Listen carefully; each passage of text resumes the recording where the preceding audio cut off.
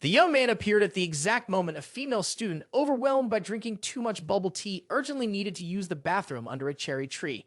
King Shen looked up, only to be surprised by the sight of Tianchuan Academy, which should have been destroyed by the witch tribe. He was the only one left alive in the school. Glancing at his wristwatch, he realized he had been reborn, back to the age of 18, when he was still in college. The pink-haired girl slowly stood up, and only then did King Chen notice the strange scene before him. Are you going to take care of something important? The little girl couldn't hold it in and shouted. Hearing the scream, a group of people rushed over in panic. It's the head's voice. Something's wrong.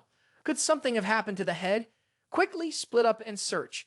The girl covered King Chen's mouth and warned him. If you dare speak, I'll deal with you. The little girl was extremely worried. If anyone else saw this, she was sure she'd never find a husband. King Chen's face turned bright red. The head of the disciplinary committee, she's the strongest cultivator student in the academy, Jiang Dudu's sister. After confirming that no one was paying attention, Jiang Dudu saw King Shen still groaning and finally removed her hand. What's the matter? Do you want to say something? The young man pointed downward, determined to embarrass his senior once again. Sister, could you pull your pants up first? But as soon as he spoke, he received a firm slap to the face. What nerve! Even after smoking an entire pack of cigarettes, he still couldn't understand exactly what he had done wrong. After pulling up her pants, Jiang Dudu turned to ask, You're a student at our school, right? What's your name? The young man, his face swollen, replied, Jiang King Chen, first-year student in the humanities department. Because I'm not particularly gifted and my family isn't supportive of me pursuing cultivation, I've never enrolled in the cultivation department. Suddenly, the little girl's face turned bright red. So, humanities department students aren't allowed to cultivate. Do you even know who I am? King Shen, not thinking too much, answered confidently. Jiang Dudu, the head of the discipline committee, the strongest cultivator in the whole school. The little girl lost it, gritting her teeth. I'll ask again, do you know who I am? To save his skin, King Shen reluctantly answered, No, I don't know. I really don't know anything. We've never met before today. If you dare speak of what happened today, no matter where you go, I'll find you and deal with you. For some reason, the two younger girls showed up at just the right moment, and seeing Jiang Dudu in her current state, they jumped to conclusions. Sis, was that person just now someone from your side? I didn't expect you to enjoy doing things out in the wild like that. Don't worry, we'll keep your secret. Before Jiang Dudu could explain, the two younger girls gave King Chen a thumbs up. Unable to control her emotions, Jiang Dudu's anger triggered a strike, creating a huge crater in the ground. The two younger girls, terrified, could only cling to the tree trunks. King Shen grimaced as dirt and sand sprayed up, hitting it all over. Sure enough, this was one of the two strongest people in the academy. Sitting in class, the TV was constantly broadcasting news. Yesterday, the witch tribe had attacked a neighboring city, slaughtering the entire town overnight. Hundreds of cultivators had died, and over 10 million residents had lost their lives. Could humanity possibly stand up to a race that was nearly invincible? Where would humanity go in the future? The broadcast urged everyone to work harder at cultivation and join the military and protect the nation. Turning his head and looking around, King Shen felt more certain than ever that he had been reborn. Overcome with excitement, he ignored the teacher's lecture, stood up abruptly, slammed his hand on the desk, and shouted loudly, It's possible. I, in this life, will definitely save everyone. I will never let Donglong Kingdom face a disaster like the fall of the kingdom again. All the students turned to look at him, and then a round of mocking laughter followed. Gao Hao, who was at the 5th level of the foundation establishment stage, sneered. Ha ha, you really are the class idiot. You already sleep through class, and now you're talking nonsense too. A student from the humanities department, who is too poor to even afford tuition for cultivation, scoffed as well. Save Donglong Kingdom? Seriously, you must be out of your mind. Gao Hao's friend whispered, Man, I bet the last time we beat this kid up, it messed with his head for good. A girl named Chang Yuan, also from the humanities department, and with no cultivation ability, chimed in, Donglong Kingdom is the top power among the great nations. No one dares to invade. Do we really need a fool like you to save it? King Shen didn't respond. He just stared at them, and his gaze alone made them feel uneasy. What's going on? This idiot Zhang seems a bit off today. I'm clearly standing at the 5th level of the foundation establishment stage, yet the presence of an ordinary person like him is overpowering me. Chang Yuan smirked. He's just an idiot, and he dares to act so high and mighty. It's disgusting, makes my skin crawl. King Shen tried to hold back his anger as he assessed these students, all from well-off backgrounds who had learned cultivation. They had always looked down on ordinary people, relying on their strength, wealth, and power. During his school days, he had been humiliated countless times, but when facing the attacks from the witch tribe on the battlefield, he spoiled rich kids coward-like dogs. Even the teacher couldn't hold back her frustration.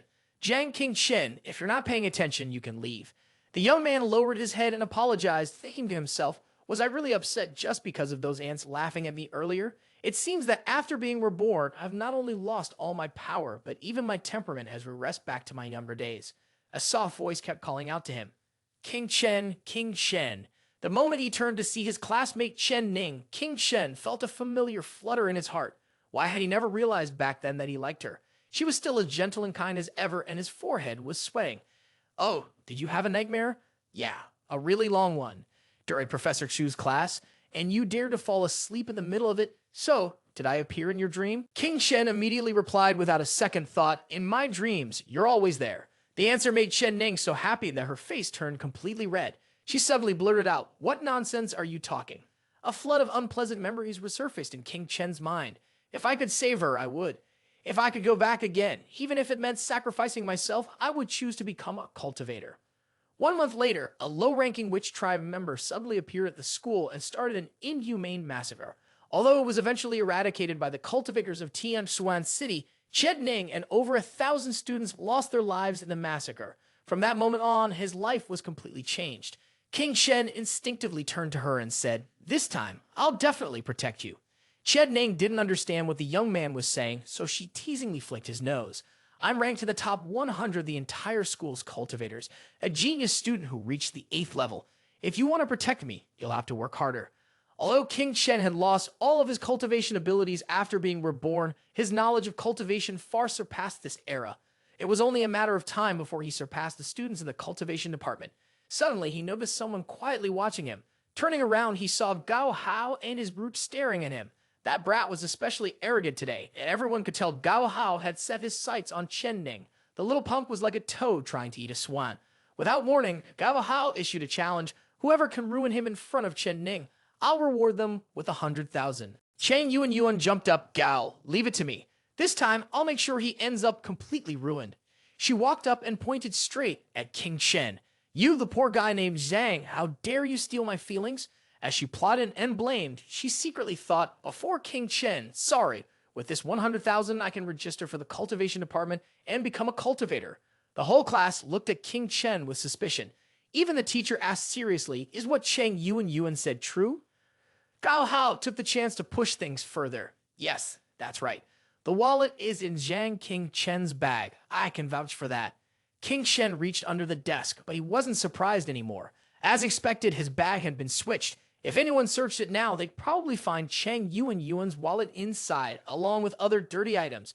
Gao Hao and the others were taking full advantage of this moment to corner King Chen. I told you that idiot wasn't a good person. Only he would do something like this, stealing chickens and catching dogs. How could trash like him ever pass the Tianshuan Academy exam? King Chen was furious but remained indifferent, not responding. In his mind, he thought, these small-time people are really good at putting on a show. Why won't these idiots like Gao Hao and Chang Yuan just leave me alone in college? Is it because they're jealous, or is it that I've done something wrong? Maybe I'm just too weak, which is why these people can insult me without facing any consequences. Maybe it's because I'm the only guy who can get close to Chen Ning. To everyone else, someone like me is just trash. Why am I being called an idiot? We've been studying together for a whole year, and barely anyone bothers to call me by my full name. Fine then, I'll take my time dealing with all of you. Seeing King Chen staying silent, Chang Yuan kept pushing. Idiot, don't deny it. Gao Hao and the others saw everything. If you don't give it back to me, I'll have them search you. The teacher was also getting angry. Jiang King Shen, stop pretending to be mute. Hand over the wallet you stole from Chang Yuan right now. Chen Ning couldn't stand watching them gang up on King Chen anymore. She stood up, slammed her hand on the desk, and looked visibly upset. You're going too far. I've known King Chen my whole life. He's not the kind of person you're making him out to be. The chubby guy sitting behind also spoke up in defense. You all seen how Gao Hao and the others bully King Chen. Do you really believe what he's saying? Chang Yuan crossed her arms and laughed. Our top school beauty, Chen Ning, really has a sense of justice, stepping in to defend this piece of trash. But listen, Chen Ning, don't let his innocent appearance fool you. He's 1,000 times worse than you think. Gao Hao also chimed in. Chen Ning, I know your parents raised this orphan. You've grown up with him, but do you even know how despicable he really is? Chen Ning frowned and asked, "What do you all mean by that?" Chang Yuan continued with his taunts. "What do I mean? Besides my wallet, even my unwashed underwear in my bag got stolen. Gao Hao and the others could clearly tell that this guy was the thief, and the whole class started to panic, whispering, and gossiping. Stole underwear? I told you, this idiot's eyes are always on the female students. Turns out he's just a pervert. It's disgusting. How could we have been in the same class with him for nearly a year? I can't take it anymore.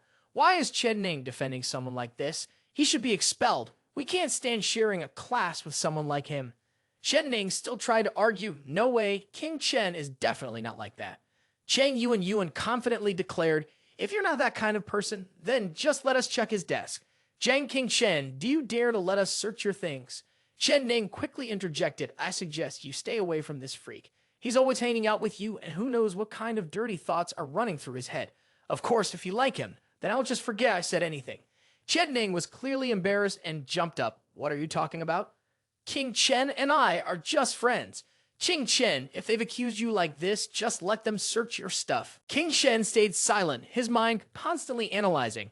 Chen Ning was still as naive as ever. Of course, the other side was confident enough to pressure him in front of the class teacher. They must have prepared well. But now, if he let them search, wasn't he just walking straight into the trap they had set for him? This world isn't kind, nor is it warm. If that's the case, then I'll teach them a lesson.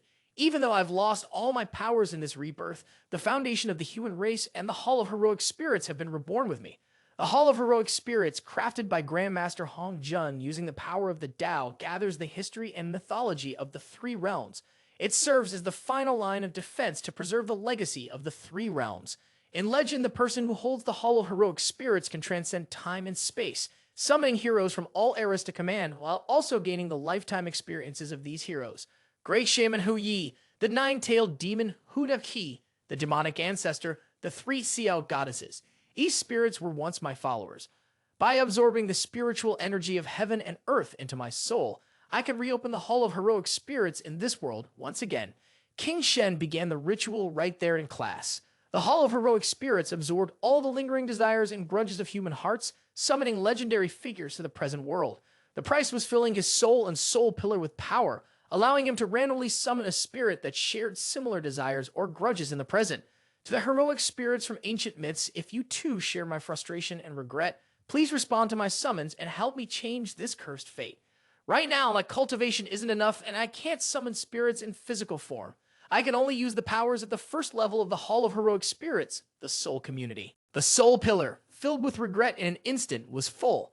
You all forced my soul's essence to die miserably for the sake of the people. I want the primal chaos three realms to feel my wrath and be destroyed. King Chen was puzzled. 7 soul star orbs, and only 6 were shining. His summoned spiritual form depended on his body to harness the abilities of the spirit. The soul pillar kept absorbing the lingering attachments in the world, opening new soul seats in the Hall of Heroic Spirits, allowing him to tap into even more powers of the spirits.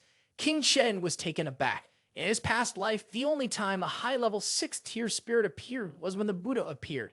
Could it be that this soul seat, was it a divine level 1? Zhen Yuanzi, one of the founders of Taoism, was known for his miraculous ability, shrinking the world in a sleeve, making him nearly invincible during the time of the primal chaos. If King Chen could master his power perfectly. Zhen Yuanzi was surprised when he first saw King Chen, a brat who can't even summon the physical form of a spirit, and yet you managed to summon its true essence.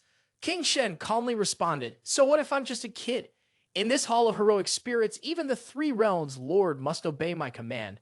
So you should refer to yourself as the Great Master." Zhen Yuanzi was stunned. This was the first time a kid dared speak to him so arrogantly.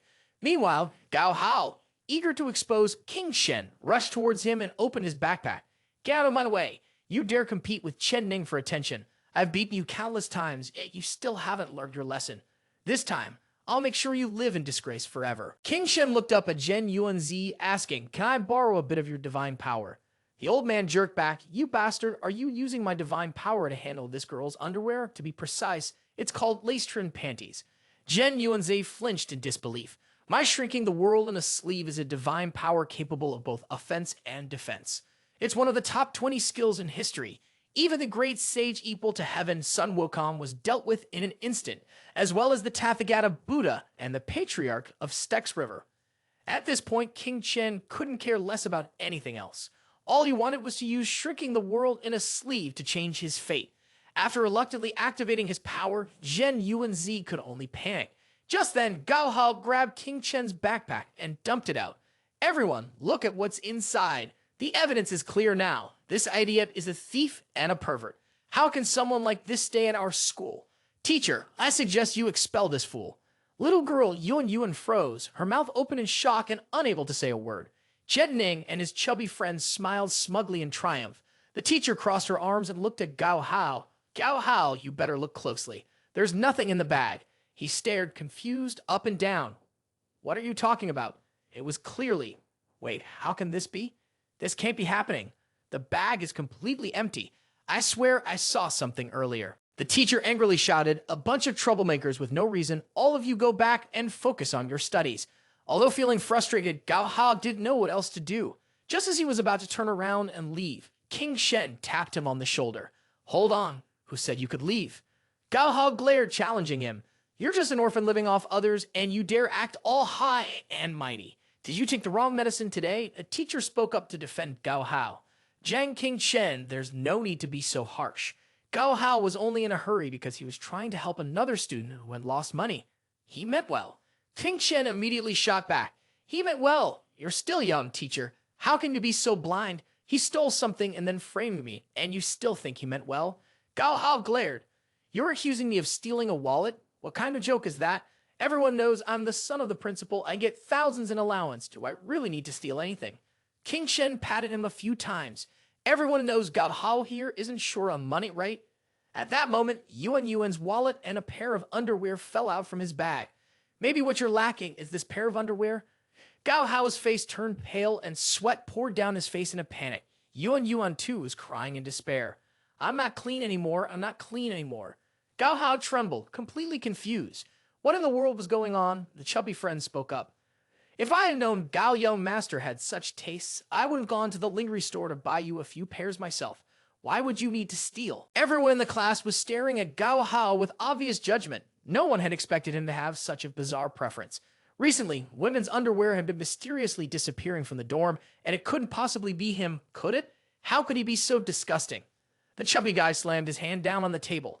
I can't believe young Master Gao is into that. You're scared your secret might come out, and you know King Chen from our side is easy to bully, so you framed him right. A plump girl named Zhao Mai Lai, a student from the humanities department with no cultivation skills, jumped up in frustration. Speak up! Did you steal my underwear? Gao Hao casually punched Zhao Mai Lai, sending her flying and coughing up blood. Shut up, you ugly thing. Maybe you should go home and look in the mirror before talking. After the punch, the girl thought she might be done for. The teacher, furious, stepped in. Gao Hao, have you lost your mind? Students from the cultivation department can't use magic on regular students. Have you forgotten the school rules? He couldn't control his emotions and shouted back. In this school, I am the rule.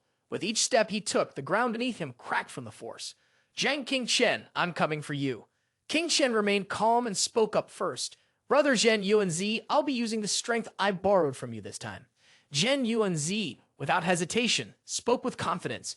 With you and me together, what are we afraid of from these ants?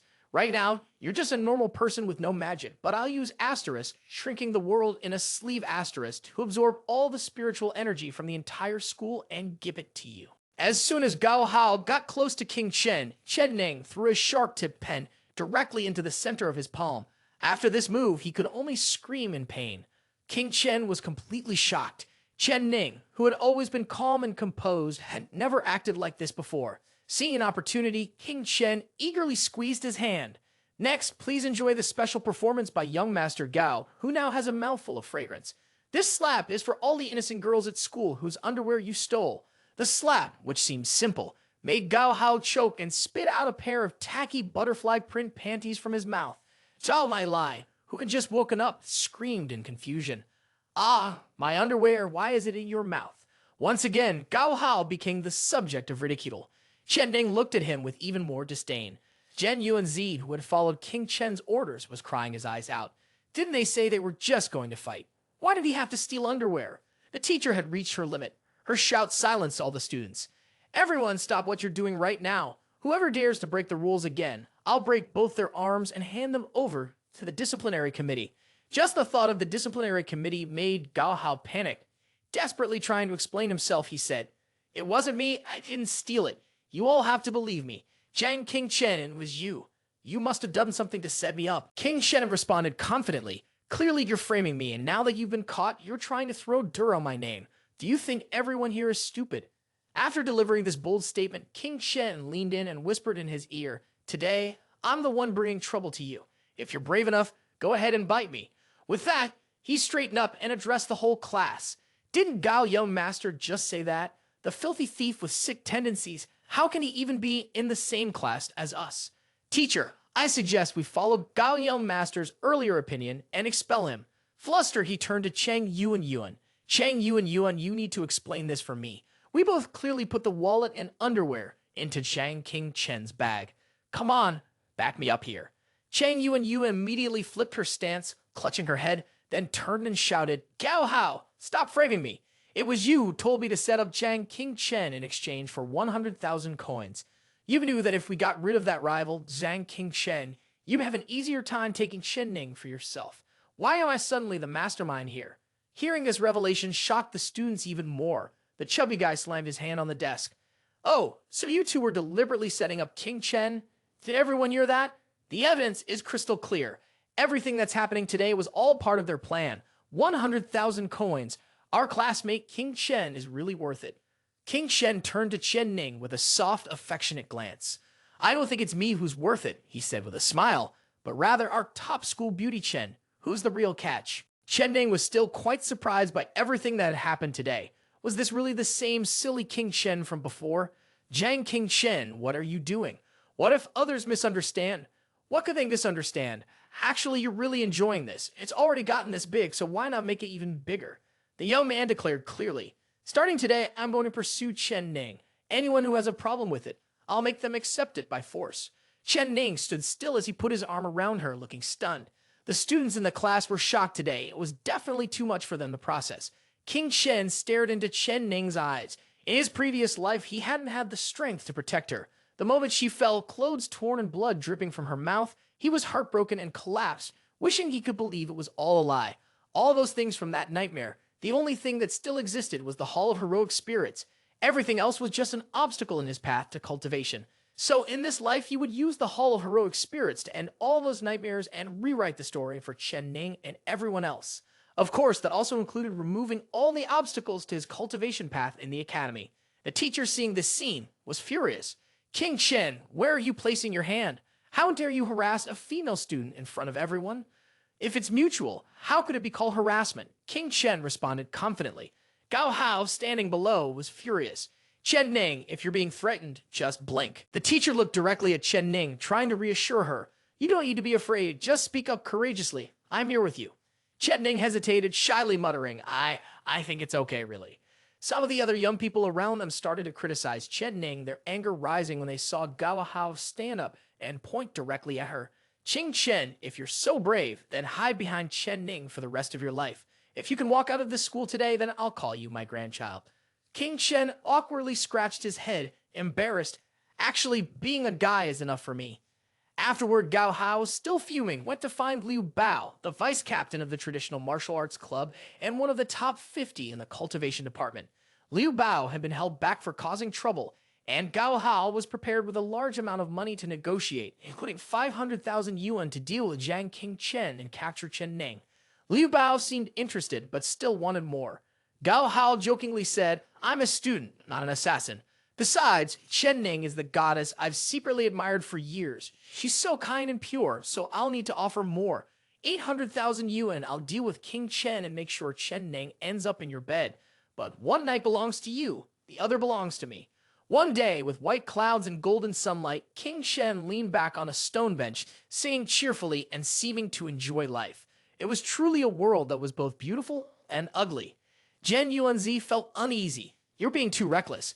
Gao Hao is narrow-minded, and he will stop at nothing to get revenge on you." King Shen thought optimistically, "They've pushed me this far, I'm still supposed to endure.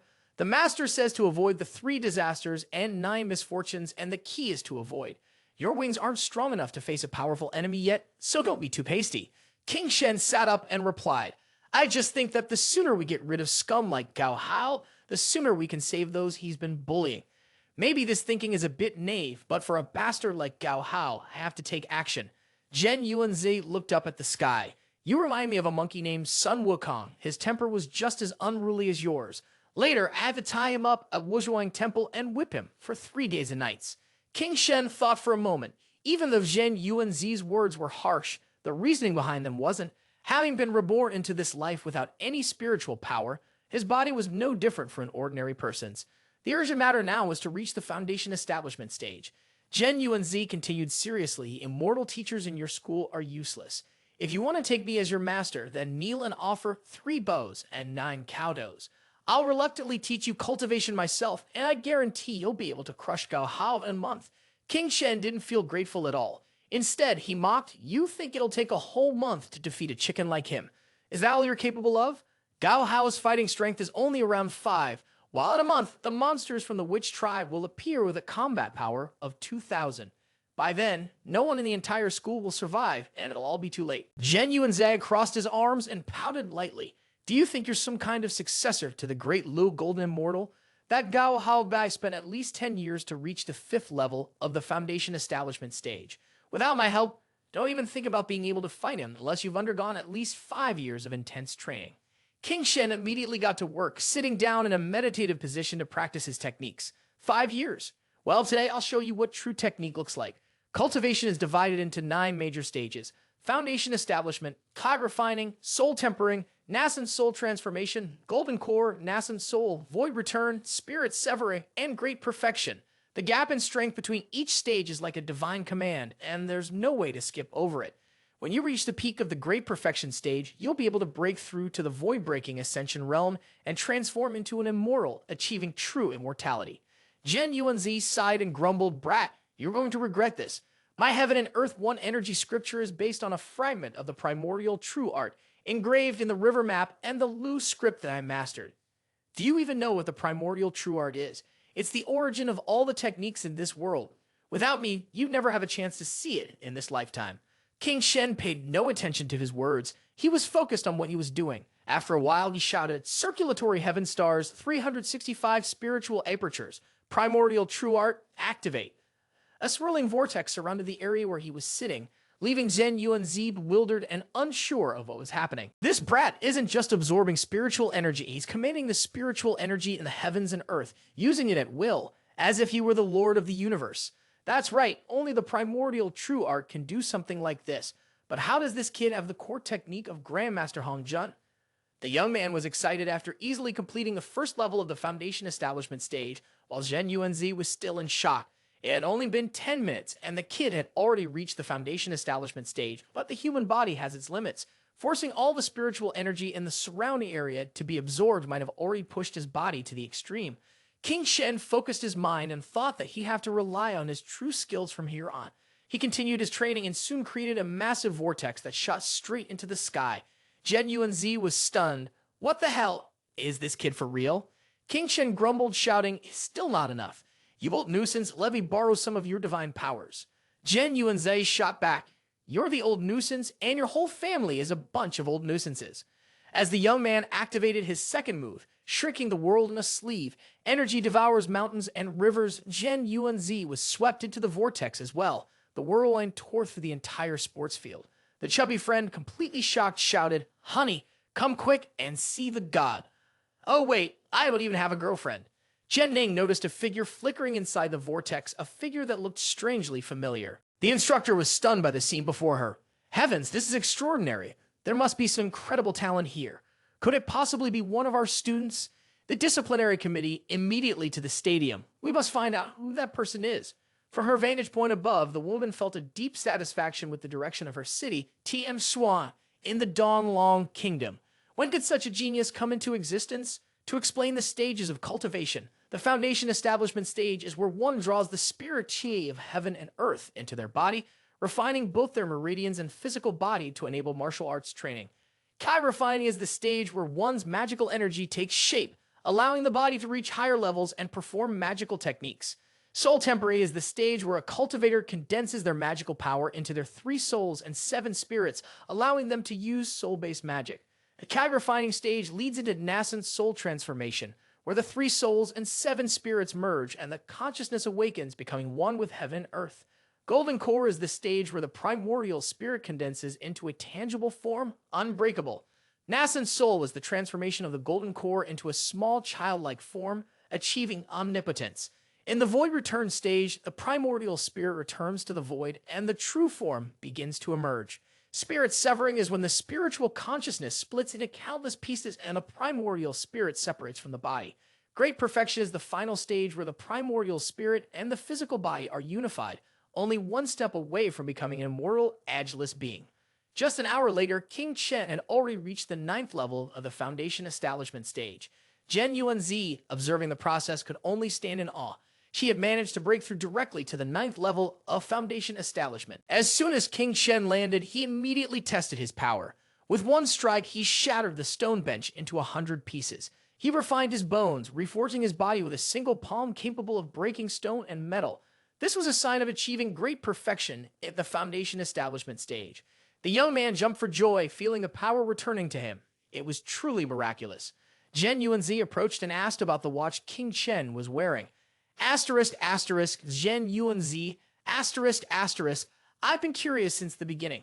What is that thing on your wrist? Asterisk, King Chen, asterisk, this is a gift from Chen Ning. Only those with a true immortal essence can get a cultivator's watch like this. It measures magical power and can determine someone's cultivation level and combat strength.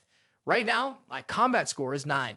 I can easily deal with Gao Hao, but if I encounter a Riddle Master in the academy, I'll never be enough. Not to mention stopping a surprise attack from a witch tribe monster.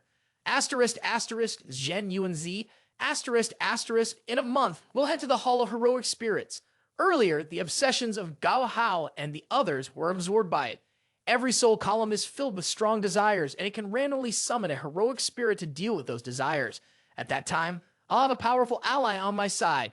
Jen Yuanzai hesitated, then understood. I see. The Hall of Heroic Spirits is a manifestation of the heavenly laws, bringing together all the divine relics from ancient times to the present. What I am now is truly myself, but you're relying on my legend on the power of regret and obsession created from my existence. It's like you answered my regrets, which is why we've crossed paths. Perhaps the heroic spirits will be summoned to the real world because of the intense desires that have yet to be fulfilled. Jen Yuanzi lowered her head, feeling a bit down. My regrets? Just then, the sound of multiple footsteps rushing towards them could be heard. It was Professor Xu Ran, along with her subordinates from the disciplinary committee. She immediately ordered them to dig 3 feet of earth to search for something. A genius like this must not be overlooked. Chen Ning also ran up to take on the task. King Chen, standing behind, let out a sly smile and quietly slipped away. Luckily, the primordial true art could conceal his presence, allowing him to continue pretending to be an ordinary person. As dusk fell, King Chen was on his way home. Walking ahead of him, Jen Yuanzi was filled with constant questions. There was an incredibly powerful aura emanating from her. She's the head of the cultivation department at our school, known as the Great Devil Xi. All the cultivation teachers in the entire school are juniors. Jen Yuanzi felt something was off. This wasn't right. Her aura carried a strong killing intent, at least enough to weigh down over 1,000 lives. She was definitely not just some small-time teacher. King Chen spoke casually. When I was 6, I was bullied by the other kids at the orphanage. I ran out and was so hungry that I almost couldn't bear it anymore. Chen Ning was the one who took me home. Though we were poor, it was the happiest time of my life. Chen Yuanzi, still observing every little detail, was slightly startled when she looked toward King Chen's house. Wait, there was a strong aura coming from the door. It was the head of the disciplinary committee, Jiang Dudu. Had her cultivation been detected by her just now? Listening carefully, it seemed King Chen wasn't actually being searched for. Zhen Yuanzi immediately lent him the ability to hear sounds clearly. Jiang Dudu was arguing with Chen Ning. What's so great about Jiang King Chen? What makes him better than me? Sister Jiang, please calm down. Today, when I accepted his confession in front of everyone, it was to make sure you saw it, wasn't it? Does gender really matter in the face of true love? Chen Ning, unable to argue back, felt a little frustrated. Let go, you're hurting me. Sister, this can never happen between us. You're the head of the disciplinary committee, and if this gets out, it will ruin your reputation. King Chen was so shocked, she could hardly control her words. What? Is this the legendary lesbian love? My rival even has Jiang Dudu on her side now. Chen Ning, terrified, hurried into the house and slammed the door. Sister, I already have a boyfriend. Please have some self-respect in the future. Jen Yuanzai patted King Chen's shoulder, trying to give some advice. A beautiful couple like that, I feel like you should consider supporting them. Shut up, I'm advising you to be kind. King Shen confidently entered the house, which still looked just like it did in her memories, a small dining room.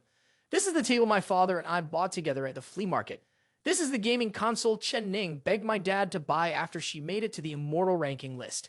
Later, I found out it was all because of me. My mother couldn't bear to throw away these toys. Zhen Yuanzi didn't seem to be paying attention to anything King Chen was saying, lost in fiddling with the game console instead. At that moment, his parents opened the door, smiling at him and saying, "King Chen, you're back?"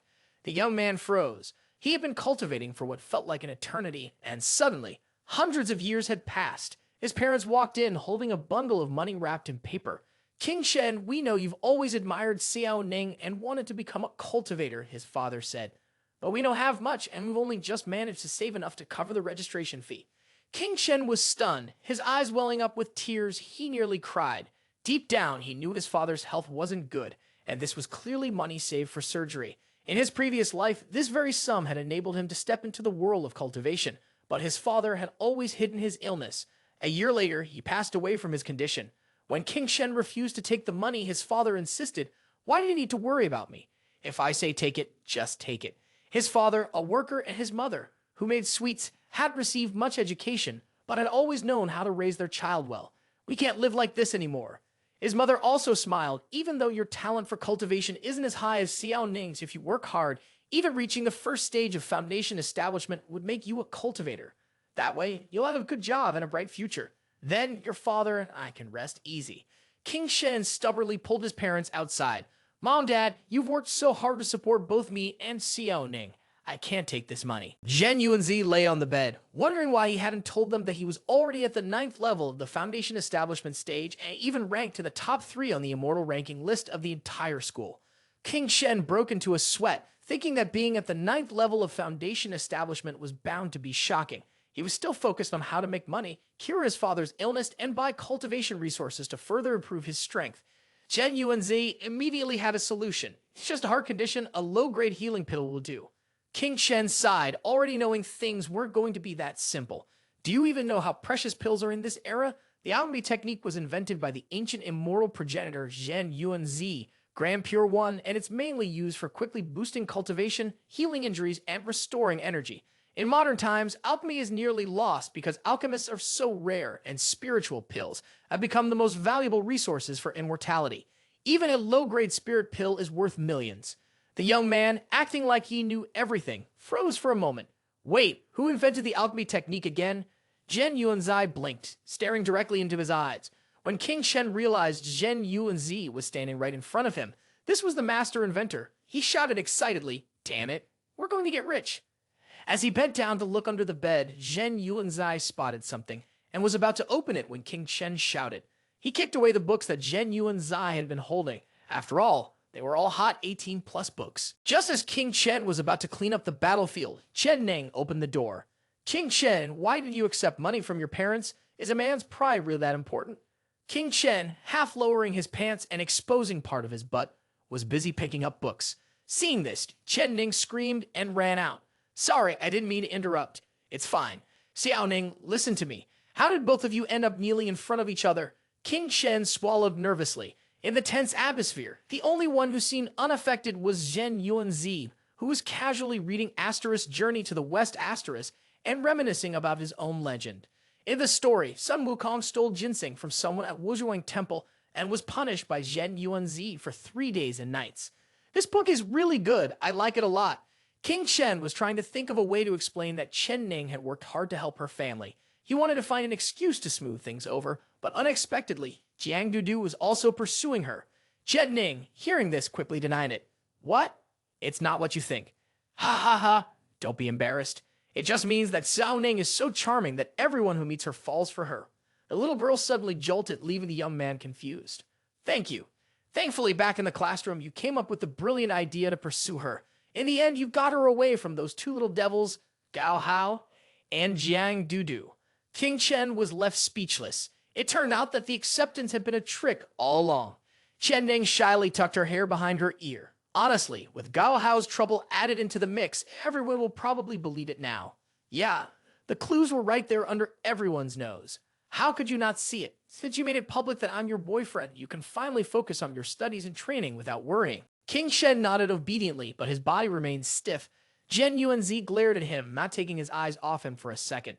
Zhen Yuanzi, after being rejected by Goddess Nua, was chased by 20 clans for 3 days and nights. He became a complete joke in the 3 realms. The old man jumped up in anger and threw the book aside. That damn ridiculous book.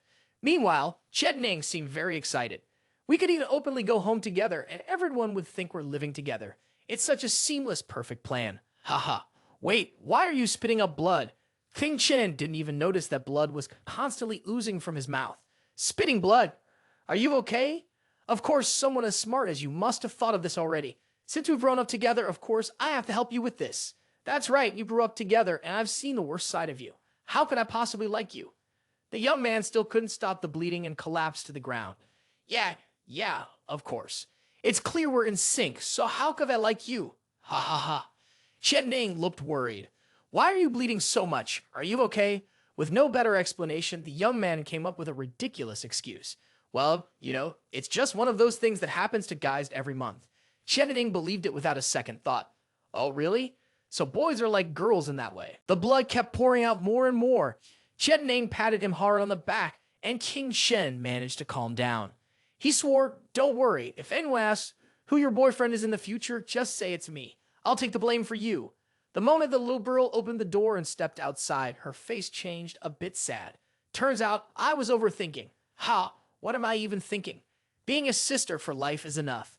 On King Chen's side, things weren't much better. He kept pounding his chest.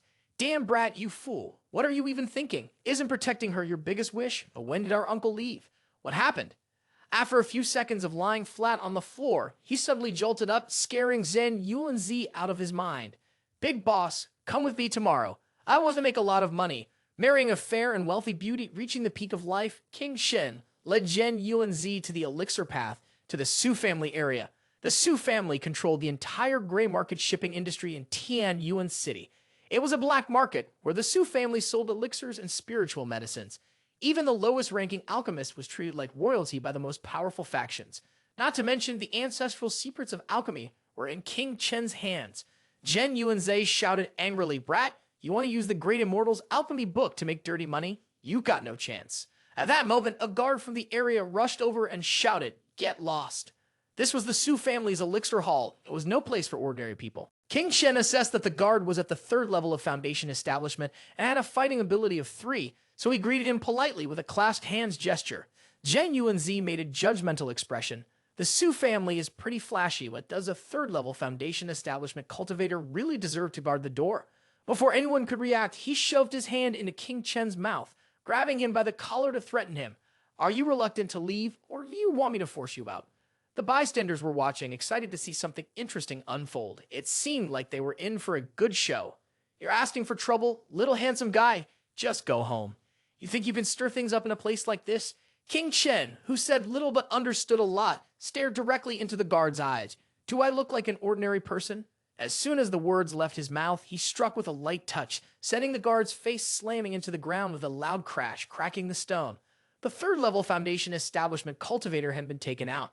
The young man in the red robe, after checking the power meter on his wrist, was stunned to discover that King Chen was actually at the 9th level of Foundation establishment.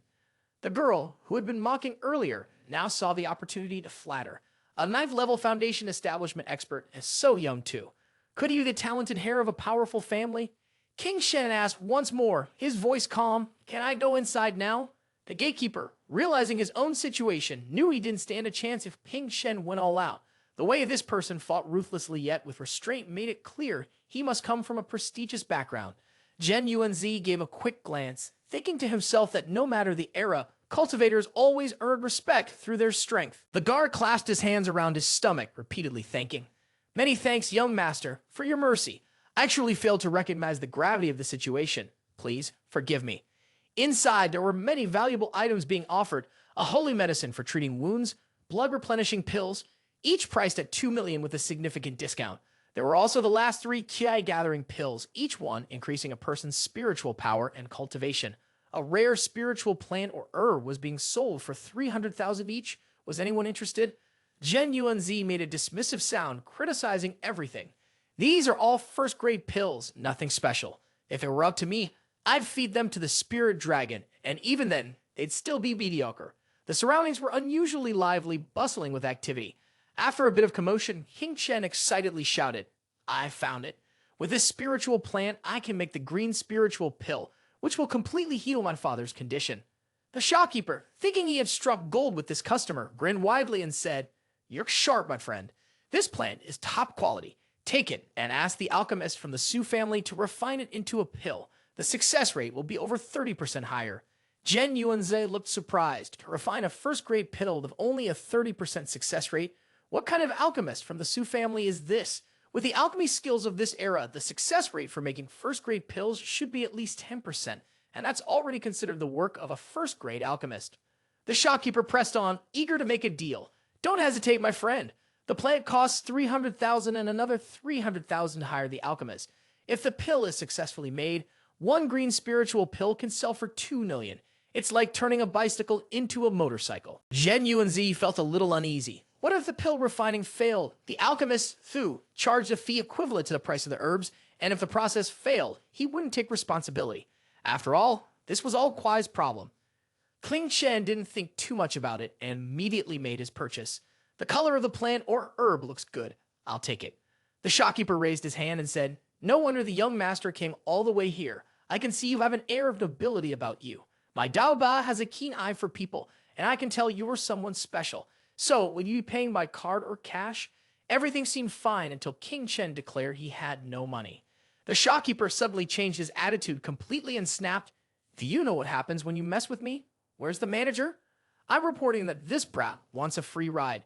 Don't let him get away." The crowd around them started whispering, and soon more people gathered.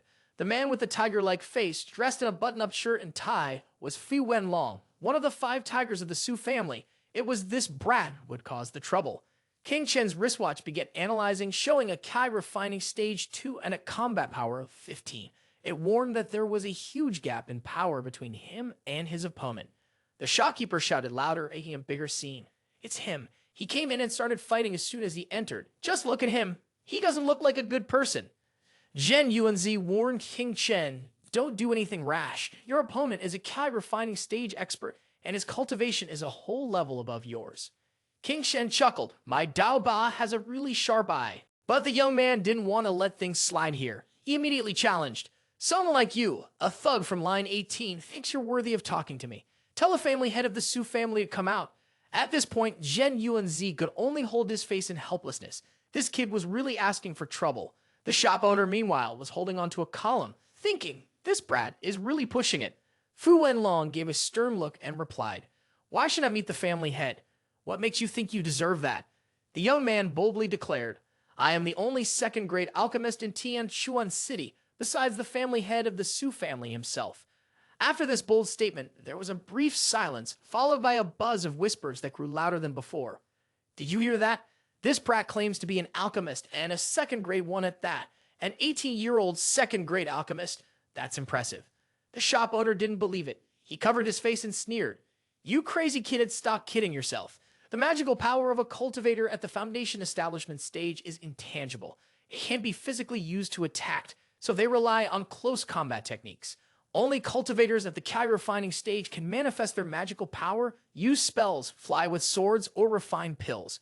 Fu Wenlong clearly didn't buy it and continued, "Besides, alchemy has been lost for many years.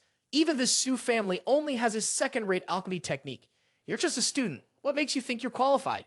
King Shen stepped forward, staring Fu Wenlong straight in the eyes. "Ever heard of demonic earth? Or the Gate Eye realm? You guys have no idea how far the limits of imagination can be. What's your point?" "Let's not waste any more time," King Shen called out. "Dao Ba, it's time to show off." Zhen Yuanzi was thrilled, extremely excited, and eager to get started. "I want to refine pills without relying on spiritual flowers or a pill furnace. I'll use the heavens for fire, the earth for the furnace, and the technique of creation to refine the pill." Zhen Yuanzi's skills fully merged with King Chen's. In an instant, the refining was complete. The shopkeeper stared, dumbfounded. This kid is really an alchemist. Around them, people murmured in stunned disbelief. The first great alchemist from the Su family takes 5 attempts to successfully refine a green spiritual pill, but he's done it on the first try. With a success rate like that, he must be a second great alchemist. Fu Wenlong was also witnessing someone this talented for the first time.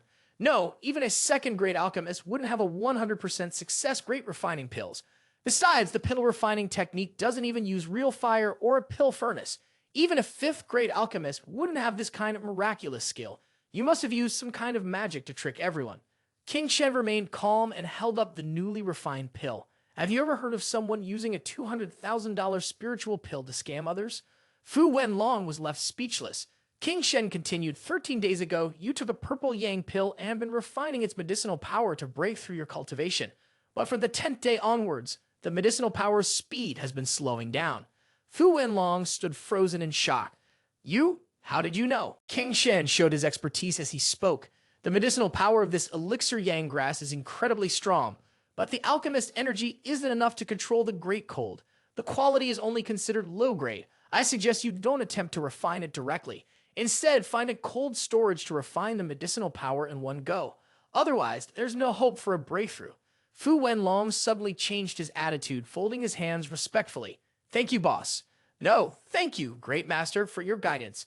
King Shen asked again, this time more seriously. Am I now qualified to be your family head? Fu Wenlong declared firmly, a second great alchemist of such honor, I was blind not to see the mountain of Taishan. Please forgive me. The reason for his sudden change in behavior was because he had already recognized King Shen as a rare 18-year-old second-grade alchemist. Such a prodigy was one of the few in the entire Donglong kingdom, and someone of this caliber was someone the Su family had to bring on board at any cost. Fu Wenlong shouted, what are you waiting for? Go immediately and summon the young miss.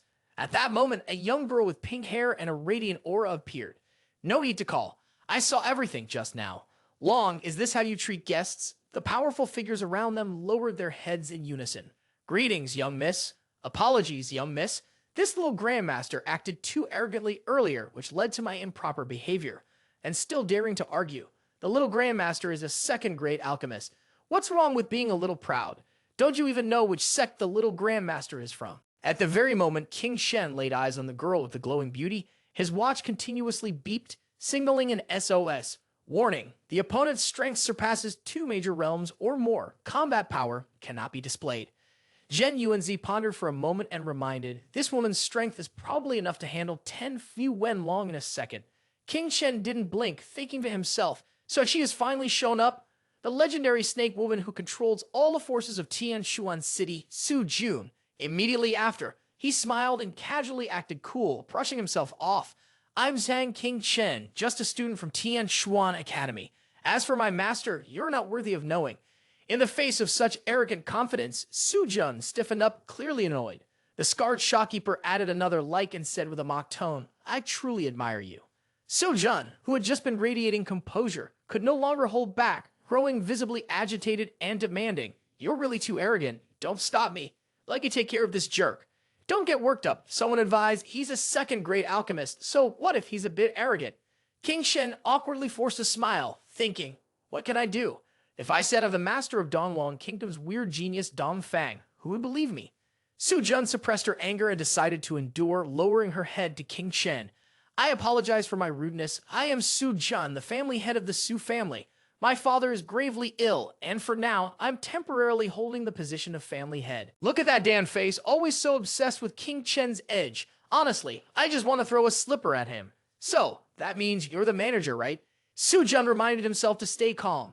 Su Jun, you need to hold back. This brat is young, but his alchemy skills are already on par with his father's. He probably comes from some huge power, so be careful.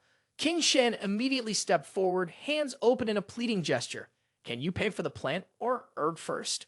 Su Jun was taken aback. You're a second-grade alchemist. Are you really out of money? King Shen gave a clueless smile. It's not about the money. It's just that you're so beautiful, and I'd like to get a little closer. Fu Wenlong, irritated, yelled out and boldly teased. Young miss, don't stop me, I'll smash him.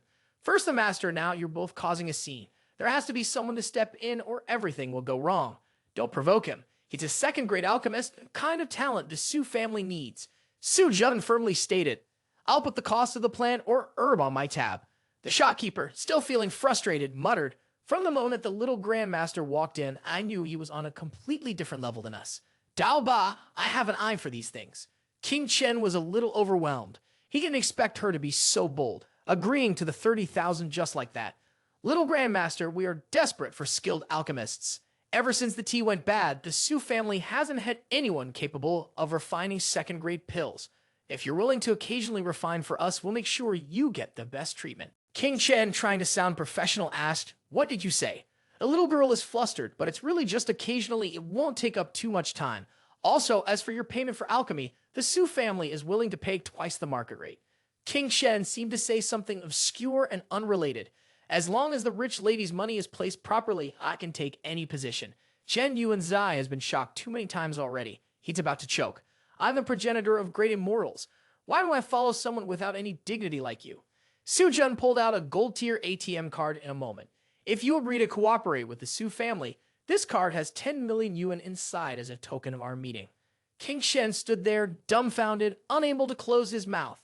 A second-grade alchemist is worth more than I imagined. At this point, even Zhen Yuanzi is blinded by money. It seems like dignity isn't as important as it used to be. Fearing that King Chen might faint from the shock, the old immortal had to support the young man to keep him steady. Steady now, steady. You can't lose face in front of a beauty. King Shen coughed a few times, trying to act noble. Are you teaching me how to do my job? It's just 10 million. Why do I care about such a small amount? Su Jun quickly backed off, trying to be polite. Sorry, I was being presumptuous. Someone of your caliber clearly doesn't lack money. In the blink of an eye, the young man snatched the card and acted as if he was extremely sophisticated. The real issue is that my teeth are good. I'm naturally only able to eat soft food. The shopkeeper stared, his eyes wide. As expected of the great master, even when eating soft rice, you still manage to show off like this. Zhen Yuanzi didn't understand why he suddenly felt proud about these trivial matters. He leaned in, whispering to Flex like it was real. That's right, I taught him that. Fu Wenlong excitedly turned and ran off. If there's nothing else, I'll head back to refine the medicinal power. I'll rely on you in the future, younger brother. King Shen hadn't even finished speaking. I forgot to mention the method can break through, but it requires a bit of heavenly blood. King Shen snapped his fingers coolly. Of course, I won't take her feelings for nothing. All the precious herbs from the stalls shot into the air with a whoosh, leaving Su Jun in awe. These herbs were all of at least second grade. Little Grandmaster is really. Zhen Yuanzi wondered aloud. Why would you want to refine that pill? Even though it's a second-grade pill, it's an ancient spiritual elixir. The success rate is lower than even a third-grade spiritual pill. How sure are you? Zhen Yuanzi paused for a moment, then exploded with disbelief. How sure? Sorry, this pill refining method is my invention. After a few moments of turbulence, everything settled and the refining was complete. Although it was a second-grade pill, it was unlike any second-grade pill they had ever seen. Ever since the family head of the Su family fell ill, this is the first time someone in Tianshuan City has successfully refined a second-grade pill. Su Jun was astonished. This is the prime soul elixir that even my father couldn't refine. The shopkeeper poked his head out. Prime soul elixir? It's called the elixir king of the second grade. Are you telling me that even with hundreds of millions, you can't refine one? At this point, Su Jun was sure that the person in front of him was indeed a second-grade alchemist. We're so lucky. Heaven must be watching over us. Finally, the Su family has a second-grade alchemist to help us. King Shen briefly considered handing it over to Su Jun. This pill is my gift to you. Su Jun's eyes welled up, still in disbelief. Are you really giving me such a valuable prime soul elixir? I noticed that your family's cultivation technique is missing something in the soul tempering stage. Because of this, once you reach the soul refining stage, your progress will slow down dramatically. This prime soul elixir can fix that flaw. At this point, Su Jun was looking at him like a fan looking up to a hero. No wonder he was called the Great Master, able to unravel the secrets of the heavens with a single word. Years ago, the Su family spent a lot of resources trying to learn how to refine a prime soul elixir. Unfortunately, my father wasn't skilled enough, and he couldn't make even one. No work, no reward. As for this gift, I know I can't accept it. King Shen stepped closer and, without hesitation, pushed the pill into Su Jun's mouth. Done. The prime soul elixir will gradually improve your 3 souls and 7 spirits. I'd say within 3 days, you'll break through and advance to the 3rd level of soul refining. Of course, it's the Kunlin's medicinal effects working for you. The little girl was excited. From now on, Jiang Qingshen and the Su family would be one. If Jiang Qingshen falls, the Su family falls with him. I don't quite understand why Zhen Yuanzi is acting so dangerous. When I saw Su Jun, a bold thought suddenly crossed my mind. King Chen could easily guess what it was. Take back that bold thought of yours. My country has a complete legal system. Teasing Su Jun step by step, tempting her to make that promise, this was the result he had already planned, wasn't it? King Shen sighed. To be honest, yes. You're playing with people's hearts like they're in the palm of your hand. Sometimes I think you're pretty scary. To go against Gao Hao, someone with immense support, the first thing you need is a solid backing. That's what you said yourself. The most important thing is that I've got the medicine to cure my father's illness. Now I can focus on training and preparing for the battle. When you first start practicing the primordial true art, the initial spiritual acupoints absorb all the spirit chi of heaven and earth around you. But after that, you need to take it step by step, grounding your practice. Zhen Yuanzai hesitated. Even so, the speed of cultivating the primordial true art is 100 times faster than ordinary cultivation methods. Not to mention, you also have my elixir, supported by the strongest hall of heroic spirits. Right now, in the elixir path, a soul pillar absorbs an overwhelming amount of greed. The places that bring out the deepest obsessions of the heart are, of course, in life and death battles. Zhen Yuanzai said seriously, make sure you're well prepared. Gao Hao won't let you off easily. The next deadly battle isn't far off. The signs are already clear. The soul pillar will soon be filled again, and the summoning will continue. Heroic spirits won't be far away either. King Shen had vowed that this time everything would be different. He would protect everyone, and he would not give up. If he could become a cultivator, that would be great. But in that moment between life and death, he had to hear his master's heartbreaking words. What difference would becoming a cultivator make? He was too kind, too upright, and that's why we lost. I have given you the sacred spirit position, but you won't be able to protect anything. King Shen looked at the pile of innocent bodies stacked up and felt a deep, choking sorrow. If I were given one more chance, I would protect you all, even if I had to resort to the most despicable methods, he thought. It was all painful memories, but luckily, it was just a dream. As he jolted awake in panic, Zhen Yuanzi was sitting at the edge of the bed, playing a game, using a full-power Pikachu attack, spending 100,000. King Shen sighed in relief. Whoosh! Was it another nightmare like in his past life? In his previous life, the young man had countless sleepless nights. Chen Ning and Dong Fang could only cry out in despair, and the countless deaths had become recurring nightmares that haunted him. These nightmares, aside from the Hall of Heroic Spirits, were the only things that followed him from his past life. Now, in this world, King Shen needed the Hall of Heroic Spirits to end these nightmares, to change the fate of Chen Ning and everyone else. Before he could settle back into sleep, he heard loud screams outside. What are you trying to do? Something had happened to Chen Ning. Without hesitation, King Shen rushed downstairs. Are you okay? Chen Ning asked. To avoid making things worse, the mother advised him, Ting Chen, it's okay. Just go back to your room. As soon as they saw King Chen, the group grew even more arrogant. Oh, isn't this the useless little brother of Chen Ning? You're all grown up, but still hiding behind your sister and mother. I'll say it one last time, your father owes us 200,000 for medical bills, and today we're taking it out on your shop. The mother angrily retorted, how can you be so unreasonable? It was clearly 50,000. How did it turn into 200,000 when it gets to you? With that much money, we could sell everything in the shop and still not have enough. The rough-looking man with red hair sneered. I told you, it's 200,000 and nothing less. Do you think anyone on the street dares owe money to So Tian Yun? Chen Ning, already surprised, felt tears welling up. Why didn't you tell me about Dad's illness? I've been working hard, studying, and helping out at home. How could you bear to keep something like this from me? The group kept shouting, don't think that just because you have a daughter, you can run away from your debts. Let me tell you, the superior of my boss is the younger brother of one of the 5 top tigers from the Su family, Fu Wenlong. Hearing this, King Shen pretended to be scared, playing it up. Wait a second, let me think this through. The boss of your boss, you're the younger brother of Fu Wenlong. Oh, are you guys trying to intimidate us now? With Su's support, it's easy to take care of a couple of students like us, right? So Tian Yun declared, why waste time talking to them? If they can't pay, either break into the store or sleep with my guys for one night. If you serve them well, I might even forgive the debt. Mr. Su is truly wise. I've never tasted a beauty like her before. Miss, think it over. Otherwise, we'll escalate this to your school and your friends could get expelled. That would be heartbreaking for us too. At this point, King Chen could no longer hold back and was ready to charge the jerk in front of her. Chen Ning stopped her. King Shen, don't get worked up. Even though Su Tian Yun's strength is similar to yours, his family's tied to the underworld. The Su family has their back, and we can't touch them. Hearing this, Su Tianyun grew even more arrogant, thinking to himself, good, you know the truth. In Tianshuan City, no one outranks the Su and Lai families. Crushing you is as easy as stepping on an ant. King Shen calmed herself and pushed Chen Ning aside. 20 million, right? I'll tell my friend to bring it over now. Chen Ning quickly said, Qing Shen, don't say things like that. Where will we get that much money? They'll never believe that a student like you can come up with 20 million in minutes. King Shen reassured her confidently.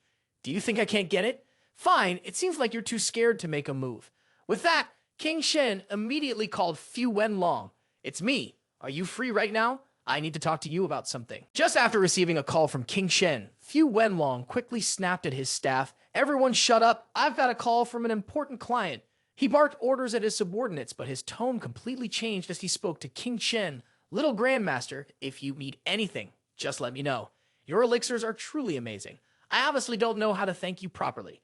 King Shen immediately relayed the information. There's a man named So Tian Yun. He says my parents owe him 200,000, and if we don't pay, he'll destroy our house. I'm sending you my location. Also, could you lend me a bit of money? Thought it was an easy case. So Tian Yun bragged loudly. Now it's 400,000. The mother panicked. He repeated, I told you how much it is, and that's the exact amount. King Shen spoke into the phone. Got it. It's 400,000 in total. Bring it here. Fu Wenlong, quick-witted as always, immediately understood the situation. He gathered his men and said, don't worry, I know exactly what to do. You guys come with me. Damn it, who in Tianshuan City dares to touch the client of the Su family? Touching the little Grandmaster's house? I'll crush your souls first. The worried mother, afraid King Shen might act recklessly, asked, where are your friends? How could they agree to lend you so much money? So Tian Yun folded his arms and waited. Kid, you're smarter than your parents. You got potential. Once I get the money, I'll figure out how to win over this fairy. As soon as the call ended, dozens of cars pulled up to King Chen's house at lightning speed. The moment Fu Wenlong stepped in, the shabby group of thugs were thrown off balance. Boss, I think that person is the boss of the elixir path. Su Tian Yun shyly lowered his head. Boss Fu, what brings you here? Who are you? I'm Xiao Su, your younger brother's younger brother. Fu Wenlong didn't really care much and quickly bypassed him, heading straight for King Shen, respectfully calling him Little Grandmaster, which made the guy freeze in shock. King Shen hurriedly reminded him, don't reveal my identity. Fu Wenlong immediately changed his tone. Jang brother, are you alright? King Shen, looking cool as ever, crossed his arms and pointed at the three men. I'm fine, but I want each of them to lose an arm. After understanding the situation, Fu Wenlong walked over to them. So Tian Yun panicked. Boss Fu, please let me explain. I really didn't know he was your friend. There must be some misunderstanding here. King Shen spoke up. Hold on, just handle it without breaking anything in the shop. Without saying another word, Fu Wenlong landed a devastating punch straight to one of the men's face, knocking him out cold. The other two were also dragged out, each having an arm broken to show them who they could mess with and who they couldn't. Turning to Chen Ning and his mother, who were still frozen in confusion, King Shen spoke. Mom and Ning, I didn't follow your advice this time, but I just couldn't stand seeing everyone getting bullied. Chen Ning stammered, is that Fu Wenlong from the Su family? How do you know someone so important? I'm not sure how to explain it in a way that makes sense, but the guy was just bragging. Before this, we knew each other because I was delivering some stuff. Fu Wenlong noticed how hard you worked, and it reminded him of his own childhood, so he always looked out for you. Fu, am I right? Fu Wenlong responded like a robot. That's right. Could a brother of Fu Wenlong ever get bullied by a group of punks? He said it confidently, but inside he was filled with worry. What if young Miss hears me and decides to deal with me? Chen Ning was half believing, but as a kind-hearted person, she thought maybe breaking someone's arm was a bit too much. Fu Wenlong gently turned toward her. Don't worry, ma'am, these three young guys are all at the foundation establishment stage. Breaking an arm won't keep them down for long. Jang brother, each of them has lost an arm. What should we do next? King Shin couldn't help but add 400,000 right. I'll have Fu hand it over to you now.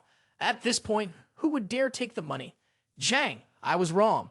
I didn't know you were a friend of the boss. Out of respect for you, I'll completely wipe out the debt. It's all forgiven. King Shen's expression changed. Well, thank you, but my family was bullied by you. I'm not letting that go. King Shen warned, I hope from now on, no one here will be involved in these high-interest loan scams. Got it? At this point, if they didn't nod and agree, they'd be in for some serious trouble.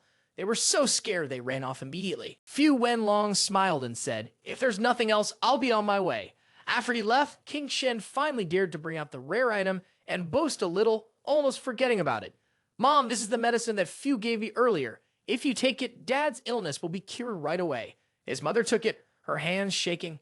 How could we accept something so precious from him? "This is the green spiritual pill. It can cure all kinds of illnesses." King Shen scratched his head and explained, "Dad's condition is getting worse. Don't worry, Mom, this is just something I'm borrowing from Fu. After I graduate, I'll save up money to pay him back." At that moment, his mother broke down in tears. "This is such good news. Your dad will finally be saved. Mr. Fu was really a good person, but we must definitely pay him back." Chen Ning stared at King Chen, his gaze filled with tenderness. "Is there something on your face?" "No, it's just that I suddenly feel like you've grown up. You got that mature, serious expression now." "Spit it out. What's different? Is it something bigger than before?" Chen Ning's face turned bright red. "You're acting strange again." When they returned to the room, King Shen became a different person. Ultimately, you can always live under the protection of others. In an instant, he entered his own world again, absorbing the fear and greed of Su Ti and Yun and the others. The soul pillar grew even stronger. The time for the next summoning didn't seem far off now. Zhen Yuanzai spoke up, "Your strength right now is considered the highest level at South First University, so what are you worried about?" In reality, for King Shen, your true opponent isn't those little pests, but the one who will come a month from now. The most terrifying moment is about to arrive. The witch tribe's origins are sweeping through, destroying everything in their path. All the students are coming together, using all their skills and power to capture the monster. Earth techniques, great earth storms, and water explosions mixed together in a swirling chaos, finally managing to converge. Jiang Dudu will be the one to land the final decisive blow. "Dudu, go ahead, this is our last chance." Jiang Dudu activated the Nine Heavens Thunderstorm Illusionary Divine Sword, unleashing the fury of heaven and earth to annihilate everything. Then, a thunderous strike hit the monster directly. After a deafening explosion, everyone thought they had succeeded. But just seconds later, the creature broke through the ground again. The team was thrown into panic and confusion. The top experts of the school joined forces to attack, but even their combined efforts couldn't break through its defenses. The witch tribe tore through space, and moments later, the dean exploded into pieces with a single agonizing scream. Jiang Dudu panicked. His magic had the power to shatter space itself. The witch tribe roared, "Lowly humans, prepare to be eradicated by me." In that fateful moment, King Shen suddenly woke up in a rush, turning to ask Zhen Yuanzi, "If it were me, do I have any hope of fighting against a tribe with a combat power over 2,000 a month from now?" Zhen Yuanzi flashed a sinister smile. "With 9 and 2,000, tell me, who's the chicken and who's the rice?" King Shen pressed on. "You and the witch tribe both originated in the ancient primordial era. Surely, you must have some way to deal with them." Zhen Yuanzi appeared to think for a moment, but it was hardly meaningful. He responded with a few empty words. "Well, put it simply, since the dawn of creation." King Shen got frustrated and snapped. "Get him to focus on the key point. Pangu, after creating the world, was drained of energy. His soul transformed into the 3 pure ones, the immortal race. His magical power became the 4 sovereigns of the demon kings, which is the demon race, and his body transformed into the 12 witch ancestors. This is the witch tribe." King Shen asked again, "Are you saying they are the most powerful force, the direct bloodline of Pangu?" Zhen Yuanzi nodded. "Exactly. Just like I am a fragment of Pangu's soul, born from the energy absorbed by the human race. This bloodline ranks just below the 3 pure ones, with an innate soul force so strong that it makes me the lord of 10,000 immortals. The witch tribe, born from Pangu's body, possess near immortal durability and extraordinary innate powers. To them, humans are no more than inferior beasts, ruthless in their methods. There are 3 things to keep in mind. First, you need a treasure capable of breaking through the witch tribe's body to find a way to counter their innate abilities. Second, try to summon as many heroic spirits as you can, combining their forces. Third, your own combat power must reach at least 900, which is the 9th level of soul tempering." Suddenly, King Chen's confidence halved. To achieve all that within a month seemed utterly impossible. Zhen Yuanzi advised, "If I were you, I'd be more worried about those targeting you at school. They're probably more dangerous than the witch tribe inside." King Chen smiled and replied, "I'm just afraid they won't come. The primordial true art grows stronger the more I fight. The more people come to sacrifice themselves, the faster my combat power increases, and their emotional energy is the perfect fuel for the soul pillar." Zhen Yuanzi quietly plugged in his headset, watching King Chen calmly cultivate. He thought to himself, puzzled primordial true art. Only the past emperors had the right to possess this. Who exactly is this young man, and which past life did he come from? From that moment on, King Shen often found himself lost in thought. His cultivation speed was too slow, and to rapidly advance, it seemed that the primordial true art really did require real combat. His chubby friend was sweating profusely, whispering nervously, King Chen is in trouble. I heard that Gao Hao has spent a lot of money to hire the strongman club to deal with him. But King Chen was not afraid. Instead, he asked with excitement, is that true? I've heard this time the martial arts club is going all out to prevent Chen Ning from getting involved. King Shen's face lit up like he had struck gold. Such determination? His chubby friend looked embarrassed. Huh? Why does your reaction seem off? When King Chen wasn't paying attention and kept looking down, the teacher angrily threw a piece of chalk at his face and snapped. Zhang King Chen, answer the question I just asked. Gao Hao's group smirked, thinking they had finally caught him off guard. Would he be punished to stand for an entire afternoon or maybe the whole day? But it wasn't as they thought. King Chen immediately stood up, stuffed his hands in his pockets, and wore an expression full of confidence. Of course, he was from the Hidden Dragon Pavilion, the #1 sect. The Hidden Dragon Pavilion inherited the teachings of Expel, the 3 sovereigns and 5 emperors of ancient times, responsible for governing the nation and managing mortal affairs. The main immortals' residence, as well as the immortal formation in each city, were directly under the control of the Hidden Dragon Pavilion, and this time it was under the Saint Emperor Dongfang Zhahai, also known as the Saintest of the Hidden Dragon Pavilion. After saying this, he pointed directly at the teacher, as if to affirm his words. King Shen thought to himself, I wonder what Fairy Master is doing right now. After answering correctly, he smugly kept picking his nose. Can't you ask a harder question? The teacher was sweating, her face contorted. When did this brat start listening to the lecture seriously? Gao Hao was extremely angry and frustrated, thinking to himself that he would let this guy have the last laugh. Once the afternoon PE class came, the members of the martial arts club would make their move, and the young master would make sure this guy would be gone without a trace. As for King Chen, he was also eagerly waiting. Why hadn't Gao Hao and the people from the martial arts club come to give him some experience points yet? In the afternoon, the teacher announced the same old rules, and everyone was free to do whatever they liked. Even in this era of cultivating immortality, they still had to deal with this ridiculous physical education class. Chen Ning, seeing King Chen sitting alone, eagerly ran over. King Chen, do you want to play tennis together? A girl next to them sneered. Why would you invite someone like him? Don't be like that. King Chen is my good friend from childhood. King Shen blushed and replied, I prefer watching the game than playing it. For behind them, clearly disliking him, mock, you're so old-fashioned. Watching the 2 girls play tennis, King Shen looked excited, but it was unclear whether he was watching the ball on the court or something else, as he couldn't stop drooling. Hey, this ball is pretty good. Even Lai Shinan isn't bad. Looking at King Chen, the chubby guy seemed to understand what the young man was thinking. Watch the game with some class. At that moment, Wang Dao, the strongest freshman from the top 51 immortal ranking list with a combat power of 8, suddenly appeared out of nowhere, his voice harsh. Zhang King Chen, do you know I am looking for you? King Chen didn't care, swatted his hand, and walked out. Can't you see the young master is watching the game? His fat friend standing next to him turned pale. You are one of the 3 main leaders of the martial arts club, Mr. Dao. The man named Wang Dao became extremely angry and smashed the chair King Chen had been sitting in. How dare you watch the game? King Chen tried to remain as calm as possible. You all are in trouble. The anger of a man disturbed while watching the game is severe. Chen Ning heard the sound of something breaking and turned to look. What's going on over there? Lai Shinan was visibly excited, apparently from the gangster-like figures of the physical education club.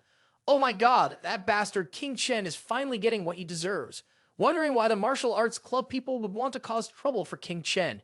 No way, I have to go over and check it out. Before he could run, Liu Bao attacked. If you want to save Zhang King Chen, worry about yourself first. Chen Ning didn't expect it and was struck by a palm to her wrist, causing blood to spurt. A first-year girl ranked 52nd on the immortal ranking list with a combat power of 8 was facing off against someone ranked 52nd on the immortal ranking list with a combat power of 9. Caught off guard by the surprise attack, she couldn't avoid the injury. Her wrist was bleeding, and her left shoulder bone was broken. Chen Ning hugged her injured arm, her face changing color. You are one of the 3 leaders of the martial arts club. Liu Bao? Lai Shinan, worried for his friend, was about to rush out, but Chen Ning stopped him because this person was very dangerous. The little girl observed that this was clearly not a conflict between students, but rather that the opponent had come prepared in advance. It seemed like Gao Hao was the one directing everything behind the scenes. As she turned her head, she saw King Shen surrounded by several other people. This wasn't good. King Shen's situation was very dangerous. Seeing her constantly looking back, Liu Bao activated his strength and jumped forward. Did she still have time to worry about others? As for King Shen, he didn't waver for even a second. Was that all you had? Where was Gao Hao? The chubby guy behind was trembling, crying nonstop. We're done for. We're definitely dead. This time, there's no way we're getting out alive. The white-haired guy glared and responded, do you think someone like you is worthy of Gao Young Master personally taking action? As soon as he finished speaking, they slowly moved toward King Chen, intending to close in on him. But King Chen not only wasn't afraid, he laughed nonstop. Gao Hao knows how to play, doesn't he? He wants to deal with me, but doesn't want to make it a big deal. The chubby guy, seeing how strong King Chen was, began making all sorts of promises.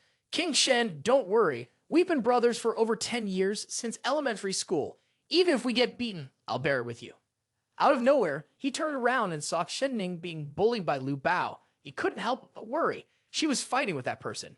Damn it, Gao Hao was such a scumbag. Suddenly, terrifying memories of Chen Ning's loss flashed in his mind. This made him unable to hesitate any longer, and his expression changed instantly. We must strike quickly and decisively. Seeing this, they charged forward angrily. Don't blame us. If you want to blame someone, blame yourself for offending the wrong person. King Shen was no longer as calm as before. He immediately grabbed the tennis racket and struck him in the face. Feed me your words. King Shen felt that channeling his energy into the tennis racket was not as effective as using a brick. After taking the blow, the man collapsed immediately, frothing at the mouth and paralyzed on the spot. Under the direct sunlight, King Shen looked cooler than ever. Human life is already so short. Why do you still want to shorten it further? Immediately after, he flashed a confident smile, ready to take on the rest. Gao Hao dared not show his face. It's fine. Once I deal with you, I'll personally go after him. Seeing King Chen's entire body glowing, the fat guy was shocked. King Chen, are you using your energy? The members of the martial arts club stared in disbelief. Wasn't he supposed to be a useless person who could never cultivate immortality? A few boys standing around were also surprised. I seen things. How does that fool, the one with the surname Zhang, have energy? What kind of energy is this? I've never seen this color before. What's going on? My combat power meter can't even display his power level. Wang Dao gritted his teeth. I don't know what luck you ran into or where you got that cultivation technique from, but trash will always remain trash. King Chen didn't like to waste words and immediately threw the tennis racket. Is the villain now so fond of talking? Wang Dao dodged while flexing. I am the strongest freshman, not even you can touch the corner of my pond. King Chen swiftly charged forward. Oh, is that so?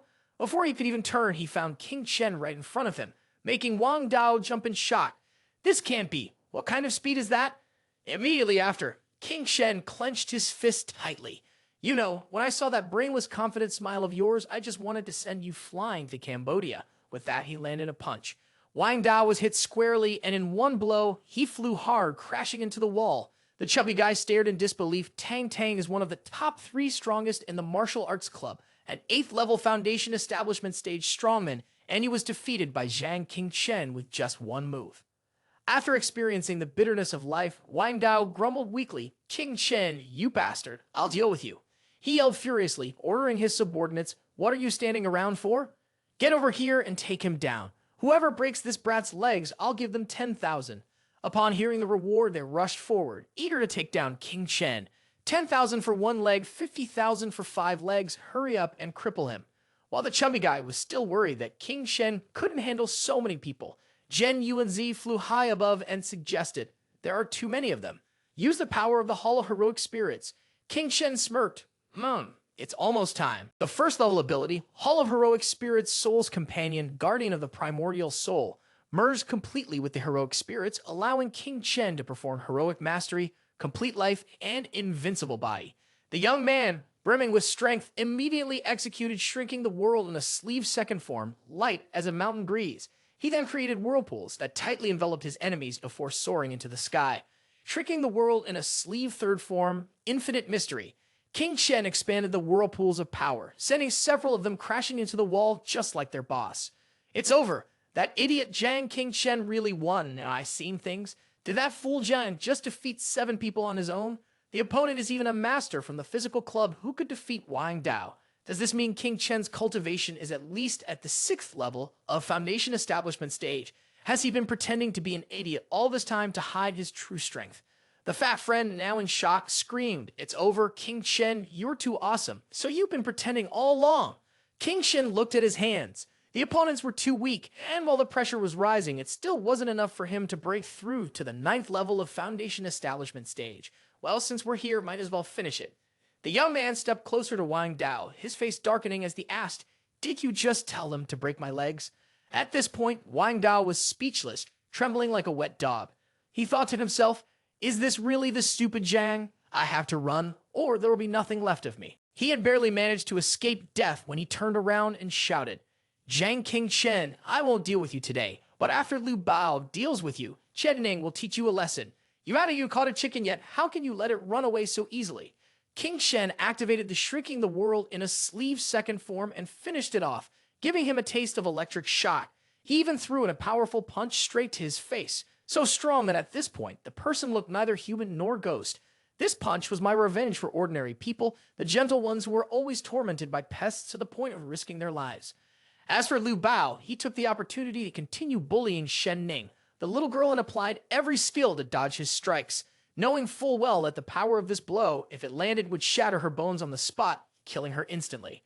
The moment she landed, Chen Ning immediately took action, channeling her wind element magic to propel an external object.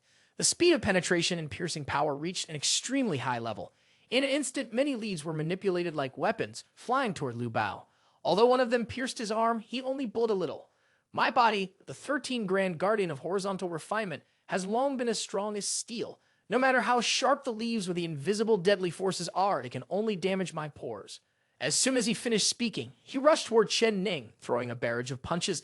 The little girl dodged with ease. Chen Ning felt that although his speed was not as fast as hers, she still had to always be fully on the defensive.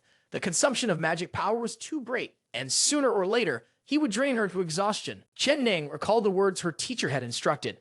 The Grand Guardian of Horizontal Refinement, although very powerful, had a fatal weak spot. As soon as she remembered this, Chen Ning decided to apply it immediately, and now she would find Liu Bao's weak spot.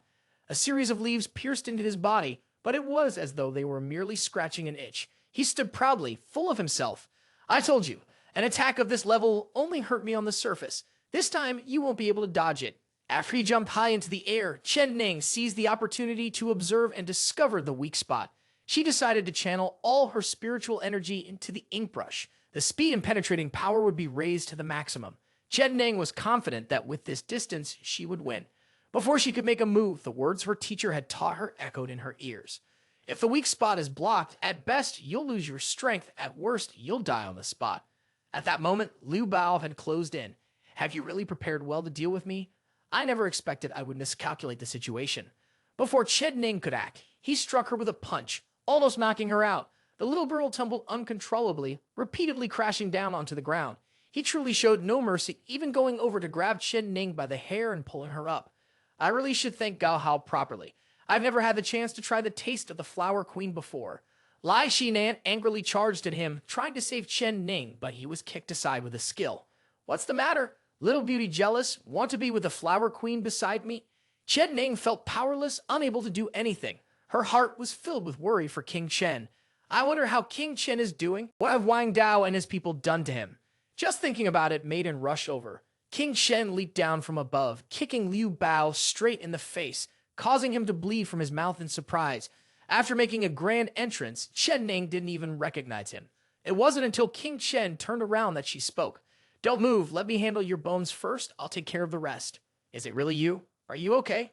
"This isn't right, how do you have such profound magical power?" "Where's Wang Dao? Aren't the people from the martial arts club after you?" Just then, the chubby guy pulled the cart carrying a person and reported to the boss. "Everyone is here." Chen Ning and Fang He were confused. "Don't tell me that you did all this." The young man didn't respond, only looked at Chen Ning's bruised face with some sympathy. Had he caused the injury on her face? Lai Shinan answered for him. "Yes, it was that madman who did it. Jiang King Chen, if you can help Chen Ning take revenge, I will agree to any condition, even if it means I have to become your girlfriend alongside Chen Ning." In the middle of all the chaos, King Chen couldn't stay calm even if he wanted to. "Damn it, now is not the time for this." Liu Bao, after a few minutes of recovering, stood up. "Kiddo, what do you want now?" Chen Ning was afraid that King Shen wouldn't be able to fight against him, so she shouted, "Forget about me, just run away quickly. His strength is very formidable, you're no match for him."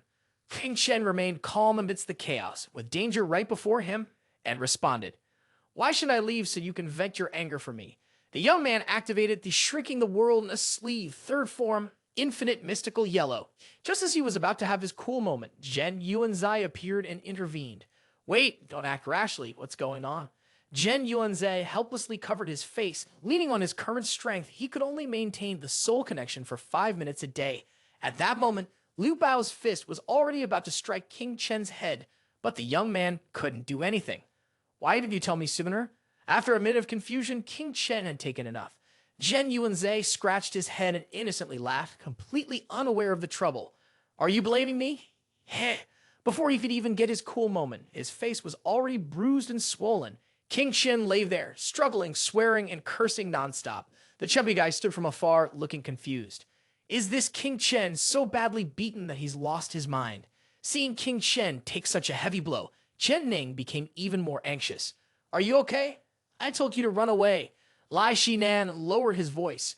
"I knew it. How could he possibly be a match for Liu Bao?" With unwavering optimism, King Chen struggled to get up, raising his hand like a superstar, and said, "Don't worry, it's fine. I just let him win earlier. All it takes is for me to get a little serious, and that guy is nothing more than a punching bag." As for Liu Bao, his face was covered in blood, and he couldn't help but be surprised to see King Shen still alive after taking such a heavy blow. Lai Shinan watched this scene in disdain. If boasting were illegal, then no wonder this guy had been committing crimes for 10 years. King Shen sensed the contempt to the air and firmly asked, "You don't believe me?" Immediately afterward, the young man turned and pointed directly at Liu Bao's face, laughing loudly. "Another punch, please." The situation became even more awkward and clumsy. Chen Ning thought King Chen must be going crazy. Lai Shinan had a headache. Was his little boyfriend mentally unstable or something? After hearing the challenge, Liu Bao rushed forward in a hurry, thinking his fist would once again be shoved right into King Chen's face. But no, its punch was blocked by an invisible shield. King Chen smirked. It seemed like it was his turn now. With a burst of force, King Chen slammed him to the ground, grinding his defiant face into the floor. From above, he looked down and gave a scornful smile. "Is that all you've got?" Liu Bao still couldn't understand what was going on. How could it be? How could the punch of a worthless person like you hurt me? Furious, he sprang to his feet and charged at King Chen once more, only to be stopped by a single hand. Then came the most spectacular counterattack. "Did I give you permission to be domineering?" At the same level of combat power, a cultivator of the primordial true art was an invincible existence. The primordial true art could activate the potential within the body through battle, growing stronger the more it fought. The chubby guy stood there watching, going through one emotion after another. Amazing, truly the pinnacle of awesomeness. Lai Shinan also had a completely different perspective now, no longer looking at him with contempt as before. How can he be this cool? Suddenly, he seemed a bit handsome. Chen Ning froze. King Chen, how did he get this strong? Liu Bao was now in a state of furious rage. "Jiang King Chen, I have to defeat you. I will definitely defeat you." The chubby guy cheered enthusiastically. "Look at that. He's getting anxious. He's really rushing now." Liu Bao activated his most powerful technique, the Huan Yi Zhang Hu Fa, Mystic Transformation Tiger Fist. Chen Ning showed signs of urgency. "Oh no, Liu Bao was about to use a spell." Lai Shinan explained, a spell is a special technique used by immortality cultivators to fight with their magical powers. It's only passed down within sects and not taught in regular schools. A battle between immortality cultivators is not just about comparing combat strength. A finely crafted spell can unleash destructive force multiple times. Liu Bao had undergone a drastic transformation, and with confidence, he challenged King Chen. "Let's see how you block this move." The moment Liu Bao, burning with fury, charged forward like a madman, King Chen still stood there, unmoving. Is this the absolute power? "King Chen, move, I'm begging you. Please move." King Chen stared directly at him, face to face. After an explosion, the thick smoke made it impossible for anyone to see the situation clearly. Behind that smoke, King Chen was holding back Liu Bao's power with just one hand, while Liu Bao lay on his back. How is this possible?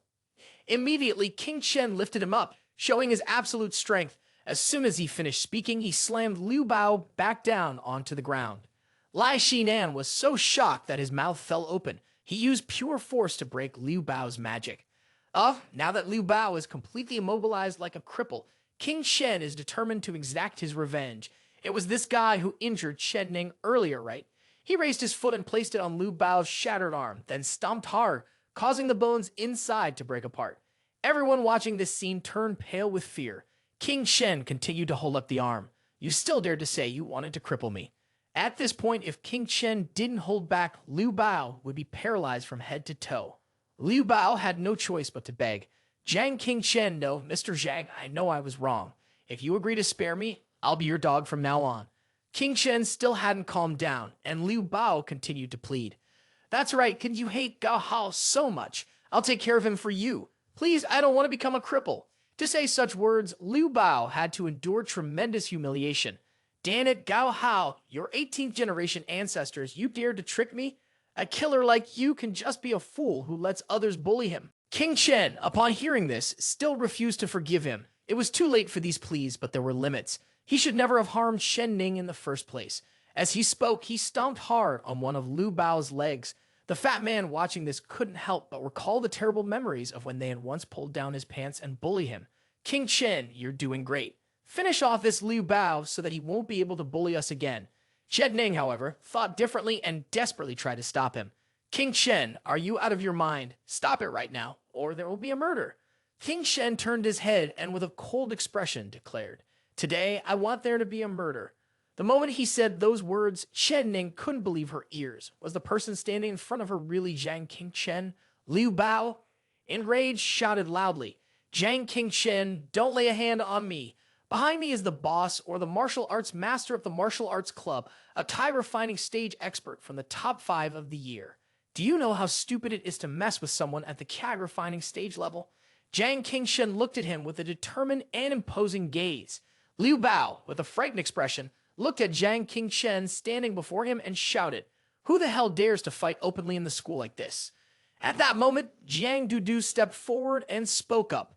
Do you think this young lady, the head Feng Key commissioner, is just a decoration? The fat man's face immediately changed upon hearing this. Zhang King Shen, hearing the voice, turned to see who was approaching. It was Jiang Dudu, the head Feng Key commissioner. At this moment, Dudu was thinking, Asterisk is the one lying sprawled out there, really Liu Bao asterisk. She stepped forward, bent down, and looked at him without saying a word. Suddenly, Q burst out laughing and said, Oh my god, it's really Liu Bao. Ha ha, even the trash has its day. It's truly satisfying, isn't it? It was only then that Zhang King Shen spoke up and asked, Captain Zhang, what's going on? Upon hearing this, Du turned and shot him a glare. She stepped closer to Zhang King Shen and asked, Are you the younger brother that Chen Ning often mentions? He immediately replied, Yes, I am the younger brother who lives with Chen Ning every day. He eyed him carefully and said, You know who I am. Now move out of my way. Suddenly, Zhang King Shen said, Hold on. Your chest is quite large, very seductive. And then what? His words startled Du, causing her to tremble as she looked at him. Chen Ning hurriedly stepped in to intervene, saying, What are you two talking about? While casting an angry glance at Du. Du pointed at Zhang King Shen's chest and said, I'm giving Shen Ning face, so I won't hold it against you. Commissioner Feng Ti of the Law Enforcement Association, if you're not involved, step aside. Zhang King Shen suddenly leaned in closer to Du and said, I'm the one giving Shen Ning face. If you keep getting arrogant with me, I'll knock the silicon out of your chest. Chen Ning placed her hand on Zhang King Shen's shoulder and asked, Why are you speaking to a girl like that? But then Chen Ning burst into laughter, adding, Sorry, silicon, this really hits my funny bone. Zhang King Shen, still grinning, looked at Dudu with amusement. Hearing that, she angrily yelled, Are you blind? This young lady here is 100% the real deal, you know. Her mind was filled with thoughts. No, I have to fight back. I must retaliate. Thankfully, I've read books and prepared for this moment. She recalled the image of herself sitting diligently, reading comics. Then she looked at him with sharp eyes and thought, in this kind of situation, a wealthy young lady encountering the provocation of an ordinary guy. Perhaps this response is more fitting for my status. Tutu pointed at Zhang King Shen, raising her voice. No one has ever dared to speak to me like that. She appeared to shine brightly, pointing at Zhang King Shen. She said, You're playing with fire. As soon as she finished speaking, there was no reply, only the sound of the cold wind passing by. Zhang King Shen froze for a moment and then asked, Are you some domineering CEO who crossed over from another world? You miss? The fat guy. Concerned for him, spoke up Jiang Qingchen, do you want to die? She's the head of the Feng Cli Council of Jiang Dudu.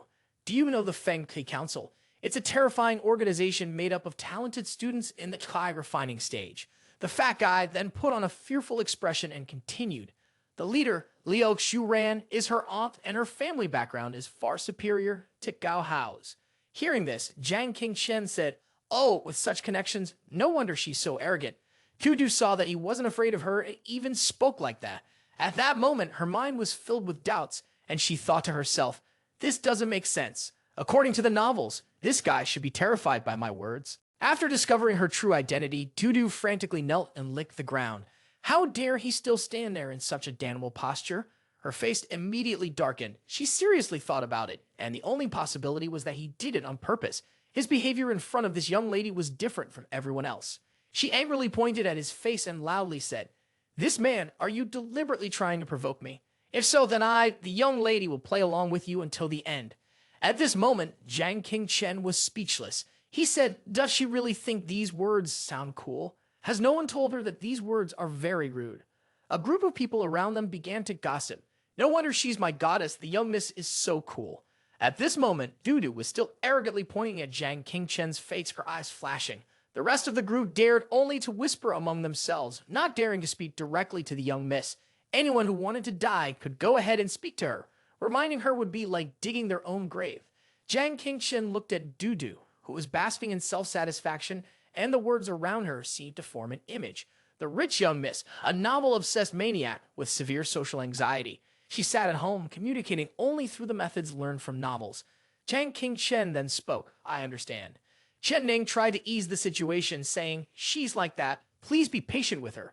Dudu was a bit taken aback upon hearing this. She rushed over, and Chen Ning immediately screamed, Chen Ning, how did you get hurt? Jiang Qingchen tried to pull Chen Ning away, saying, if there's nothing wrong, step aside. I need to find Liu Bao for something. Dudu looked at him with a disdainful expression and said, you were the one who beat up Liu Bao and the others, were you? He immediately replied, it's me. Excuse me. The grudge between me and them is not yet settled. Suddenly, Du laughed loudly, saying, ha, you should know there's a limit to boasting, relying only on yourself. Jiang Qingchen's face darkened, and his eyes, sharp as bullets, fixed on Dudu. She then said, what's wrong? Did I see through you? Are you angry? She wondered to herself, slightly confused, could it really be that this guy did it? Jiang Qingchen ignored Dudu and walked towards Liu Bao. Seeing this, she said, do you still dare to look down on me? Suddenly, Jiang Qingchen turned around to look at Du and said, this is our first time meeting, isn't it? His two sudden movements startled her, and she couldn't help but imagine the scene of being violently suppressed, which terrified her. Du tried to remain calm, replying, yes, we've never met before. Jiang Qingchen immediately responded, then why should I pay attention to a stranger like you? She looked at him with a smug expression, raised her middle finger affectionately towards his face, and said, you're right, though I don't listen. Afterward, Du stood with her arms crossed, continuing, although everyone in Liu Bao's group deserves to die, that's not a reason for you to blatantly beat people up in the school. If you admit to it, then please come with me to the teacher's office. At this moment, Du thought smugly to herself, huff, daring to make an enemy of this young lady, then don't blame me for mixing personal revenge with official matters. Jiang Qingchen's face darkened, and he said seriously, what if I refuse? Suddenly, a red light seemed to glow around Dudu as she arrogantly declared, you can't refuse me, because no one in this school has the right to refuse me. Jiang Qingchen suddenly realized he had almost forgotten. The watch also emitted a voice echoing the vast difference in combat strength. Du arrogantly said, besides being a brainless fool, I'm also ranked #1 on the immortal ranking list alongside the student council president, Lai Tianyi. We're known as the strongest in the school. Zhen Yuanzai appeared behind Jiang Qingchen, speaking cautiously. Her strength nearly matches Su Jun's. When she uses soul fusion, you won't stand a chance. Hearing this, Jiang Qingchen smirked and said, well, from now on, you just met the first person to reject you. Zhen Yuanzi was furious, almost coughing up blood, and shouted, damn it, are you even listening to me? Liu Bao's eyes darkened as he thought to himself. Initially, Elbergy hadn't provoked this girl even once. Now the scene was split. Jiang Qingchen on the left, Dudu on the right. Liu Bao, stuck in the middle, was still pondering how a single word could land him in the hospital for 3 months. He recalled Dudu, student council president Lai Tianyan, and committee member Feng Qi, two of the most powerful student organizations at Peak Academy. The girl before him looked like an innocent, big-eyed Lolita, but together with Lai Ti and Yan, they were the two strongest individuals at the academy. Liu Bao smirked, looking at Jiang Qingchen. He thought, Jiang Qingchen, there's a path to heaven you refuse to take, but you keep crashing into Jiang Dudu in hell. Let's see how you die today. Meng Mu hurried forward, trying to persuade Jiang Qingchen. Jiang Qingchen, don't act recklessly. With Jiang Dudu's identity, even Gao Hao has to stay away from her. Chen Ning, standing behind, also spoke up, Captain Zhu, indeed, Jiang Qingchen has no ill intentions. Please don't be angry. She turned her head towards Shen Ning, silently thinking that she needed to maintain a good image in front of him. Then she put on a serious expression, while in her mind she thought, but if I let that jerk Jiang Qingchen off the hook like this, it would really be too unfair. According to what the book said, to get the other party to listen to your opinion, do recall the content of the novel she had read, and she decided she should come across as a mature and steady senior, so she should say something like this. Suddenly, Du spoke up, catching Shen Ning off guard for a moment. Then, Du's arrogant image appeared. She extended her hand as if to control Chen Ning. I'm teaching you how to behave. Due to her actions, Chen Ning was so startled that he screamed, Sister, you're so scary. Du then asked, Is this why I'm disliked? Jiang Qingchen ignored both of them. He walked over to Liu Bao and said, Now let's continue dealing with our issue. Liu Bao, with a fearful expression, could only think to himself, Jiang Dudu, aren't you going to stop this madman? Jiang Qingchen spoke again. Liu Bao, I've crippled your limbs. Do you dare hate me now? Liu Bao looked at Jiang Qingchen standing before him in shock. He thought to himself, this bastard Jiang Qingchen is clearly trying to humiliate me in front of everyone. He clenched his fists, his hands trembling in fear, and suddenly he shouted, I don't dare. This time it's all my fault. Mr. Jiang, you've beat me well. I deserve it. Everyone around him couldn't help but burst into laughter when they heard this. Someone unexpectedly asked, Liu Bao has been bullying us for so many years, so this is the only courage he has? The chubby man excitedly shouted, No way in a way. He's so cowardly. Jiang Qingchen is awesome. Mr. Jiang is always awesome. The scene was now shrouded in a misty haze. Jiang Qingchen stood proudly, his posture dignified as he said, I've always believed in fairness. If you're willing to accept your defeat, today's grudge will be completely erased. Then Jiang Qingchen clenched his fists again and continued, Next, let's talk about the second debt. Liu Bao's face was still filled with confusion. Jiang Qingchen, however, kept his icy expression. He spoke again, You've harmed Shen Ning and had intentions towards her. I want to cripple your cultivation base, so you'll never be able to cultivate again, and you'll never pose a threat to Chen Ning again. Do you accept this? Upon hearing this, Liu Bao was stunned, and he shouted, I won't accept it. I won't accept it. Jiang Qingchen now wore a cunning smile. He said, You're not convinced? Then I'll cripple you completely.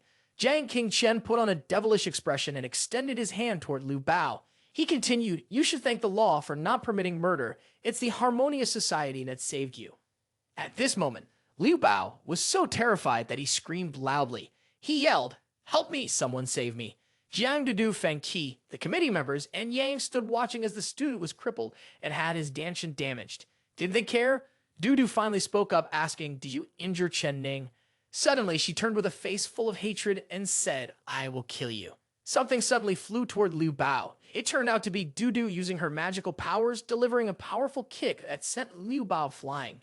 Dudu charged forward, surrounded by a red glow of magical energy. The image of Liu Bao being kicked into the wall, shattering everything around him, was vivid, with a blinding light emanating from his abdomen. He, unwilling to accept his fate, still groaned my magical powers. The scene before Jiang Qingchen made him freeze in shock. He stared blankly as Meng Mu and the others stood there, their mouths agape. Chen Ning, witnessing the scene, said in fear, As expected, the senior is terrifying. The people around rushed over with one shouting, Quick, help him. Don't let him die. Someone's voice shouted, Someone, please come help. I can't pull it out. Hubu was in a brief panic, then suddenly remembered something. She thought to herself, Oh no, my majestic senior image is completely gone. Shyly, she ran after the others, not forgetting to turn back and speak to Jiang Qingchen. Well done, Jiang Qingchen. You've successfully captured my attention. From now on, I'll keep an eye on you. Jiang Qingchen forced a smile, thinking to himself, Is this person brain dead? He grabbed Liu Bao by the collar and lifted him up, then said, Your meridians and dantian are completely damaged. If you're sent to the hospital within an hour, your life can still be saved. Tell me where Gao Hao is and I'll let you go. Liu Bao quickly replied. Gao Hao, along with his bodyguards and Cheng Yuan, has already gone to the third-class bar. "Spare me, please spare me," he begged. Having obtained the information, Zhang Qingshen threw Liu Bao aside and said, "Good, now you can go." Liu Bao, not angry at all, hurriedly said, "Thank you, Mr. Zhang. Thank you, Mr. Zhang." After Zhang Qingshen left, Liu Bao shouted, "You useless fools, hurry up and help me to the hospital." Chen Ning saw this and quickly asked, "Do you even know what you're doing?" As Zhang Qingshen approached Chen Ning, she continued, "The bodyguards under Gao Hao's command are all stronger than Liu Bao. The Gao family doesn't dare to cause trouble at the school. Why are you actively seeking them out?" Chen Ning turned to the chubby man who was bowing his head, saying, "Liu Ziming, you should persuade him." The chubby man suddenly raised his head, grinning excitedly, and said, "Looking to stir up trouble with Gao Hao?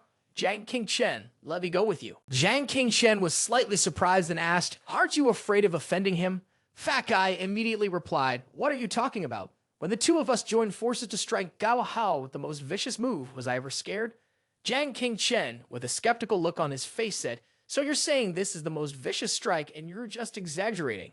Meng Mu patted his shoulder and continued, "Today, I'm going out with you. Even if we get beaten this time, I still have to land 2 skills on Gao Hao." Chen Ning, seeing this, could only say, "Crazy. These two are completely crazy." Zhang Qingshen, deep in thought, was now silently thinking, after fighting Liu Bao, the chaos of the situation had caused my mental focus to reach a terrifying level. I just need a little more to step into the Kai refining stage. Right now, I urgently need a stronger opponent than this. Before Zhang Qingshen stood the entrance to somewhere, he thought to himself, the soul anchoring obsession is full. Summoning heroic spirits is now my strongest trump card to deal with Gao Hao. Entering the main gate of the Gao family house, someone was complaining, "Damn, the martial arts club is so vicious and need 800,000 to deal with a useless piece of trash like him." Gao Hao, with a displeased expression, shoved his hands into his pockets and said irritably, "I still have to find a way to get some pocket money." A man in a black vest who was walking behind him, his face grim, also spoke up, "Young master wants to kill someone. Why not leave it to me? I'm Gao Hao's personal bodyguard, high refining stage level 1, with a combat power of 15. He confidently continued, "Liu Bao only has a combat strength of 9. He only deserves to be ranked 7th among the assassins of the Gaoxi family." Gao Hao, enraged, turned his head and shouted at him, "What the hell do you know? There was once someone from a prestigious family who disregarded the school's rules, shamelessly bringing in a family expert to interfere in personal matters. The next day, the headmaster led a group of senior teachers to completely uproot that family. The bodyguard still waved his hands, thinking that although the teachers at the school were strong, the students were insignificant. Upon hearing this, Gao Hao furrowed his brow and raised his voice. Ordinary students might not be afraid, but the members of the 2 student organizations and the combat strength committee of Feng Qi all have combat strengths of 15 or more, no less than the elite assassins of the Gaoxi family." Gao Hao further explained, "The leaders of these 2 major organizations are Jiang Dudu and Lai Tianyan, whose strength is even comparable to my father." The bodyguard walking behind asked, "Li Tianyan, is that the young lady from the Lai family?" Gao Hao, walking ahead, slowly continued, "There are 2 strongest cultivating immortality families in Tianchuan City." He turned around with a sharp gaze, indicating that this person also had some reputation. The Lai family controls the business regulations, while the Su family controls the underground dark forces. Li Tianyan, the young lady of the Lai family, is also the president of the student union. The bodyguard rubbed his chin and scoffed, thinking, even if she is the young master of the Lai family, she's still under 18. How can she be compared to the elite experts of the Gaoxi family? Deep inside, Gao Hao and his bodyguards suddenly stopped, both of them extremely astonished. In front of them were people lying scattered on the ground, blood everywhere. Gao Hao panicked and asked, "What happened? Why would anyone dare to attack the Gaoxi family in Tianchuan City?" The bodyguard was equally shocked. The elite experts of the Gao family had all been defeated. Who could have done this? One person nearby, barely conscious, weakly spoke up, "It's the Lai family." Hearing this, Gao Hao's face darkened. He exclaimed in disbelief, "The Lai family and the Gao family have been in business together for so many years, always following their guidance. How could the Lai family send so many experts to attack us?" The man gritted his teeth in anger and managed to say, "There was only one attacker, young Master Lai." The man shouted the name Li Tianyan.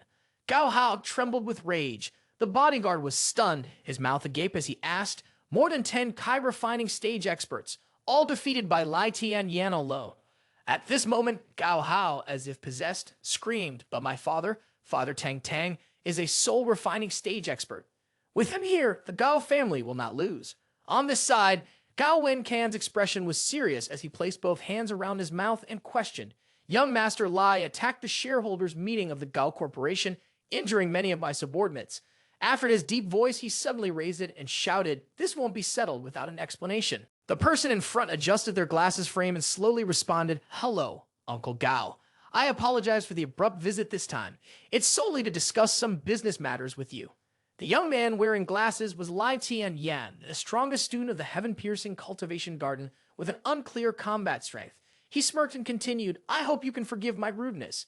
Gao Wencan fixed his gaze on the person in front of him, furrowing his brows in discomfort, and said, "I have never seen a way of discussing business like this." Lai Tian Yan extended his hand in response, "It's this messy business. I hope you all seated here will listen." Then he arrogantly suggested, "You could unconditionally transfer all assets to my name. From now on, treat me as your superior. What do you think, uncle?" All the elders present were extremely enraged. "What did you just say? This is too insane." Gao Wencan remained calm and replied, "Dare I ask, what has the Gao family done recently to displease Mr. Lai?" Lai Tian Yan shoved one hand into his pocket, exuding the arrogance of a CEO, and denied, "You misunderstand. This isn't my father's idea, nor is it targeted at the Gao family. It's just what I, on my own desire. In the future, all the families in Tianshuan City will be under my rule." As soon as these words were spoken, the entire large room fell silent. Suddenly, everyone burst into mocking laughter. Has this brat lost his mind? Some even spoke with a tone of disdain, saying, "Unifying the business world of Tianshuan City, who does he think he is? He looks quite smart, knowledgeable, so how could he be such a fool?" Among them, there was a person who was extremely furious. With a powerful stomp, his foot crashed down on the floor, causing the earth beneath to shatter into pieces. The man stood up with his tall and muscular build. Annoyed, he exclaimed, "The status and strength here are not something those small fry outside can even compare to." He had not yet seen the coffin, yet he was already getting closer to Lai Tian Yan, patting his shoulder in a threatening manner, saying, "If you don't leave quickly, don't blame me for not showing respect to your father." As he stood nearby, the person within him seemed incredibly small and pitiful. But what happened next left everyone in shock. There was a loud boom, and the earth and rocks shattered. Those who had been mocking just moments ago were now struck silent, their faces filled with panic. Gao Wencan's eyes widened in disbelief as he looked ahead. Lai Tian Yan, cool as ever, was floating in midair, while the previously towering, dark-skinned man had been knocked down, his back slammed into the floor, creating a large hole, and blood was pouring from his mouth. Lai Tian Yan calmly removed his glasses, then raised his head to look at the others with a provocative tone. "Come at me all together, I'll quickly head to the next family." They were so angry that their veins bulged, and they kept screaming as they charged forward. However, the house turned into a chaotic mess, filled with the sound of piercing screams. A little while later, Gao Hao and his bodyguards also entered. Gao Hao loudly called out, "Wow." In the room, even the big shots who usually had a reputation were now lying scattered on the ground, meeting their ancestors, leaving only Gao Wencan able to stagger to his feet. Upon seeing Gao Hao, he anxiously yelled, "Hao Mi, don't come over here." Lai Tian Yan adjusted his sleeves, then put on his glasses to look more scholarly.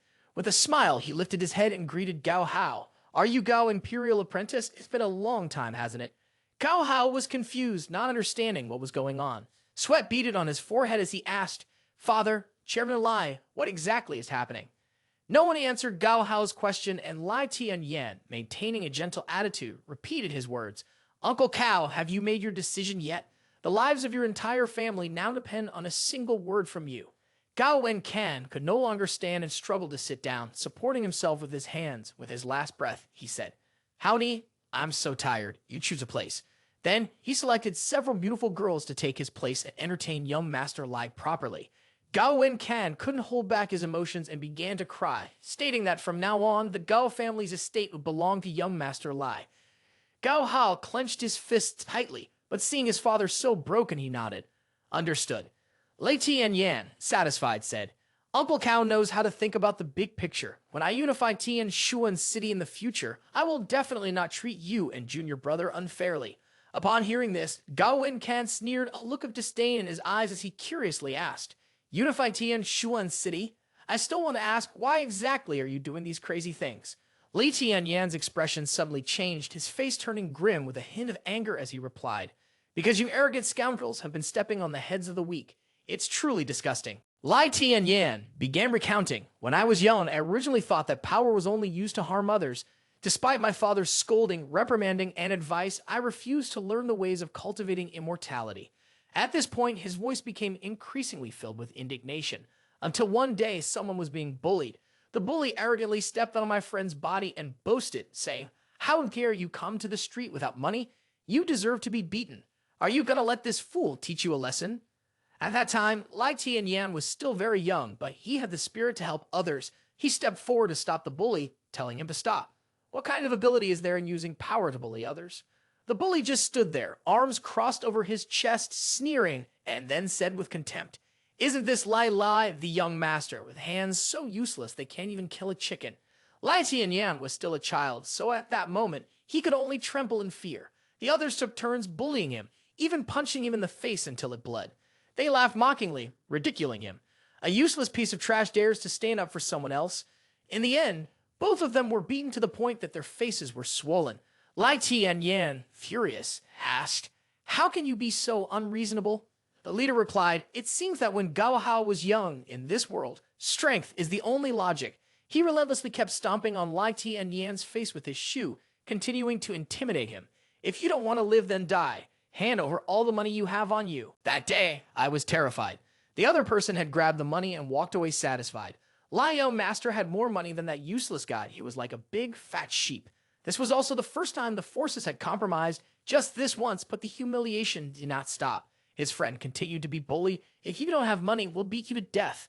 Lai Tianyan's eyes were filled with rage as he watched his friend being beaten, but he was powerless to do anything. He could only compromise with them. "Tomorrow, I'll help you steal more money from my father and bring it here. Please spare him." The leader, holding the stack of money in his hand, sneered. Lai Master was still somewhat loyal. His accomplice slapped Lai Tianyan's face, threatening him before leaving.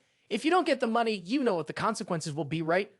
That day, I suddenly realized I didn't want to become a useless person like the child beside me.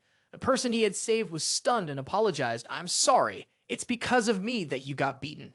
In the face of his friend's pitifulness, Lai Tianyan coldly said, "From now on, we won't know each other.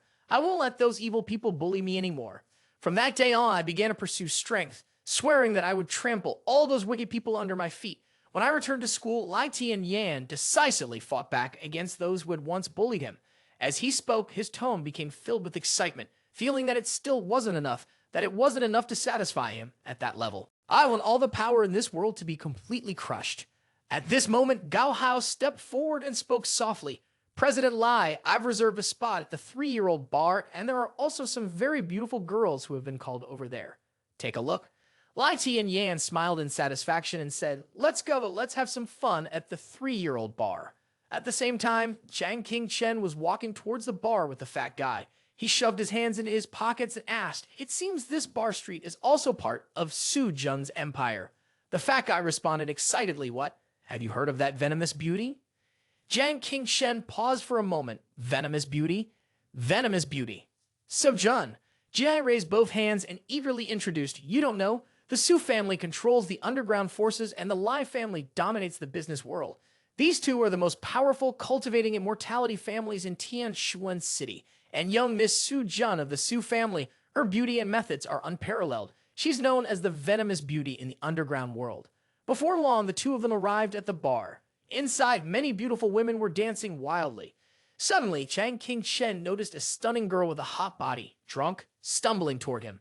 She was unsteady on her feet, and her heels began to twist. He panicked and shouted, "Careful!" But then the girl with the two-tone hair fell into Jiang Qingchen's arms. By accident, his hand landed right on her ample chest. His face turned bright red, and he quickly pulled his hand away, hurriedly saying, "Sorry, I was just trying to help you." But the girl with the two-tone hair suddenly became very angry, pointing at him and yelling, "Are you blind? Groping around like that." The overweight guy saw his friend being bullied and immediately stepped forward to block the way, replying, "Damn it, the ball hit me by accident, and you're still saying that?" He lifted his chest with both hands and continued in a sharp tone, "It's just 2 ping-pong balls. They're not even bigger than mine." Jiang Qingchen calmly brushed the overweight guy aside and asked, "It seems like you come here often. Do you know Gao Hao? Do you know where his room is?" The girl's eyes suddenly widened in surprise, then her attitude shifted 180 degrees as she said, "Oh, you're a friend of Gao Master? Which family are you from?" As she spoke, she lunged forward to hug Zhang King Chen's neck. Gao Yao Master is in the luxurious VIP room on the third floor. Do you need me to show you the way? He was visibly uncomfortable with her sudden embrace. Zhang King Chen struggled and pushed her away, saying, "Just give me directions and I'll thank you properly when I talk to Gao Hao." With that, he coldly walked off, making sure to let her know, "By the way, I'm not his friend." Zhang King Chen looked back at her with a determined gaze and raised his voice, continuing, "I'm here to kill him. I hope he won't take revenge on you because of this." The girl with the two-tone hair, after revealing Gao Hao's location, was stunned, her face drained of color. She was too frightened to say anything else. The heavy footsteps of the two men echoed in the quiet space, but suddenly, the sound seemed to stop. Zhang King Chen and the overweight guy halted in front of a VIP room hall with a lively crowd surrounding the hallway. Zhang King Chen furrowed his brow and surveyed the chaos before him, thinking to himself, either the VIP area on the third floor is reserved for hosting important guests. Based on Su Jun's personality, the job at hand must be extremely thorough and precise. At this moment, the fat man, feeling anxious, wanted to push his way to the front.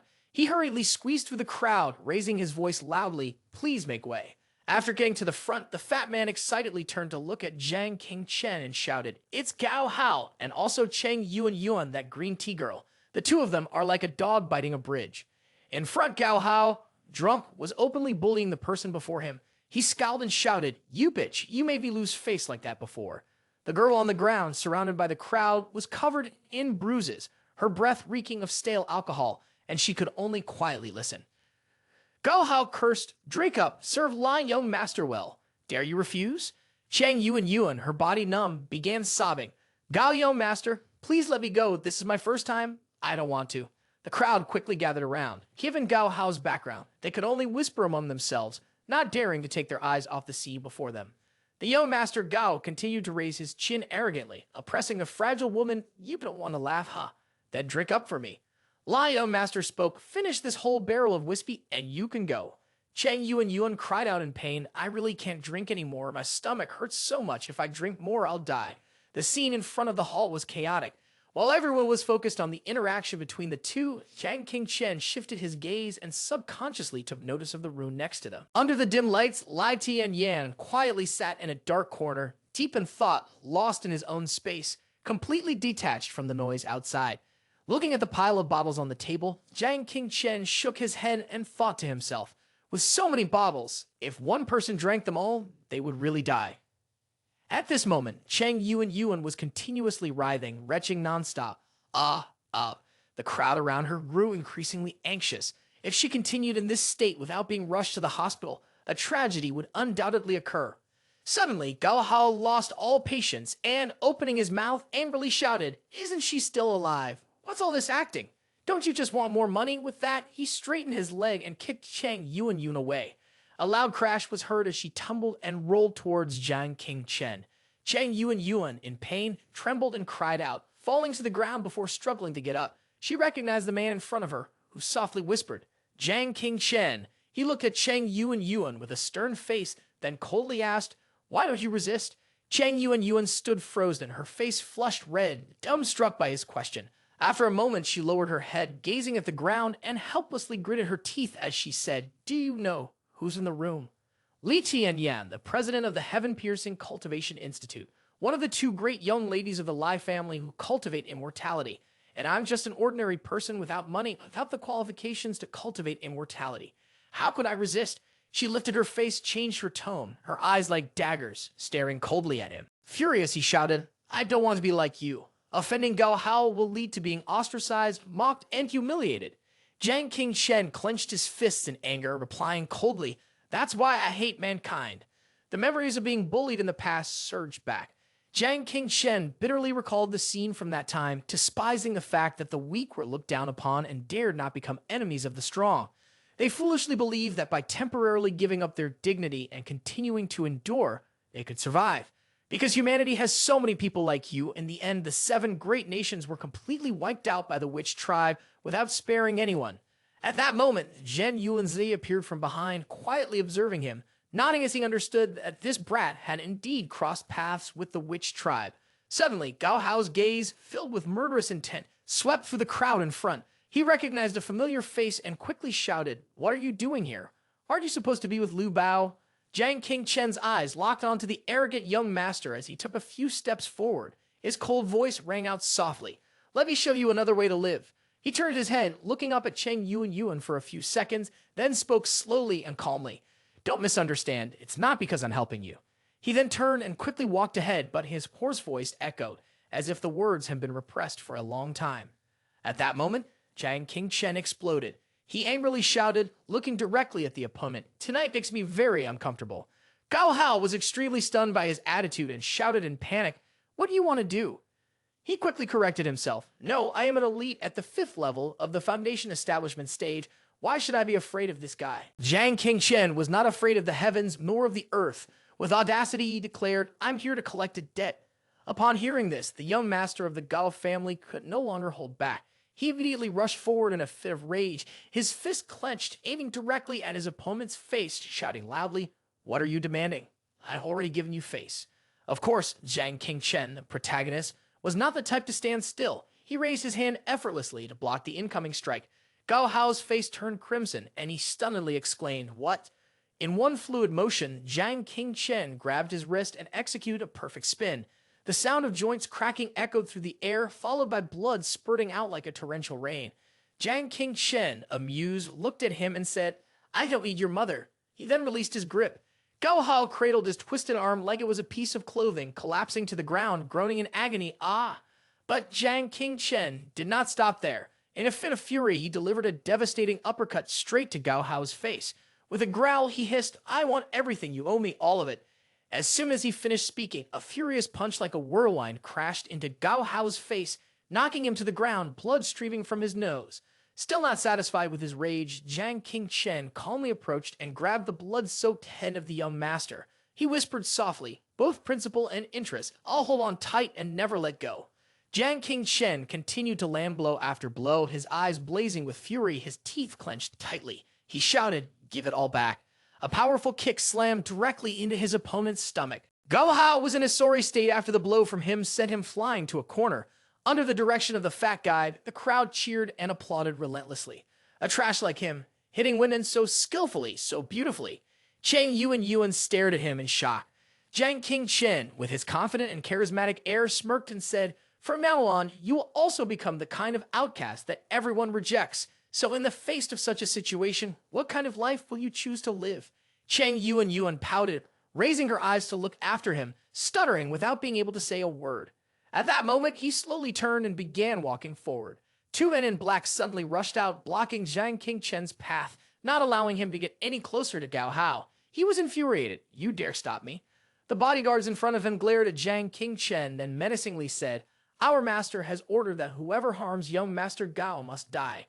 At that moment, the watch on Jiang Qingchen's wrist suddenly flashed, activating his ability to analyze battle power. Zhen Yuanzi nervously spoke up, Be careful. One of them is a strong man at the Kai refining stage. A girl with highlighted hair suddenly pointed to the ground and loudly called, Su, CEO. Then she turned her eyes toward the chaotic crowd in front of her and continued, Someone is causing trouble here. Upon seeing Jiang Qingchen's appearance, Su Jun was taken aback.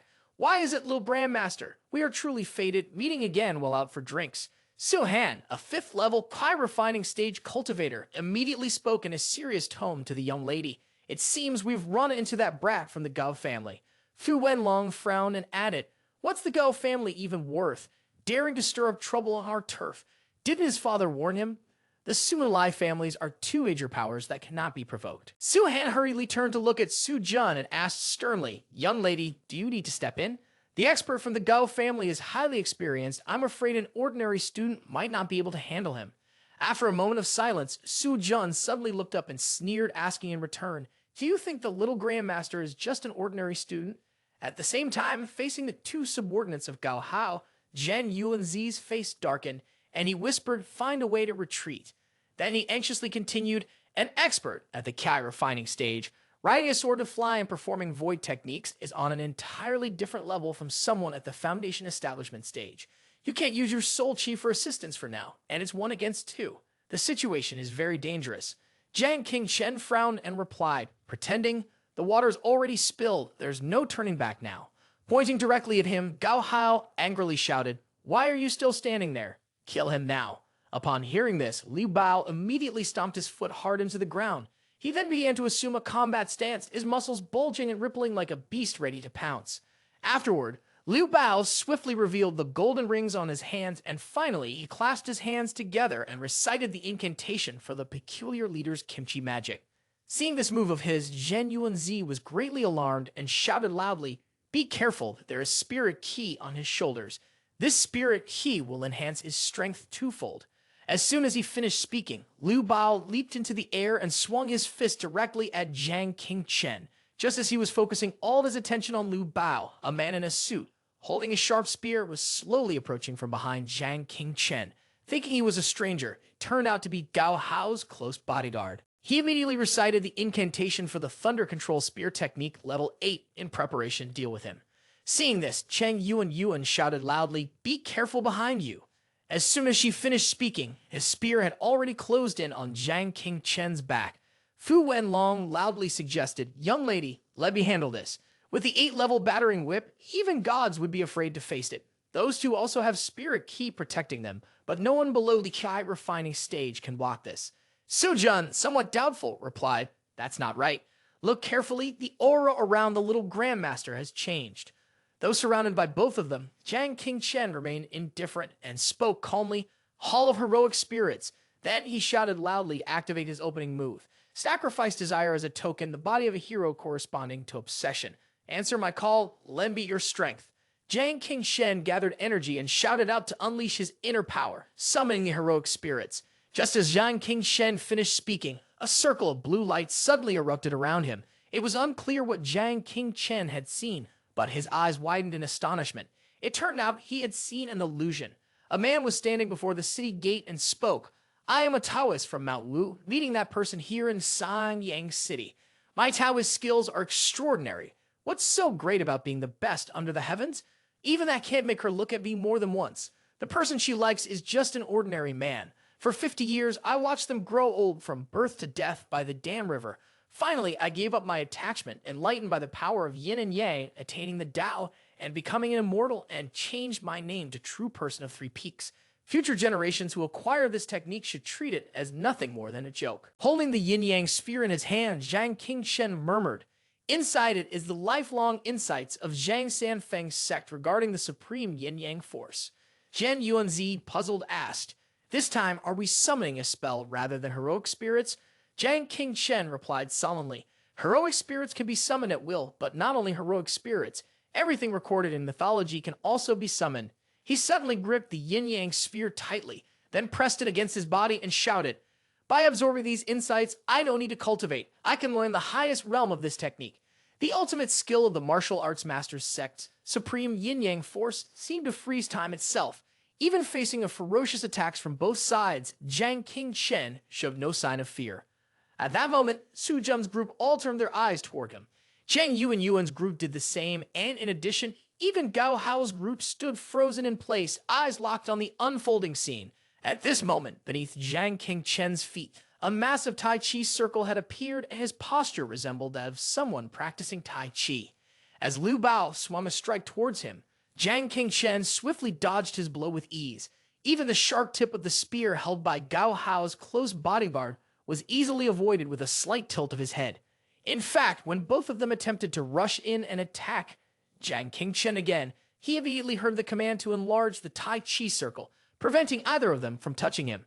Seeing this, the subordinate instantly launched a direct attack at Zhang Qingchen, thrusting his spear forward while loudly shouting, "Aye." But no matter how fast his attack was, it couldn't match the slightest movement from Zhang Qingchen. Then he gathered his energy and created a small Tai Chi circle in his hand. After that, Zhang Qingchen slapped one of his subordinates so hard that it left him reeling, while loudly warning, "Go out on the street and take a slap from me." Taking advantage of Zhang Qingchen's momentary distraction, Liu Bao immediately raised his hand, intending to strike him from behind. However, to his surprise, Zhang Qingchen stepped back to get a better look at him, then punched him in the stomach, saying, "Secret technique, just a normal punch." The blow struck Liu Bao with such force that he was pinned to the wall, stuck there like a lizard. Zhang Qingchen casually shook his wrist and sneered, saying, "Seriously, this is the sound of a heavy impact, a punch to his stomach. Secret technique, just a normal punch." Liu Bao was caught off guard, unable to even make a sound. That punch seemed to pierce through his organs. Su Han, who was standing behind, was wide-eyed in shock, thinking, one palm, one punch, is it really over already? Fu Wenlong, holding his head, stood there dumbfounded, wondering, what kind of spell did he use? His combat power is also at level 9, facing 2 enemies and defeating them in the blink of an eye. Su Jun, watching from a distance, was stunned by the scene and exclaimed, this is the martial arts master's sex ultimate skill, supreme yin-yang force, and it's even the highest level of yin-yang harmonization. Su Jun gazed at Jiang Qingchen's heroic figure and couldn't help but marvel. Countless talented disciples of martial arts spend their whole lives only grasping a fraction of the supreme teachings. How can someone so young like him have cultivated to this stage? Zhen Yuanzi, after watching Jiang Qingchen's display, stroked his chin and murmured in admiration. This technique is quite interesting. It seems that my sect's later generations will have talented individuals to rely on. Sitting contentedly while thinking about the future, Zhen Yuanzai suddenly caught the scent of a strange breath coming from the door. Jiang Qingchen had been standing silently all this time. This breath was overwhelmingly oppressive, and everyone present could feel it. Fu Wenlong anxiously said, the aura is terrifying. The strength of this person is so great that they could defeat everyone here, except for the young lady. Su Han explained this is not merely an aura, but a soul pressure. This person, like the young lady, is at the soul refining stage. While everyone else trembled in fear, Su Jun remained with her head lowered in silence. Then suddenly she shouted, it's that beast Lai Tian Yan. Her face displayed all the fury she was feeling. Stepping out from the door with a single applause, Lai Tian Yan, president of the Student Union of the Heaven-Piercing Cultivation Institute and top 1 on the immoral ranking list, appeared. He walked forward, his eyes narrowed in a smile of approval. Well done. The trash from back then has become this strong. I almost didn't recognize you. Chang King widened his eyes in shock and exclaimed, kid. Lai Tian Yan adjusted his glasses and glanced at Gao Hao, who was being beaten so badly that he could barely breathe, before mocking and oppressively addressing Zhang King, long time, no see, old friend. Su Jun was stunned when she saw the two recognize each other. Lai Tian Yan and the little Grandmaster knew each other. Fu Wenwang anxiously said, this is bad. If the little Grandmaster sides with the Lai family, it would be a terrible blow to the Su family. Su Jun listened to Fu Wenlong express his fears. His face darkened as he lowered his head in silence. At that moment, the chubby guy pushed his way through the crowd, rushing out with excitement. Oh no, are you President Lai of the Student Union?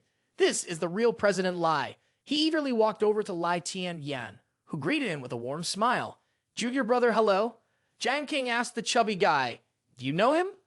The chubby guy innocently replied, he's the president of the Student Union. Together with Dudu and Head Feng Qi, they are the two strongest people at the Heaven-Piercing Cultivation Institute. The chubby guy put a hand on Jiang King's shoulder and gently reassured him. Don't be nervous, President Lai is nothing like that crazy Jiang Dudu. The chubby couldn't stop praising Lai Tian Yan. His strength is impressive, and he's a kind, virtuous, and upright person, born into a cultivation immortality family, but he never acts like a rich hare, he exclaimed with admiration. He is the most beloved idol among the 5 of us female students. When Lai Tian Yan heard the praise, he smiled and raised a hand in a polite gesture. Though he was delighted inside, he also liked to act humble. Junior brother, you flatter me. It's just a bit of empty fame, all thanks to everyone's exaggeration. Jiang King, still tense, looked at Lai Tian Yan and softly replied, it is truly an honor. Su Jun, Jiang Dudu, Lai Tian Yan, the 3 strongest men of Tianshuan City. I guess I know all of them now. The chubby happily walked over. By then, Lai Tian Yan's smile had faded. The chubby scratched his head, embarrassed, and asked, President Lai, may I have your autograph? I'm a big fan. Jiang King shouted out, don't go over there. The fat guy looked at Jiang King and smugly said, what's wrong with you? I know. You must be jealous of him, right? Jiang King didn't answer the fat guy. He gave Lai Tian Yan a challenging look and said, if I'm not mistaken, this senior just had a good time drinking with Gao Hao, right? The fat guy, confused, asked him, are you saying that he and Gao Hao are on the same side? Jiang King continued, I'm afraid that our President Lai's biggest backing is actually Gao Hao. At this moment, Lai Tian Yan remained silent, his face cold. Behind him, Gao Hao was panting heavily. In the crowd, someone suddenly shouted in agreement with Jiang King. That's right. Everyone was stunned, turning their gaze toward the person who spoke. Su Jun rushed out from the crowd, shouting, this bastard Lai Tian Yan is a wolf in sheep's clothing. The two people beside her were pushed aside in surprise, unable to react in time. Su-han and Fu Wenlong, hearing this, were filled with astonishment, only able to watch in silence. Fu Wenlong, feeling uneasy, whispered in Su-han's ear, "Why do I feel like the young lady has such strong resentment toward Lai Tianyan?" Su-han replied, "Don't you know? The Su family and the Lai family. One controls the business world, and the other controls the underground forces. They had always been enemies." Su-han continued, "Also originally, Lai Tianyan pursued our young lady, but she rejected him without hesitation." Fu Wenlong, dumbfounded, asked curiously, "He pursued the young lady? That effeminate guy? How could he possibly deserve her? What happened next?" Su-han, with a serious expression, continued, "With Lai Tianyan's personality and his desire for revenge, he has become completely insane. He punched the 6-year-old younger brother of the young lady down the stairs, which led to his death. The young lady has always suspected Lai Tianyan was behind it, but she couldn't find any evidence. Meanwhile, Lai Tianyan tried to regain his composure and said to Jiang Qingchen with a smile, 'The Gao Hao family's Times Group is one of the assets under my family's Lai Corporation. Of course, I know Gao Hao.' He didn't hesitate to take a jab at Jiang Qingchen, but I never expected that the useless person from back then had now become such an elite. Among the first-year students, his strength was among the strongest." Jiang Qingchen looked at Lai Tianyan with defiance and replied, "President Lai, you're overestimating me. There are countless experts in the Student Association. I only have a little bit of skill. I'm not worthy of the high regard you, as the top of the immortal ranking list, are showing me."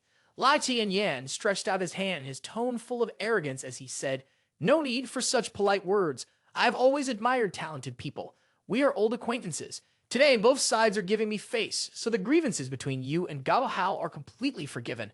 I guarantee that the Gao family will not seek revenge on you in the future. What do you think?"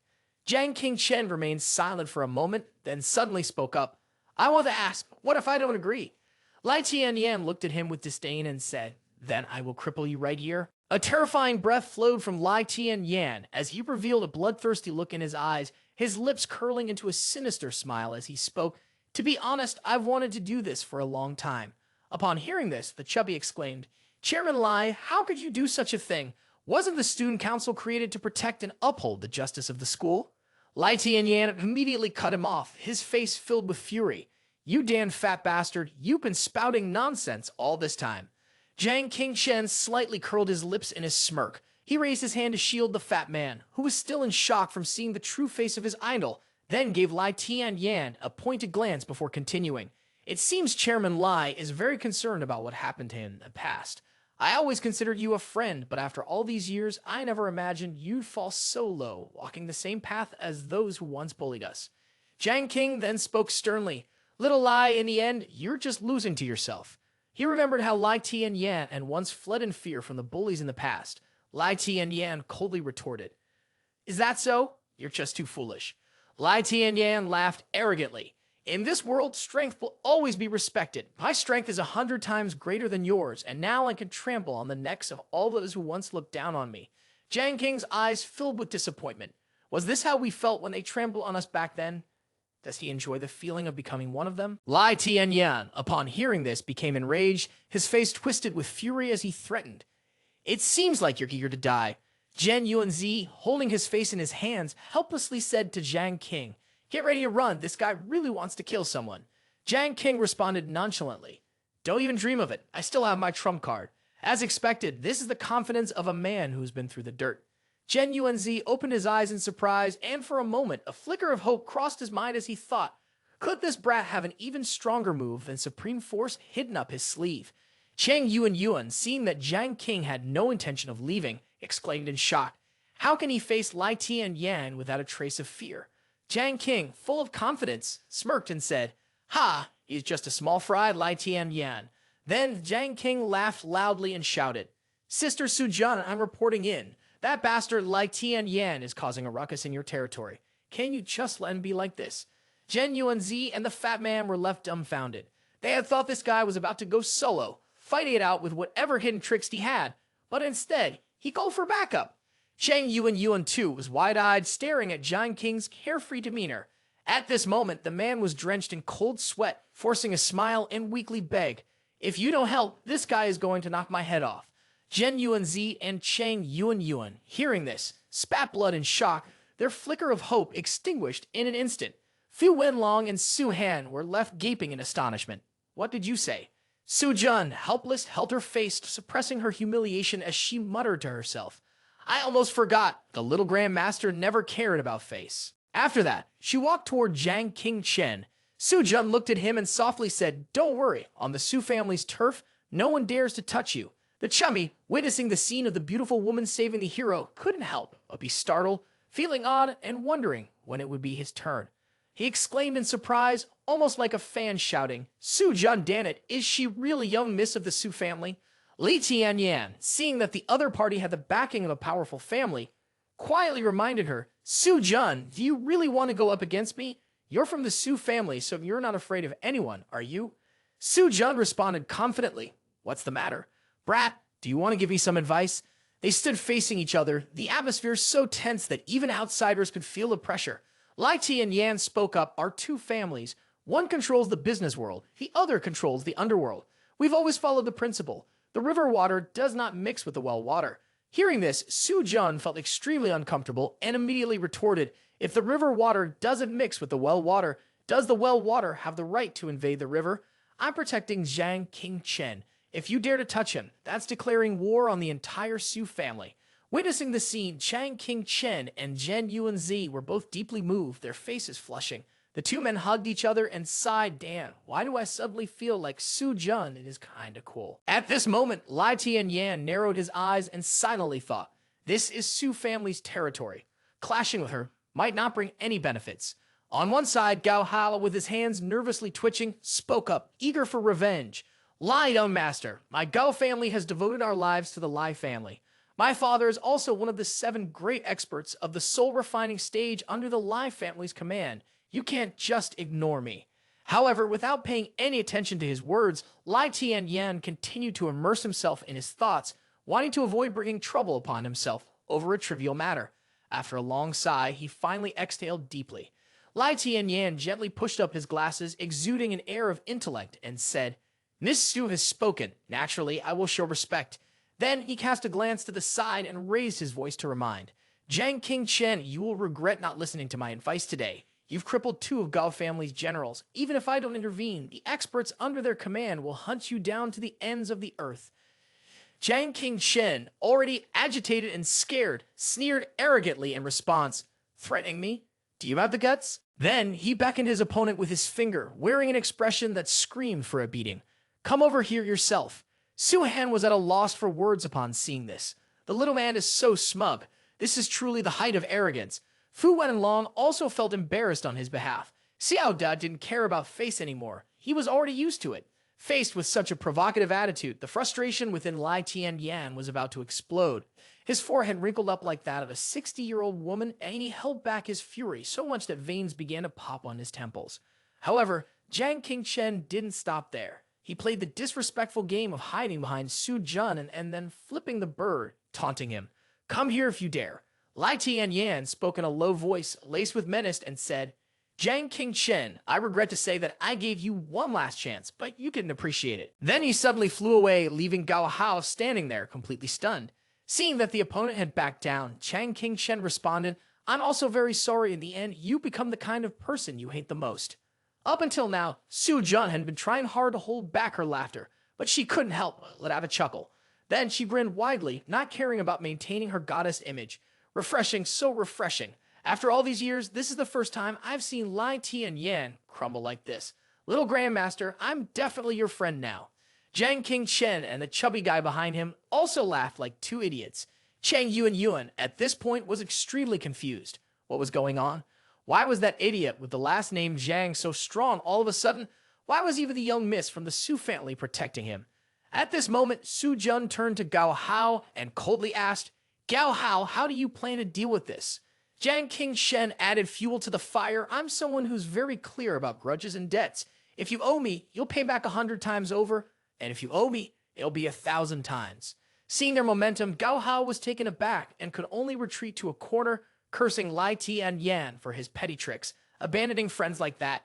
Jiang Qingchen eagerly stepped forward, arms crossed, threatening, Let's settle the debt first. You asked Liu Bao to kill me. How do you plan to settle that? Hearing this, Gao Hao panicked and screamed, "Don't do anything reckless. My father is in charge of one of the 7 major companies under the Lai family, and Tang Tang is a master at the soul refining stage." Then, Jiang Qingchen put on a charming, suave expression and continued with a threatening tone. What a coincidence, just earlier there was also a member of the Lai family here, also at the soul refining stage. Do you think he's still here? Upon hearing this, Gao Hao immediately knelt down to the ground. In pain, he begged, "Please don't kill me, I beg you, don't kill me. As long as you spare my worthless life, I'll give you anything you want." Jiang Qingchen smiled and replied, "Indeed, I don't like killing people, and killing is against the law." Gao Hao hurriedly kowtowed several times as if he were praying to his ancestors. Not killing, not killing. Thank you, Mr. Jiang, for sparing my life." Then he loudly declared he would be Jiang Qingchen's loyal underling. "From today onwards, I am your dog. If you tell me to go east, I won't dare go west." Gao Hao couldn't help but feel emotional inside. Mr. Zheng is so kind. Is this him sparing my life? Why didn't I see before that he is such a good person?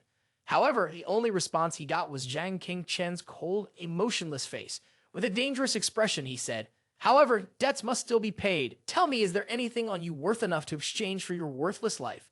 Gao Hao trembled and responded, "Mr. Zhang, just say the word. Whatever you want, the Gao family has it. My younger brother will definitely offer it to you." Inside, he couldn't help but worry. Is this blackmail? At that moment, Jiang Qingchen revealed his true intention. "I noticed that the spirit key used by your 2 subordinates earlier wasn't bad. How about this? I've just entered the 9th level of the Foundation Establishment stage, but I'm still lacking in weapons." Hearing that, Gao Hao casually responded, "I understand. Whichever weapon you prefer, I will get it for you." In his heart, he thought to himself, a low-grade spirit key is worth tens of millions, but if it can exchange for a life, then it's worth it. But Jiang Qingchen was not so simple. He crossed his arms and replied, "No, I don't want what's on their bodies." Gao Hao, still clueless, asked again, "Then what do you want?" Before he could finish his sentence, Jiang Qingchen lowered his voice and said, "I heard that the Lai family is a Kai refining aristocratic family with 7 great spirit chisp, which they have distributed to the 7 most powerful financial conglomerates in exchange for their loyalty, and one of those people is your father." He continued, "Your father deeply loves you. He could have given you that spirit key to protect yourself." Gao Hao was taken aback upon hearing this and loudly defended himself. "That's an heirloom treasure of the Gao family. If my father finds out, he will kill me. How about you choose something else? Anything but that." Jiang Qingchen coldly replied, "Oh, then I want your life." Seeing the murderous look in Jiang Qingchen's eyes, Gao Hao immediately softened his tone like an obedient puppy. "I was just joking. It's only a spirit shy, right? Since you've already spoken, how could I refuse, younger brother? Don't be angry. Killing people is against the law." He then spread his hand and summoned a weapon with a powerful blue aura. Everyone was stunned by the scene, but only Jiang Qingchen maintained his cold, indifferent expression.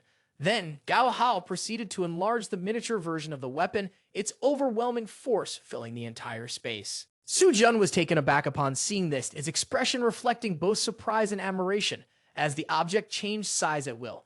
This was a medium-grade spirit chi, a treasure that even the Su family possessed only a few of. Zhen Yuanzi gently said, "This item is made from 1,000-year-old mystic gold, designed specifically to break through the defensive layers of the body. You'll need it to deal with him." Before he could finish his words, Gao Hao began crying and pleading, "Can I leave now?" However, Jiang Qingchen's response immediately crushed the faint hope that had just sparked within him. "No," Jiang Qingchen tightened his grip, then continued, "The first debt is settled, but now it's time to calculate the payment." Upon hearing this, Gao Hao trembled and asked, "How much? How much do I owe?" Jiang Qingchen pretended to think for a moment, then answered, "Previously, you stole money from me and Liu Zi, plus the medical cost and the mental distress is probably about 18,000. Gao Hao innocently asked, "Only 18,000? The sound of a notification from Alipay or WeChat rang out. At this moment, Jiang Qingchen smiled faintly, his face revealing an unmistakable cunning expression. "I already said I need to repay it 1,000 times over. 10 million in cash." Upon hearing this figure, Su Jun became alarmed. Using Gao Hao, he was speechless, muttering under his breath, "Why does it feel like this guy is being even more ruthless than me?" A notification tone rang from the phone, and the screen displayed a balance increase of 10 million. The chubby man screamed in excitement, "It's a miracle!" Tying this with his Su family, dealing with Lai Ti and Yan, completely destroying Gao Hao, and even tricking the official, This was so satisfying. He gave a thumbs up with a gesture of admiration and said, "What are you talking about? Chairman Lai and Captain Jiang, from now on, you're my idol. By sticking to this thigh, you'll be carefree for the rest of your life." Suddenly, a sword flew hovering above Jiang Qingchen's head. The chubby man noticed it and immediately shouted in surprise, "Ah, is this your spirit shy? How did it know to fly up into the sky like that?" Zhen Yuanzai grabbed the sword, caressing it, and proudly introduced, "See this?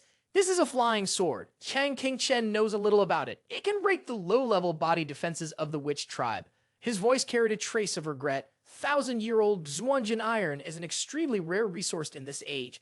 Unfortunately, the Kai refining technique of the Lai family isn't widespread. Zhen Yuanzai furrowed his brows, sweat dripping coldly. To refine such a shabby thing, it will never be enough to deal with the witch tribe. Jiang Qingchen also looked gloomy and downcast, but in Tianshuan City, it was very difficult to find spirit Kai stronger than this. He immediately assumed a stance and began chanting a spell. "I'll cast a golden attribute rune on it for you."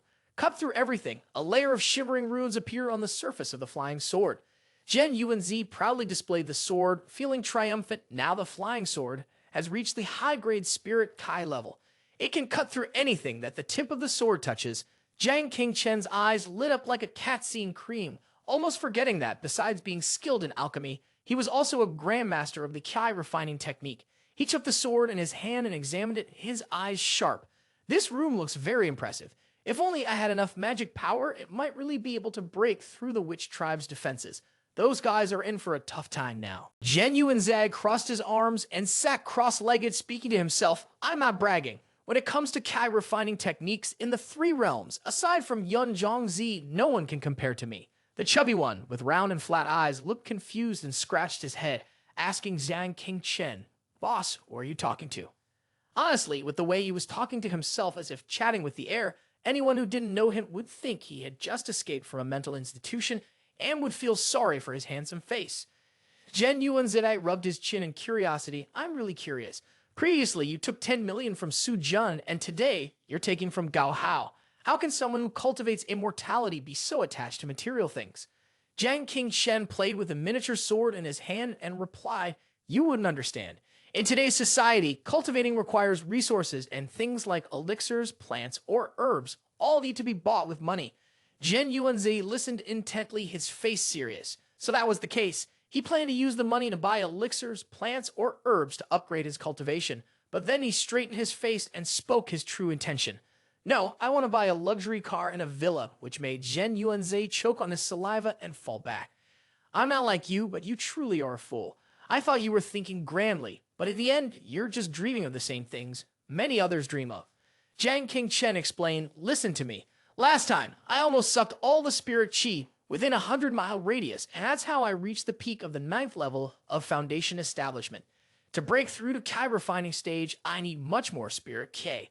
Even with this explanation, Zhen Yuanzi still looked skeptical. That's just an excuse. He recalled the villa he had been investigating for a while and then continued, "This villa was built on the outskirts of the Feng Shuibao Dian.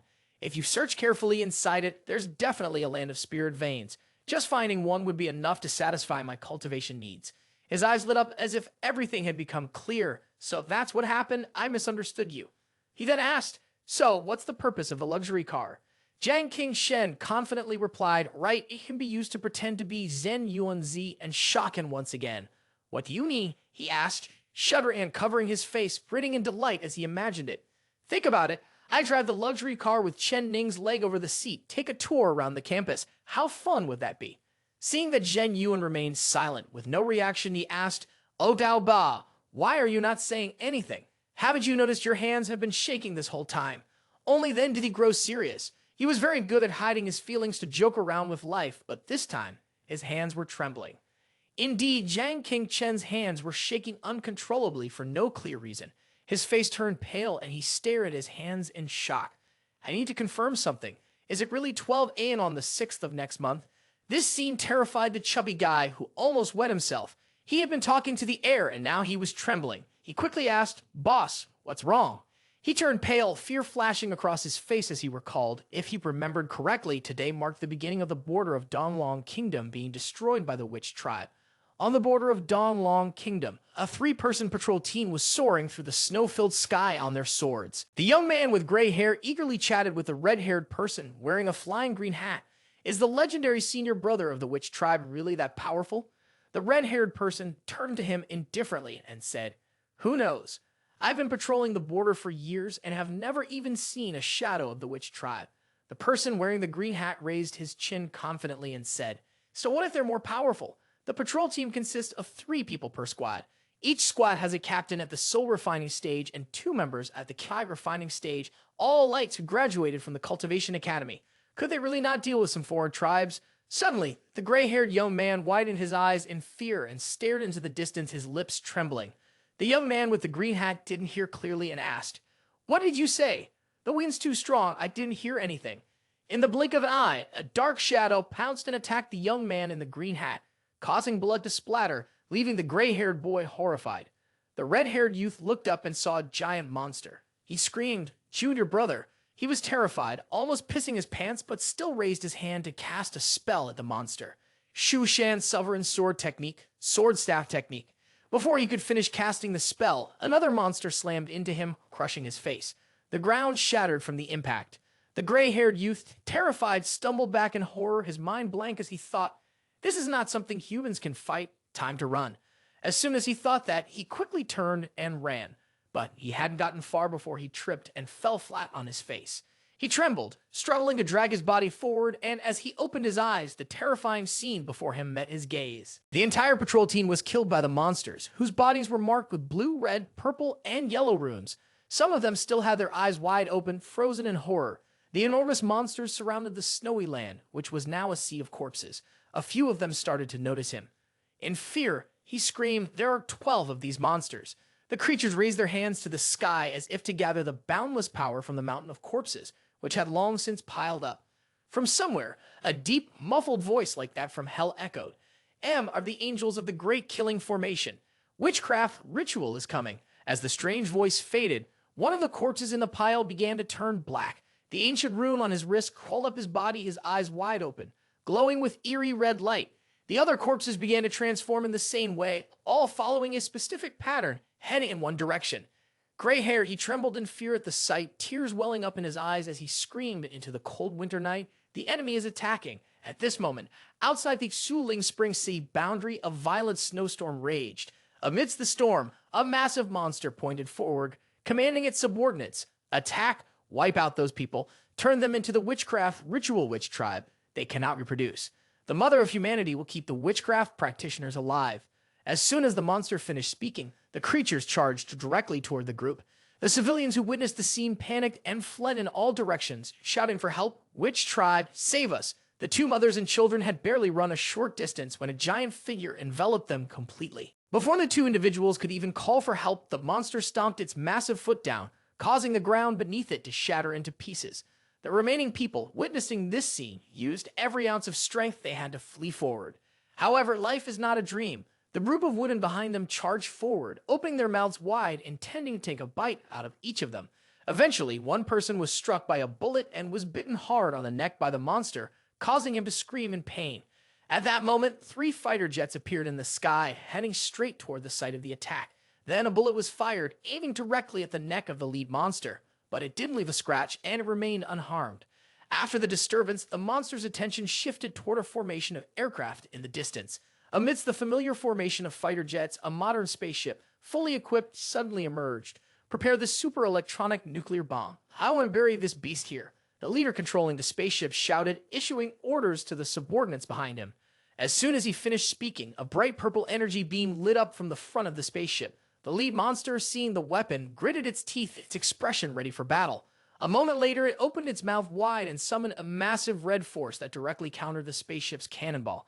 As the 2 sides prepared for an intense clash, a figure appeared, hovering high above. That person was none other than the revered General Hu Wai, elder of the Kunlun sect, with a combat power of 50,000 horsepower. Seeing what was about to unfold, he panicked and shouted, "Run! It's the innate magic of the witch tribe." But it was too late by the time he finished speaking, as the cannon fire from the spaceship, along with the power from the creature's mouth, was already launched. The cannonball from the spaceship shot straight toward the rock without any hindrance. A moment later, the two attacks collided. However, things did not go as expected. The debris from the large rock flew backward, shattering the fleet of spaceships and airplanes. This scene made Hu Wu Wai doubt the meaning of life. Below, the scream of a man who had been caught by the creature echoed. "Mom, I want to go home." In another corner, a man was screaming as if he had never screamed before, being torn apart by a massed tribe, biting into his stomach. In yet another corner, a soldier, holding a spear, looked terrified as the witch tribe closed in on him. "Don't come here, don't come here." Witnessing all this, Hu Wu Wai tightly closed his eyes, tears welling up in the corners of his eyes, his body trembling. The border had completely fallen. After a while, he finally let go and relaxed his hands. At that moment, the leader of the witch tribe lifted its head, looking at Hu Wu Wai, giving him a full appraisal. "The human leader at the border is dead. Perform the witchcraft ritual. It will definitely be useful." The mocking words of the witch tribe leader made Hu Wu Wai explode with anger, veins bulging on his forehead, twitching in fury. He entered a stance, gathering his strength to envelop his body, and charged straight toward the creatures. Just as Hu Wu Wai finished his words, a pair of fiery wings appeared behind him. It turned out to be the Phoenix Bright Sacred Mountain move. Before this scene, the leader had no reaction or movement. The monster's stillness, its lack of response, made Hu Wu Wai so furious that he screamed like never before. Do not underestimate humanity. Immediately after those words, the monster finally reacted. It gritted its teeth and warily stared at him. Then, a huge explosion occurred in the city, shaking the surrounding tall buildings. Moments later, a thick cloud of dust appeared, engulfing the entire city. When the dust cleared, Hu Wu Wai was revealed, tightly gripped by the monster. It looked at him and asked one simple question. Any final words? Though defeated, his body trembling from his injuries, Hu Wu Wai remained persistent. "I, Dongfang Zhaixi of Donglong Kingdom, Holy Imperial, will be assassinated. Avenge me." As soon as he finished speaking, the monster clenched its hand, crushing Hu Wu Wai, sending him to the dust. After sending Hu Wu Wai of his ancestors, a surge of purple energy enveloped the monster's body. Then something unbelievable happened. The monster began to shrink at an astonishing speed. A moment later, instead of a massive, ferocious monster, a tall, red-haired young man stood before them. He looked at his hands for a moment, then glanced up and ordered his subordinates. Capture all of humanity and imprison them as rewards for the warriors. The witch tribe still depends on the growth of humanity. With those words, he walked over to where his subordinates were binding 3 girls to the ground. He looked for a moment before giving an order.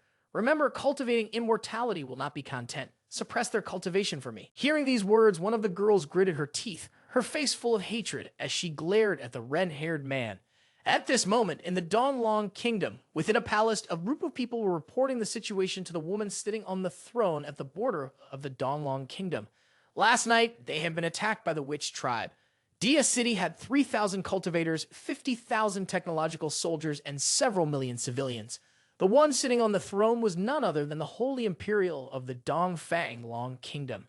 Listening to what the high-ranking officials were reporting, her face became increasingly serious. Dongfang Zhaixi furrowed her brows, her anger evident as she sat upright on the throne. Everyone below continued to discuss. This situation could not be ignored. Suling Spring is personally guarded by my junior brother, Hu Wu Wai. He is a Grand Master at the Nascent Soul Stage, level 5, ranked in the top 10 in our sect, one of the high-ranking officials said. Dongfang Zhaixi responded in a deep voice, "Ask her." She looked toward the girl in ragged black clothing, covered in wounds, kneeling in a corner with her head bowed, and continued. "This is Tong Su Rai, the head of the student council at Suling Cultivation Academy, and she is the only one who survived this disaster." One of the subordinates, upon hearing this, approached Su Rai and gently asked, "Young lady, don't be afraid. Please tell us what exactly happened." She immediately reacted violently, tears and snot streaming down her face as she yelled, "They're dead, they're all dead." Tong Su Rai, filled with rage, shouted, "The witch tribe was always a group of monsters. Their strength is not just on one level. This is not war, this is one-sided slaughter." Hearing her speak, those from her faction immediately asked in panic. It could also be said that the Suling Spring was no more. Tong Su Rai helplessly collapsed to the ground, trembling as she answered, "That's right. No one survived, whether old, weak, women, or children. All the beautiful young female cultivators were captured alive. I overheard them say that the pure blood witch tribe cannot reproduce. They want to keep us alive to use us for reproduction." Dongfang Zhaixi stood up and, using her magic, conjured several magic circles. She calmly spoke, "This is the scene I extracted from her mind using soul magic. The circles began to replay the terrifying images. A mother, frightened, holding her son tightly in her arms, while a large and horrifying demon loomed behind them. They screamed in terror, "It's the witch tribe! Help us!" The horrifying monsters from the witch tribe bared their teeth menacingly. They mercilessly exploited and slaughtered the people in the area. Those in the hall watching the scene couldn't help but shudder in shock. One person from the Zaishan sect stepped forward, hesitantly asking Tong Su Rai, "So that's what happened. How did you manage to survive?" She lowered her head, hesitating before she began to recount. "The leader of the witch tribe is named Xi Lu. He gave us a chance to live. He forced all the women to take turns serving him. The one who could give him the greatest pleasure and sympathy would be released." A disciple from the Zaishan sect immediately asked loudly, "Did you follow through?" Tong Su Rai let out a cold smile, admitting frankly, "Yes, I served him in a way that made him very comfortable, so I was released." Moreover, she trembled as she placed her hand on her belly, tears welling up in her eyes as she continued in a sorrowful tone, "Inside my womb, there is the child of the witch tribe. According to what they told me, this creature is called a witchcraft practitioner." Upon hearing Tong Su Rai's words, the people below began shouting angrily, "Shameless, promiscuous woman, how dare you show your face here?" She forced a crooked smile, tears streaming down her cheeks. Suddenly, she stood up and rushed forward. Tong Su Rai swiftly grabbed the sword of the guard behind her, causing him to panic and shout, "You're crazy. What do you think you're doing?" She didn't say another word. Without hesitation, she plunged the sword through her abdomen decisively. Dongfang's Daixi, seeing this, was startled and called out worriedly, "No." Tong Su Rai's face turned pale. Her blood drained from her face. She struggled to speak. "Holy Imperial, I have one request. The details of the battle are recorded in my soul. After I die, please use the soul technique to extract the memories. You must make use of everything." Dongfang Jiaxi hesitated before speaking. "If I forcibly extract the memories using soul techniques, you'll be left without a soul." Tong Su Ri firmly replied, "There's no time left. You must do it, no matter what." Jiaxi asked in confusion, "What is it that's too late?" Sumine, her face extremely serious, trembled as she explained, "I overheard the leader of the witch tribe say that witchcraft practitioners born from the union of the witch tribe and humans usually appear just like regular humans. And these women have already infiltrated human countries since decades ago. Now, they are everywhere." Dongfang Jiaxi, upon hearing this, was utterly astonished. Her eyes widened in shock as she exclaimed. Jiaxi loudly asked, "Could it be that among those present, there are members of the witch tribe?" Tong Su Ri coughed violently, but still managed to gasp out a few weak breaths to relay the information. "Moreover, one of them is a pure witch tribe member who has sneaked into a city in our Donglong kingdom. It seems they are searching for something." Upon hearing this, Dongfang Jiaxi seemed to realize something. She suddenly panicked and shouted loudly. Dongfang Jiaxi slowly recounted, "In the past few days, the primordial true art within my body began to stir, sensing the presence of the Swan Yuan sword. In a certain city, she sank into deep thought. Now the capital of the 7 great nations has an ancient protective formation, which is also the final line of defense for humanity. They have launched an attack this time because they want to seize the Swan Yuan sword. In doing so, they will use this power to break the great formation. One strike could annihilate humanity." The people below also began to worry, speaking loudly. "If the witch tribe gets their hands on the Swan Yuan sword, we are completely finished." Tong Su Ri forcefully spoke out, "I am not afraid of death. I only fear that even after we died, no one will bring back information about the witch tribe. No one will know that all of you risked your lives to protect the country until the very last moment. And no one will prove the despair of our people when they were slaughtered." Hermes lost all strength and she collapsed to the ground. She spoke in a low, somber voice. "Donglong Kingdom, we." Her face was lowered, her complexion pale, with only one thought of hatred in her mind. There was no such cowardly fate cultivate immortality like this. Before she could say another word, Tong Su Rai breathed her last and collapsed to the ground, her stomach pierced by the wound she had inflicted upon herself. Seeing this, Dongfang Jiaxi lowered his head in silence, lost in thought. The two young men began to discuss. "I remember that the Holy Imperial's master uncle is one of the 9 grand elders of the Hidden Dragon Pavilion. It seems Su Ran is in seclusion in the moral world, searching for the whereabouts of the Swan Yuan sword." The other person pondered for a moment before replying, "Of course, Junior's sister is one of the few who survived after fighting with the witch tribe. Although severely wounded and with diminished power, she is still someone worthy of trust." Dongfang Jiaxi quickly made a decision. "In that case, we can only rely on Master Uncle Xu Ran." Meanwhile, in a high-rise apartment in the city, Jiang Qingchen was sitting on the bed, eyes closed, focusing his spiritual energy, practicing his cultivation technique. Zhen Yuanzi, in the form of a child, was sitting by the windowsill, stroking his chin, watching him intently, deep in thought. Suddenly, a tremendous force erupted from within King Chen, sending everything around him flying. His eyes widened, turning a strange golden color. He clenched his fist and shouted. Zhen Yuanzi, who was nearby, was also blown away by the gust of wind, his robes flapping wildly, revealing a few strands of leg hair, which startled him. He shouted loudly, "Quick, rein in your energy. If you don't, you'll destroy this entire building." Jiang Qingchen immediately followed his advice, drenched in sweat, gritting his teeth and shouting, "Rein in!" As soon as he finished speaking, everything in the room instantly returned to its original state, and one by one, objects fell with loud crashes onto the floor. King Chen was suddenly hit right in the face by a pillow, causing him to jump up and scream loudly. "Oh my God!" He glanced thoughtfully at his hand. Suddenly, King Shen pointed downward and shouted, "Fire!" Immediately, a spark shot out from his palm, making Zhen Yuanzi jump in surprise. A flame surged swiftly out of the room, striking a massive old tree outside. The tree split in two and crashed heavily to the ground. Zhen Yuanzi excitedly exclaimed, "No external objects needed. The spiritual power is released outside the body, flexibly controlled for expansion and contraction. This truly is the carve refining stage." Jiang Qingchen glanced at the watch on his wrist, silently thinking, breaking through to the carve refining stage, my combat power has risen from 9 to 15. Suddenly, a furious shout came from below. "Who the hell cut down my 30-year-old ginkgo tree?" Startled, Zhen Yuanzi immediately jumped up in fear and grabbed King Chen's head. King Chen, meanwhile, seemed to have a realization, murmuring to himself, "Entering the carve refining stage. Does that mean I can?" Quickly, Jiang Qingchen pulled a small toy sword from his pocket, held it firmly, and threw it outside. It instantly transformed into a sharp blade, growing to 10 times its original size. Excited, King Shen leaped onto the sword, shouting loudly, "Learning sword flight, this was my dream in my past life." Without hesitation, he shot off at lightning speed, leaving Zhen Yuanzi behind, who shouted and struggled to catch up. "Stinky brat, wait for me. Damn it, you forgot to gather the soul hall." After a short while, Zhang Qingchen flew on his sword to another building. He leaped off the sword with a swift motion. King Chen quickly landed safely on the ground, putting on a very cool expression. Suddenly, a notification rang on his phone. As soon as he opened it, a breaking news headline appeared, hot off the press. Witch tribe invasion. Last night, in Xuling province, on the border of the Donglong kingdom, the witch tribe launched an attack. After a night of chaos, more than 1 million people in the province were slaughtered.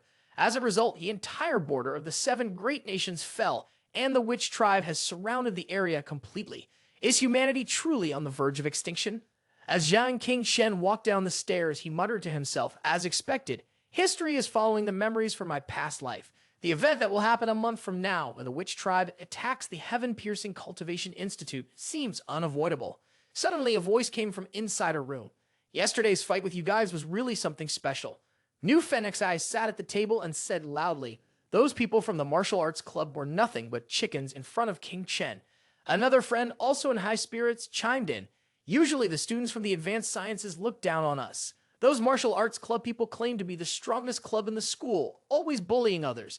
This time, King Chen really helped us get our revenge." Lai Shilan then added, "Students from the advanced sciences aren't all rich kids, right? Have they really paid 100,000 for the registration fee since they were little? I think, if given the chance, the humanities department could strike back." A student with shiny purple hair sitting in the row next to them suddenly spoke up in mockery. "Ridiculous that idiot with the last name Zhang beat the martial arts club. Yeah, a bunch of humanities department students who can't even cultivate immortality, all dreaming in broad daylight together, huh?" Lai Shilan immediately provoked them. "Are you jealous? I saw everything with my own eyes yesterday." The student with the swept back hair started showing off. "I'm a level 3 warrior, appointed as class vice president by the student council. Why would I be jealous of him? If he's capable, let him flaunt his arrogance in front of me and his friends will follow suit." "Exactly, that idiot with the last name Zhang is even worthy of becoming a member of our cultivation department." The student with purple hair stepped closer, placing his hand on the chubby student's shoulder in a familiar manner and said, "Wake up. This is a world where only those with strength are respected." He smirked with disdain, a poor guy who can't even afford the registration fee, beating a genius from a prestigious school. This kind of joke doesn't even exist. Jiang Qingchen, standing outside the door, had heard everything. He frowned and thoughtfully supported the chubby student. Most of the students were from the humanities department, while the students from the cultivation department sided with the vice president. He understood the cultural differences between the two departments and silently thought that the global policy of cultivating immortality should not discriminate by class, but in the subconscious, people inevitably divided themselves into levels and tiers. In the future, when he ruled the Donglong kingdom, he would have to eliminate this hidden flaw. With that thought, Jiang Qingchen cleared his throat and said, "Oh, a quarrel." He casually stepped into the room, calmly addressing everyone. "Let me join in." The guy with the purple hair, looking sharp as ever, got excited when he saw him enter and shouted, "You've come at just the right time, Zhang the Fool. The students from the humanities department are inflating your ego to the skies. What's the matter? Are you too scared?" He challenged loudly. "Do you dare to have a match with me?" The crowd below started cheering. "Do you need the vice class leader to step in to handle him? Let's beat them so badly that they'll wet themselves and come to their senses." King Chen spoke coldly. "I have already dealt with 2 of the 3 main troublemakers in the martial arts club yesterday. You're just a bunch of little pests." Suddenly, his illusion grew to an enormous size, his face twisted into a menacing expression that made the guy with purple hair go pale with fear. King Chen's voice turned chilling. "Are you even worthy of me lifting a finger?" Seeing this, the guy's legs started trembling uncontrollably, as if shocked by electricity. He fell to his knees and began crying out in distress. King Shen silently calculated that it wasn't necessary to reveal his true strength just yet. Using the effect of the primordial true art, he suppressed his combat power to level 9. Waves of red energy emanated from King Chen's body, quickly surrounding the students from the cultivation department, causing them to scream in terror. Level 9 combat power. The strongest first-year students are Wang Dao and Shen Ning. Their combat power is only level 8. Has the title of the strongest first-year student already changed hands? Lai Shilan, seeing this, became completely infatuated with him. She admired him and said, "Even the aura you give off can suppress the students from the science department. So cool." The chubby guy, excited, pounded his chest and said, "Don't suddenly unleash your aura like that. Pork is so expensive right now. If I get scared and lose weight, can you compensate me?" After speaking, he turned to mock the one with purple hair. "Just now, your brat wasn't convinced, right? Want to spar a few moves with our strongest freshman?"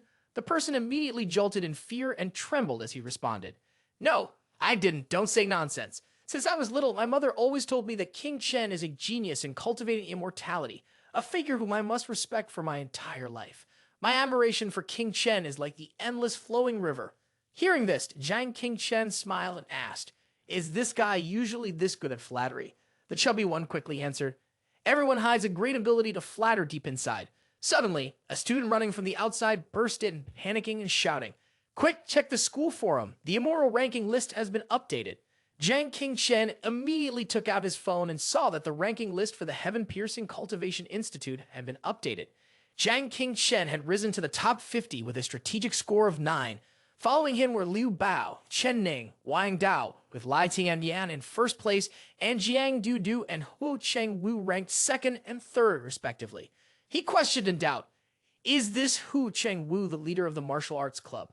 Qing Shen focused on his phone, deep in thought. His actual combat strength was 15, and the gap between him and its person was not small. He rubbed his chin and muttered to himself, "Right now, I'm making enemies everywhere, and with the Gao family eyeing Lai Tianyan's student council, they won't let me off either. To deal with them, I'll need a stronger force." Suddenly, he remembered something and slapped the chubby guy on the head, excitedly saying loudly, "The chubby, come with me to Miss Shuran's office." The chubby guy, hearing this, asked in confusion, "Why are we going to find that fierce teacher for no reason?" Jiang Qingchen crossed his arms and eagerly spoke up, "I want to sign up for the cultivation department." At that moment in the office, someone was holding a newspaper with an image of the battle that had erupted on the front page. Suran, upon reading the news, was so angry that her hands trembled. She muttered to herself, "Who brother of the Kunlun sect is dead?" Tears welled up in her eyes. Suran growled, "Which tribe? Again the witch tribe. If only Donglong Kingdom had more talents like Holy Imperial, we wouldn't be afraid of these wild beasts." Suddenly, voices from outside grew louder. "Quick, come look. The strongest first-year student is going to sign up for the cultivation department."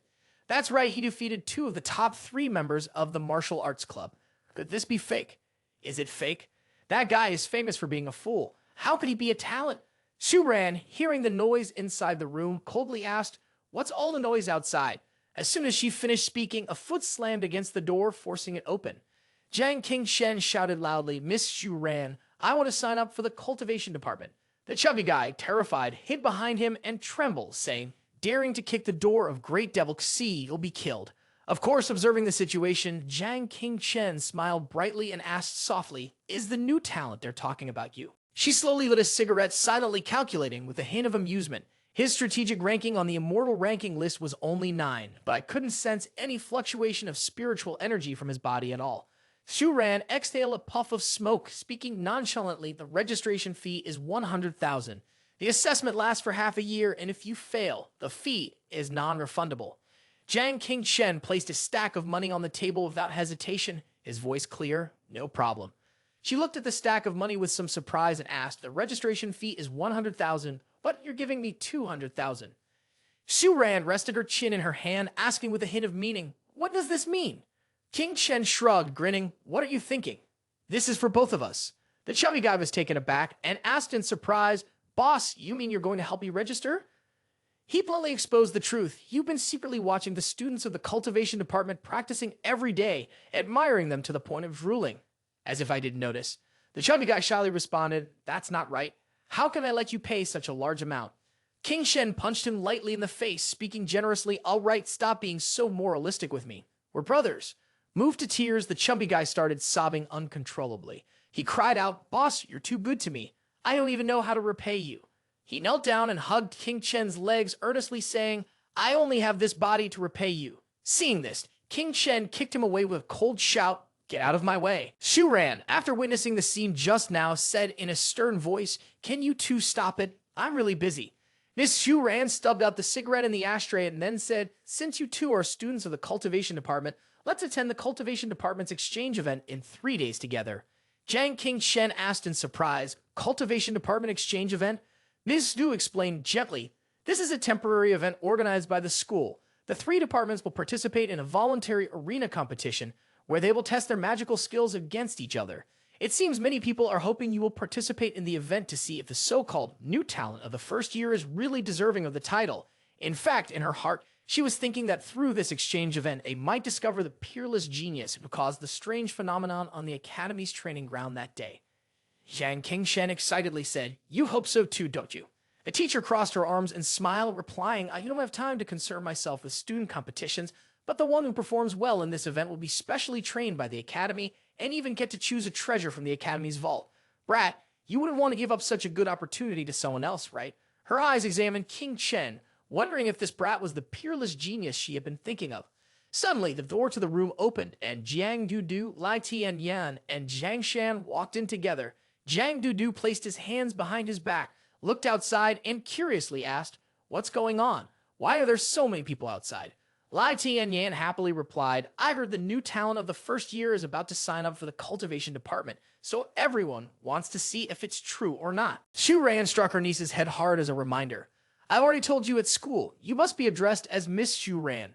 She then looked at the 2 young men and asked, are you 2 representatives of the student council sent by Feng Qi, the council member, to discuss the upcoming event for the cultivation department? Lai Tianyan eagerly responded, the exchange event in 3 days. Our first-year talents are highly anticipated by everyone. He then looked at Qingchen, speaking in a somewhat arrogant tone. Oh, right, the student council's subordinates will also take the stage. You wouldn't be afraid to face this challenge, would you? Hearing the condescending tone, Jiang Dudu snapped. A man talking in such a weird and sarcastic way, it's already annoying to hear. Get out of the way. But then she pointed directly at Qingchen with an even more venomous tone. Get on stage then. I'll have Feng Qi's subordinates stomp your damn head in. Jen Yu and Z, hearing this, was enraged and growled. There's something we can tolerate, but this is not one of them. Qingchen, we accept this challenge. Outside the door, the crowd, having overheard this, became excited and shouted, did you hear that? The student council and Feng Qi are declaring war on the new talent. Things are about to get interesting. At the same time, offending 2 organizations like this, he deserves whatever's coming. He's not going to back down, is he? Isn't that just an unnecessary question? How about you? Would you dare to face this challenge? Ma, hearing this, was furious and shouted, do you really think Qingchen is an idiot? Do you think he'll be provoked by such a boring remark? He clapped Qingchen on the shoulder and pulled him away and won't stoop to their level. The student union and Feng Qi, the committee member of the union, are top experts on the immortal ranking list. Only a fool would challenge them. Miss Xu reassured him, Don't worry, the cultivation department's exchange meeting always gives priority to students who volunteer to step into the arena. If you don't agree, no one can force you. King Shen smiled slightly and replied, Miss Shu Ran, since you said it, and with President Lai and Captain Jiang being so enthusiastic, how could I disappoint them? But both of you senior brothers should remind your subordinates not to let themselves be easily defeated by me. Hearing this firm response, everyone was momentarily stunned. He strode confidently out, raising his hand and speaking loudly, this time, I'll hold back. If not, it would make the two major organizations of the Academy lose face, and that would be far from good. King Chen walked briskly, his expression turning serious once again. He thought to himself, the witch tribe's attack was getting closer. This battle with the top experts in his cohort was the best opportunity to level up his cultivation by accumulating enough obsessions. At that moment, Jiang Dudu snapped. This guy, he's playing with fire. She then pointed at Jiang Shan and shouted, you're representing Feng Ti this time. If you can't make him kneel and admit defeat, don't ever say you are from Feng Ti's committee again. Jiang Shan, tall and muscular, clenched his fist and said with determination, don't worry, head, the Feng Ti committee won't lose to anyone. Lai Tianyan also turned back to Tao Lang and said, you represent the student union in this battle. If you accidentally kill him, it won't affect the overall situation. Tao Lang replied calmly and briefly, don't worry, Vice President, killing him will only take a moment. Soon, this information spread everywhere. Lai Shilan heard it and immediately rushed to question them. Jiang King Chen, are you crazy? Do you know who the student union and Commissioner Feng Ti are? Even the weakest among them has a combat power of 15 or more. Nu was also very worried. The Vice President is standing behind Lai Tianyan today, and their strength is comparable to that of ordinary teachers. Their power level is not on the same scale as ours.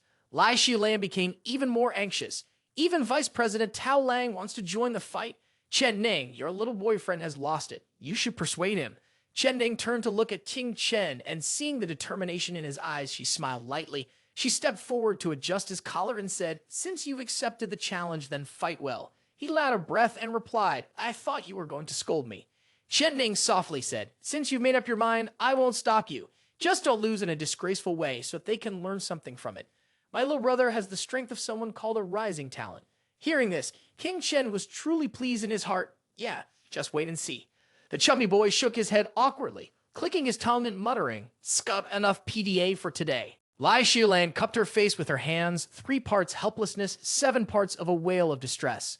One younger brother controlling, one older sister controlling, truly beyond cure. The night fell, and the bright moonlight shimmered over the vast sea. Jiang King Chen stood on the shore deep in thought.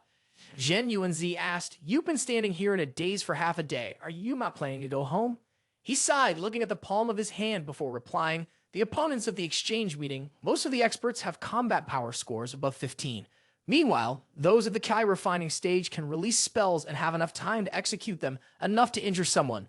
My Taiji relies primarily on close combat, and dealing with many enemies won't be advantageous. Zhen Yuanzi asked, do you want me to train with you on magic? King Shen nodded. There are still 3 days left. At least we can learn a few basic spells. Yuanzi frowned slightly. You think the time is not enough? Even the most basic 5 elements magic would at least take a week to learn before being able to cast it with some proficiency. He shook his head. It's fine. I have a rough idea already. I've already gone through a reincarnation once. Even so, Yuanzi remained concerned. Is that so? Although it's not like a normal rebirth, it might not be entirely impossible. King Shen spoke with confidence. The countless experiences of studying magic in my previous life are still in my mind. With your guidance, and once again cultivating in this world, there will be more to do, but it won't be too much. Zhen Yuanzi sighed softly and replied, there's not much time left. Let's give it a try together. King Shen began to focus, channeling his internal energy into his hands before chanting the fire technique's grand spell. A tiny flame appeared, and in an instant, it flared up into a powerful blaze. Zhen Yuanzi exclaimed excitedly, it's a success. But right after, a gust of wind blew by, extinguishing the fire completely. Both of them looked disappointed, their faces dark. Zhen Yuanzi slapped King Chen on the head and shouted, is this your level after 2 lifetimes as a human? Are you messing with me? King Shen covered his head with his hands and replied, every beginning is difficult. Don't get so worked up. Jiang King Shen lightly shook his wrist and said, I just don't know the art of eternal flame. Let's start over. He stood in a firm stance, placing his hands together, channeling his energy and reciting the incantation. Art of the Phoenix, Phoenix Illusion Movement. Suddenly, a surge of energy erupted, his feet light as clouds as he jumped high into the air, feeling as though he was soaring through the sky. King Shen laughed. Who's being underestimated now? Zhen Yuanzi was a bit surprised, not bad, but suddenly, King Shen felt the energy dissipate and his face turn ashen. Oh no, falling from this height will result in a mess of broken bones and teeth. It's over. I'm done for. No sooner had he finished speaking than his back slammed onto the ground with a loud thud, rendering him unconscious. Zhen Yuanzi used a blade of grass to prod King Shen, performing emergency resuscitation. After a while, King Shen regained consciousness, his head spinning. He asked, "Am I still alive?" Zhen Yuanzi casually asked, "How long did it take you to learn the blazing fire technique in your past life?" King Shen whispered, "Maybe about 3 or 5 months. Heaven and earth, is it 3 months or 5 months? And now there are still 3 more days. The disciples in this lifetime are countless, but someone with your aptitude. I've truly never encountered anyone like you before." Zhen Yuanzi sighed, holding his head, then turned to leave. "Go home, you have a little bit of talent, but it's more practical to sleep for 2 days to recharge your spirit." After a few steps, King Shen's voice suddenly rang out from behind him. Fire technique, blazing fire technique. He refused to give up, continuing his training. 3 more days, I'll train for 3 more days. 3 more hours, I'll train for 3 more hours. I won't give up. Zhen Yuanzi turned back to look. This time, his precision still wasn't perfect, but the flame stubbornly persisted a little longer. Here it is. Again, once more. Zhen Yuanzi looked at this scene and sighed. All right, enough. Listen carefully. The key point of the fire technique was like this, one person guiding and the other practicing relentlessly without pause. 3 days later, when the sun began to rise, King Shen lay on the ground, his body battered, clothes torn. Exhausted to the point of collapsing, he lay there gasping for breath, mumbling, "Only 3 more hours, the exchange meeting is about to start." Zhen Yuanzi sighed. He had originally thought this brat only knew how to seize opportunities, but unexpectedly, he still had some perseverance. King Shen laughed heartily. "Zhen Yuan brother, if I win, I'd like to invite Chen Ning to the beach to watch the sunrise together." Zhen Yuanzi's gaze remained fixed on the horizon, where the sun was slowly rising, a magnificent scene unfolding. He smiled and replied, "I know, your ambition for her has never ceased." King Shen raised his hand to block the dazzling sunlight in front of his eyes and said sincerely, "I've never thought I could grasp all the good things in life. There are some opportunities that, if not seized now, will be lost forever. Even in the scorching heat of summer, not only is there cotton candy, but there are also dreams you can have in broad daylight, right?" He sat up suddenly and exclaimed, "Let's go, let them experience the true power of the two of us." The cultivation department's exchange hall was packed with spectators, the lively cheers and shouts filling the air as people chattered nonstop. "Hey, did you hear? Today's cultivation department exchange event is going to have some really exciting performances. Does that first-year guy not need his life anymore? Are you talking about the one on the arena?" Another person looked at him as if he were about to be doomed. "Jiang Dudu, the great demon, is here too." On the arena, Ma Tian was dominating. He shouted, looked around, and delivered a powerful kick, sending his opponent flying to the edge of the arena. The commentator's voice echoed, "The strongest first-year challenge is Ma Tian." Ma Tian won. Wang Dao gritted his teeth, slowly getting up. He wiped the blood that trickled from the corner of his mouth and cursed. "Damn it, I lost to Shang King Shen earlier, and now I lose to this guy." Miss Huran said, "Currently, student Ma Tian has won 6 consecutive matches. Do the first-year students still wish to challenge him? If not, the first-year challenge period will end. The matches between second and third years will begin." Ma Tian stood in the center of the arena, raised a finger, and arrogantly pointed to the sky, saying, "All you rookies, remember the lesson your senior brother is teaching you today." In the stands, the audience was in an uproar. Is there really no one from the first-year students daring to get up on the ring? Wasn't it said that Zhang King Chen had talent? Where is he? I think he's just scared and doesn't dare to come. The chubby guy yelled angrily, "Where's the boss? Why hasn't he come up to fight that bastard yet?" Lai Shilan also puffed her cheeks and shouted loudly, "That's right, you couldn't persuade him earlier, so why isn't he here now?" Chen Ning, sitting next to them, smiled wryly. "Weren't you two the ones who advised him not to participate just a couple of days ago?" Everyone lowered their heads in silence. Chang Yuan let out a soft sigh. What's the point of coming now? The opponent is in the top 52 with a combat power of 15. What does King Chen have to fight against him? When Shen Ning heard this, she was surprised and asked, "Oh, Yuan, earlier you called King Shen Lai Shilan, and now I realize I can't help but smile with joy." "That's right, did you always call him that stupid Jiang Dai before?"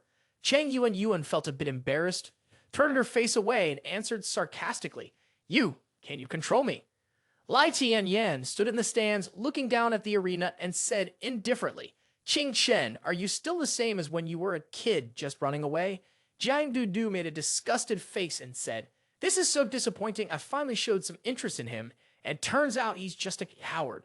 Suddenly, a young man in purple pointed at the sky and shouted loudly, damn, you all look up at the sky. That's Jiang King Chen. He's so cool. In the air, Jiang King Chen, with a bright expression, wielded his sword and charged forward like the wind, shouting, today I'm going to beat you. The chubby one shouted, it's King Chen, as expected, he's here. Boss, do your best. Let the one who underestimated us see the new talent, the new talent, the new talent, the new talent. The first-year audience was eagerly anticipating his appearance. King Chen jumped onto the arena, his style so cool that everyone was excited to see what would happen next. Jiang Dudu, watching this side, long time no see, hasn't Wind Command's appearance changed a little? What's the big deal, though? Xu Ran observed carefully and said, although if he could use the wind-riding flight technique, that would be. Lei Tianyan was startled and interrupted. This guy has reached the kite refining stage already. His battle power is 15, equal to Ma Tian. The second-year audience kept cheering for Ma Tian. What's the big deal? Ma Tian, beat him up for me. Show the freshmen the consequences of disrespecting their seniors. Jiang King Shen stood with his hands clasped in a gesture of respect toward Ma Tian. Jiang King Shen, representing the first-year students, was challenging his senior brother.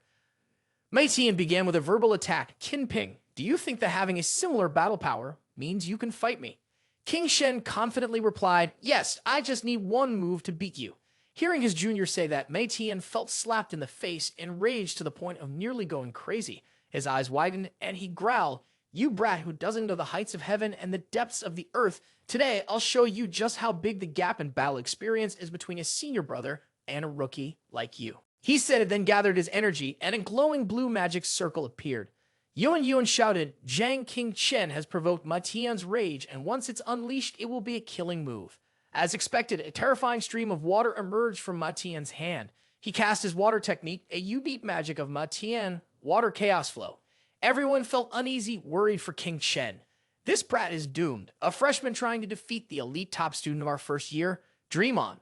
The powerful stream of water, as fierce as a dragon, surged toward the opponent. King Chen showed no sign of fear. He calmly executed his first move, the Tai Chia Yin Energy Transformation Art. A circle appeared and gently sliced through Ma Tian's water chaos flow. He was utterly stunned. My water chaos flow was blocked. Miss Xu Ran frowned slightly. That's right.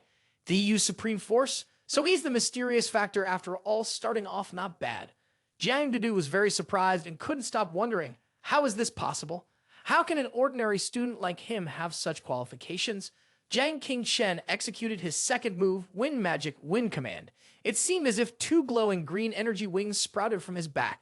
King Shen charged forward to attack his opponent, while Mei Tian continued to gather his energy, preparing his next water-based move, Water Severing Flow. He laughed arrogantly. Come on, this time the power is significantly enhanced. Let me see how you'll dodge this. Chen Ning looked at the powerful stream of flowing water rushing out and immediately shouted, Qing Chen, be careful. But King Shen had already teleported in an instant to the point where Ma Tian was dodging the attack. Before he could even react, the boy had already jumped backward to continue the counter. Ma Tian hadn't even had time to retract his move. He had just uttered the words, how is this possible, when he was hit by the third strike. King Shen softly replied, it's over. Your weapon's been knocked out. Supreme Yang Force of Taiji, Ice Sect Art. Ma Tian was struck with a force like thunder, and in an instant, he was knocked up into the stands, landing on top of the spectators. On this side, the first-year students sat frozen. What the hell just happened? Is this real, bro? I won. Our first-year talent just won. The stands erupted, emotions exploding as they chanted, Jiang King Chen, Jiang King Chen, Jiang King Chen. Chen Ning sighed in relief. Thank goodness, he's all right. Lai Shilan cheered with joy. You see, I told you Jiang King Shen would definitely win. The chubby guy also yelled with excitement. He defeated the most impressive second-year general. This time, the boss was amazing. Yuan's face went pale. Ma Tian was really beaten in just 3 moves. Is this guy way too strong now? Wasn't he usually kind of an idiot? What kind of breakthrough did he make to get this fast? On the stands, the second-year students slumped in defeat. Is there anyone from the second year who wants to fight now? If you do, go ahead, bud. Didn't want to go throw my life away. Lai Tianyan watched the fight just now, completely stunned. He realized something was off about this brat. His speed just now was even stronger than a student with a combat power of 13. Jiang Dudu quickly noticed something unusual about King Chen. She asked softly, "What? Maybe you've already noticed it too." Xu Ran calmly replied, "Yes, the purity level of this brat's spiritual power is even higher than mine and yours. Any spell he casts can achieve double the effect." Jiang Dudu, who had always looked down on Zhang King Chen, had her opinion completely changed after the previous match. Dudu thought to herself, "I cultivate the sex-secret method of the Hidden Dragon Pavilion. There's no way that anyone's spiritual power could be purer than mine in this world." Outside the arena, Zhen Yuanzai spoke to King Chen, the primordial chaotic energy cultivated in the primordial true art. Can the power of the spells cast from it be compared to normal magic? Miss Xu Ran continued, "If no one from the second year dares to challenge, then the third year students will take the stage next." Jiang Dudu turned and said to Zhang Shan, "You represent the third year and take the field. Teach him a lesson for me." Zhang Shan activated his ki, and a large, glowing spiritual pearl appeared on his shoulder, emitting dazzling light. He confidently responded, "Got it." Miss Xu Ran called out, "The first challenger to face Zhang Shan is Zhang King Chen. You can choose to either forfeit or accept the challenge." The crowd in the stands erupted into a frenzy and voices grew loud. Zhang Shan was Zhang Shan of Feng Qi, a council member. Was this a joke? This player had a strategy of 30 and ranked in the top 20 on the immortal ranking list. Wasn't this just bullying? Zhang Shan immediately flew down to the arena, standing face to face with his opponent. He pointed his finger at the other person, his expression as though he were looking at an ant, and loudly asked, "Your name is Zhang King Chen, right?" Zhang King Chen, seeing the arrogant demeanor of his opponent, felt somewhat irritated. He raised his hand high, mimicking his opponent's expression, and replied, "No, I'm not Zhang King Chen. I'm your father. My hand is just higher." The crowd in the stands burst into laughter. "Haha, that's so funny." Zhang Shan's face turned dark with anger. Later, he would tear his opponent into pieces just to relieve his frustration. Miss Xu Ran asked again, "Qing Chen, please answer. Will you continue the fight?" Cheng Yuan frowned slightly and said, "Chen Ning advised your little boyfriend not to push himself too hard. Chang Shan's temperament is extremely hot-headed. Every time someone gets caught by him for breaking school rules, they end up severely injured." Hearing this, Chen Ning felt uneasy and then shouted, "Qing Chen, that's enough. You've already defeated my Tian and brought glory to the freshmen." The chubby guys also shouted, "What's the point of someone from Feng Qi's council personally dealing with a freshman? That's right, the other guy is the top of the third year. There's no need to fight. Just give up. Bullying someone like this isn't worth watching." King Shen looked up at the stands and replied, "You all make a good point, but I've made my choice." He glanced at Zhang Shan, who was full of fighting spirit, and thought to himself, "I came here to gain experience and energy. How could I be scared off by him?" The audience murmured excitedly, "He's taking the fight. This player has great courage. Too bad. No need to watch anymore. That's just bullying. What's so interesting about that?" Chen Ning was extremely worried. "King Shen, are you really so sure about this?" Yuan hugged his head helplessly. "Does this brat not feel any fear at all?" Lai Tianyan watched this scene and then turned to Tao Lang, smiling faintly as he said, "Looks like our student union won't need to intervene after all." Tao Lang agreed. With Zhang Shan's personality, if this brat doesn't die, he'll at least be crippled. Miss Xu Ran thought to herself that if he truly was the mysterious genius stepping into the ring today, maybe, just maybe, he could create a miracle, though it still depended on his luck. She raised her hand and signaled for the match to begin. At this moment, Zhang Shan had calmed down and his expression had softened. Tang Shan spoke softly, "It's even more terrifying than I imagined. If it were for the head's order, I might have even considered befriending you." King Shen scratched his head and replied, "Everyone is like this, so normal, yet so confident." With that, he charged at his opponent, launching a powerful punch, but as he got closer to Zhang Shan, his punch was unexpectedly deflected and struck the ground. Immediately, King Shen realized there was no evasion, and he couldn't land a hit on him. It was strange. Zhang Shan smiled and said, "Not bad. Your speed is decent and the force is strong. It's just a pity that it's ineffective against me." King Shen thought to himself, if close combat won't work, then he'd use magic from a distance. He gathered his energy and suddenly cast wind magic. The force was as strong as a massive wind blade slicing down, but strangely, as it neared Zhang Shan, the power veered off course, even though he hadn't moved a muscle. The Thanfong sword was forced to the right, charging straight towards the stands, causing the audience to scream in horror. "Damn it, Why is it coming towards us? With a thunderous crash, a blade of the wind broke a chunk off the first 3 rows of seats. Fortunately, the audience sitting there managed to dodge just in time, narrowly avoiding getting a whole bunch of green bananas. Shit, I came here to watch a fight and almost ended up marking the day I'd be buried. The old folks had their backs bent under the weight. King Shen had already realized that there was a strange force around him, capable of altering the entire trajectory of the wind blade and the supreme yang force of Taiji. Jiang Shan clapped loudly in approval. His combat power isn't even 15, but the power of the wind blade he uses is stronger than my combat power of 30. What a shame, what a shame. Only then did King Shen notice the spirit pearl on his shoulder, and he exclaimed, "So that's it, the power of that spirit pearl can make the wind chi magic rely on its special trajectory and flow around you, which means that all the attacking forces aimed at you will have their direction changed." Jiang Shan replied smugly, "Exactly. I have a low-grade wind-shielding spirit gem. Unless your combat power exceeds 59, you won't be able to break through the wind barrier surrounding me. No matter what kind of magic it is, it can't break through us, because I can disregard all spells. The members of the Feng Qi Association all call him Jiang Shan Outsider's Law, Mad Disciple." Jiang Gudu, evaluating the situation, said, "Within 2 moves, he managed to see through the wind-shielding gem's power. This guy is the first one to do so." Miss Xu, seeing the situation was slightly unfavorable, sighed and advised Du, "This brat is definitely going to lose, but in the end, he's someone who could be molded," she said. "Younger brother, show some mercy. Don't really cripple this kind of person." She furrowed her brow. Her subordinate showed some mercy, waiting for him to kneel and beg before deciding what to do next.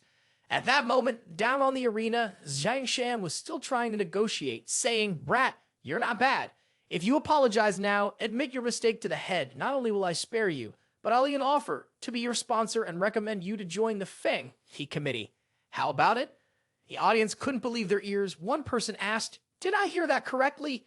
Jiang Shan wanted to personally sponsor him. A freshman joining the Feng Qi Committee had never had such a special honor before. Brats struck it rich. Lai Xiaolan and the chubby guy exclaimed excitedly, their voices growing louder. Once students from the Feng Qi Committee graduated without exception, they all became high-ranking officials in the main immortal's residence, the old form of the Tian Xuan city. The boss was about to take a huge leap, and Chen Ning was also extremely happy. King Chen was doing so well. If his parents knew, they would be so proud. King Chen's expression remained unchanged as he coldly responded, "Feng Qi Committee. Sorry, I'm not interested in the little games you students play." The onlookers were stunned by King Chen's response, eyes wide, mouths agape. They couldn't understand whether this dim-witted guy even knew what he was saying. Jiang Dudu was shaken to the core, realizing that the final bit of mercy had been completely discarded. Jiang Shan roared, "You dare insult the Feng Qi Committee? You'll pay for it in blood." He was truly enraged, beginning to gather his energy and perform his techniques, one hand wielding fire technique of fierce skill, while the other hand unleashed wind magic, a violent move. Jiang Qingshen exclaimed in shock, "It really is the wind and fire harmony." Everyone gaped as they watched him simultaneously cast 2 types of magic with different attributes. This was the legendary dual attribute talent. Jiang Dudu coldly said, "Jiang Shan is about to make his lethal move." Miss Xu sighed, "Jiang Shan is a rare genius.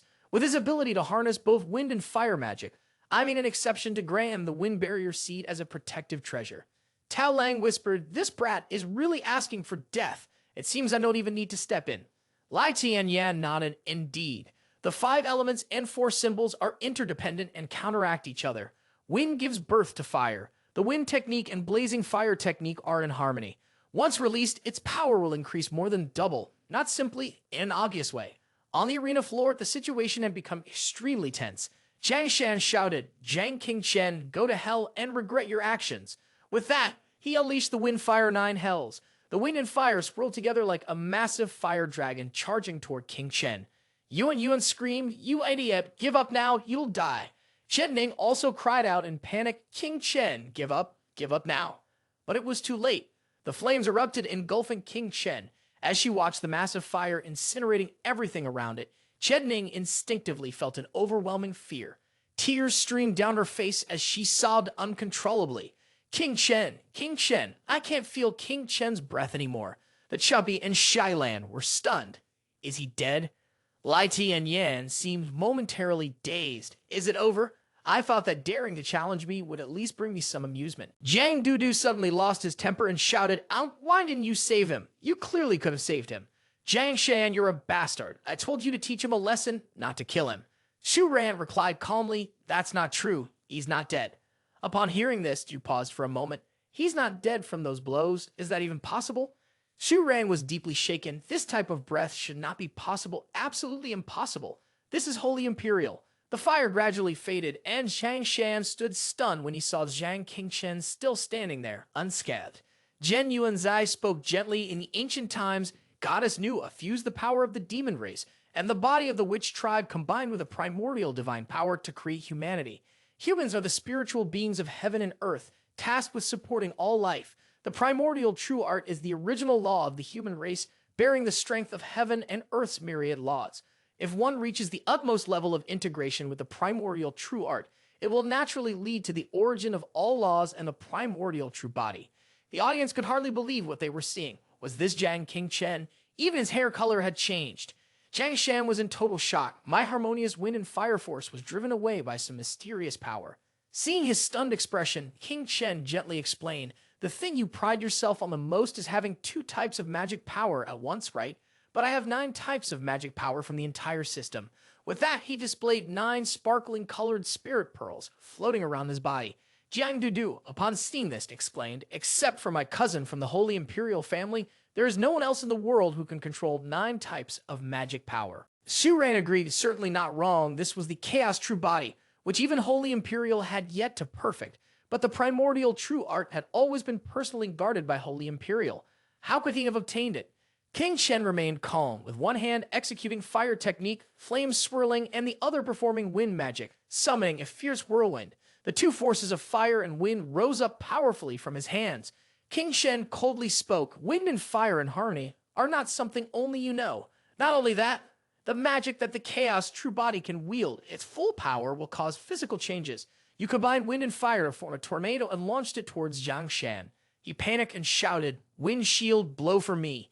But from all sides, 4 fiery tornadoes closed in, trapping Zhang Shan in the middle. In an instant, the wind shield could no longer withstand the pressure and shattered. From above, Zhang Qingchen wielded his sword and struck down. In the midst of Zhang Shan's extreme panic, just as he thought he would receive a fatal strike, the sword's edge suddenly swept past his shoulder, shattering the wind shield. Zhang Qingchen withdrew the wind and fire and pointed his sword at his neck, shouting, surrender or die. Zhang Shan didn't say much and replied, I surrender. Shu Ran was incredibly pleased and affirmed it was him. The person at the training ground that day was definitely this kid. Heaven had eyes. She had finally found him. The one capable of combining the complete primordial true art, a peerless genius who could inherit the Emperor's legacy and power. She announced clearly, I declare Zhang Qingchen the winner. The stands erupted in applause, and all the first-year students cheered, Zhang Qingchen wins. Yuan still couldn't believe it. A first-year student had already beaten someone from Feng Kids Council. Shending wondered, since when has King Shen become so formidable?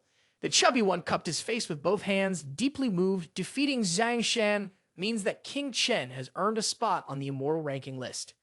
Shilan admired, a first-year student placing in the top 20 on the immortal ranking list in Tianyuan City's history isn't something that's never happened, is it?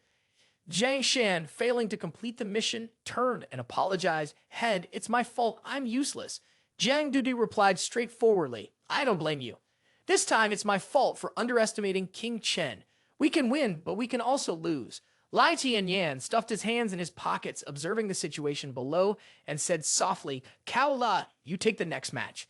Let everyone see how large the gap is between us and Feng Kids Council. The audience below the stands cheered nonstop. So cool, Zhang Qingchen. Zhang Qingchen suddenly felt unsteady, collapsing onto the ground, gasping for air. Consuming so much chaotic true energy was more taxing than he had imagined. Zhen Yuanzai then realized that after the grueling battle, his spiritual power had clearly leveled up, only a little short of breaking through a combat power of 20. Of course, seeing that Zhang Qingchen's condition was poor, he said, your spiritual power is depleted. You can't continue fighting. I think this is enough for now. In her heart, she thought, this brat's primordial true art is too immature. Persisting for 3 minutes is already his limit. King Shen asked softly, are you telling me to admit defeat? Miss Su analyzed the situation, and the final challenger was Tao Lang. His combat strength was already a 50, and his swordsmanship, which was extraordinary and refined, was on a completely different level compared to Zhang Shan. Even if Zhang Shan were at his peak, he wouldn't be able to defeat him. Having come this far, admitting defeat would not be shameful. If he stepped down now, the school would still regard him as an outstanding talent and provide the best resources to nurture him. Hearing Miss Xu's words, he realized her good intentions, but King Chen firmly replied, I already said 3 days ago that I won't run away, and I won't run now. Whoever dares to stop me in front of me, even if it's an ancient god or a deity, I will trample them beneath my feet. King Chen stood tall, the sunlight shining down on him, his bright clothes adding to his resolute and unyielding appearance. He clenched his fists, signaling his determination, unaffected by anything else, because this was the path he had chosen to walk. Xu Ran smiled, knowing that the most reckless of youths would have to pay the price. Her voice echoed, Zhang King Chen has chosen to face the challenge. The final challenger stands in the top 10 of the immortal ranking list. Tao Lang, a person who is extremely eager and excited, now wants to continue the fight. His opponent is also the vice president of the student union, Tao Lang. What will happen next? Chang Yuan helplessly held his forehead. Crazy. This guy is completely crazy. Chen Ning was genuinely worried. He had heard that Tao Lang, by a stroke of coincidence, had obtained the remnants of the swordsmanship of the Shu Shen sect, a technique capable of killing thousands of enemies with a single strike. Lai Shilan, curious, asked, Shu Shen sect is a secluded sect located in the immortal mountain beyond the heavens, and it is one of the 7 most powerful sects in our Donglong kingdom. The chubby man furrowed his brows. The sovereign vision technique is a celestial level technique inherently on a different tier than ours. How could we possibly defeat it? Lai Tianyan felt a bit smug, thinking that he would no longer have to deal with this brat. He didn't expect that the fool would foolishly bring himself to the doorstep. Tao Lang gathered his energy and stepped forward, King Bao's sword hovering behind him. He spoke softly, President, once I take his life, you must keep your promise to me. As soon as he finished speaking, he waved his hand and the sword flew forward. Tao Lang leaped up, standing lightly in the air like a cloud. The audience was in awe, witnessing the ethereal sword Qi and his flying sword technique. As the vice president of the student union, no one could deny his impressive skills. Some even thought Zhang King Chen was less remarkable by comparison. Tao Lang landed on the stage, his handsome figure sheathing the sword behind his back and then clasping his hands in a salute. Junior brother Zhang, you've stepped onto the stage to spar. Everyone here is an opponent. Don't blame me later for taking advantage of the difference in strength. Zhang King Chen muttered under his breath, no wonder you're Lai Tian Yan's junior. Even your posture looks like a replica of his. Seeing his attitude, Tao Lang said, seems like junior brother has some misunderstandings about our student union, but don't worry, after this match, all misunderstandings will be cleared up. With that, he began to make his move. The ethereal sword Kai swirled around him, and he summoned his sword technique, Shu Shan's sex flying sword art. The sword Qi was powerful, and just watching it was enough to convey the immense internal strength he possessed. King Chen drew his sword and performed a counter-strike to block the attack. The two swords clashed, and he felt a powerful current spread through his body, forcing him backward over a long distance. The ground beneath his feet was gouged into 2 deep trenches. King Chen gritted his teeth and resisted, thinking to himself, thankfully, I've already refined the mystic gold sword. Its grade is nearly higher than Tao Lang's flying sword. If the consequences of this strike were truly unimaginable. Zhang Shan observed the scene and exclaimed, that's the first technique of swordsmanship, the sword staff technique. Initially, Tao Lang intended to use this strike to break my wind barrier. Jiang Dudu pondered. The level of this single sword strike could already compare to that of an entry-level disciple from the Shu Shan sect. Zhang King Chen, how much energy does he have left? How can you possibly defeat him? On the field, Tao Lang let out a sound of realization and asked King Chen, are we moving on to the next stage? King Chen, holding his sword in one hand and raising the other, said, wait, Vice President Tao, I have a question. Tao Lang responded calmly, junior brother, feel free to ask. King Chen's expression turned serious as he asked directly, although you've concealed your strength within the killing intent, the intent in this sword cannot deceive anyone. Do you want to kill me? Tao Lang lightly shook his sword and replied succinctly, does this question still hold meaning for someone about to die? King Shen confidently asserted, of course it has meaning, because that way I can strike with all my might and kill you without hesitation. Tao Lang disregarded his answer, raising his voice to say, let's end it here, before swiftly moving up to the middle section. Tao Lang's 2 hands intertwined, focusing his energy to chant the incantation and execute the technique, the second form of the sword P spirit void technique. Jiang Dudu knew the lethality of this move. The sword key spirit void technique used sword energy to kill from a distance of thousands of miles. The power of each sword key was no less than that of the sword staff technique. Lai Tianyan was confident, the outcome already decided. Tao Lang extended his finger, releasing 3 streams of sword energy, and shouted, "Take this! This one strike is your limit, so how could you possibly block 3? Zhen Yuanzhe grasped King Chen's hand, focused, and said, "It's ready. We must go all out now." The two of them chanted the incantation in unison, their souls united.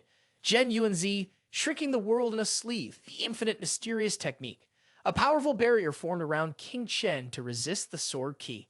Tao Lang watched, his face showing amusement. He hadn't expected the opponent to have such a way to counter. However, powerful magic always has a great time gap. It couldn't be used continuously. This time, let's see how you plan to block it. With that, Tao Lang unleashed a flurry of sword ki pouring down like rain, relentlessly attacking to break the opponent's defense. Jiang Qingchen smiled faintly. The divine power of an earth immortal isn't limited to just the shrinking the world in a sleeve technique. Zhen Yuanzi continued to deploy the ancient grand formation, the true star chart of He-Lu, the 5 elements and yin-yang, 4 symbols, 8 trigrams, and 7 stars. Around Jiang Qingchen, countless ancient runes formed a brilliant light, creating a powerful formation. These are all the Taoist teachings I've learned in my lifetime, taking the heavenly principles from the river map and the Lu script. All of this is knowledge of the Tao, transformed into a unique formation. Afterward, with a grand ambition to defy fate, this formation contained countless reversals. The spectators were astounded by the scene. Look, there's something on Jiang Qingchen. Tao Lang unleashed a dense sword aura, like countless strands of spider silk shooting down, yet Jiang Qingchen appeared to be winding it into a ball of thread. The sword in his hand continued to move in a circular motion before suddenly slashing down with immense force, neutralizing the entire sword aura. Jiang Dudu exclaimed, "The sword key spirit void technique has been fully controlled. It's unbelievable. I must also admire the mystery of this formation. I can't even begin to probe its secrets."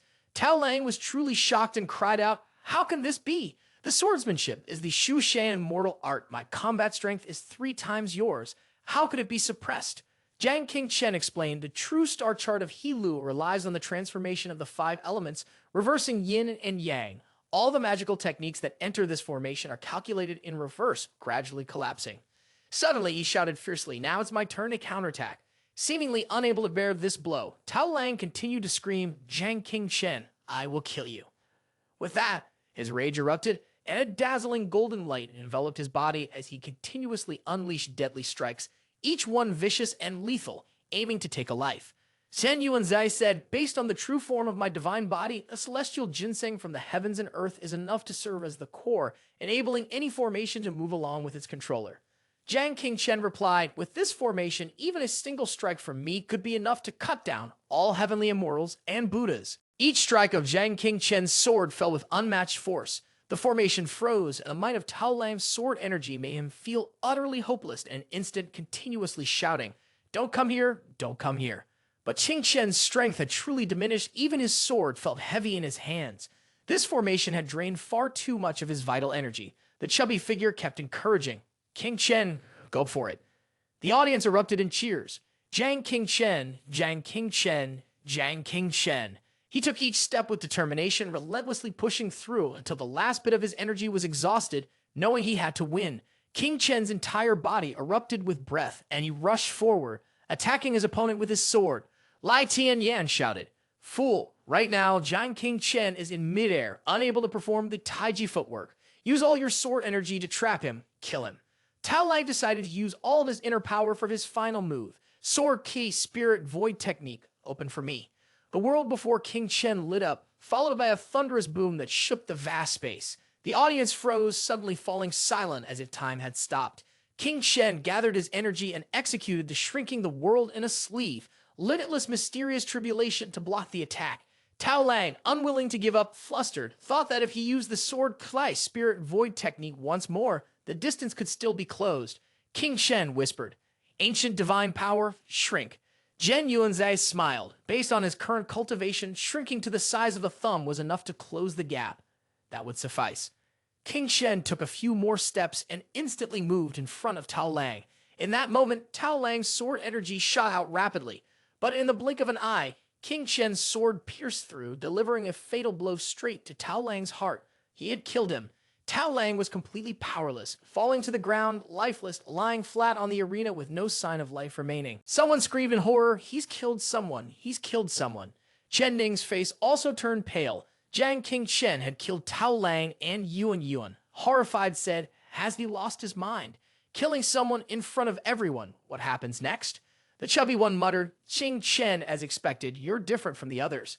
Jiang Qingshen landed next to Tao Lang's body and said, "Since my rebirth, this is the first time I've lost control of my killing intent, not a trace of hesitation or guilt. My mood is strangely calm. Fairy Master, am I qualified now?"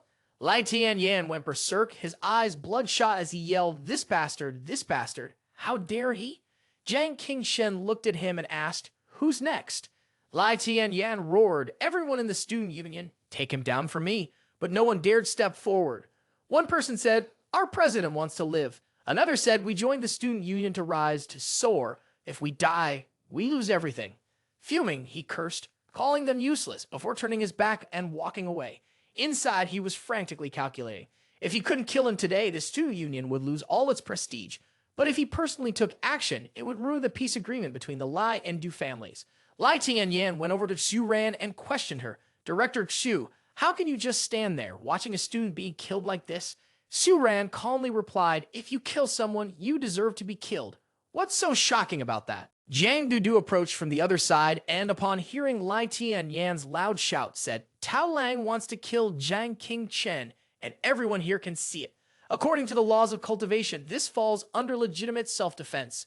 Xu Ran added, "The path of immortality cultivation is fraught with dangers, and every year, the Academy has a significant mortality quota." Just then, the principal arrived and offered a solution for compensating the damages. "Write a report, and I will approve it." Lai Tianyan, unconvinced, questioned, "Principal, do you also think that the death of the student council member is not serious enough?" The principal was unfazed. He calmly replied, "Matters regarding the cultivation department have always been handled by head of department Xu. Tianyan is the heir of the Lai family, so don't let the burden of ambition weigh too heavily on you." Seeing that the principal and the homeroom teacher seemed to be unsupportive, Lai Tianyan spoke up boldly. "Does the principal's statement carry any hidden meaning?" The principal gently swirled his cup of tea and spoke in a calm manner. "Although the city of Tianyuan has no shortage of forces cultivating immortality, under the threat of the Lai and Su families, the waters of the river do not interfere with the well. But I heard recently that you have forced the annexation of major corporations, such as the Gao family, making the Lai family stronger than ever before." Lai Tianyan directly interrupted. "Isn't the principal getting too involved? Is annexing major corporations a violation of the rules?" The principal gently blew on his tea and replied indifferently, "It's not a violation. However, the elites of the major families are mostly students I have personally trained. As a teacher, of course, I hope that these powerful forces can maintain a balance. But as the principal has said, even if you don't take action, these forces will still tear each other apart without ever stopping." Lai Tianyan retorted, "In a small school like this, are there really so few cases of students being harmed or bullying the weak?" Seeing that he was being sarcastic, the principal asked, "What do you mean?" Lai Tianyan clenched his fist, his whole body slightly trembling. He gritted his teeth and hissed each word. "The days when Shang was bullied were hellish, a place I never want to experience again in this lifetime. To me, that is 1,000 times more terrifying." As for breaking the balance in the city of Tianyuan, he shouted directly at the principal, "I don't give a damn about any grand schemes. I just want to crush everyone beneath my feet, make everyone fear and submit, so that there is no one in sight who can ever step on my head again." Although Lai Tianyan seemed to be going crazy, the principal remained calm, sipping his tea. He responded briefly, "It's difficult to judge right from wrong. If this is your choice, I won't advise further." Jiang Dudu stared at him in disbelief and asked, "What's this? Is this the villain they always talk about in novels? Should I eliminate him?" Hearing this, the principal suddenly spat out a mouthful of tea, which unexpectedly landed on Lai Tianyan's face. He rubbed his eyes and muttered to himself, "Today, I'm letting Jiang Qingshen go because of the two of you, but I hope you all stop trying to lecture me in the future." With that, he quickly disappeared at the end of the corridor. Miss Xu Ran placed her hands on her waist, looked down at the field, and shouted, "Do you still want to keep challenging?" The entire field fell silent. She waited a moment longer before announcing, "Then I declare Jiang Qingshen the winner over Student 53, becoming the champion of the local competition. Furthermore, since Jiang Qingshen defeated Tao Lang as per the immortal ranking rules, The honor of being in the top 10 of the immortal ranking list shall now be passed on to him from today onward. The principal excitedly said, "Our school has only ever had one freshman enter the top 10 of the immortal ranking list, and that begins from this moment. I invite the whole school to stand and witness this moment, which will go down in our school's history." The principal spread his arms wide, shouting, and the stands erupted in cheers. "Newbie King, Newbie King, Newbie King." The girls gazed at him with admiration, their eyes full of envy. "Should we not go up, or should I? He's so handsome. Why didn't I notice before?" In that moment, Jiang Qingchen suddenly realized what it felt like to be the center of attention. In his past life, he had always dreamed of this moment, and now it turned out to be just like this. Shen Yuanzi calmly remarked, "After the fierce battle just now, it seems like your realm has broken through again." Jiang Qingshen looked at the bracelet and replied, "When fighting against Jiang Shan, I quickly broke through to the second level of Kai refining stage. Then, when facing Tabalang, I was able to elevate my cultivation to the third level of Kai refining stage, with my combat power reaching 30. Not only that, but I also absorbed all the materials in the 9 soul pillars of the Hall of Heroic Spirits, causing the hall's soul to be filled once again. I can even feel that some ancient divine being is swiftly responding to my summoning." Zhen Yuanzi replied calmly, "With such overwhelming killing intent, it's likely not a divine being of the heroic spirits, but rather a powerful demonic spirit. Of course, at this point, it's certain that the genius soul who appeared along with the celestial and earthly omens is indeed him. The Hidden Dragon Pavilion has truly found a talent." The principal looked down below, his voice solemn as he said, "Then I will now announce the rewards for the champion. First, a spiritual treasure from the school's vault. The champion may choose any item as their reward. Second, upon Zhang Qingchen's graduation, he will receive a recommendation letter from me and the head of the department and may choose any position within Tianyuan City. Third, this is a confidential matter of our school, and the head of the department will personally announce it later." Jiang Qingchen walked up to the podium where Chen Ning and the others were sitting. The chubby one excitedly shouted, "We're rich, we're rich. It's the Academy's treasure vault. I've heard that the items in there are worth at least 10 million each." Chen Ning moved, hugged Jiang Qingchen, and exclaimed, "This is amazing. With a recommendation from the principal and department head Shu, your future is wide open. If your parents knew, they would definitely be very proud of you." Miss Sue approached and reminded them, "You two are close enough already. Quickly come with me to the vault to collect your reward." Jiang Dudu looked at this scene with a hint of arrogance. She tilted her head and said, "This man is truly extraordinary. He's more than qualified to be my rival." Then she turned to Chen Ning and said, "Babe, I received an IV drip the other day, a kind you were thinking of." Chen Ning shuddered and replied, "Sister, can we please talk calmly like normal people?" Jiang Qingchen raised his thumb and grinned. "As expected of my sister, my life is in my own hands, not in fate's." Miss Su led Jiang Qingchen to the grand hall of the museum. As the large doors were opened, he was immediately dazzled by the sight and exclaimed, This is the treasure vault of the museum?" Before him was a vast collection of rare and mystical treasures, each radiating enchanting glow. He exclaimed in awe, "Oh my God, so many rare and ancient cultivation books. These are all magical artifacts of the highest level. Cough, cough, my eyes are so dazzled." He asked Miss Shu, "Can I choose whatever I want from these?" Shu Ran smiled and said, "You still have one more question to ask." Without hesitation, Jiang Qingchen replied, "Go ahead, after seeing these treasures, I'll answer anything I know." Miss Shu Ran calmly said, "A week ago, the person who caused the earth-shattering anomaly, that was you, right?" He froze for a moment, feigning innocence. "What are you talking about, Miss Shu? I don't understand a word of what you're saying." Knowing full well that he was pretending, Shu Ran sighed and responded, "Well, if you're that talented, then for the treasures here, I'll make sure to add something special for you."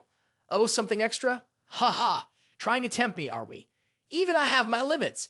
Jiang Qingchen internally shouted slogans of integrity, but he spoke out strongly. "I wouldn't sacrifice my dignity for money, but go ahead and add 2 more items for me." "All right, you got 3 items then, my dear. The thickness of the surface is indeed outstanding like this," Shu Ran remarked. Jiang Qingchen responded, "Consider it as me admitting it." While still spinning around in the pile of treasures, Jiang Qingchen did not forget to remind, "I still hope you'll keep this secret for me. A genius like you is always modest. Modesty is supreme." He touched one item after another, wanting to take everything. Wouldn't it be better if you could get 30 items? We've hit the jackpot. We've hit the jackpot. Looking at this, Shu Ran thought to herself, does this kind of limitless brat really have the qualifications to inherit the position of vice leader of the Hidden Dragon Pavilion? However, she didn't notice the serious expression on Jiang Qingchen's face at this moment. He was thinking that the urgent task now was to quickly level up his cultivation strategy. The shortest path was to take a high-level spiritual pill. Jen Yuanzi, standing to the side, reminded the strongest 3-star spiritual pill. The Cave of the Mystic Elixir can upgrade your Kai refining stage by 30 years. Though it's rare to find a millennium-old spirit herb, it's the most suitable for you right now. Jiang Qingshen suggested the natural treasures here are even more abundant than the elixir path of the Su family. Should I try searching based on the elixir formula? Zhen Yuanzhe closed his eyes, his arms moving in a rhythmic motion before he exclaimed, I found it. 100-year-old fire rock Ganoderma and 100-year-old transformation herb. Indeed, among these two great yangs, there are these two precious plants. Jiang Qingshen picked them up and examined them, his face lighting up as he searched with all his might. The things he acquired were truly worth all the effort he had put into it. Suddenly he spoke, but what should I choose as the final reward? Jiang Qingshen looked at the pile of treasures behind him, furrowing his brow in thought. As he turned around, he was utterly shocked by what he saw placed on the ancient stone pillar. Her eyes seemed to pop out of their sockets as she exclaimed, No way, how did this thing end up here? Zhen Yuanzi gently stroked his chin, deep in thought. This isn't a spirit stone, it's a relic. Jiang Qingshen held the relic in his hand and said, Miss Shuran, you've made your choice, now hurry up and stash these items in your bag. Your face is so delighted you can't stop smiling. Shuran was a bit curious. The two spirit items were something she needed to take to invite a pill cultivator and bet on her luck, which she could understand. But how did you know this relic was a relic? Qingshen didn't hide anything as he replied, I know that after a Buddha's body passes, it turns into a relic, which is then left for future generations to venerate with incense, but it has no other function. Hearing his response, of course, was even more confusing. Then why did you take it? The relic was something she had picked up from a pile of broken items, unwilling to let the remains of the Buddhist disciple gather dust, so she placed it here. If you don't mind, you can take it, but if you do, there will be a cost. Jiang Qingshen smiled slyly. Ah, yes, the third reward you mentioned. Miss Xu replied solemnly, This reward is tied to the Academy's greatest secret, and I can only tell you when the time is right. Coincidentally, this relic was also something she had picked up from that very place.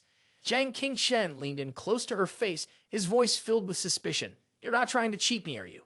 Xu Ran, hearing that, was infuriated and growled, You little brat. Seeing the teacher about to snap at him, Qingshen quickly scampered away. Leaving the museum, he thought to himself, This place, where I found this relic, can't be the right one. Could it possibly be? Zhen Yuanzi, puzzled, asked. Relics are all the same, they are just keepsakes. What do you want to do with this one? Jiang Qingshen swiftly walked forward, speaking as he went. If it were a relic of an ordinary Buddhist, of course it would be useless. But surely you know whose relic this is when they were still alive. Zhen Yuanzi asked in surprise. What? A mere ordinary Buddhist? Are you trying to scare me with a name? Qingshen replied, The supreme and most honorable in the Buddhist order, whose name is as renowned as Shakyamuni Tathagata Buddha. Zhen Yuanzi gasped in shock and shouted, What? This relic belongs to him? Wait, even if it's the Tathagata Buddha, why would you want his relic? Are you a Buddhist? Jiang Qingshen answered calmly, When the Hall of Heroic Spirits summons, if you can use the relic of the heroic spirit when they were alive as a sacrificial offering, there is certainly a chance you can summon that heroic spirit. He pondered silently, thinking in his past life, in order to oppose the ancestor shaman, he had spent 10 years just to acquire this Tathagata Buddha relic, hoping to summon the most powerful heroic spirit. Who would have thought that this most important relic originally lay within the academy? Zhen Yuanzi, still talking from behind, continued, Brat, are you trying to use this item to summon the Tathagata Buddha? Qingshen explained, That's right, but right now the success rate of summoning is extremely low. A lot of preparation is still needed to ensure that there's nothing to worry about when it comes to the summoning. At that moment in the student union's office, Lai Tianyan was swearing loudly in frustration, Useless piece of trash. Jiang Qingshen had humiliated him to that extent. Did he want revenge? He sat with his legs crossed on the sofa, with Gao Hao standing in front of him, head lowered in defeat. Gao Hao replied, It's not that I don't want to, but when Tao Lang was killed by him, what can I possibly do? Lai Tianyan cursed, Useless trash, a master from the Gao family. You've defeated so many Tao Langs, so many was, and yet you're afraid of a small fry like him. Gao Hao defended. Jiang Qingshen gained fame after that battle. Now he's considered one of the most talented individuals at the academy. If I were to bring a master from our family to kill him, the principal wouldn't let me off. Lai Tianyan narrowed his eyes and hissed, Then you should bring someone from the academy to deal with him. Gao Hao still firmly believed that Jiang Qingchen was in the top 10 of the immortal ranking list.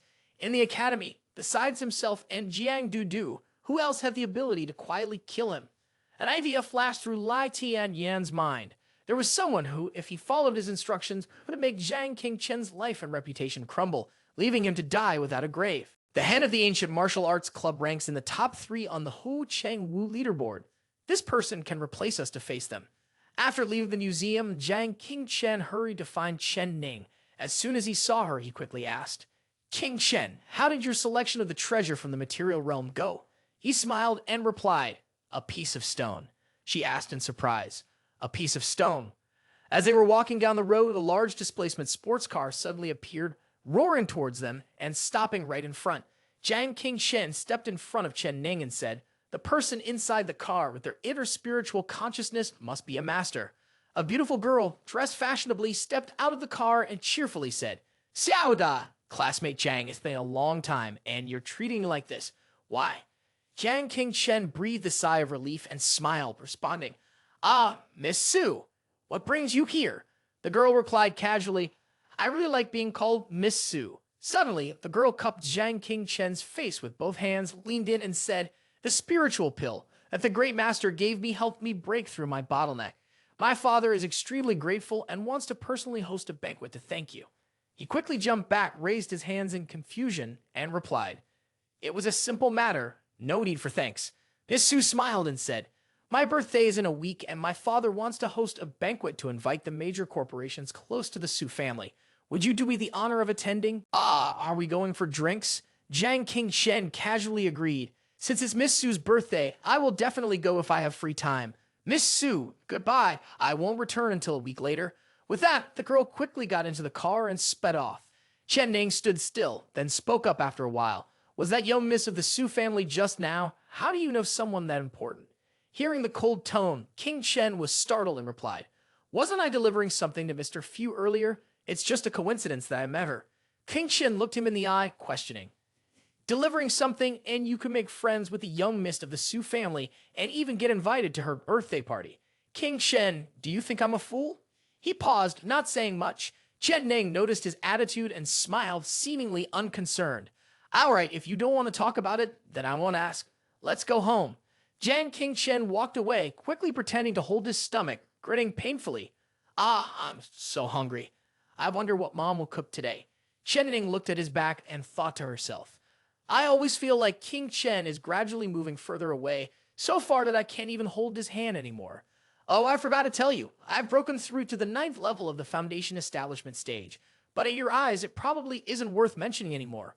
Zhen Yuanzi, observing Chen Ning's thoughts from behind, sighed softly. If I'm not mistaken, it's been less than 2 months since Chen Ning enrolled in the cultivation department, cultivating the fundamental martial arts of the great university. In the span of 2 months from the immortality cultivation entry stage to the 9th level of Foundation Establishment, this is absolutely not something that can be explained by the mere words genius. The secrets hidden within these two sisters are so deeply concealed that even I am unable to probe them. The next morning, Jiang Qingchen arrived at school in a good mood. Looking at the clear blue sky and the radiant golden sunlight, he sighed. Oh, the campus in the early morning, such a refreshing atmosphere. As soon as a few girls saw him, they rushed over. "Student Jiang, congratulations on winning first place. Student Jiang, you're really handsome. Student Jiang, do you have a girlfriend? What do you think of me?" In no time, he was surrounded. Jiang Qingchen smiled and said, thank you, please, no need for such praise." The chummy girl standing nearby saw the scene and said to Chen Ning, "Hurry up, the gift you picked out yesterday for several hours, wasn't it meant to congratulate the boss directly?" To her surprise, Chen Ning coldly snorted and responded, "There are so many beautiful girls around him. Why should it be my turn?" Saying that, she walked straight into the school without waiting for anyone. Lai Shilan softly laughed. Our Chen Ning is starting to get jealous. Meanwhile, Zhang Qingchen finally squeezed his way through the crowd of obsessive fans and fled in haste. Zhen Yuanzi laughed heartily. People's hearts are really hard to predict. Just a few days ago, they were calling you trash. In the blink of an eye, you become the idol of the new students. King Shen replied indifferently. Well, it's just about getting acquainted. Zhen Yuanzi continued teasing. So, how does it feel? Not bad becoming a hero, right? He answered quietly. It's too early to be proud. There are only 20 days left until the witch tribe's invasion. Before that, I must clear away all concerns. For the witch tribe, which is immortal and indestructible, even the slightest doubt will undoubtedly lead to failure. Hearing this, Zhen Yuanzi asked seriously, who is the next target? Li Tianyan, or the head of the club you mentioned earlier? King Shen furrowed his brows slightly. The head of the club, Hu Chengwu, ranks top 3 on the immortal ranking list, a 9th grade Kai refining expert. Facing him now, my chances of winning are slim. The urgent task now is to quickly refine the cave of the mystic elixir, increase my combat strength, and then summon heroic spirits. Right now, I'm just a mere shell of myself, and I will need to rely on your magical power to perform alchemy. The ingredients for this pill are very tough, and your magical power is too weak, so it will take quite some time.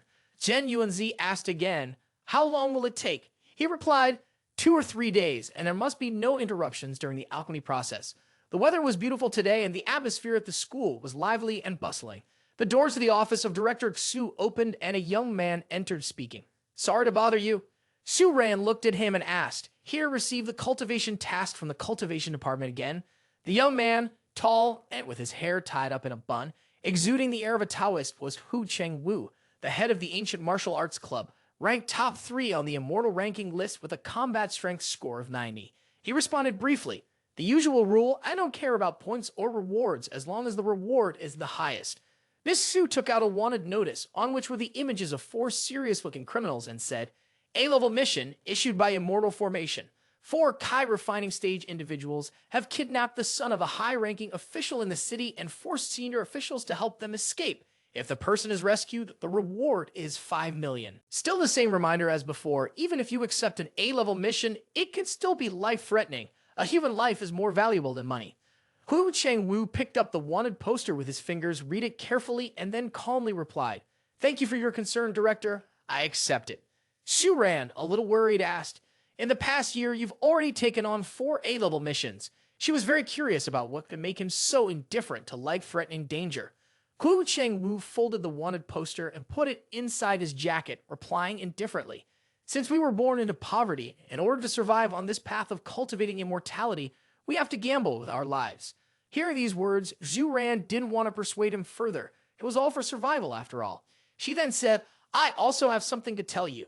A few days ago, the new student from the Ancient Martial Arts Club, he was beaten by Zhang Qingchen. Hu Chengwu replied frankly, I know about the exchange match. I was watching as a spectator. He's very strong, and I fully support him. Xu Ran answered, even if Zhang Qingchen is strong, he's no match for you. For my sake, spare him and give him a way out. Hu Chengwu walked straight toward the door, showing no concern. I have no intention of seeking revenge. Liu Bao and Wang Dao brought the shame upon themselves. At that moment, in an abandoned construction site, the kidnappers had brought the hostage here to imprison them. A masked man with a fierce expression was holding a dagger, raising it in a threatening manner. Do you remember what I said? If you try to escape again, I'll cut off one of your fingers. Opposite him stood a young man, looking battered, his face twisted in fear, tears streaming down his face. The group of people standing around were all very powerful. The chubby one was at the 70th level of Kai refining stage, another was at the 80th level, and the remaining 2 had combat power ratings of 90. Hu Chengwu approached the target, hiding and observing carefully, evaluating the opponent's situation. The target is very strong. 2 of them have the same combat power as me. The other 2 are a little weaker. The distance is too close. I must separate them first and kill them off one by one. Saying this, Hu Chengwu began to circulate his ki, chanting an incantation to cast a technique. Wood technique, forest formation array. A green formation appeared on the ground, quickly expanding and releasing violent shockwaves. The booming sounds of explosions echoed as the ground suddenly trembled, startling the kidnappers. What's going on? Is there an earthquake? Suddenly, large trees rapidly grew from the ground, their branches attacking them from all directions. The leader shouted, "Get out of the way." The blonde-haired man saw that the trees soon enveloped the entire building and fearfully yelled, This is a high-level wood-based spell, the Immortal Formation's supplementary spell. Hu Chengwu remained hidden within, casting his concealment magic while performing the ancient technique, stepping on snow, leaving no trace. A thin layer of energy surrounded him, making his presence undetectable as he moved silently with a bow and arrows. The kidnappers, hearing the buzzing sounds, couldn't figure out where the person was and began swearing. Damn it, the opponent's using concealment magic. We can't feel their breath. We can't determine how many there are. A bald man was both channeling his energy and reassuring his teammates. No need to panic. I'll use the probing technique. But before he could act, a beam of golden light pierced through his head, instantly taking him down. The man dressed in black noticed the origin of the arrow and shouted, "Got him." He swung a large axe downward, but only managed to chop off some falling branches. He roared, "Darn it," to the ambush point shift after the arrow was shot. The chubby man yelled, "Boss, this forest is strange. The trees are absorbing our magic power. We need to strike fast and finish quickly." Suddenly, the blonde man noticed a kid dangling, tangled in a tree branch. An idea sparked in his mind. "I'll go capture him and force them to reveal themselves." As soon as he jumped out, the man in black shouted, "Fool, hide behind the big tree or come out." Arrows shot through the blonde man's body, bringing him down. Hu Chengwu immediately moved to another spot. That's the second one down, only 2 left. The chubby man chuckled lightly. That agility seems like one of the elites from the immortal formation. He immediately used the water technique, water ring wall surrounding himself with a sealed sphere of water. The chubby man said arrogantly, "My defense has no blind spots. It's time for you all to show yourselves." Hu Chengwu aimed carefully, locked onto the target, and fired double shots. With a whoosh, the stillness pierced straight into the swirling water sphere, making a crisp popping sound. Immediately, the water bridge began to fade, and the chubby man collapsed onto the ground lifeless. Seeing his comrade being eliminated in the blink of an eye, the man in black was horrified, his face turning urgent. Indeed, with his superior marksmanship, he quickly moved, taking long strides with lightning speed. Hu Chengwu sat and observed. Soon, only the leader with a power level of 90 remained, and he was hiding. Looking at his path, Hu Chengwu suddenly realized something was off. The leader's movements seemed to be heading toward the hostage. Sure enough, the mastermind jumped next to the kid, raising his axe and shouting, "I'll drag you down with me, even if I die." The kid cried out, clutching his head in panic, "Don't kill me, I'll run. Please don't kill me." A dull thud echoed as the space grew still. The kid cracked his eyes open and saw a tall figure in a white coat standing before him. The leader froze as well. Damn it, I've never met anyone this insane at such a high level. Fortunately, the axe only grazed the chest bone of Hu Chengwu, and the injury wasn't severe. The man in black screamed in frustration, a madman who risked his life to save another. Hu Chengwu was shaken, had a grim expression on his face. Suddenly, he grabbed an arrow and shouted, "My 5 million almost went down the drain." He frantically thrust the arrow forward. The leader silently thought to himself that this strike from the axe had almost struck the man's chest. This man was continuing to fight solely on sheer willpower. I'm also greedy for money, but this guy loves money more than life itself. If you walk through the night too much, you'll eventually meet a ghost for real. Hu Chengwu put all of his strength into plunging the arrow into his opponent. The man was struck, and in pain he exclaimed, "The immortal formation and the immortal sect has monsters like you." Hu Chengwu staggered back a few steps, and then collapsed to the ground, replying, "I'm not from the immortal sect. I'm just an ordinary student from the Heaven-Piercing Cultivation Institute." The man in black asked one last question. A student. Then he became motionless. A kid hiding behind a tree saw that all the kidnappers had been eliminated, and only then did he dare to poke his head out and call out, "Uncle, thank you for saving me. I'll definitely have my father repay you." Hu Chengwu straightforwardly suggested then, could the reward be a little higher? Suddenly, Gao Hao appeared in front of Hu Chengwu and said, as expected of the head, "Hoke, your strength is incredible."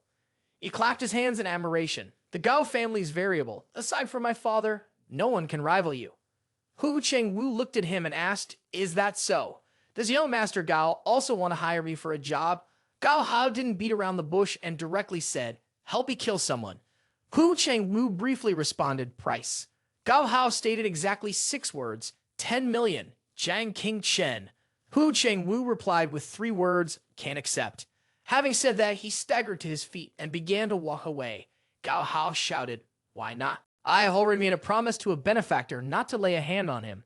A martial artist must keep his word," Hu Chengwu replied bluntly. Hearing this, Gao Hao softened and pleaded, "In that case, name your price.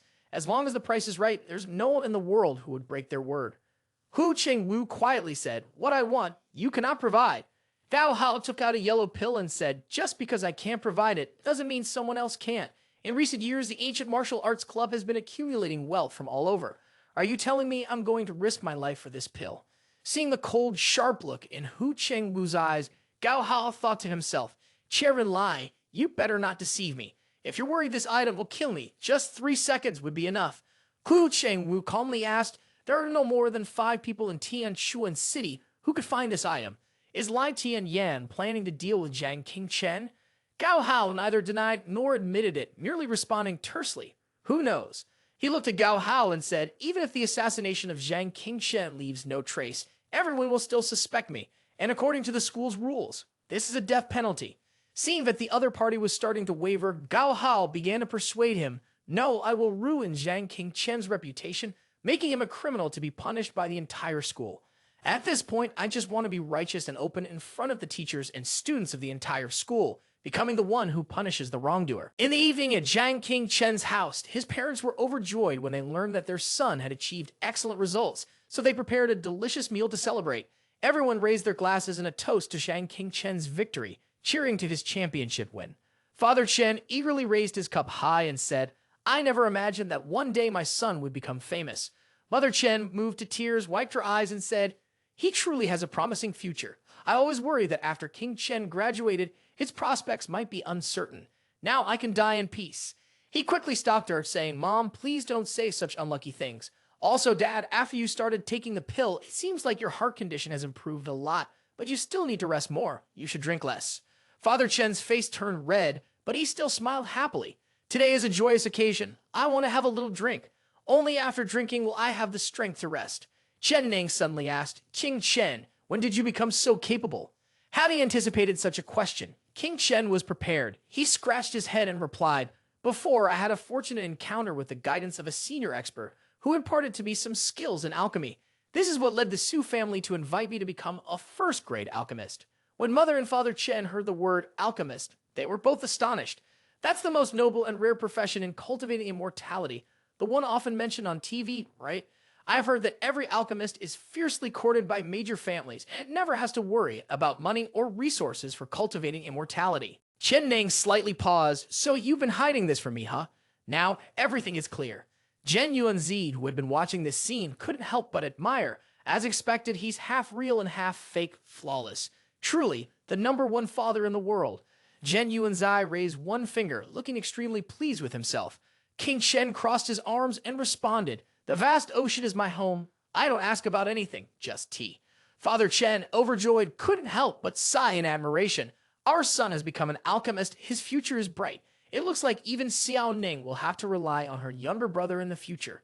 Hearing his father's words, King Shen suddenly remembered. Speaking of this, he handed over a book and said, this is a Cultivate Immortality manual, which I received as payment for helping someone refine pills. Whether it's the speed of cultivation or the purity of the spiritual power, it will forever surpass the foundation techniques of the academy. Chen Ning looked at the book. Her cheeks slightly flushed and asked with emotion, did you get this specifically for me? King Shen scratched his head and smiled. Well, kind of. Mother Shen, seeing her children care for each other, was very happy. King Shen has always liked his older sister the most since he was little. Seeing you both help each other like this really makes me happy. The atmosphere at home is so warm. Zhen Yuanzi leaned in and whispered, did you ask me to give you countless ancient Taoist manuals to choose from because you wanted to give them to Chen Ning? King Shen answered softly, yes, but who created this technique? Though it's not as good as the primordial true art, the author's comprehension of the Tao of immortality is extraordinary, and it might even surpass yours. Upon hearing this, Zhen Yuanzi frowned slightly. She was my closest friend, the first immortal of primal chaos, Hong Yun Dajun. King Shen smiled gently, so she had the chance to meet Hong Yun Fairy Maiden once. Suddenly, Chen Yuanzi's expression turned grim. You no longer have that chance. She is dead, killed by the witch tribe. King Shen suddenly remembered, you responded to summon my hatred and obsession. Was it because of her that you, for the sake of all living beings, forced my closest friend to die a tragic death? Zhen Yuanzi whispered, Chang King Shen, promise me something. No matter what happens, you must defeat the witch tribe and protect the future generations of humanity. That was her lifelong ideal. Night fell, and most people had already fallen into sleep. King Shen was having a nightmare, sweating profusely and groaning incessantly. Ah, Hong Yun! King Shen stood before a strange hall, the atmosphere inside extremely eerie. Inside, a man in blue was kneeling beside the girl in pink dress. The man in blue cried out in agony. How could this be? You were the first immortal of primal chaos. Who could have wounded you so terribly? The white-haired girl, her beautiful face devoid of any expression, weakly said, I fought the demon emperor, but was attacked by 2 ancestor shamans. I fear I will not survive. To ensure that you are not involved with humanity, I should have left with you back then. It's all my fault. The man in blue was Zhen Yuanzi, his face full of anguish. tears streaming down as he was overcome with sorrow. The girl whispered in broken sentences, relying solely on the Hall of Heroic Spirits is not enough to protect the human race.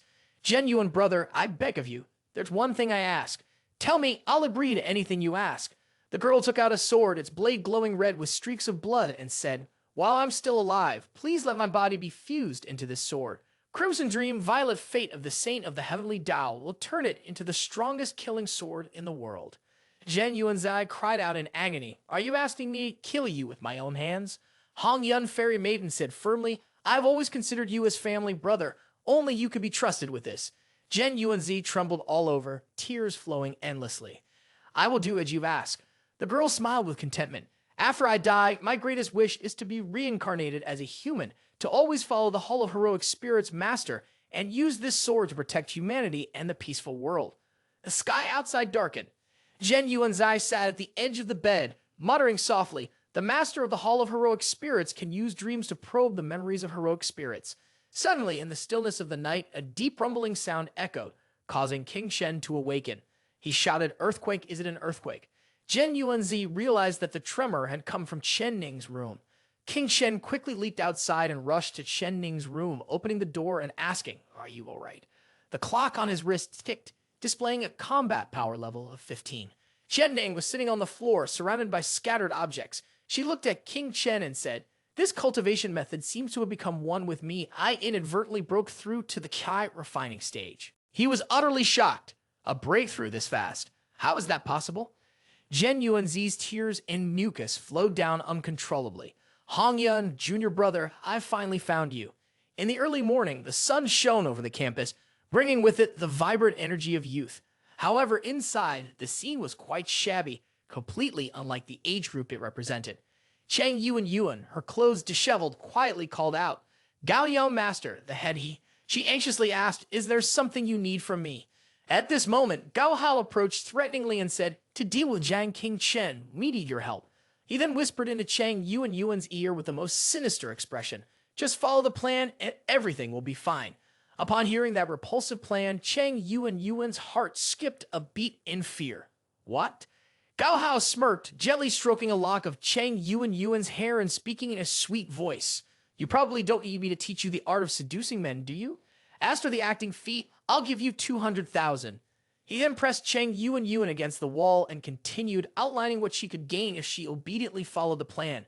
You probably know what 200,000 means to you. If you're willing to sacrifice a little of your small body, you can become a student of the cultivation department and completely change your lowly life. However, contrary to his expectations, Chang Yuan gently turned her head away and responded coldly. Sorry, Gao Yao Master, I refuse. This sentence directly angered Gao Hao, who squeezed Chang Yuan's mouth and demanded, What did you say? I didn't hear clearly. Chang Yuan had no choice but to tremble and repeat it again. Sorry, Gao Yao Master. Before she could finish, Gao Hao exploded in anger and threw a punch directly at Chang Yuan's face, sending her flying across the room. At the same time, he yelled loudly, I'm giving you one more chance, say it again. Even lying flat on the floor, Chang Yuan still stubbornly said, I won't work for you anymore. I want to become Zhang King Chen's person. Upon hearing this name, Gao Hao became furious. Zhang King Chen again, Zhang King Chen. He moved forward, grabbed Chang Yuan by the hair, and threateningly said, Last time you told me you never had a boyfriend, right? Ha ha, today I'll find out if that's true. Then Gao Hao unzipped his pants, intending to expose himself to Chang Yuan, all the while slyly mocking her. Let's see if Zhang King Chen comes to save you now. At that moment, Principal Chu timely opened the door and stopped Gao Hao's immoral actions. She glared at them with eyes like bullets and asked, What are you two doing? Gao Hao pretended to be kind, gently sitting next to his classmate and responding, Miss Xu, Chang Yuan accidentally fell and I helped her up. Principal Xu frowned and advised, If you're being bullied, you must speak out. I will support you. However, facing Gao Hao's furious and murderous expression, Chang Yuan was extremely scared. Although unwilling, she had no choice but to stammer, I'm fine. Hearing this, Gao Hao appeared satisfied and turned to leave. Miss Xu, if there's nothing else, I'll be going now. Suddenly, Headmaster Xu called out loudly. Wait! Gao Hao, caught off guard, turned around foolishly, his face wearing an expression of irritation. Immediately, Headmaster Xu landed a punch that echoed for about 10 meters. He fell flat on the floor, his face dirty and disheveled. Gao Hao angrily shouted, "Oh!" But at that moment, Headmaster Xu was seething with rage. "Now you can leave." Under the intense pressure from his opponent, Gao Hao could only tremble and respond, "Yes." Seeing Hu Cheng-Wu trailing behind Gao Hao, Headmaster Xu softly said, "I once hoped that you could inherit my medical skills, but now it seems I was wrong." Hu Cheng-Wu quietly replied with a sad look in his eyes, "I have my own burdens." At that moment, Cheng Yuan also stumbled out with disheveled clothes. She lowered her head in embarrassment because of the earlier scene. Miss Xuran thanked her. Headmaster Xu gently replied, "If it's all right, you can leave now." After all the students had left, Headmaster Xu lit a cigarette. She stood and gazed out the window, lost in thought, her mind full of disappointments. The future of Donglong Kingdom is filled with people like these. How could they possibly face the monsters from the witch tribe?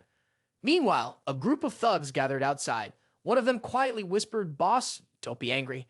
Cheng Yuan disagreed. "At most, we'll just find someone else." Gao Hao irritably asked, "Do you have a suitable candidate?" Hearing this, the man immediately pulled out his phone and responded with a cunning smile. "I have a female student here who looks incredibly seductive." While showing Gao Hao the picture, he continued, "It's extremely easy to make that Jiang Qingshen fall for her." At just a glance at the photo, Gao Hao's primal instincts began to stir, and he bit his lip, swallowing hard before asking softly, "A young girl so pure, where did you find her?" Upon hearing this, the underling couldn't help but chuckle. "Pure, as long as you pay. Nothing will be an issue with her." Meanwhile, Zhang Qingchen was strolling, admiring the moment. A breakthrough to Kai refining stage in one night. I really admire someone as gifted as Chen Ning. Jen Yuanzai took the opportunity to tease, "It's just because your aptitude is too poor." He then fell deep into thought. If Chen Ning really is the reincarnation of Hong Yun, then where is that sword now? As Zhang Qingshen entered the door, a classmate spotted him and cheerfully shouted, "The great hero of year one is here." Soon, all the classmates gathered around, cheering and complimenting him.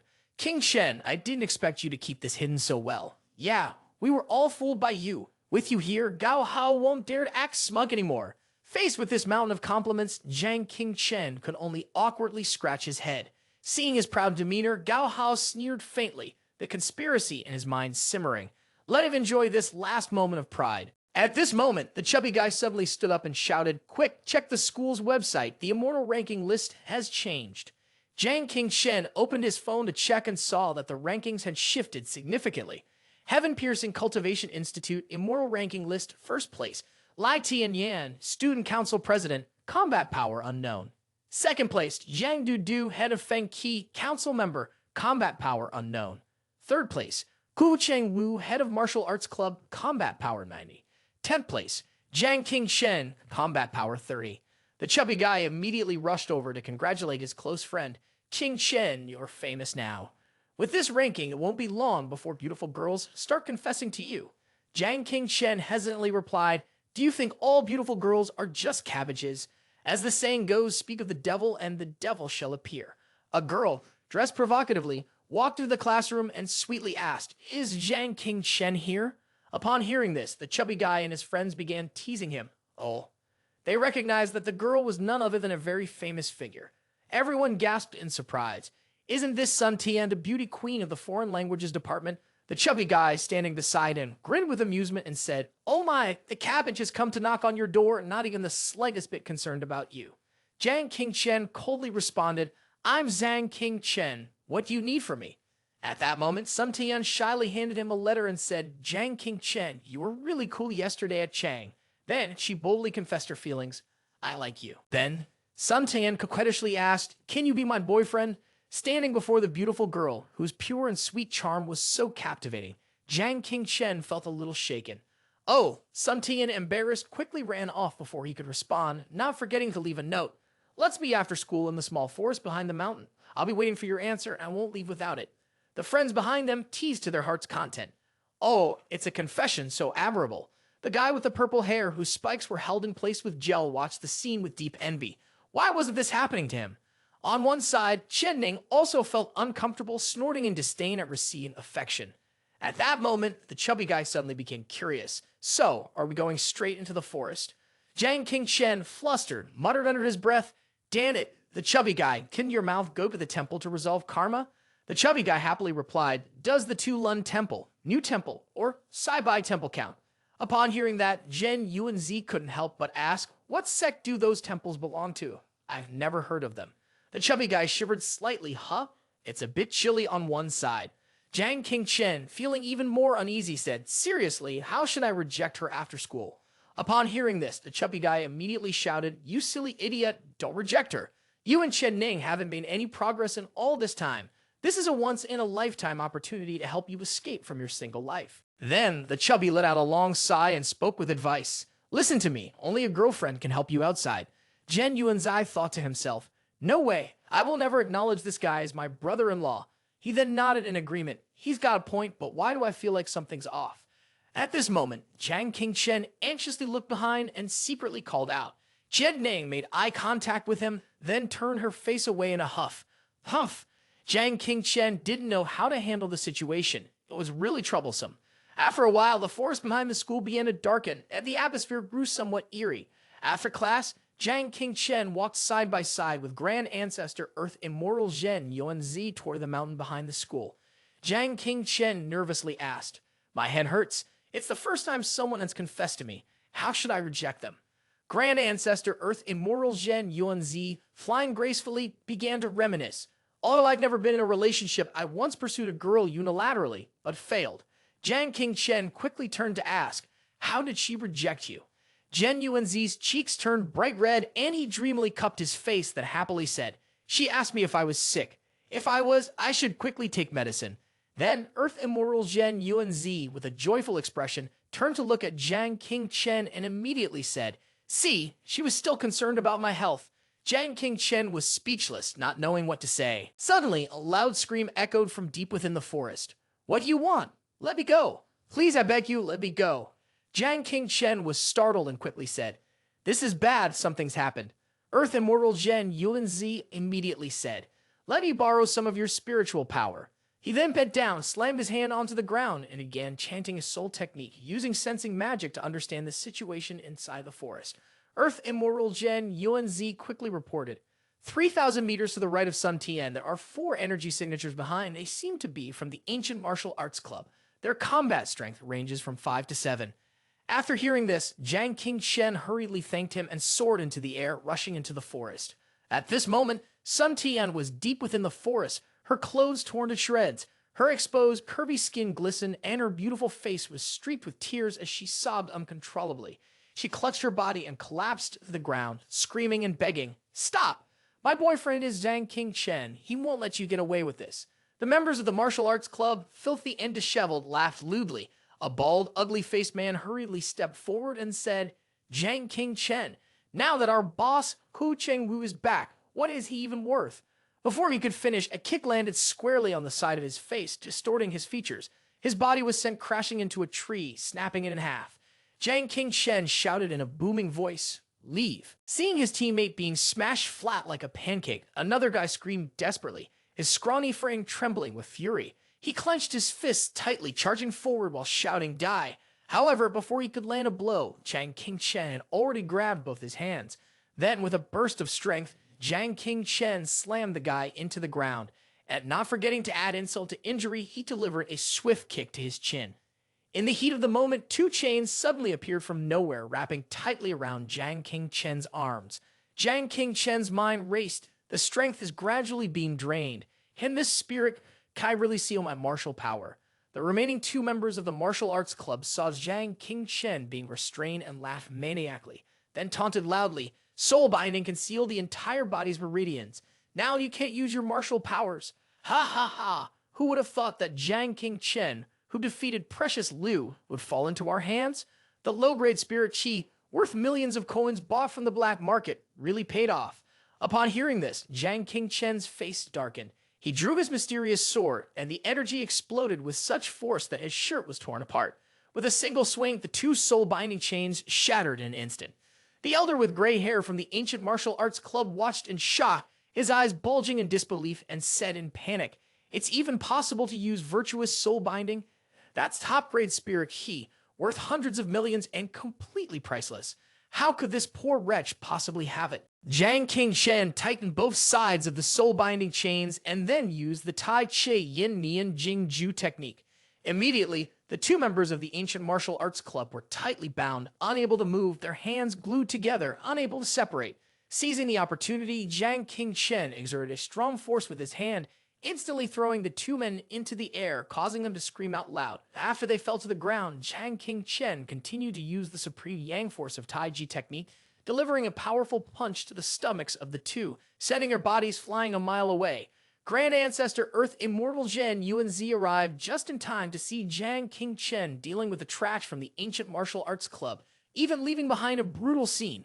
The old Earth Immortal Zhen Yuanzi said enthusiastically, "Free scaling emitted in space. The level of this supreme yang force of Taiji has reached the stage of transformation."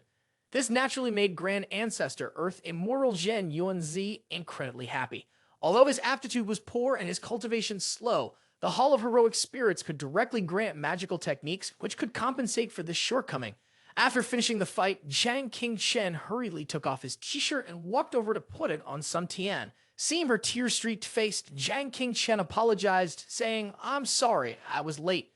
Hearing this, Sun Tian threw herself at him, tightly hugging Jiang Qingchen's body, crying as she said, "No, you came just at the right moment." But suddenly, her face turned cunning. A wicked smile spread across her lips. Sun Tian looked at Jiang Qingchen, smugly saying, "You've fallen for my trap." At that moment, Gao Hao's voice rang out from behind, "Jiang Qingchen, you beast with a heart of wolf." Gao Hao led Principal Zhao, Director Xu, and Hu Chengwu to the scene at the North Gate. As they walked, he pointed directly at Jiang Qingchen and said, "What do you want with Sun Tian?" Principal Zhao remained silent. He cooperatively looked at Jiang Qingchen before speaking. "I received a report from Gao Hao saying that someone in our school intended to harass a female student. I never expected that bastard would be you." Upon hearing this, Jiang Qingchen didn't react. At that moment, Sun Tian was crying and screaming, then threw herself into Gao Hao's arms and shouted, "Gao young master, thank goodness you're here. Otherwise, I would have been violated by this beast, Qingchen." On the other side, the members of the ancient martial arts club, seeing Hu Chengwu arrive, cried and trembled, calling out, "The head, you're here." Hu Chengwu, seeing the group of them limping and hugging each other, felt disgusted. He turned to them and said, "Principal Zhao and Director Xu are both here. If something has happened, tell the truth." The crying continued. The bald-headed man quickly glanced around at the others and then started to spin his story. "We were walking through the small forest when we unexpectedly saw Jiang Qingchen, this beast, trying to assault Sun Tian. The four of us immediately contacted Gaudiao Master for help and rushed to intervene to save her.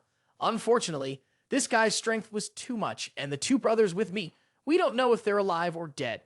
Upon hearing this, Jiang Qingchen immediately realized that he had fallen into the trap of these bastards. He looked at Sun Tian, his anger boiling as he said, "You lied to me." Sun Tian looked at Jiang Qingchen as if he were an idiot, laughing mockingly and saying, "You idiot, you don't actually think I like you, do you? If it weren't for the money Gao Hao gave me, I wouldn't even want to act with you, let alone be near you." Gao Hao walked over to Jiang Qingchen, patted his shoulder, and leaned in to say, "Aren't you supposed to be crazy? This time I'm going to make sure you're utterly defeated." As soon as they entered the meeting room, Principal Zhao's expression was extremely serious. He looked at Jiang Qingchen and said, "Jiang Qingchen, just yesterday you were praised as a rare talent, the best in 100 years by the whole school. I never expected that in the blink of an eye you'd slap me in the face like this." Then the principal turned to Gao Hao and reminded him, "Gao Hao, you were the one who reported this and recorded the incident. The immortal formation is about to be revealed." Gao Hao quickly responded, "Yes." Gao Hao then turned to Jiang Qingchen and yelled, "You better admit your guilt right away. Don't think for a second that there will be any luck for you." Jiang Qingchen remained silent for a moment after hearing that. Then he began to act indifferent, holding a cigarette in his hand and blowing smoke while tilting his head back with a dirty smirk before shouting loudly, "Yeah, that's right, I did it." Gao Hao, Hu Chengwu, and Sun Tian stared at him, their faces frozen in shock, their eyes wide and mouths agape. Principal Zhao, upon hearing this, angrily shouted. Then Jiang Qingchen stubbed the cigarette out on the table, replying in a disdainful tone, "What a coincidence, isn't it?" After that, Jiang Qingchen began to speak with a mocking tone, pointing and laughing as he narrated. "Just so happens that I offended the Ancient Martial Arts Club, and at the same time today I was invited by Sun Tian to the small forest to confess my feelings. It also just so happens that, in my heart, I have a bad thought about wanting to assault Sun Tian, and right at that moment, a member of the Ancient Martial Arts Club just happened to pass by the forest." Seeing Principal Zhao and Director Xu bowing their heads in thought, Jiang Qingchen continued. If I'm not mistaken, Gao Hao and Huo Chengwu also probably had some business with the two teachers, and just at that moment, they received news from the members of the Ancient Martial Arts Club, right? Then Jiang Qingchen smiled brightly, cupped his face, and excitedly shouted, Such a coincidence, it's so terrifyingly coincidental, so perfectly coincidental. Jiang Qingchen pointed to where Sun Tian was standing and sneered. No need to say anything more. If you understand, you will understand. This made Sun Tian jump in shock. Gao Hao, seeing that both Principal Zhao and Director Xu were silent, could no longer hold back and turned to King Chen, shouting, Are you implying that it's me and Sun Tian, along with the 4 witnesses that you injured? Are you saying everyone's words are false? Jiang Qingchen calmly stood up and replied, Yes, that's exactly what I mean. Then Jiang Qingchen walked over to Sun Tian and directly ripped off her t-shirt. Give it back to me. At this point, Principal Zhao, furious, slammed the table and shouted, Beast, do you mean to say? Do you think all the teachers are fools? Jiang Qingchen, putting on his coat again, spoke, trying to sound a bit more confident, shaking off the feeling. Gao Hao pointed his finger at Jiang Qingchen and scolded, Beast, it's one thing to not know how to repent, but you even dared to beat up our people. I, as the young master of the Gao family, you insulting Sui is equivalent to insulting the reputation of the Gao family. Can you bear the responsibility for this? Hu Shengwu, who was standing next to them, picked at his ears and, losing his patience, said, Endless arguing, it's so noisy. Gao Hao lowered his voice, looked at Jiang Qingchen, and then made an offer. However, I am magnanimous and willing to give you one last chance. Jiang Qingchen asked, What chance? Gao Hao sneered arrogantly, pointed at himself, and shouted, Kneel down and apologize to me. He the head and Sun Tian, if you can sincerely admit your fault as the one who reported you, I, for my part, might even consider speaking a few words in your favor with the immortal formation, perhaps even reducing your punishment by a few years. At that moment, the classroom door was swung open and the general headquarters examination entered, accompanied by 2 staff members from the immortal formation, saying, Principal Zhao, we received a report and came here to take the one guilty of cultivating immortality. Hearing this, Principal Zhao quickly went forward to greet them. Preliminary general examination, why have you personally come here? The general headquarters examination replied, I was once a student of this academy. With such a bad situation happening here, it would be worse for an outsider to handle it. Jiang Qingchen looked at the person speaking and thought to himself, this person is one of the 4 Grand Masters of Tianshuan City, the head of the Immortal Formation. Seeing that the Immortal Formation's captors had arrived, Gao Hao pressured Jiang Qingchen to kneel and apologize, then admit to his crimes. This was his last chance. In his heart, Gao Hao felt immense satisfaction imagining the scene where Jiang Qingchen would kneel and beg for forgiveness like a dead dog. He thought to himself, I've set up the cameras carefully. Once Chen Ning sees him kneeling and admitting his guilt like a worthless dog, he will completely collapse. Jiang Qingchen laughed loudly and replied, Since you are so tolerant and magnanimous, I will also give you a final opportunity. With his hands casually tucked in his pockets, Jiang Qingchen looked at Gao Hao and his group with a provocative gaze and said, Gao Hao, he the head Sun Tian, kneel down and apologize, admit to your actions, and I will spare your lives. Principal Zhao, hearing Jiang Qingchen's arrogant words, was completely enraged. He slammed his hand on the desk, stood up, and shouted, You're about to die and still refuse to repent. Miss Xu Ran, look at this. Look at what kind of student our headmaster has taught. Department head Xu Ran, hearing this, calmly stood up and said in a clear voice, Indeed, Jiang Qingchen's academic performance is poor.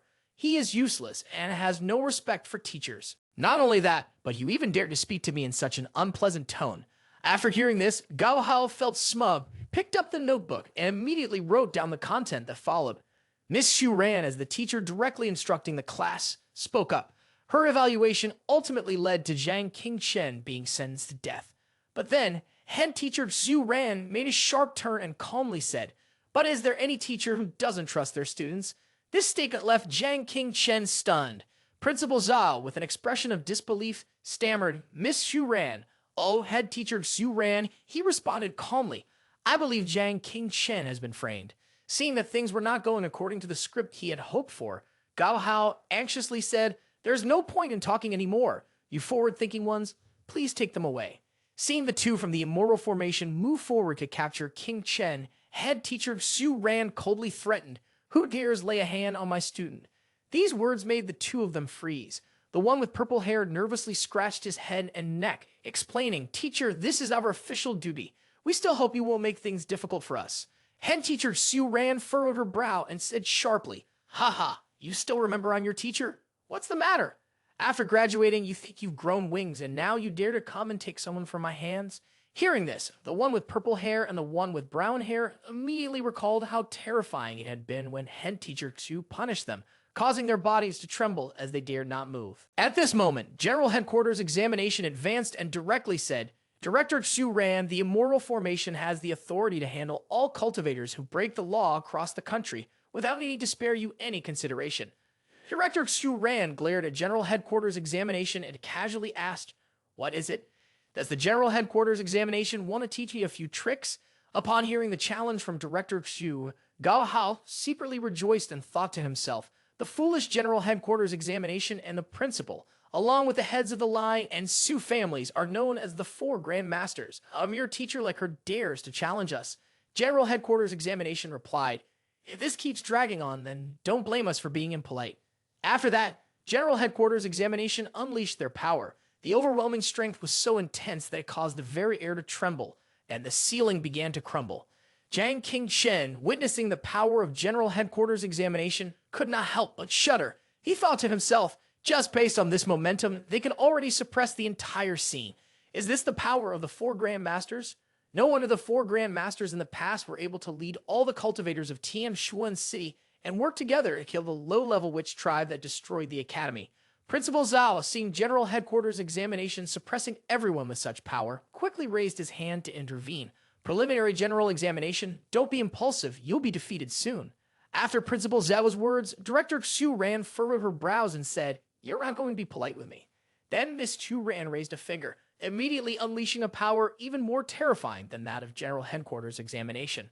Director Xu Ran calmly said, "You think you can enjoy yourselves with this." The General Headquarters Examination was so overwhelmed by Miss Xu Ran's imposing aura that it could barely stand, only able to lower its head in fear and cry out.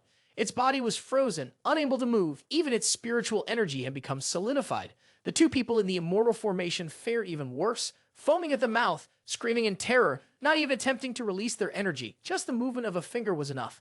How could the city of Tianyuan possibly have an existence that surpasses the Four Grand Masters? Jiang Qingshen, enduring the powerful aura, thought to himself, "This spiritual energy is the Fire Dragon true formula. Just like her senior master, she is from a hidden dragon pavilion." Watching Supervisor Xu Ran, who merely stood and pointed a finger to turn everything upside down, Jiang Qingshen felt a deep sense of dread. "I've really encountered a demon. Why would a master from the Hidden Dragon Pavilion work as a mere teacher at the Heaven-Piercing Cultivation Institute?" At that moment, Principal Zhao hurriedly stepped forward to mediate. "Miss Xu Ran, could we lower our hands now?" Only then did Supervisor Xu Ran slowly lower her finger, calmly saying, "I'll let you off this time."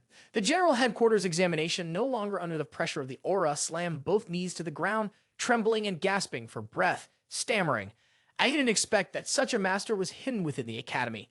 The General Headquarters Examination, clutching its chest, struggled to rise. "Senior, are you trying to protect the murderer?" Tianshuan City's Immortal Formation truly couldn't do anything. She had to think carefully. The Immortal Formations of each province had been established years ago under the command of the Grand Elder of the Hidden Dragon Pavilion. Her actions were equivalent to challenging the authority of the Hidden Dragon Pavilion. Unexpectedly, Supervisor Xu Ran remained unfazed, merely crossing her arms and sneering. "So what if today I challenge the authority of the Hidden Dragon Pavilion?" Seeing the General Headquarters Examination so shocking that it nearly knocked him off balance, Principal Zhao could only silently sweat as he watched Director Xu Ran leisurely cross his arms, looking as if he were deep in thought. The Grand Elder of the Hidden Dragon Pavilion, the one who established the Immortal Formation, was standing right in front of him. Director Xu Ran immediately made a proposition. "You act for the sake of the public, and I won't make things difficult for you. Give me 7 days.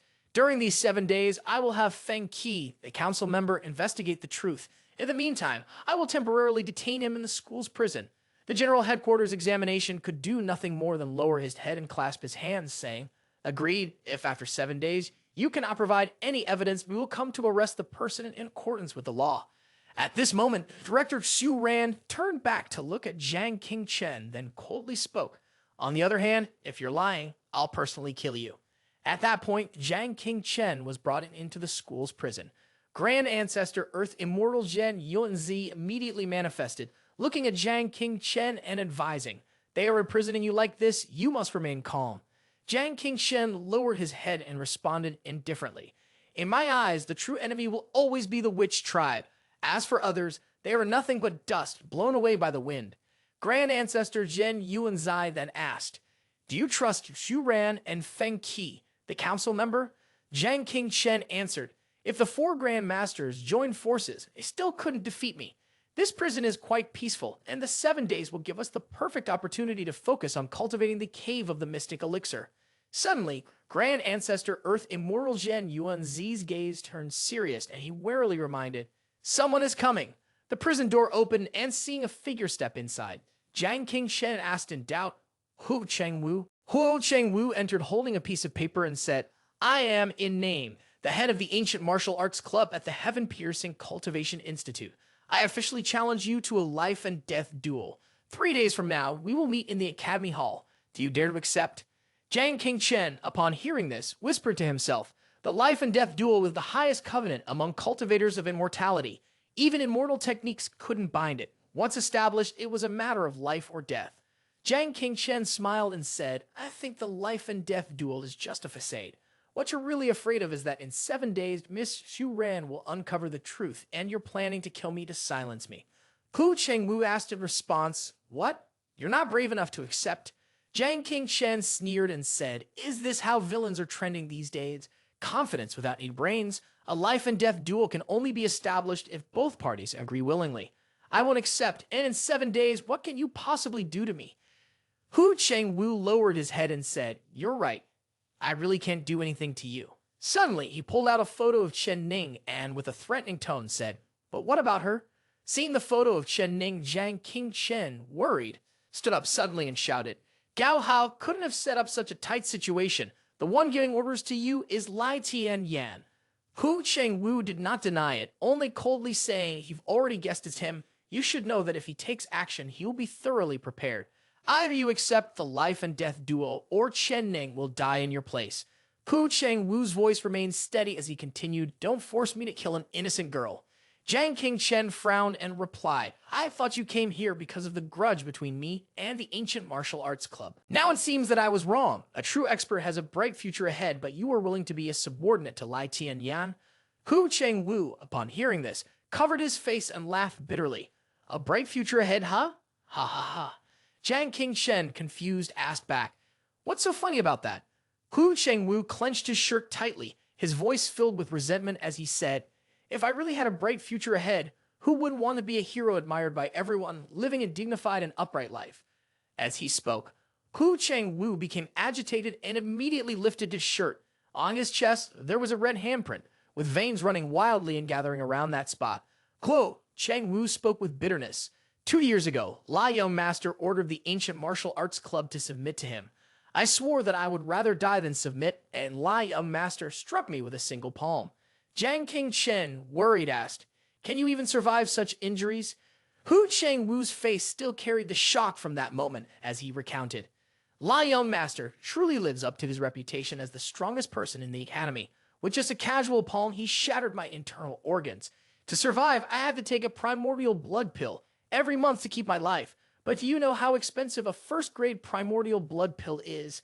Only the most esteemed alchemists in all of Tian Yuan City can refine them. There are no more than 10 alchemists, and a single primordial blood pill on the black market costs at least 5 million. Hu Chengwu trembled as he spoke.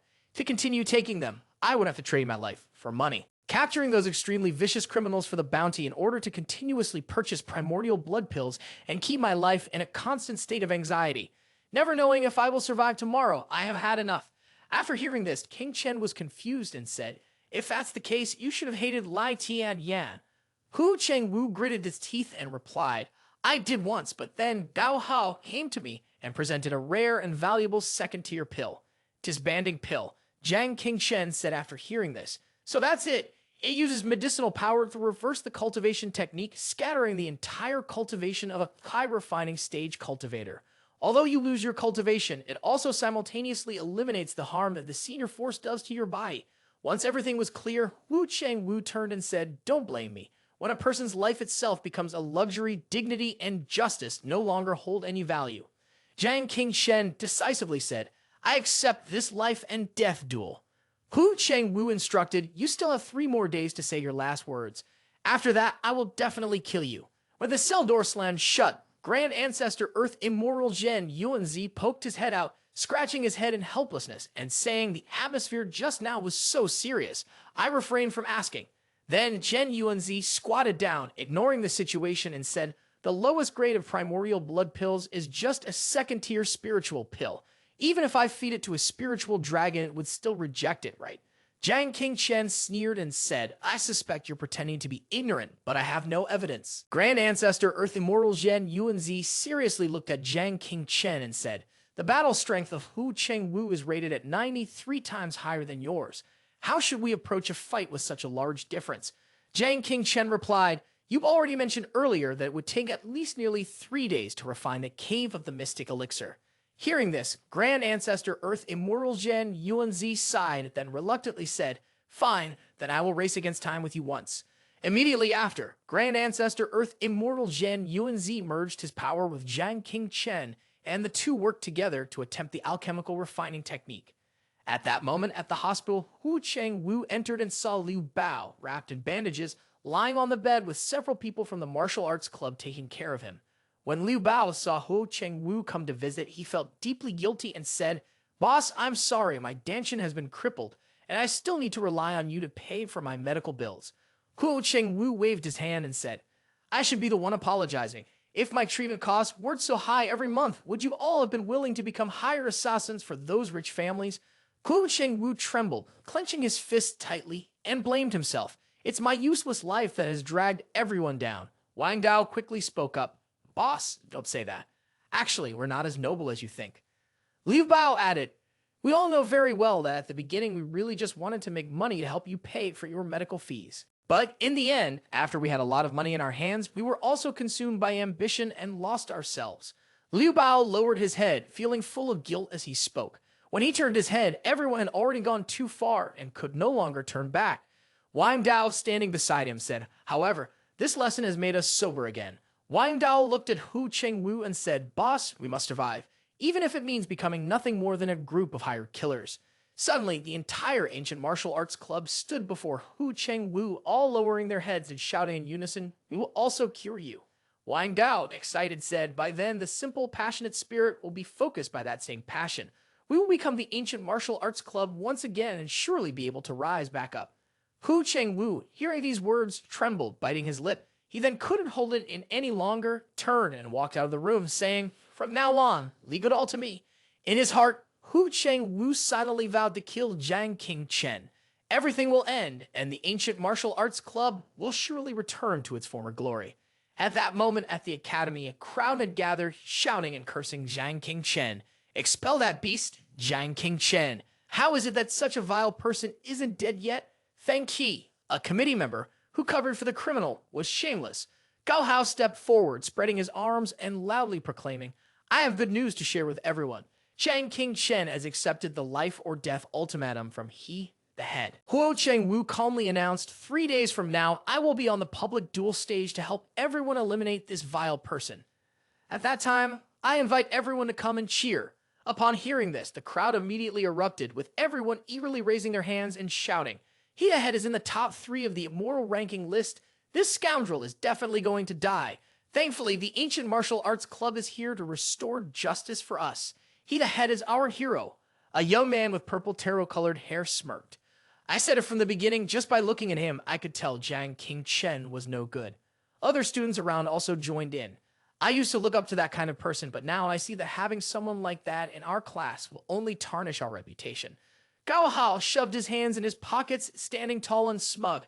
"Chen Ning, now do you see the true face of that guy?" Chen Ning shouted loudly, "King Chen, he is not like that. You are wrongfully accusing a good person." The chubby guy also defended Chen Ning. "I believe in King Chen too." Gao Hao remained confident. "I could be lying. But is it possible that the victim is also lying?" Sun Tian wiped her tears, acting fragile. "Chen Ning, how can you turn black into white like that?" The classmates were furious, cursing at Chen Ning and the chubby guy who were standing there. I think these two are in the same group as Jiang King Chen. This is too much. As girls, do you know how much courage it takes to stand up and testify for her? And now you're covering up for this beast. Has your conscience been eaten by dogs? Gao Hao was incredibly pleased with himself. The evidence was clear. Just look at the facts. A scumbag like Jiang King Chen, who had never encountered a beautiful woman in his entire life, doing something like this was nothing surprising. At that moment, a figure descended from the sky and spoke, "Green tea, have you finished acting yet?" It was Jiang Dudu. Sun Tian, frightened, shrank behind Hu Chengwu, awkwardly saying, "Senior, I don't understand what you're talking about." Jiang Dudu coldly mocked, presenting an ultimatum that left council member Feng Qi with no chance of uncovering the truth. The head really knew how to play people. A classmate pointed at her and said, "Did you all hear that? Captain Jiang is openly covering up for the rapist, and then threatening he the head over whether there will be fairness or not. Is there even any justice left?" The others also began to stir. What's Feng Qi council member even good for? The school in immortal formation will definitely restore justice for us. Damn those scoundrels of the Feng Qi Council. Ku Chengwu, with eyes deep and fierce, looking like a panda, said, "Jiang Dudu, look at the situation clearly.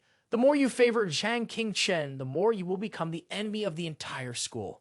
Jiang Dudu arrogantly crossed her arms and smiled. "Are you teaching me how to do things? Today, this young lady wants to be the enemy of the entire school, so what?" Jiang Dudu's face darkened, becoming incredibly terrifying as she challenged, "One by one, or should the whole school come at me all at once?" The students below were intimidated by Jiang Dudu's imposing presence. At this moment, someone landed and spoke. "What if you add me to the mix?" It was Lai Tian Yan, trying to show off in front of everyone. "I am here and absolutely will not allow you to harm the students who stand up to protect justice." The students, seeing that someone was defending them, took the opportunity to act bravely, barking loudly. "President Lai is here. President Lai is so cool. President Lai, you have to uphold justice for us." Lai Tianyan said to Jiang Dudu, "Captain Jiang and I are the only two of the soul refining stage in the entire school, and I have always been looking forward to having a spar with you." He sneered, thinking to himself, "Jiang Dudu, you lawless person, do you even dare to let Feng Qi, the student council member, and the student union clash with each other?" Yet, Jiang Dudu was unafraid. "Anyone who is scared can leave, but you will follow my orders. Lai Tianyan belongs to me, and the others from the student union deserve to die. Beat them up for me." The members of Jiang Dudu's faction immediately charged forward. "Damn it, the boss has spoken, deal with them." Lai Tianyan turned pale. Has the Feng Qi member of the student union gone mad? Just as they were about to clash for a life and death fight, a loud shout interrupted. Everyone stopped. The principal and the head of Zoo arrived just in time to break up the confrontation. The two of them issued orders. "All student union members, go back now. Feng Qi, the student council member, you all go back too." After everyone had left, Lai Tianyan slowly walked toward Jiang Dudu and said, "This time, Jiang King Chen is done for. If Captain Jiang is angry, you are also welcome to settle life and death matters with me." He was provoking Jiang Dudu, but did not expect that Captain Jiang also had someone she cared about. What's wrong? Do you like that brat? Jiang Dudu was instantly embarrassed when she was struck at her most vulnerable point. She became furious with that shameless person. "What do you mean like? What nonsense are you spouting? Who would like that crazy person?" Just as she was causing a commotion with Lai Tian Yan, Chen Ning and the chubby one saw Jiang Dudu, and she became even more embarrassed, flailing her hands in an attempt to explain. "Chen Ning, don't listen to him. I don't." Meanwhile, Yuan Yuan, standing to the side, bit her lip anxiously. Jiang King Chen said, "Isn't it you who wanted to prove something to me? Now you can barely even guarantee your own life." 3 days passed. The Earth Immortal Grandmaster, Zhen Yuanzi, was seated in a secluded corner, working on something. Venomous mystic pill? It turned out that Zhen Yuanzi had finished crafting the restorative pill for Jiang King Chen to prepare for battle. He collapsed, breathing heavily. "Crafting this pill has exhausted my spiritual ki. I must return to the Hall of Heroic Spirits to rest. I'm afraid I won't be able to assist you in this battle." Jiang King Chen patted his shoulder. "Thank you, Senior Zhen Yuan." He took the pill in his hand and swallowed it. "I will not let you down in this battle." After swallowing the pill, Jiang King Chen's eyes widened and a blinding light emitted from the crack in the cell room.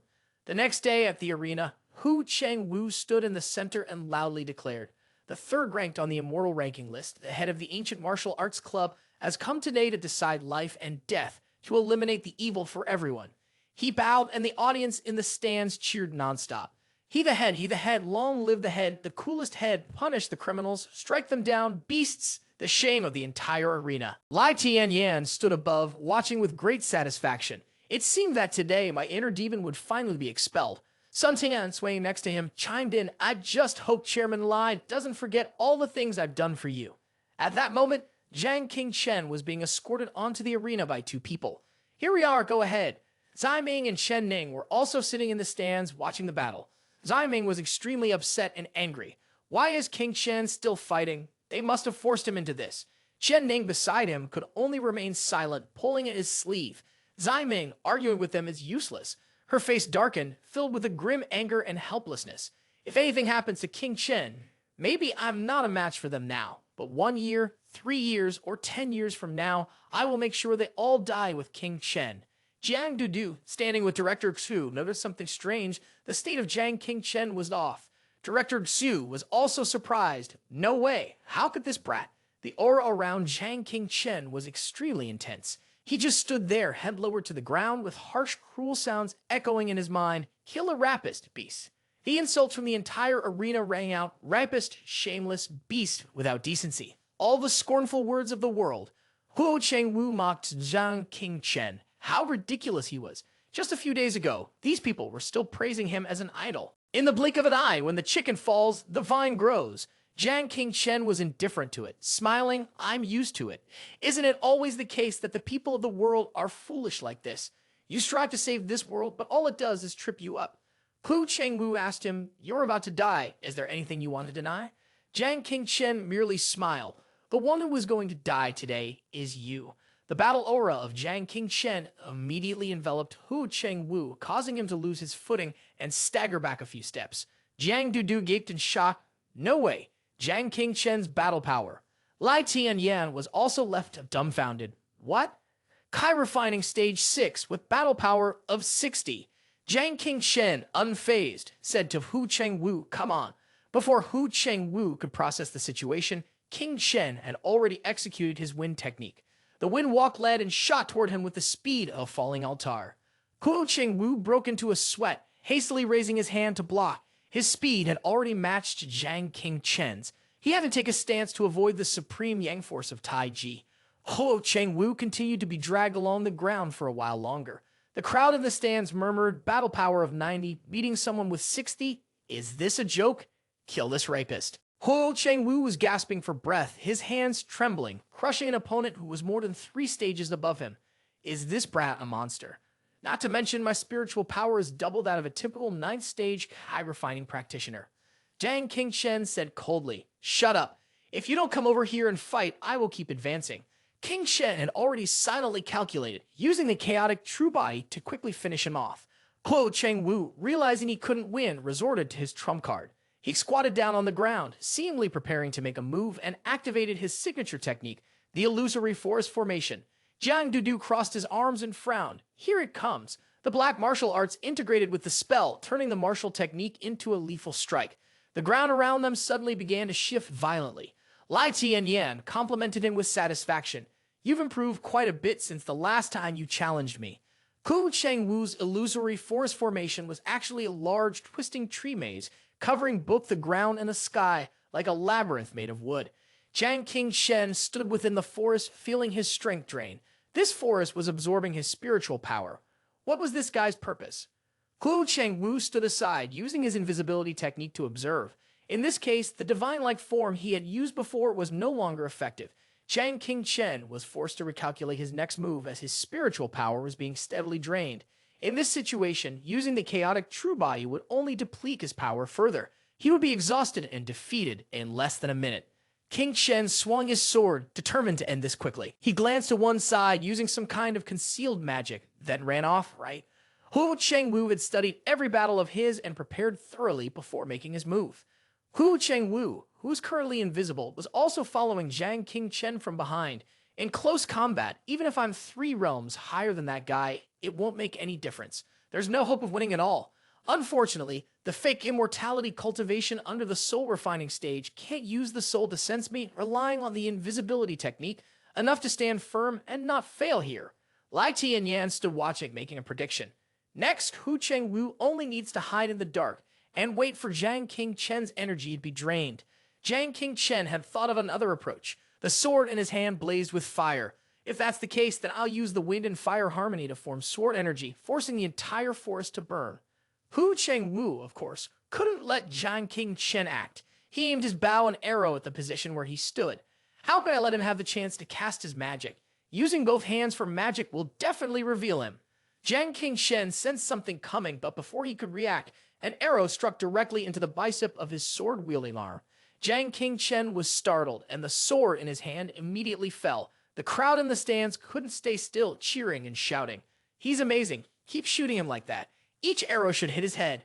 Jiang King Chen's face turned purple, panting heavily and clutching his arm. So that's how it is. The magic this guy cultivates is tightly connected, quickly coordinated into a perfect ambush combination. King Shen looked around. The power of the arrows was immense. If one couldn't dodge, a single shot could cause severe injury. At that moment, Hu Chengwu was charging toward a more favorable position for shooting, completely unaware that the arrow's trajectory could still be avoided. He immediately drew his bow, but how would this shot turn out? Jiang King Shen stood amidst the illusory forest formation, closing his eyes to sense the energy. After the arrow left the bow, there would be a significant shift in the magical power. Holding his breath and focusing, he tried to trace the arrow's path. A flash of light passed by, and the next arrow was already shot by Hu Chengwu. Jiang King Shen dodged the first arrow. It was right here. However, Jiang Dudu's face turned pale as she shouted, "Be careful, lie down." Another arrow almost pierced Jiang King Chen's eye. Reacting just in time, he threw himself backward to avoid it. Damn it, 2 arrows in a row. Jiang King Chen's face was ashen, running his fingers through his hair as he gasped for breath. He had almost lost his life. No wonder Hu Chengwu was ranked 3rd in the immortal rankings. Meanwhile, Hu Chengwu had already readied his bow again. This time he was going to shoot 3 arrows at once. This was his limit. Shooting 3 arrows at once would surely be deadly. The audience, though noisy, had fallen silent in anticipation of the outcome. Everyone's face was tense with anxiety. Headmaster Xu spoke seriously. The next move will determine the winner. Jiang King Chen, weakened from exertion, thought to himself, if only Senior Zhen Yuan were here. He could shoot 100 arrows at once or even use the true star chart of Heelu to break the formation. No, I can't always rely on heroic spirit's strength. While Jiang King Chen was still calculating, Hu Chengwu had already shot 3 arrows. Jiang Dudu was extremely anxious. Jiang King Chen's limit was to dodge 2 arrows at the same time. These 3 arrows were predicted to cover all possible directions, and no matter which 2 arrows Jiang King Chen chose to dodge, he would surely be struck by the 3rd arrow and lose his life. Jiang King Chen shouted, "Damn it, let's do this." He charged straight toward the arrows, and the crowd stirred. This guy was crazy. Was he trying to commit suicide? Jiang King Chen had gone mad. No one understood what Jiang King Chen was trying to do by rushing headlong into certain death, except for Lai Tianyan. He was flustered and said, "No, he's doing it on purpose." Jiang Dudu was also stunned, realizing what was happening. It turned out that the 2 subsequent arrows were based on the assumption that Jiang King Chen must dodge the first one aimed at him. So all he needed to do was intentionally let the first arrow hit him, and with a slight deviation, he could dodge the others and counter the deadly trio of arrows. Jiang King Chen desperately dodged the remaining 2 arrows and threw himself towards the fired arrow. He saw it, the position where the arrow was shot from. Hu Chengwu was in for a cold, harsh end this time. Jiang King Chen struck a massive tree with his sword, causing it to fall immediately with a loud crash. The tree had collapsed, but the person was nowhere to be seen. King Shen lowered his head, lost in thought.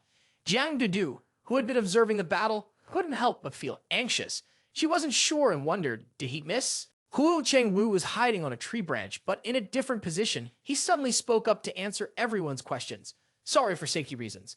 When the divine arrow was released from the bow, I had already shifted positions." He raised his bow and aimed directly at King Chen while declaring, "I've got you." As soon as he finished speaking, a powerful arrow was shot, heading straight for King Chen's head. However, King Chen wasn't afraid at all. On the contrary, he smirked and said, "It's me." In the blink of an eye, he suddenly appeared behind Hu Chengwu, placing his sword at his neck and calmly speaking, "I've got you."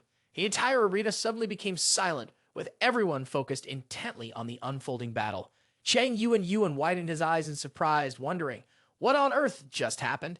At that moment, Hu Chengwu was at King Chen's mercy, his face pale, stuttering as he spoke. Teleportation. How is it possible for a human to do that? Jiang Qingchen was also exhausted. He was panting heavily after using his technique and slowly explained, "Ancient divine technique shrinking down. One step can cover thousands of miles." King Shen continued, "Right now, I can only travel 10 meters per step." Then he swung his sword and struck Wu Chengwu in the back, adding, "But that's enough."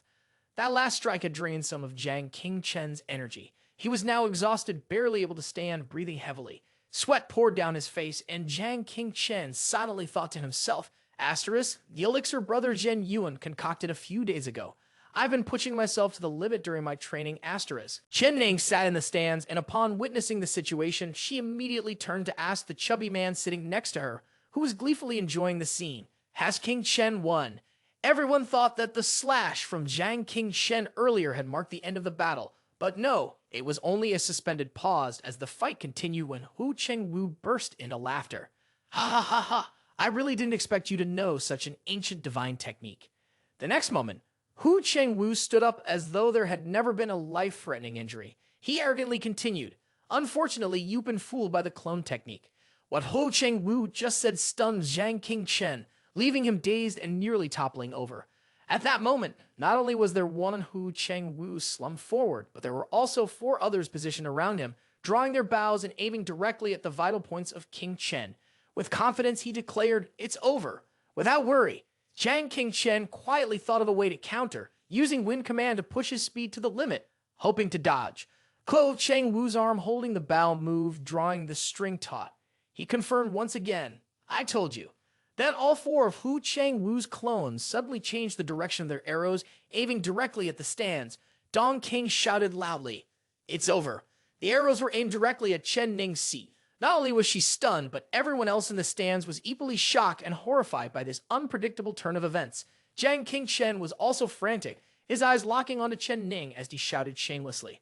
Before he could even think of a way to react, a barrage of arrows was already being launched, heading straight for one direction. Without any hesitation, King Chen used wind command to kick off and fly away. He silently prayed that he must catch up. Seeing him fly to intercept the arrows for her, Chen Ning burst into tears, screaming in anguish, her voice breaking, "King Chen, don't." Almost simultaneously, 9 arrows pierced through Jiang Qingchen's body, blood splattering everywhere. His hand could no longer grip the sword, slowly letting it fall. Thud! Jiang Qingchen's body collapsed face down to the ground. It was only then that Hu Chengwu revealed his true form, slowly landing beside him, and said slowly, "I admit you are a worthy opponent." After a pause, he continued, "This battle is considered an unofficial victory for me." On the stands above, Jiang Dudu, after using her spiritual power to sense breath, collapsed onto the ground. She widened her eyes in shock and said, "I can't sense any breath remaining. They're gone." Director Zhu also furrowed his brows, grinding his teeth as he analyzed. The 9 arrows had pierced all of the vital points surrounding him, a fatal strike. Chen Ning, the one indirectly responsible for King Chen's injury, was in utter panic. She sobbed uncontrollably, unable to believe the reality before her, repeating one sentence over and over. "It's a lie, it has to be a lie." Seeing the outcome he had longed for, Lai Tianyan grinned in satisfaction. He pondered, but it sounded more like a confirmation. Has it finally ended? Then he burst into laughter, intently saying, "My only friend. That weakling, finally, I can erase him completely." With the start of Lai Tianyan, cheers of joy at Jiang Qingchen's defeat echoed through the stands. "He's won the head. This beast is finally dead, well deserved. A scoundrel like him. This is truly the end he deserves." In stark contrast to the crowd's cheers, Cheng Yuan's face darkened as she gazed in shock at Jiang Qingchen, who had collapsed, unable to believe her eyes as she whispered to herself, "Jiang Qingchen, is this what you wanted to prove to me?" As if something had clicked in her mind, Cheng Yuan furrowed her brows, her eyes filled with resolve as she said firmly, "Perhaps you were right."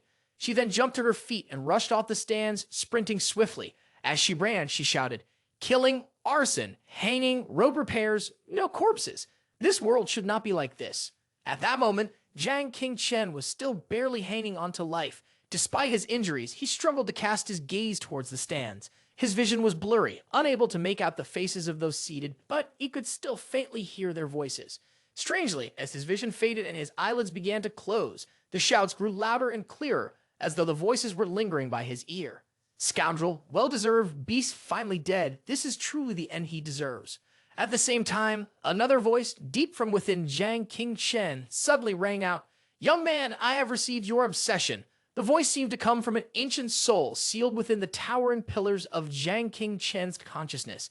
It continued. In return, I grant you one last opportunity. Summon me. Free yourself, and then let this. The voice suddenly became frantic, completely destroyed. A shadow gradually appeared above the two pillars. Jiang Qingchen's mind had also transformed into his own form and manifested here. He looked up at the shadow and felt a sense of confusion. The question seemed utterly amusing to the shadow. It repeated the question with a loud laugh. Who am I? Ha ha ha. After a brief pause, it recollected and continued. Thousands of years have passed. The shadow smiled strangely, its voice dripping with sarcasm as it finished speaking. Is there still someone who cares about who I am? Suddenly, a flash of light appeared, obscuring Jiang Qingchen's view. The scenery before him changed instantly. On the high platform in the distance, an old man with silver hair and noble, dignified appearance stood, flanked by two strange figures, one with wings and the other with horns, neither looking human. The old man held a decree in his hand and loudly proclaimed the charges of the girl bound below the steps. You have loved Daji or rebelled against the emperor King Zhao, committing atrocities without reason, causing the common people to drown in fire. You are the one who has created this karma. Even death cannot absolve your sins. Below the high platform, hundreds of people raised their fists and shouted in curses. After ridding the demon and the fox spirit, this demoness, it is right to kill her. Kill her now. The old man paid no attention to the uproar below, maintaining a serious tone as he continued reading. Today, her head shall be severed to appease the suffering of the people. Daji, you have committed countless crimes, hated by the people. And now, after hearing your sentence, you still arrogantly smile. The voice of that dark shadow echoed again, recounting the story of its own. When the sun set behind the collapsing mountains in the distance, I knew that everything had come to an end. The scene changed once more, this time from a high vantage point, as seen through the eyes of the nine-tailed celestial fox, gazing down upon the battlefield where people fought and killed each other. She continued, I once thought that the primal chaos would rise again, and that the three earthly saints would lead the Wanxian sect. When I saw that the three realms were on the verge of destruction, Dajidai had already transformed into a human. She approached King Zhao willingly, gradually taking control of the dynasty. She slowly spoke her innermost feelings. I could not bear to see the common people suffer. After becoming Empress Daji, I bewitched King Zhao, and all I had to do was follow the will of heaven to destroy the Shang dynasty, ending this war. Su Daji recalled those painful years, remembering the moment when she saw the broken flag and then continued in a low voice. All these years, I have caused the death of loyal ministers, one after another. My heart has never ceased to ache, but I have constantly reminded myself that all this was for the salvation of the people. Daji spoke loudly. In the end, I succeeded. At that moment, a mix of pain filled her heart. The people she had saved cursed her, hated her, and wanted to decapitate her, to butcher her. She still vividly remembered the eyes filled with resentment and the angry shouts from those who should have been grateful to her. On the execution platform, the executioner raised his blade, his gaze fixed firmly on Daji's neck. Seeing someone about to die in front of him, King Chen instinctively rushed to stop it. He only had time to exclaim, "Ah!" However, his hand passed straight through the executioner's body, and the sword cut directly down onto the neck of this villain who had harmed the country and its people. Blood splattered everywhere. The slash was decisive, and Su Daji's head flew off a distance. Jiang Qingchen stood in stunned silence, watching the scene before him. In the blink of an eye, Su Daji's head vanished into thin air. Then Su Daji immediately returned to her proud form, her body whole once again. The jailers couldn't help but exclaim in surprise. What's going on? Did we just kill her?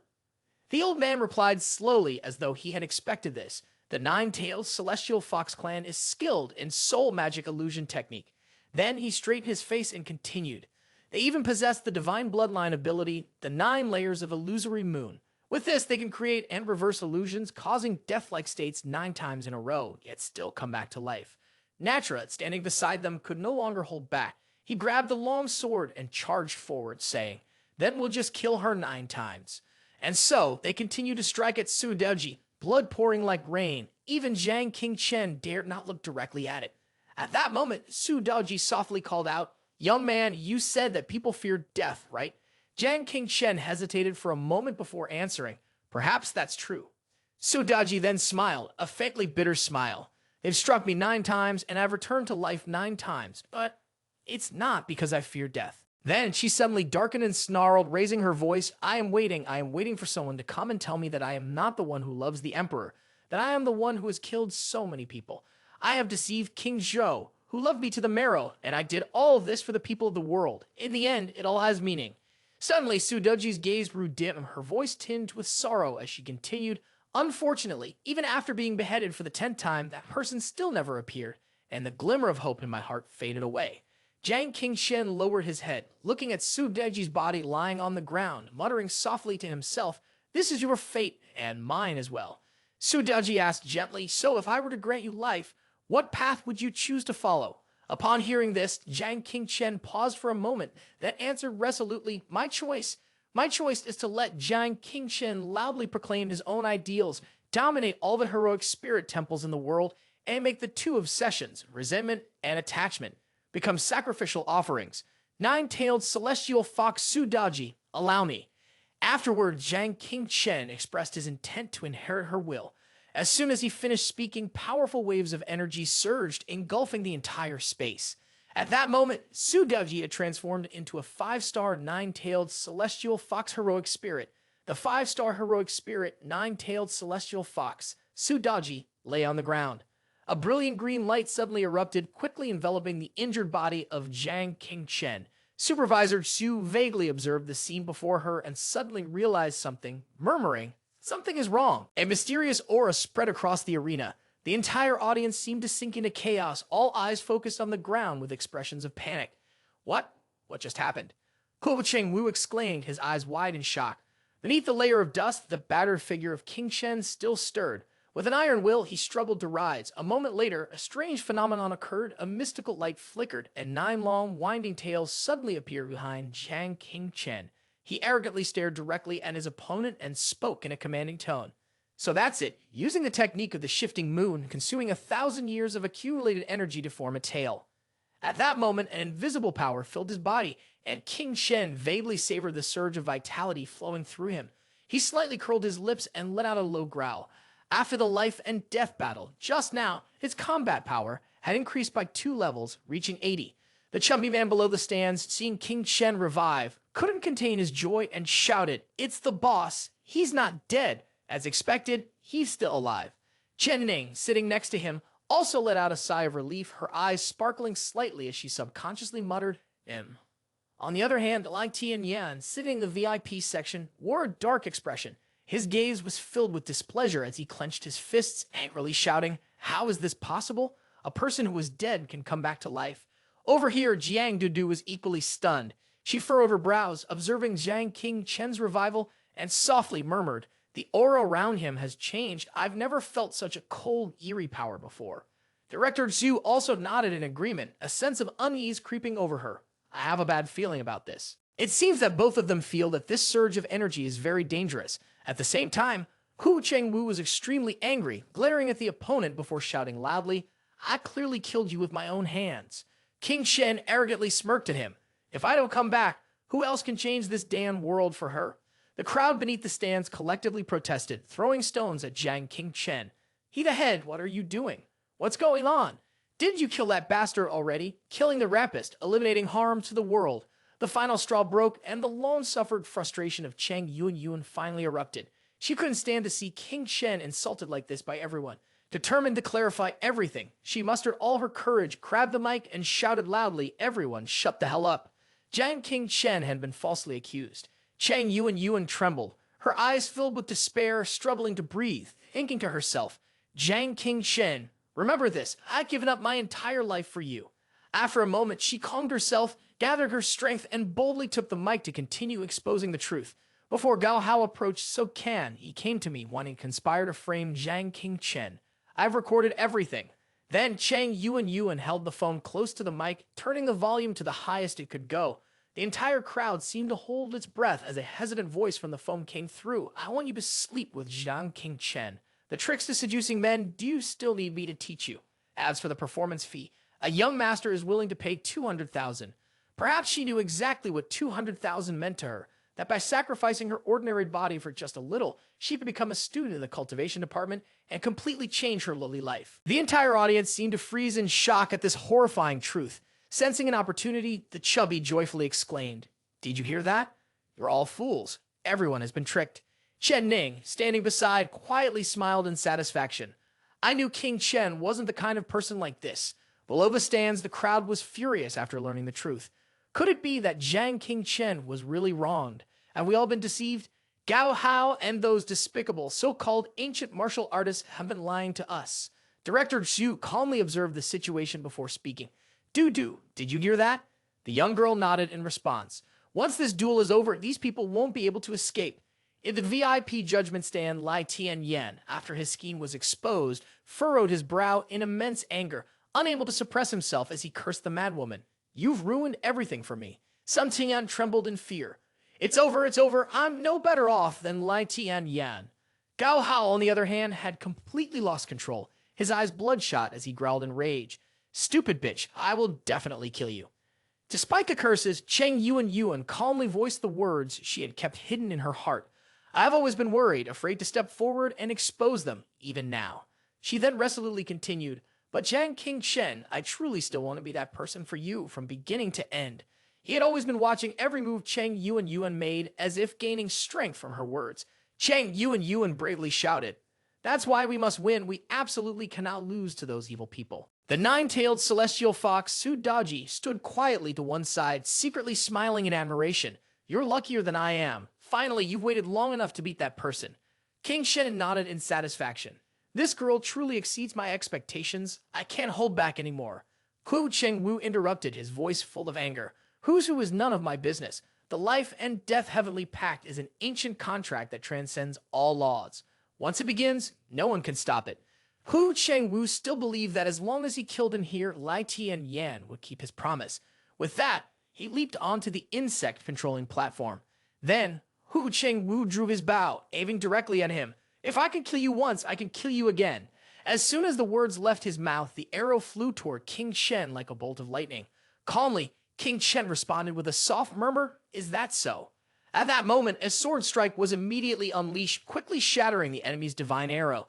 Finishing the move, King Shen arrogantly declared, I can see it. He then slowly added, It seems I can see through everything now. Before Hu Chengwu could react, he was hit by a devastating ambush with overwhelming force, losing his momentum and falling into freefall. Director Xu stared in astonishment at the scene before him. The soul power had awakened. This was the sign of entering the soul refining stage. How could this be? He was still at the 8th level of the Qi refining stage. Unhurriedly, King Shen stretched his wings and surged forward toward his opponent. Hu Chengwu stood there, dumbfounded, unable to believe his eyes. He had clearly used the technique of invisibility, yet he was still detected. Hu Chengwu, in a panic, quickly dodged, his mouth constantly shouting, What's going on? He can see me. A direct sword strike was thrust out, landing a painful blow to his mouth. Hu Chengwu winced in pain, clutching his face and stumbling back a few steps. Not allowing him to escape, King Shen charged forward again, speeding toward his opponent. In a desperate situation, he did not hesitate, immediately using his ultimate move, the body split technique. At that moment, 4 figures identical to Hu Chengwu appeared, quickly surrounding Zhang Qingchen from all sides. He subconsciously smirked with disdain, thinking to himself, It seems my limit is 4 clones. Now furious, Hu Chengwu hastily aimed 4 arrows at Zhang Qingchen, simultaneously yelling out, If you can guess my real body, the next sword will be enough to kill me. But if you guess wrong, each of my arrows could kill you. Below the arena, Chen Ning anxiously raised his head, which meant King Chen's chances of winning were only 1 in 4. However, Zhang Qingchen remained unfazed. Calmly, he quickly landed on the ground, deep in thought, beads of sweat forming on his forehead. The chubby figure clenched his fists tightly, his eyes filled with worry as he watched Zhang Qingchen's every move, muttering to himself, What is there to fear from him? With that, the chubby figure jumped up, shouting loudly, King Shen, go for it. The crowd enthusiastically cheered in support. Zhang Qingchen charged forward. Daring to harm the ace of our team, let's finish him off. Zhang Qingchen was bound to win. Hearing the cheers of the crowd for his opponent, the anger in Hu Chengwu's heart erupted violently, causing the arrow in his hand to tremble and fail to form. On the other hand, Zhang Qingchen smirked with amusement, then raised his voice slightly. You are all mistaken. My chances of winning are, he confidently continued, 100%, smoothly disregarding the other figures around him. King Chen's sword tip moved like a flash of lightning, piercing straight into Hu Chengwu's torso. It happened so quickly that his opponent had no time to react, and Hu Chengwu, on the brink of death, looked at Zhang Qingchen with a helpless gaze. You are not at the soul refining stage, yet you can sense my clone. His eyes were filled with astonishment and confusion, a faint sneer playing on his lips. King Shen tilted his head, bringing his face closer to his opponent's, then whispered, "I told you that we now can see through everything." As soon as he finished speaking, Jiang King Chen immediately pulled the sword out of Hu Chengwu's body, causing a streak of bright red blood to splatter into the air, staining the sky. He stood motionless, losing all balance and falling freely. Before he hit the ground, he smiled in satisfaction. "I can hardly remember. It's been a long time since I had a fight like this." Thud. The sound of him hitting the ground echoed as the crowd stared in stunned silence. Hu Chengwu was completely defeated, lying helplessly in the center of the arena. That's right, at first I studied martial arts and magic to establish the Ancient Martial Arts Club. Wasn't the purpose for this moment of satisfaction? Facing the classmate, who stood with powerful wings of green behind him, Hu Chengwu had no choice but to admit, "Jiang King Chen, indeed, you are the strongest." At this moment, he gently descended in front of him and disdainfully spoke, "A martial arts genius, yet you serve as a lackey for Lai Tianyuan. Is your only goal just this pill?" Jiang King Shen smirked faintly, then lifted the yellow pill in front of him.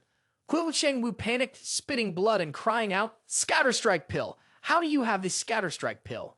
At that moment, Jiang King Shen casually spun the gem in front of him, then taunted, "Such a precious pill, just because of the lost art of pill refinement and an alchemist, so hard to find.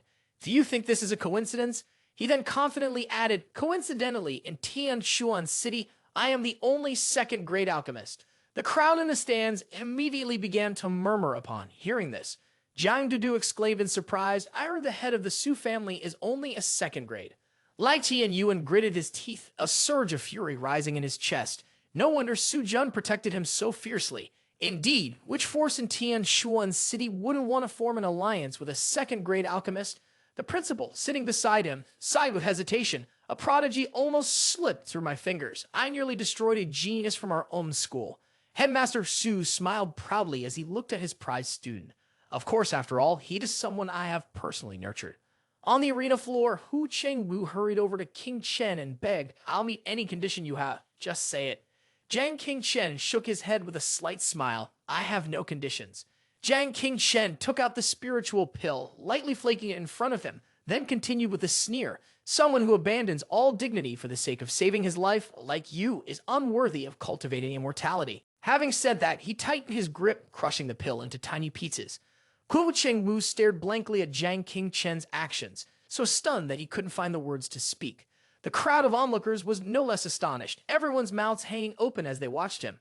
"Scatter Strike pill! That's a second-grade spiritual pill, and now it's gone." The crowd erupted in chaos, screaming. Mengview was stunned, unable to even cry out in the face of King Chen's sudden outburst. Why not just keep it if you're not going to give it to him? Why take it and sell it for money? Chen Ning, speechless, forced a smile. King Chen had always been like this. Jiang Dudu, equally helpless, thought, so pretentious was it really necessary to go that far? The principal, with a weary expression, turned to head teacher Xu. The students she had been observing were truly not ordinary people. At that moment, Hu Chengwu seemed to transform, suddenly laughing loudly as if he had just played with a toy. "Ka ka ka." He held his forehead and involuntarily let out a bitter laugh. "That's right, in order to survive, I've abandoned my moral integrity and long ago lost the right to call myself human." With that, Hu Chengwu bent down, kneeling on the ground, bowing to King Chen. "I've been taught that my life is short, and if I can gain enlightenment, it would be a way to escape." Seeing the scene before him, King Chen nodded with satisfaction, apparently pleased that he had been properly taught. "In that case, take it." Just as the words left his lips, King Shen casually handed the blue spiritual pill toward Hu Chengwu. He stood there, mouth agape, his eyes wide open as if he had just seen an alien. This is," Hu Chengwu exclaimed in shock. "Clear Spring pill, one of the Elixir King's second-grade pills. If I had this holy medicine to heal my wounds, why would I need to take this Scatter Strike pill to destroy my spiritual power?" The crowd in the stands buzzed with excitement. "I must have heard that wrong, right? This energy, is it really the Elixir King? In my lifetime, I might never see the Clear Spring pill again." With that, Jiang King Shen casually tossed the jade towards Hu Chengwu, then turned and walked away, leaving behind a remark. "That's your reward? No need to thank me." Hu Chengwu trembled, exclaiming, "This sacred artifact, you're really giving it to me?" Jiang King Shen nonchalantly waved his hand, saying, "Don't worry about it. At a friend's house, this is usually just something they feed to their dogs. Director Xu, seeing Zhang Qingchen showing off like this, grew increasingly grim, nodding in agreement with the person beside him. Principal, you're right. This kid's not ordinary. Receiving a rare treasure of 1,000 years like that, Hu Chengwu was choked up, tears streaming down his face. Guo Chengwu, I'm not good with words, but from now on, my life belongs to you. With that, he bent low in gratitude to King Chen. Gao Hao in the stands was livid, his eyes red with fury as he muttered, "This is bad. It's all ruined."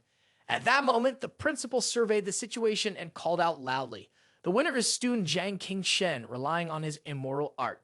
The loser's life and property are now at the winner's disposal. Director Xu, standing next to him, added, "Ranked 4th on the immoral ranking list, replacing the position with Zhang Qingchen."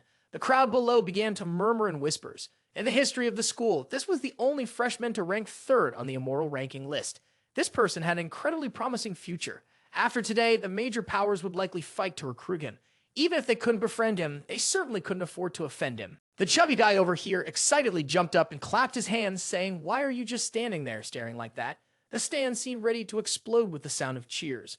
Zhang Qingchen stared blankly up, unable to believe his eyes. At that moment, all the students were shouting his name, Zhang Qingchen. At that moment, Su Daji appeared, softly speaking, "How does it feel? Just a moment ago, those who were harshly insulting you now wouldn't dare show you any disrespect." Zhang Qingchen turned his head and replied, "This is a scene I wouldn't even dare to dream of back in school." He let a soft sigh as he thought about it, adding, "But now, looking at those ridiculous faces, I only feel bored." Isn't this what people are like? Taking advantage of the situation, Su Daji moved closer to Zhang Qingchen, whispering softly, "I've been disappointed with the mundane world for too long, and only you have made me feel a bit of interest." Facing Su Daji's flirtatious advances, Zhang Qingchen flushed red with embarrassment, taking a few steps back, stammering, "Stop, I already have someone I like." Suddenly, the sound of shoes rubbing against the ground echoed regularly. Out of nowhere, a figure rushed forward and quickly embraced King Chen. It was none other than Chen Ning. She gently leaned into him, whispering, "I'm sorry. I couldn't help you from the beginning to the end. I'm so sorry." King Chen smiled faintly, patting her back reassuringly. "It's okay. It's all over now." Chang Yuan silently stood on the observation platform, her gaze fixed on the pair embracing below, and a wave of sadness quietly crept into her heart. She sadly murmured to herself, "Is it really possible that people like them were born to be a pair? How could they possibly be a match?" Jiang Dudu stepped forward, her voice loud and comforting. "It really isn't bad." Returning to the cultivation department with a proud expression, Dudu cheerfully praised, "On behalf of Commissioner Feng Qi, I am pleased to inform you that your tuition fees are completely waived." Yuan was a bit stunned and hesitantly asked her senior, "Someone like me, could this really be true?" Jiang Dudu gently walked over, giving her shoulder a light pat and encouragement. Talent alone does not determine the future of Commissioner Feng Qi. Hearing these words, Cheng Yuan was deeply moved. Tears welled up in her eyes, and she softly whispered, "Senior." Before she could finish, Jiang Dudu interrupted, cutting her off, and shouted loudly toward the two people who were acting out a romantic scene.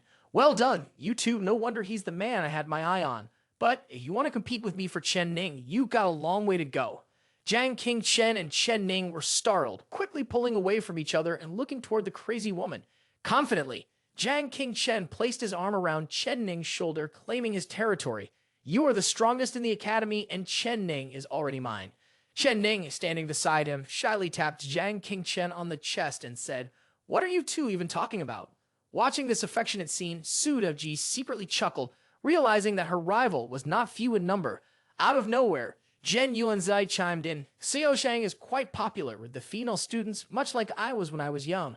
Su Daji suddenly recognized the venerable elder before her, quickly clasping her hands in respect and calling out, "Zhen Yuan ancestor." The old man, upon hearing this, felt a bit irritated and gently reminded, "Call me Xiao Chen."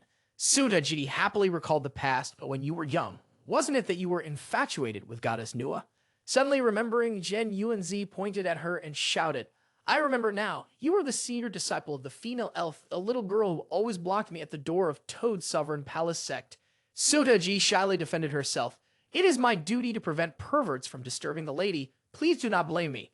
Zhen Yuanzi, with a serious expression, brought up Su Daji's past. "Such sweet words. No wonder you were eventually abandoned by the female elf, becoming a discarded pawn."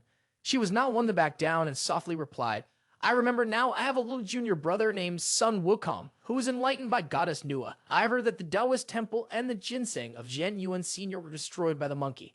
Upon hearing this, Zhen Yuan Z's anger flared up again, and he retorted, "You're still being harassed by those juniors?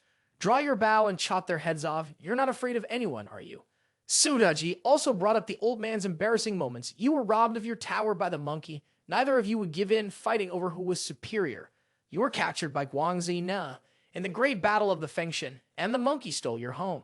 Feeling he could no longer argue back, Zhen Yuanzi, exhausted, made a gesture to stop and said, "Can we not mention Hauer anymore?" Sudaji smirked wickedly, seizing her victory and continuing to dig up the past. You pursued goddess Nua, and you were beaten to a standstill by a junior of Tathagata Buddha. Grandmaster Hong Jun would rather give the position of Jade Emperor to a Taoist boy than to you. Zhen Yuanzi painfully clutched his head, unwilling to recall the humiliation from the past. Her exclaimed we should still discuss Hoer's matter. On the other side, at the observation tower, Jiang Dudu sternly ordered the logistics team, Feng Qi, gather them all for me. Gao Hao and Sun Tan trembled as they fell to their knees. Sun Tan sobbed uncontrollably, denying everything. It wasn't me, it was Gao Hao who forced me. The young master of the Gao family, still outspoken at this point, gritted his teeth and yelled, "Chang Yuan, you're a vile woman. I will definitely kill you." Supervisor Xu, indignant, approached without a word and slapped Sun Tian across the face, admonishing, "Stop whining." Before Gao Hao could respond, he received another slap, causing him to fall flat on the ground as he heard her scolding, "If I don't strip you of your cultivation and expel you, then I'll be a useless supervisor." At the mention of stripping cultivation, Gao Hao and Sun Tian's faces turned pale. It was only then that they truly understood fear, crying and pleading, "Please, please, if we're expelled, our lives will be ruined. We've worked so hard to cultivate our powers. What right does the school have to strip us of them?" Noticing the presence of a third party, Supervisor Xu sneered, intentionally raising her voice in mockery. "You dare harm my students? Xiao Lai Zi, isn't there a part of this for you as well?" Lai Tianyan raised his head proudly, putting on an air of dignity before replying, "What Supervisor Xu says is true. Besides, Zhang Qingchen is my good friend, and the Lai family always pursues justice. If someone like Hu Chengwu falls into my hands, I'll kill him with one strike." Fed up with Lai Tianyan's performance, Director Xu shook his head and let out a faint smile, then remarked, "There is no wall that doesn't let the wind through. It's best not to let me investigate you." Lai Tianyan continued his act without shame, not even flinching as he said, "A straight tree doesn't fear standing tall. I take my leave." Afterward, he seethed inwardly, silently watching Zhang Qingchen and his group through the window. The image of Zhang Qingchen, looking worn out and reaching out to support him in the past, resurfaced. Lai Tianyan curled his lips into a sinister smile, thinking to himself, "Asterisk, this is exactly why you're worthy of being my only friend, Asterisk." A while after the match ended, Zhang Qingchen walked side by side with Chen Ning on their way home. Suddenly, he broke the silence, speaking up to disrupt the calm atmosphere. "I really didn't expect Chang Yuan to help you." Chen Ning, walking beside him, softly replied, "Chang Yuan isn't a bad person. She's a good girl, you should appreciate her." Zhang Qingchen laughed heartily. "Why do I sense a hint of jealousy here?" Chen Ning pouted, sulking, and muttered something incoherent. "I'm your older sister." As the night gradually descended, the apartment complex still emitted a faint glow from a few of its units. At that moment, Zhang Qingchen sat quietly on his bed, his eyes half closed, focusing all his energy on cultivating his internal power. During the transmission of energy, he quietly pondered, "Asterisk, now, I've secured 2 great heroes and gained another trump card to deal with the witch tribe Asterisk." The air around Zhang Qingchen seemed to freeze as a powerful aura emanated from his body, signaling the awakening of his dormant strength. Zhang Qingchen silently pondered, then decided to focus and meditate, absorbing the combat experience from Hu Chengwu earlier that day. At this moment, Zhen Yuanzi, who was engrossed in his video game, suddenly shouted, "I passed through the spider, only to be bitten by it and die." Sudaji, feeling bored, gazed out the window and softly spoke, "Senior Zhen Yuan, aren't you going to explain anything to me?" Zhen Yuanzi, surprised, turned to look at her dejected expression and instinctively asked, "Explain what?" Sudaji stared up at the starry sky. A black hole of the universe loomed above, and it seemed as though through it she could sense the impending doom approaching the grand formation of yin-yang dust.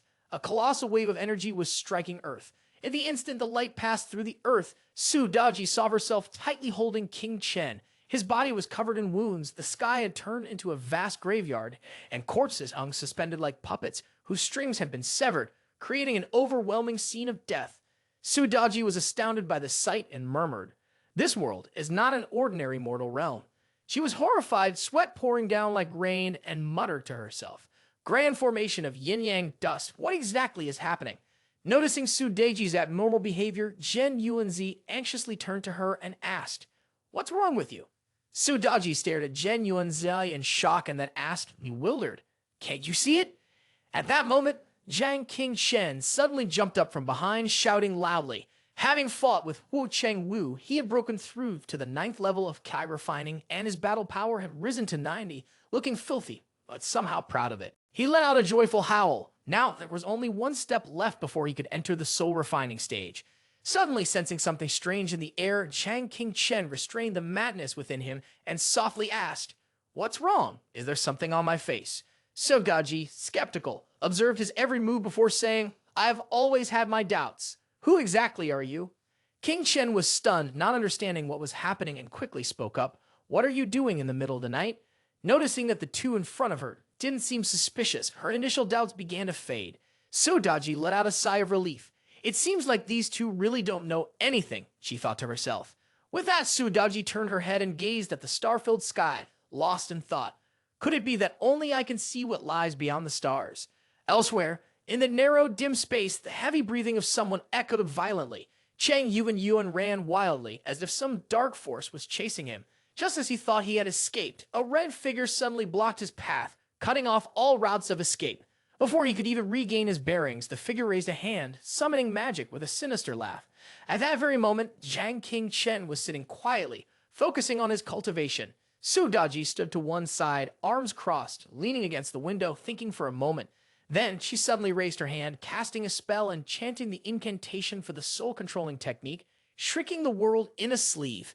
Sudaji thought she would succeed in manipulating Zhang Qingchen, but to her surprise, she was stopped by Zhen Yuanzi, who used a protective circle to block the spell. Sudaji, upon hearing this, was immediately infuriated and raised her voice to question, "Why are you stopping me? Don't you want to know his background?" He quickly cast a glance at Sudaji and in a serious tone explained, "The master of the Hall of Heroic Spirits can forcefully command the Hall of Heroic Spirits to do anything, but the soul manipulation technique causes the master's defense to weaken, allowing their consciousness to be controlled." Then Zhen Yuanzi continued, "If the master becomes your puppet, all the heroic spirits will be forced to obey you, including me." He was playing the game while pouting and added, "Do you think I would allow such a thing to happen?" Hearing this, Sudaji could only cross her arms in frustration and scoff coldly, full of disdain. At that moment, Zhang Qingchen suddenly opened his eyes wide and in a panic shouted, "Damn it!" Looking down at his hands, Zhang Qingchen was stunned and wondered, "How can my cultivation power be completely depleted after just one night?" He immediately turned to the two suspicious people and squinted, asking, "Did either of you secretly use my magic to cast spells?" Upon hearing Zhang Qingchen's question, both of them frantically shook their heads. Seeing that neither answered, he yelled loudly, "Both of you go back to the Hall of Heroic Spirits. The investigation into why my magic was suddenly depleted hasn't been completed yet, and now Chen Ning is suddenly opening the door and rushing in to announce, 'Something's wrong, King Chen. Something big has happened.'" Seeing dozens of cars parked outside, Zhang Qingchen couldn't help but ask, "What's going on?" Chen Ning then replied, "It seems that the major immortal cultivation factions of Tianyuan City." Suddenly remembering something, Chen Ning quickly voiced her suspicion.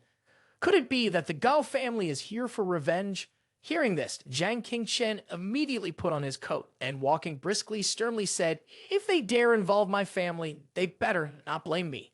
Zhen Yuanzi, upon hearing this, couldn't help but feel worried. They were all powerful cultivators of immortality, each with strength comparable to a fighter of at least 100 combat power. Sudaji wickedly smiled and added, "It seems the only option is for me to use my soul illusion technique." Hearing that, Zhen Yuanzi couldn't help but get angry and shouted, "What does it have to do with you?" "Of course, King Shen will use my magic." Zhen Yuanzi, with a sharp beak-like gesture, argued for the host, causing Sudaji to feel a piercing headache.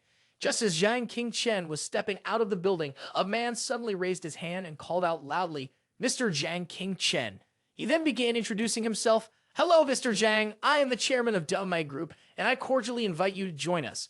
Before Jiang King Chen could fully process what he had just said, a crowd rushed forward, adding, "What is Damai? Mr. Zhang, what do you think of our whole wide group?"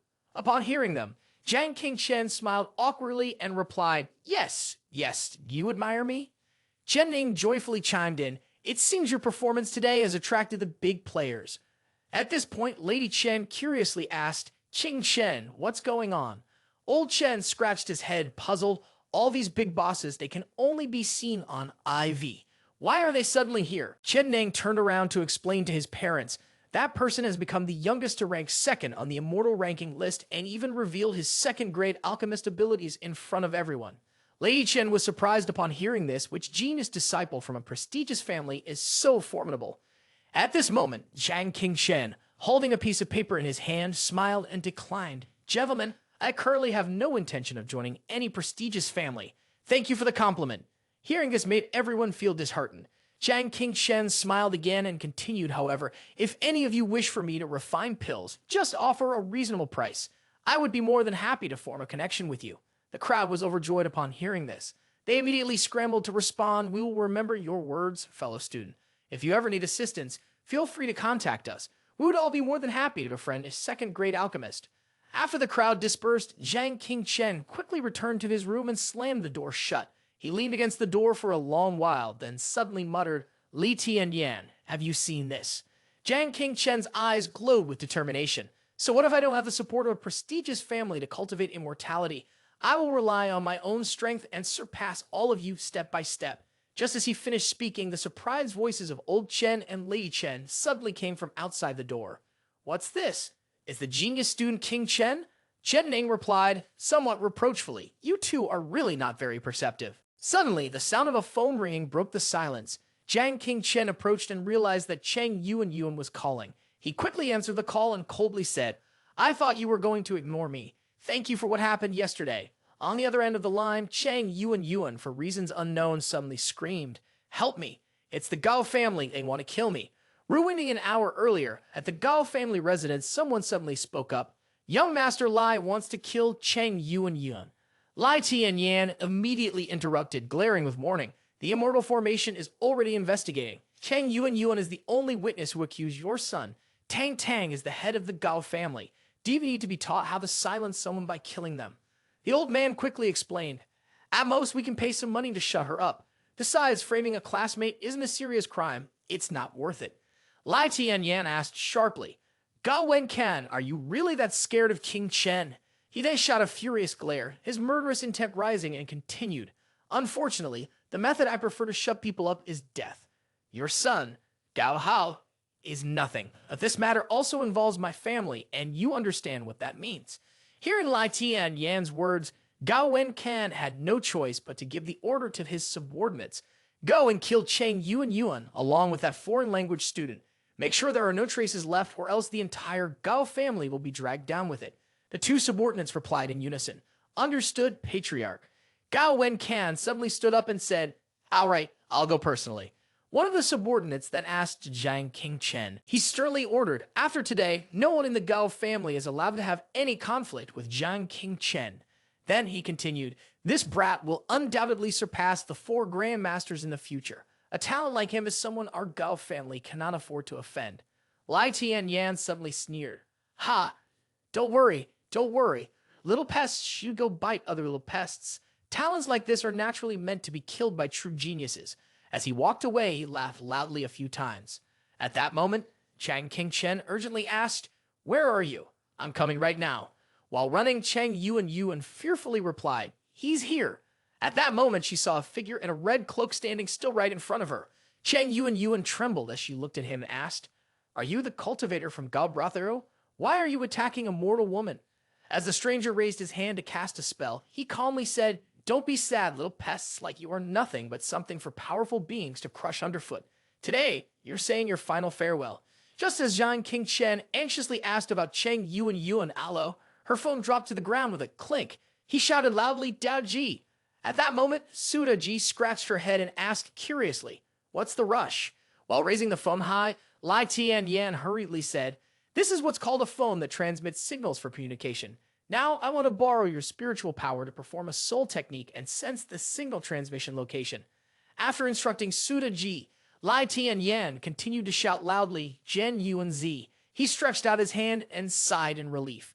Phew, outside is much more comfortable. Zhang Qingchen quickly turned his head to look at Zhen Yuan Z and hurriedly gave the order, use the soul fusion technique with me, fully exert the power to shift the earth by inches and teleport to the location where Daji is sensing. As soon as Zhang Qingchen finished speaking, both of them swiftly brought him to the front of a building. He was sweating and muttered, it has to be in time.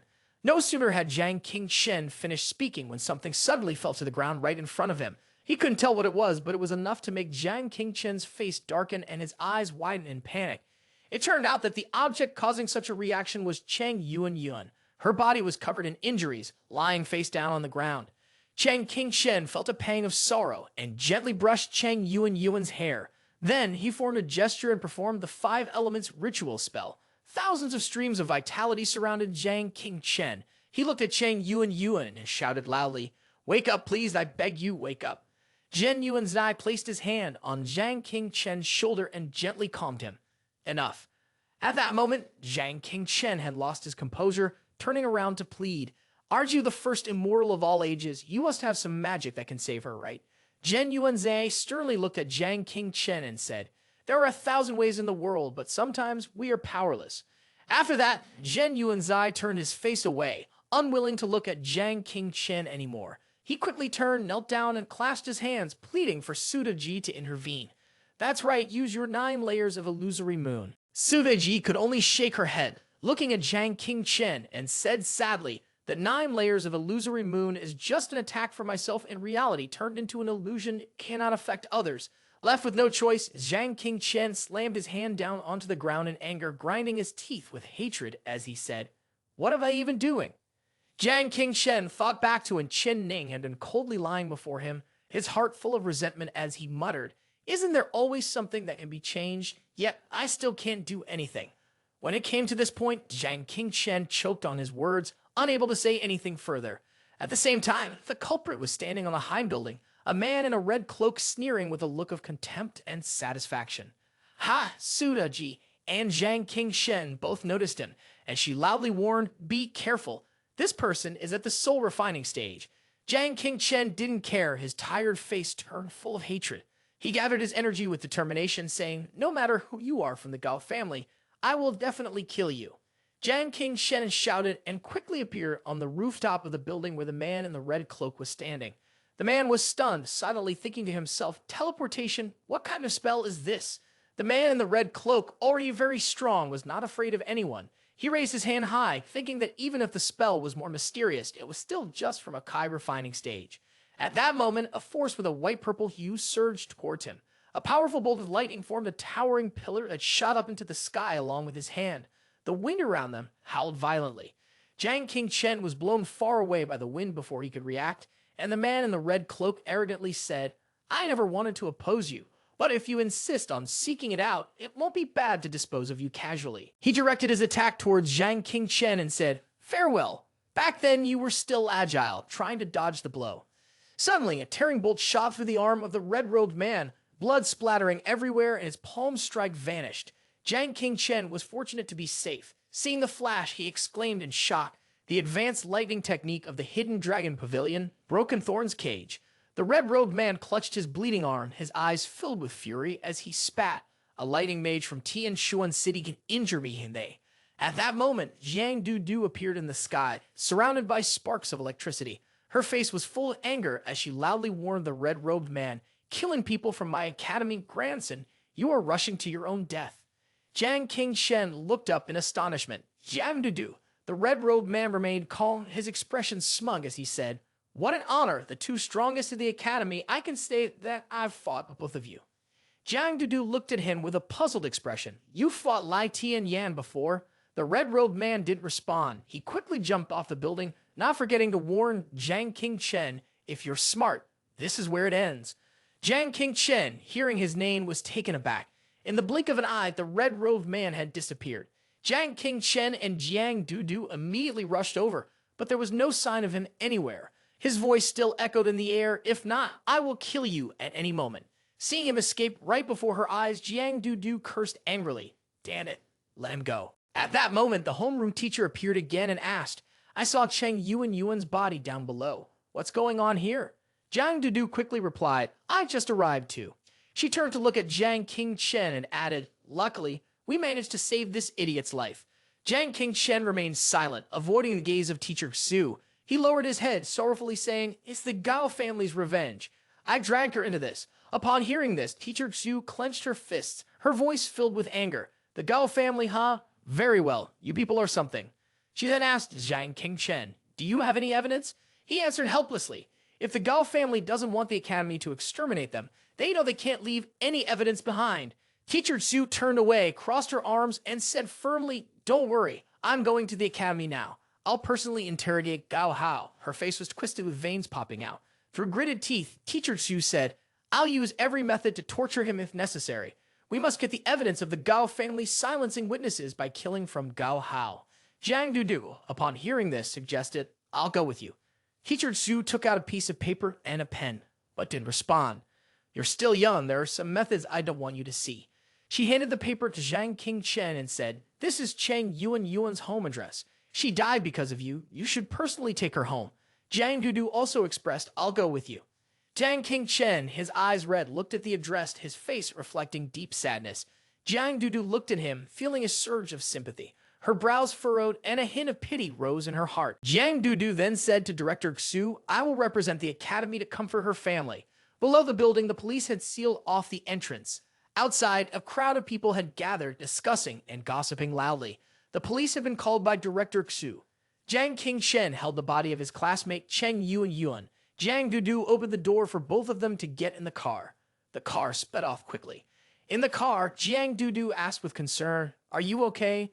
Jiang Qingchen did not answer, only lowering his head in silence. Jiang Dudu noticed that he no longer carried the confident demeanor he usually had, and her heart ached. She poured her heart out to Jiang Qingchen. When a good friend dies right in front of you, it feels like you've been killed yourself. Right now, you're definitely feeling scared and heartbroken, aren't you? Jiang Qingchen did not respond to her. He only muttered quietly, I will make sure the Gao family, no one will be spared. After a while, they arrived at Cheng Yuan's house.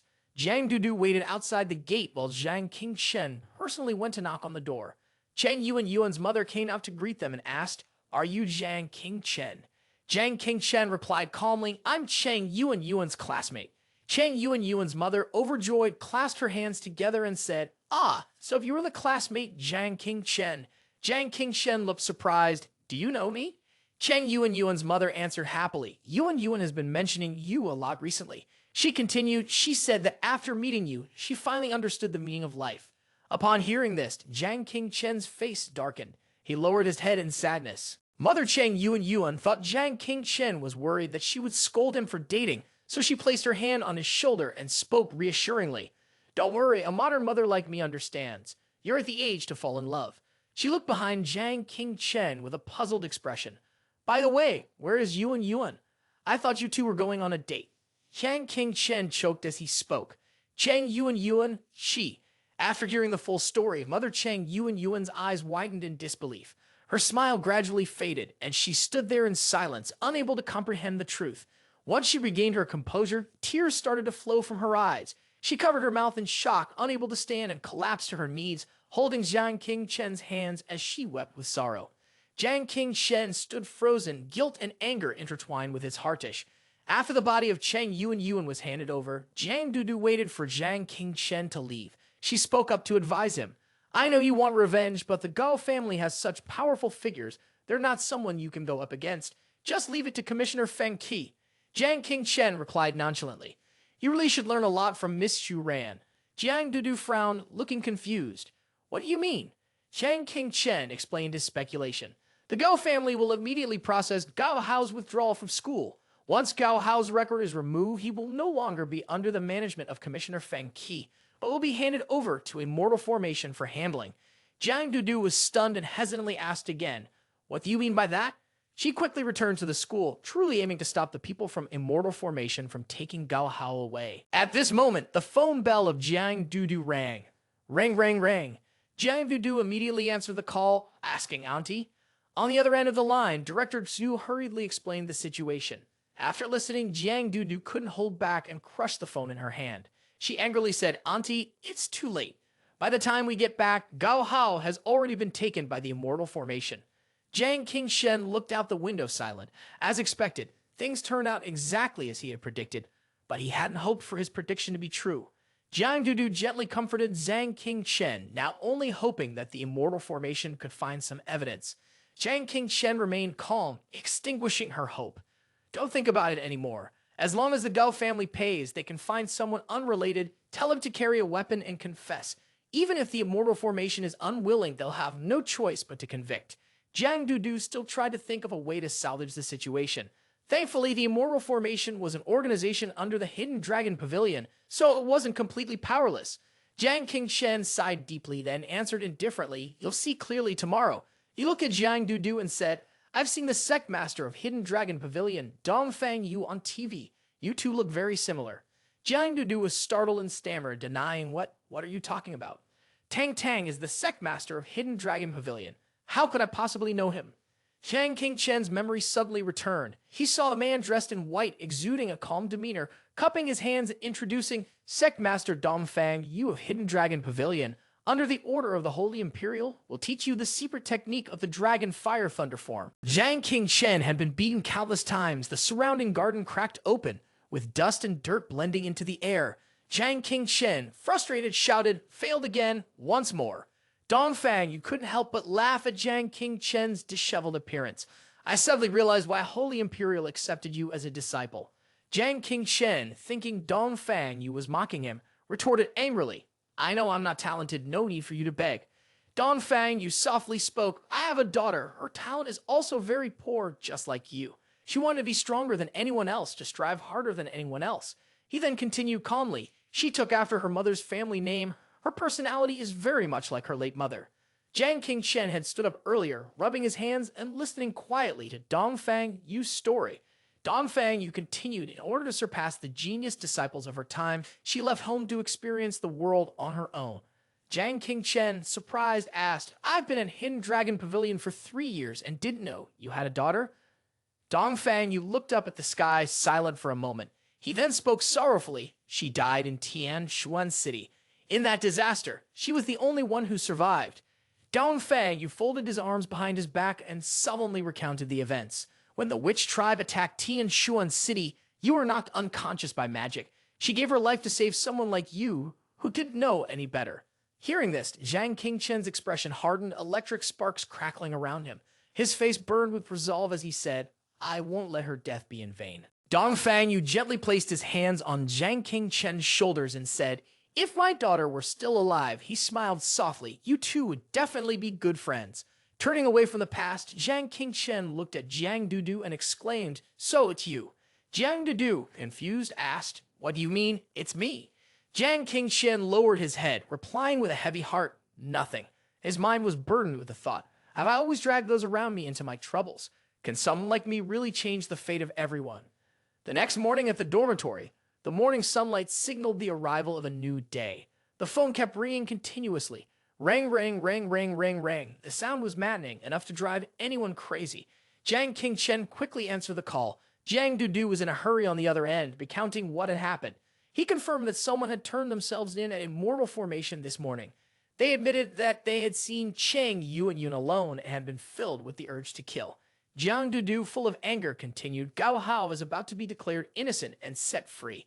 The entire school doesn't believe in Gao Hao's innocence and has gathered in front of immortal formation to protest." Jiang Qingshen remained silent, quietly stuffing the phone into his pants.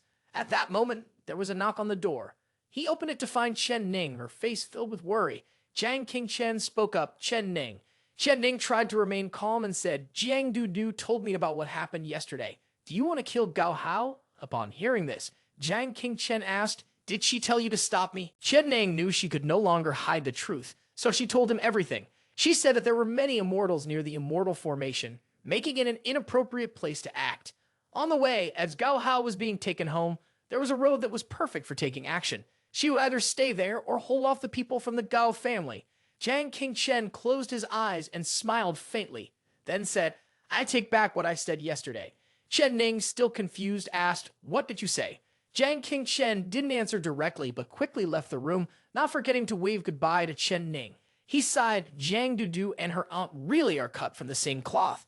In Tianshuan City, at Immortal Formation below the headquarters, students were protesting. Leading the group was Cheng Yuan-Yuan's mother, who was kneeling silently in front of Cheng Yuan-Yuan's corpse. The crowd angrily shouted, "Immortal Formation covers up criminals. The Gao family killed someone. They must pay for this. Return our student's life to us." The guards stood at the door, blocking their way into the building. At that moment, a sports car zoomed up to the headquarters. A man in a suit stepped out, hands in his pockets, wearing an arrogant expression. On either side of him, bodyguards were pushing the protesters back to clear the way for the boss.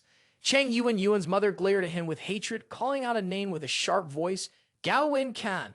Losing her composure, she stood up, tears streaming down her face as she shouted, "How dare you show your face here?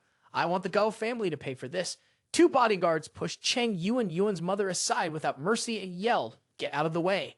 Gao Wen-kan didn't care at all. He walked past with a smug grin on his face. Then he raised his hand and called out a name in a familiar tone. "General Headquarters Examination, my son has caused more trouble for you again." General Headquarters Examination brusquely waved his hand at Gao Wen-kan and cursed him directly to his face. "You bastard, Gao Wen-kan, don't make me catch you." Two soldiers behind him, their faces full of concern, asked, "General Headquarters Examination, do we really have to release him?" "You say this has nothing to do with the Gao family. I will never believe it, even if I die." General Headquarters Examination snapped back in frustration. "What can you do? If you don't believe it, we are the advanced ones. Everything must be based on evidence." General Headquarters Examination turned and spoke to Gao Wen-kan. "Release Gao Hao on time in half an hour." Gao Wen-kan, his face full of cunning, rubbed his hands together and lowered his voice to flatter. General Headquarters Examination is truly wise, but there is one more thing. At this moment, General Headquarters Examination issued a warning. "Gao, don't push your luck." Gao Wen-kan, ever smooth talking, responded, "Of course not, but right now, many people misunderstand that my son is involved in the death of that girl. People like head Jiang Dudu and that brat, Jiang Qingchen." He smirked and whispered to General Headquarters Examination, "I'm worried they will get so angry they'll lose their sense and seek revenge on my innocent son." General Headquarters Examination coldly asked, "And then?" Gao Wen-kan then produced a map with a red circle marking a specific area, his face showing a slight grin as he said, "This place is the most suitable for them to act. If they want to make a move, they will surely choose this spot. I hope you can go there to ensure my son's safety." Gao Wen-kan revealed a scheming expression, staring intently at the other party before continuing. "General Headquarters Examination, I am a law-abiding citizen seeking the protection of the Immortal Formation." Then he took on a hypocritical tone and said, "Moreover, Your Excellency surely does not expect national pillars like Jiang Dudu and Jiang Qingchen to commit murder over a mere misunderstanding, do you?" The General Headquarters Examination was trembling with rage, clearly displeased, and took the people with me to that place. He then gestured to the soldiers and sternly stated that the purpose of the operation was to ensure the safety of Gao Hao. Gao Wen-kan smiled with delight, praising him. "The General Headquarters Examination is wise and righteous. I truly admire you." Gao Hao arrogantly walked out behind him. As soon as Gao Hao was released, the students blocked his way and loudly reprimanded him. "Beast, you have committed murder. The Immortal Formation, aligned with the Gao family, could not release him." Gao Hao looked disdainfully at the crowd before him and arrogantly said, "A bunch of nonsense. When you speak, make sure you have a basis. Be careful, I'll sue each and every one of you for defamation, suing until everyone is bankrupt." Gao Wen-kan calmly ordered his bodyguard to take note of the names of all those who insulted the Gao family so that the lawyer could send them official notices. At that moment, a voice rang out, "Head of the Gao family, don't forget to send me a copy of that lawyer's letter." Jiang Qingchen boldly walked forward, and the students parted to let him pass. At this point, the father and son of the Gao family looked at Jiang Qingchen in shock. "What's going on? Isn't this person supposed to be in an ambush right now?" Meanwhile, the General Headquarters Examination was also very surprised. "Is it just you?" The General Headquarters Examination yelled loudly at Jiang Dudu, who was standing on the rooftop. "Where is Jiang Qingchen?" Jiang Dudu smiled faintly, then turned her head to look down at the city. In a soft voice, she sighed, "This person has predicted that you would predict what I would predict." At the advanced formation, Jiang Qingchen looked at the Gao father and son with determination on his face. In a cold voice, he said, "This time, I will not involve anyone else." The Gao father and son were shocked into silence, staring at Qingchen. Suddenly, Gao Hao burst into laughter as if he had just won a game. He scornfully pointed his finger at King Chen and said, "Ha ha, Jiang King Shen, put away that self-righteous look of yours. Commissioner Feng Qi couldn't control me, and the immortal formation couldn't provide any evidence. Now, at this point, what can you do to me?" Gao Hao pointed toward the lifeless body of Cheng Yuan, lying abandoned there, and laughed with delight. "Ha ha ha, still trying to stand up to me. You'll end up like Cheng Yuan. Gao Wencan, panicked, quickly slapped his son across the face, angrily shouting, "Shut up, you ungrateful brat." Gao Hao, wincing in pain, gently cupped his cheek and muttered, "Father, you said so." Gao Wencan composed himself and walked over to Zhang King Chen, speaking softly, "Student Zhang, let me offer you a piece of advice. This matter should end here." He appeared kind-hearted, stepping closer to King Chen with a fake smile, a stark contrast to the venomous words about to come from his mouth. "The Gao family has countless powerhouses. I am a soul-refining stage expert. I can kill you in the blink of an eye." Then Gao Wencan lowered his voice and admonished, "Don't think that all these great families are surrounding you now. It's all because you're a second-grade alchemist. But an alchemist also needs to stay alive for them to benefit from you, doesn't he?" He venomously threatened Zhang King Chen with sharp words. After that, Gao Wencan pointed directly at Zhang King Chen's face, adopting a challenging posture. "If you die, who would still be willing to oppose the Gao family for a dead person who holds no value?" Zhang King Chen lowered his head and smiled faintly. "You're not wrong."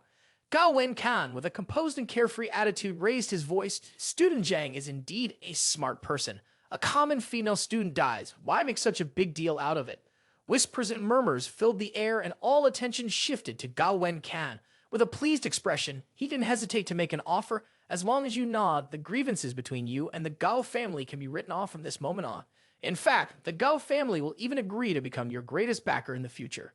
With that, Gao Wencan quickly walked over to his son, grabbed his head, and shoved it down, snarling, "You unfilial son, are you going to apologize to Student Zhang? A second-grade alchemist is someone you can touch." Gao Hao clenched his fist tightly, reluctantly muttering, "Right, sorry." Zhang King Chen chuckled coldly, staring at the man in front of him before speaking.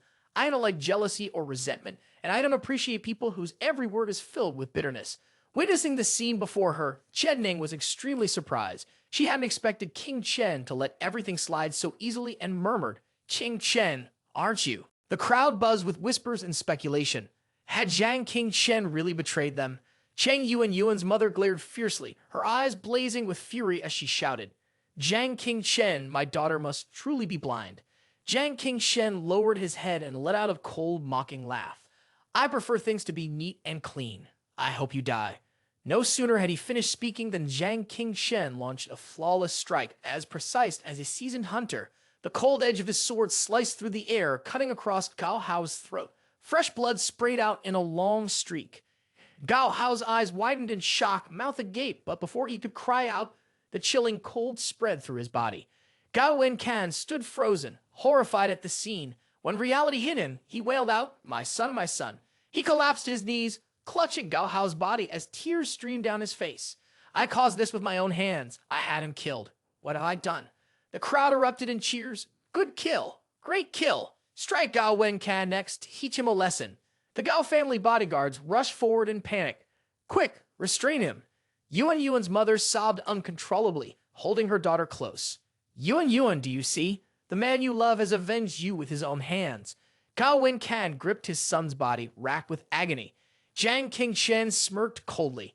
"The pain I suffered yesterday, I return to you tenfold today." Gao Wencan's throat tightened. His words caught painfully in his chest as he rasped, "I want to kill you." The rage erupted, and Gao Wencan roared in bitter resentment. The loss of his son drove him to madness.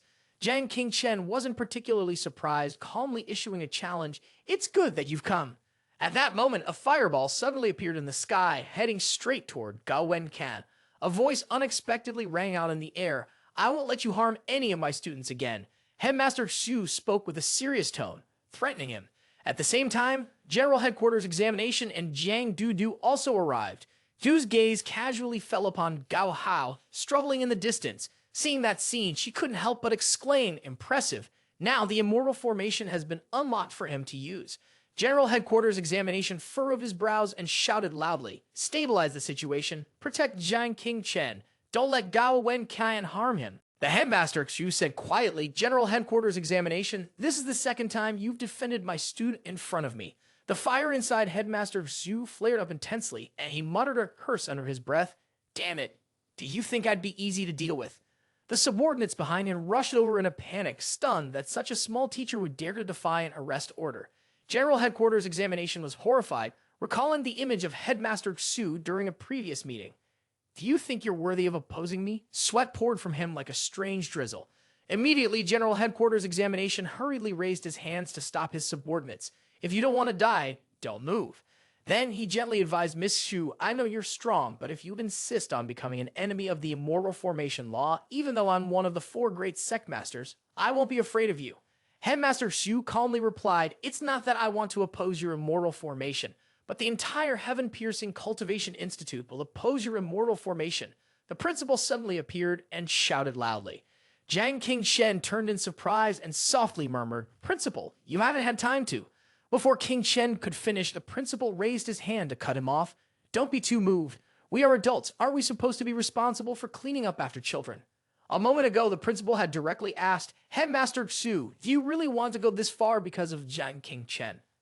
At this point, Headmaster Xu gently lifted her shirt, revealing her body, which was covered in countless scars, as though the upper half of her body had started to rot.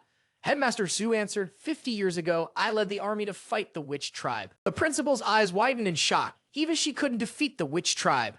Instructor Xu coldly replied, "In that battle, except for me, no one survived. After everyone died, all of them turned into witchcraft rituals, like corpses. Every time I recall this memory, I can't help but shudder." As she buttoned her coat, Instructor Xu continued, "If I hadn't used 90% of my magical power to suppress the land toxin, I would have become a walking corpse." The principal, astonished, asked, "Is there such a terrifying poison in the world?" Instructor Xu recounted, "For the past 50 years, this poison has caused me pain day and night, bringing me to the edge of life and death. It constantly reminds me that the witch tribe could return at any time." Then she firmly stated, "If Jiang Qingshen is given time to grow, he will surely be able to inherit my legacy and become an important figure capable of leading an army to confront the witch tribe." Upon hearing this, the principal held his head and quietly replied, "I understand now." Then he stood up, activated his inner strength, and cheerfully said, "Instructor Xu, you're still suffering from your old ailment. Leave the fighting to me. I'll take charge of that." Back in the present, the principal bluntly spoke, "You, me, the Lai family, and the Su family. The 4 of us have been called the 4 Grand Masters for many years, and we have never decided who is superior." After that, he used his internal energy and suggested, "Let's settle it today." The General Headquarters examination, sensing the tense atmosphere, reminded Mr. Zhao, "Have you lost your mind? Just over a student, if this reaches the Hidden Dragon Pavilion." Not letting him finish his sentence, the principal interrupted, "Have you ever heard that the law does not disappoint those who put in effort?" After that, he raised his voice and shouted, "All teachers and students, prepare your spiritual power." Jiang Qingshen, witnessing this scene, couldn't help but be shocked. The General Headquarters examination officials were also fuming with anger at that moment. "Do you really think I won't dare to arrest you?"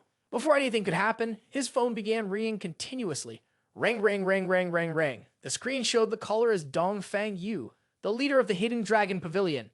Seeing this name, the General Headquarters examination immediately softened his tone, speaking sweetly like a well-behaved dog. "Senior, do you have any instructions for me?" Jiang Qingshen and Director Xu had to patiently wait until the General Headquarters examination finished the call before they could continue the conversation. He still responded casually, "Yes, yes, understood, I got it." After hanging up, the General Headquarters examination's attitude changed completely. He raised his hand, signaling to his subordinates, and said, "Director Xu, do you really want to cover the sky with one hand? Retreat." At this, the students cheered joyfully. "We won. The strongest force is gone. Let's go with the Gao family now." At this moment, Jiang Dudu asked softly, "Are you asking for help for your 3rd grandfather?" Director Xu innocently replied, "I just told him that his future son-in-law is in a bit of trouble." Jiang Dudu was startled upon hearing this, her face turning bright red. "What do you mean, son-in-law?" Then she shyly shouted, I would never like that disgusting straight guy. I'm his rival in love." Jiang Qingshen was still looking toward Gao Hao. At that moment, Gao Wenkan was so enraged that tears were about to spill from his eyes, and he still held his beloved son tightly in his arms. He gritted his teeth and shouted, "Beast, don't think that just because the Academy is protecting you, you can remain safe. His eyes rolled back, blazing with hatred, and the corner of his mouth oozed a bit of blood. He ground his teeth and said, "Gao Wencan, I swear, even if I lose everything, I will tear you into 100 pieces to avenge my son." Jiang Qingchen was completely unfazed, responding, "Coincidentally, I had no intention of sparing you." Then Jiang Qingchen raised his hand towards the sky to summon his power. He raised his voice and made a challenge. "Jiang Qingchen, I stake my soul as the contract and initiate a 3-day deathmatch with the Gao family." He angrily turned to ask the opponent, "Gao Wencan, do you dare to accept the challenge?" Chen Ning, who was standing by, worriedly reminded him, "Qingchen, don't be impulsive. He's trying to provoke you on purpose." At that moment, Gao Wencan released the beast within him, grinning with a sinister smile, and said with delight, "Good, very good. I, Gao Wencan, accept this life or death match." A multicolored vortex appeared in the sky, and a beam of green light immediately shot down toward the two of them. Gao Wencan and Jiang Qingchen had successfully made a soul contract, preparing for a deadly battle. Chen Ning could not remain calm in the situation. "Dead. It's over." As he turned to leave, Gao Wencan did not forget to arrogantly remind, "Brat, you will regret your arrogance and stupidity." He appeared deeply displeased. "The Gao family is tied to the interests of countless prestigious families. As long as I speak a word within 3 days, the opponent you will face will be half of the immortality cultivation world in Tianshuan City." Faced with these harsh words, Jiang Qingchen calmly responded, "You seek reinforcements, but even if the 4 Grand Masters themselves come, they will still kill you." Unable to hold back any longer, Jiang Dudu stormed forward, grabbed the collar of his shirt, and shouted angrily, "Fool, do you even know what you're doing?" Jiang Qingchen answered casually, "I know that the life and death contract is the highest covenant of ancient immortal cultivation, surpassing all laws and rules. Once confirmed, if one side is not dead, it cannot be stopped." However, Jiang Dudu still could not maintain her composure. After all the effort she had put in to protect him, was he really going to willingly throw away his life just because of a moment's recklessness? Seeing the situation grow tense, Director Chu spoke softly, "The Academy could have fully protected you, but since the life and death contract has been established, there is nothing you can do to stop it." Then she drew a clear line and continued, "The Academy will not interfere in the conflict of any faction. 3 days from now, you will face the Gao family alone." Jiang Qingchen had originally thought that for her, as long as Gao Wencan was not dead, everything would not be considered finished. Watching the figure of that cruel man, he had already seen through his heart. The traces left on Gao Wencan's hand are the clearest evidence of the schemes he has carried out. It was at that moment that Jiang Dudu recalled the events from before. The perpetrator had been injured on the palm of his hand while shouting loudly, "The Thunder Mage in Tianshuan City was able to injure me. Could it be you?" A doubt arose. The murderer who killed Cheng Yuan is him. A few days later, the city returned to its usual calm. Chen Ning, worried, stayed updated on the situation and heard that Gao Wencan was using his connections to gather the masters of prestigious families. When Jiang Qingchen saw her concern, he casually flicked her nose, always causing her to worry. "Sorry." Chen Ning grabbed Jiang Qingchen's hand and firmly declared, "In 3 days, you'll come help me." She then added, "That day, the Gao family will gather numerous masters, and even if I go alone, I won't be able to enter their house." Suddenly, they heard noise from outside, and both looked out the window. 2 confused men were looking up and saying, "The General Inspection Order requires us to quietly protect your family." Seeing this, Jiang Qingchen said, "These 2 subordinates, you're no match for them." Chen Ning could only lower her head in embarrassment. Jiang Qingchen quickly let Chen Ning go outside to rest, reassuring her, "This isn't a fight between students. Just staying home to take care of your parents is the greatest help you can give me." He gently closed the door and began to think. Zhen Yuanzai then asked, "How did it feel when you fought with Gao Wencan?" Jiang Qingchen replied, "Very strong, but with the addition of the primordial true art and the Hall of Heroic Spirits, Su Daji beside him was just disdainfully nodding in my head." After that, she sternly said, "Your girlfriend is right. If Gao Wencan invites a master to the Gao family's doorstep, you won't even get inside. By then, you'll probably already be killed by the combined forces." Su Daji believed that the current plan should be to find a way to isolate the Gao family.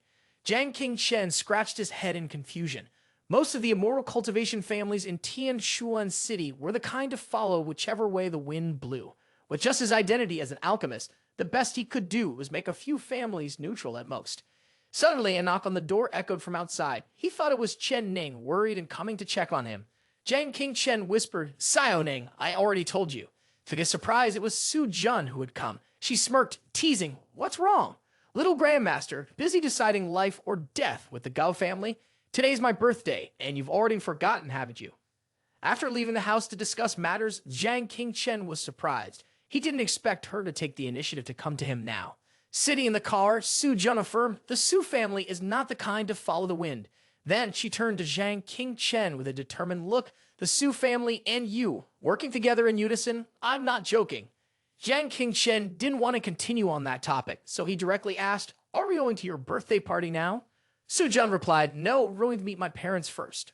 Upon hearing this, Jiang Qingchen was filled with thousands of question marks in his head. He still didn't understand what was going on. Jiang Qingchen questioned, huh? At the Su family's estate, the place was bustling with activity. Everyone was busy preparing for the young Mrs. birthday party. Standing before this scene, Jiang Qingchen couldn't help but feel surprised. Suddenly, he noticed the presence of a distinguished figure. Su Wanshan, the head of the Su family, one of the 4 Grand Masters, was sitting calmly in a chair. He asked in a composed manner, what's the matter? I didn't expect Tang Tang to be one of the 4 Grand Masters, and yet she is crippled. Jiang Qingchen answered honestly, a bit taken aback. Upon hearing this response, Su Wanshan couldn't help but chuckle. Ha ha, this old man didn't expect someone like you, a second-grade alchemist like me, to be such a young man. Jiang Qingchen then asked with concern, Mr. Su, it looks like your leg might have been injured by someone.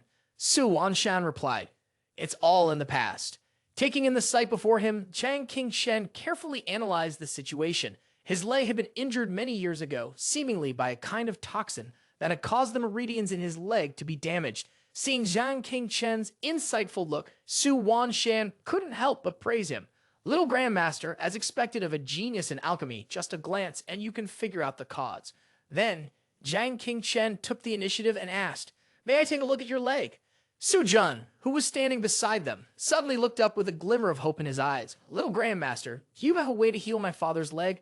Su Wanshan, feeling a bit embarrassed, spoke up. Over the years, this old man has invited a 3rd-grade alchemist from the Wudang sect, so there's no need for you to trouble yourself, Little Grandmaster.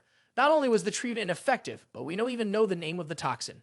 Despite this, Jiang Qingchen still carefully examined the injury. When he lifted the cloth covering the shoe, he was shocked to see that Su Wanshan's leg was severely injured, to the point where it seemed like it might soon become gangrenous. Su Wanshan still tried to smile and said positively, these years I have been tormented day and night by pain. If I hadn't consumed my spiritual energy to control the spreading poison, I would have died long ago. Jiang Qingchen looked at him with a somewhat sympathetic gaze. No wonder the Wudang sect could only heal. This poison was indeed tricky. Su Jun, standing behind, could only sigh deeply. As expected, even the Little Grandmaster couldn't find a way. However, Su Wanshan still forced a smile and responded, it's fine. Over these years, this old man has long come to terms with it. Then Jiang Qingchen, in deep thought, said something that made both of them feel as if their minds were blown. Perhaps in about 3 minutes it could be cured. They stared in astonishment and shouted, what did you just say? At this moment, Jiang Qingchen quickly clasped his hands together and began to perform his technique. In the blink of an eye, a stream of green light enveloped the entire Su family compound. Su Jun was utterly shocked, his eyes wide as he watched the miraculous scene unfold before him. Su Wanshan suddenly felt a glimmer of hope and placed all of his trust in Jiang Qingchen. Just moments later, the legs of the Su family had healed, as though they had never been injured in the first place. Jiang Qingchen folded his arms and proudly said, it's done. Stand up and move around to test it. Su Wanshan, trembling, gently moved his legs, which he had not used for a long time. His eyes widened in surprise. My legs can move again. Seeing this, Su Jun was so moved that tears welled up in his eyes. Last year, father, your legs. Finally, Su Wanshan kneeled in gratitude, thanking him for this great favor. The miraculous method of the Little Grandmaster, such a great kindness, was like the grace of parents who gave birth. Jiang Qingchen, seeing this, approached to help him stand and humbly said, the cultivation method I practice just happens to counteract this poison. To me, it's as easy as turning my hand. After that, Su Wanshan gently asked, what exactly is this poison? Does the Little Grandmaster have any connection with this toxin? Upon hearing this, Jiang Qingchen immediately became serious and said, Mr. Su, there is no need for more discussion. Please be clear about who caused this poison to affect you. At this moment, Zhen Yuanzhe appeared behind and spoke up. You can see for yourself that Jiang Qingchen is very confident in his own judgment, and he will not be wrong. You think this is a poison that only the witchcraft ritual of the witch tribe could use. Su Wanshan then began to recount the story. 5 years ago, I suspected that my youngest son had been killed by the scoundrel Lai Tianyuan, so I went to his doorstep to demand my son from Lai Tianyuan. After that, my legs were injured to the point where they were about to be severed. Just thinking about it makes me break into a cold sweat. He continued, unexpectedly, I was defeated by this nameless poison of his. If it hadn't been for the intervention of 2 grandmasters, I would have died at the Lai family household. Upon hearing this, Jiang Qingshen was deeply shocked. He pressed his hand to his forehead, overwhelmed by a flood of thoughts. This is wrong. All the preparations I made for the disaster from the Heavenly Circle Cultivation Institute, all my assumptions, perhaps they are all wrong. Jiang Qingshen realized in shock. From my past life up until now, all of us have been played with by the witch tribe. After a moment in the lively and bustling banquet hall, some people were discussing, isn't that Jiang Qingshen, the young second-grade alchemist? Seeing him standing alone in the corner, they immediately whispered to each other. I have to make some connections. One of the friends beside him spoke up to dissuade him. Don't go. The man was puzzled. Why not? Then they began discussing Jiang Qingshen. I heard he has formed a fatal alliance with Gao Wenkan. There are many prestigious families around here that are allies of the Gao family. Moreover, behind Gao Wenkan, the Lai family is supporting him. They continued their conversation without realizing that Jiang Qingshen had heard everything. One person spoke up. This time, Jiang Qingshen is attending the young Miss Su's birthday, perhaps to find an opportunity to rely on the Su family for some support. Although the Su family holds the alchemist in high regard, after Mr. Su became paralyzed, they are no longer as powerful as the Lai family. I doubt they would dare to help him. Upon hearing this, the other person responded, Thanks for the reminder, my brother. I almost ended up in the wrong camp. Zhen Yuanzi felt uncomfortable upon seeing this. Look at them. They all treat you like you're a gentle deity. Jiang Qingshen coldly replied, Right now, I have no interest in those people. It seemed as though Zhen Yuanzi knew exactly what he was thinking, so he asked, Are you worried about the witch tribe? Jiang Qingshen gazed into the distance before responding slowly. The Lai family has been a towering force in Tianshuan for hundreds of years with a complex web of influence. If they really are the witch tribe, then our enemies may not just be those standing next to us. Su Daji whispered beside him, In that case, you should focus even more on dealing with Gao Wenkan. She believed that the Gao family was a pawn of the Lai family, and if the Lai family truly had issues, they would be the best breakthrough. Upon hearing this, Jiang Qingshen immediately understood the situation. She was right. He had been the one to make things chaotic. Now he was able to sort through the jumble of thoughts and firmly declare that all plans would proceed as originally intended. Su Gaoji gently leaned in and promised, Kid, you really amuse me. If you can survive 3 more days, I'll give you a big surprise. Jiang Qingshen responded with interest, then I'll be looking forward to it.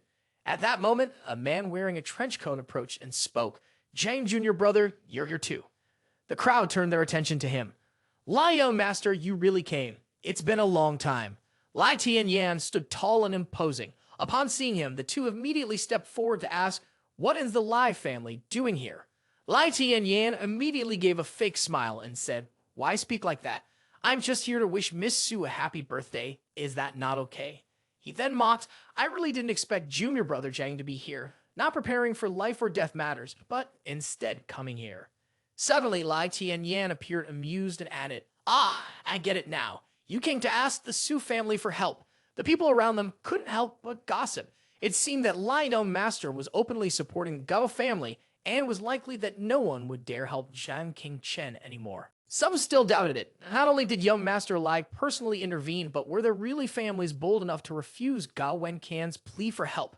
Faced with Lai Tianyan, Jiang Qingshen fell silent for a moment, not saying a word. Looking at the figure before him, he was reminded of past events. At this point, Jiang Qingshen lightly raised his hand and said, Wait until I finish dealing with the Gao family. He then pointed directly at Lai Tianyan and raised his voice. The next person, it's your turn now. Seeing this, the crowd immediately started whispering among themselves, their gazes shifting toward the two. I didn't hear that wrong, did I?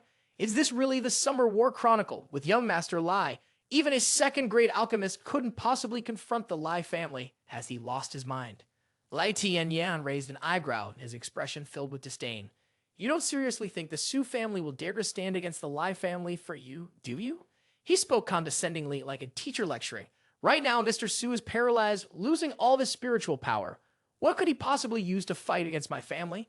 Su Han and Fu Wenlong, who were standing behind, were furious when they heard Lai Tianyan insult their family head. How dare you insult the Su family? Do you want to die too? Without paying any attention to the two outsiders, Lai Tianyan coldly adjusted his glasses and issued a threatening warning. If you dare show disrespect to me again, your lives will end here. I want to see if that old cripple can protect you. Old cripple? A deep voice suddenly rang out. From afar, two tall figures appeared. Su Wanshan and Su Jun slowly and steadily walked forward. The Su family spoke up, asking, "Is young master Lai referring to this old man?" Su Han and Fu Wenlong, upon seeing Su Wanshan, were overjoyed as if they had struck gold. They could not contain their excitement and exclaimed, "Patriarch, your power has been restored." Meanwhile, Lai Tianyan could only gape in astonishment. "When did your legs?" Mr. Su, with a stern face, threatened, "This old man's body does not require the concern of juniors like you." Then he turned to Lai Tianyuan and said, "If you cannot properly discipline your son, this old man will not hesitate to take it upon himself to do so." Unable to believe his eyes, Lai Tianyan opened his mouth wide and shouted, "How could this be? How can there be anyone in this world capable of curing such poison?"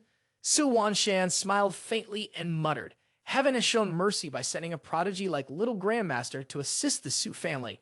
With that, the Su family immediately knelt at Jiang Qingchen's feet as a token of respect. King Chen, startled and confused, hurriedly bent down to help Mr. Su, but was stopped by Su Jun. She gently shook her head.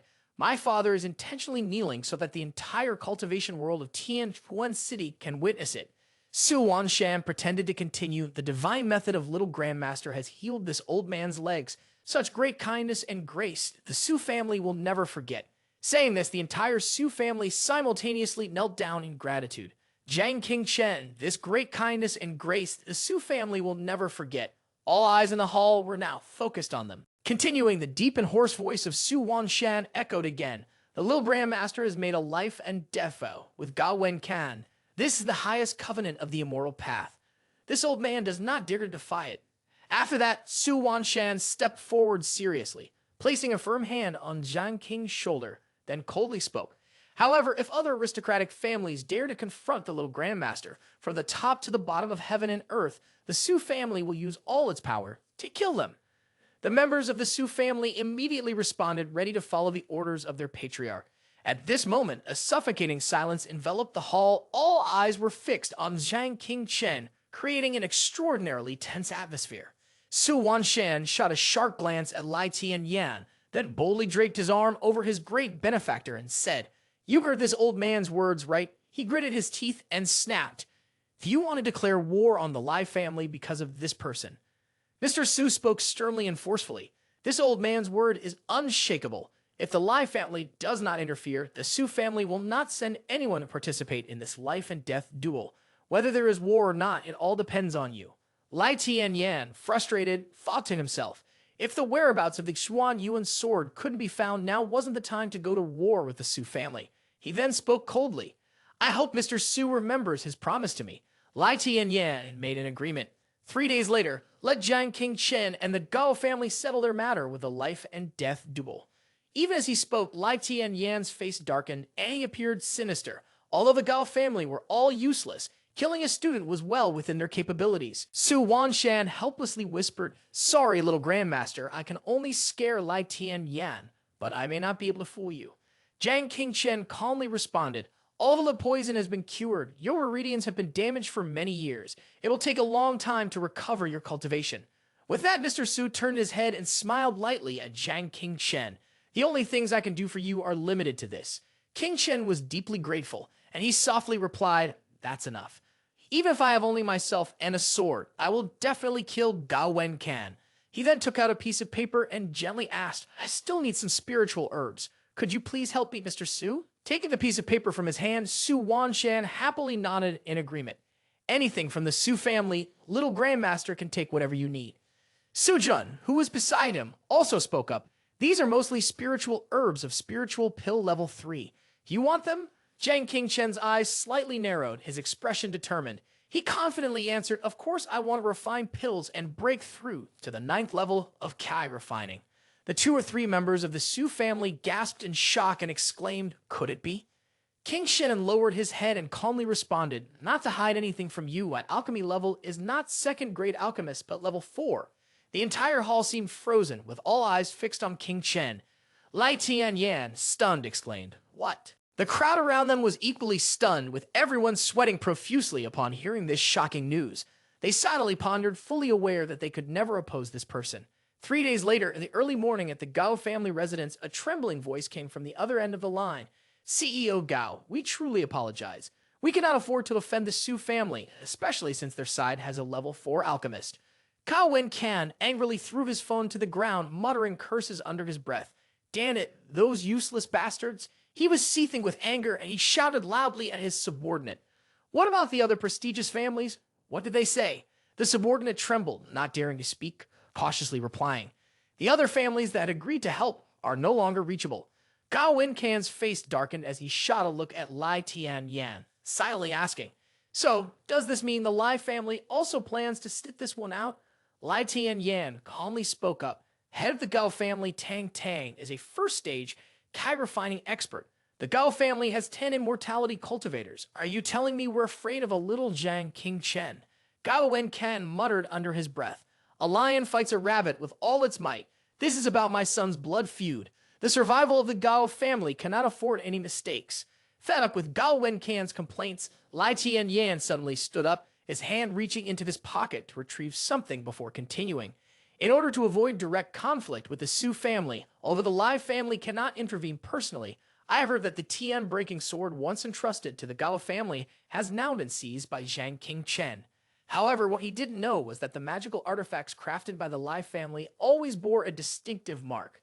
A strange light emanated from Lai Tianyan, causing the subordinates around him to shrink back in fear from the immense magical energy. He laughed sinisterly, holding the ghost head saber in his hand, and coldly said, "If he uses the heaven-breaking sword to face you, this ghost head saber can take his life."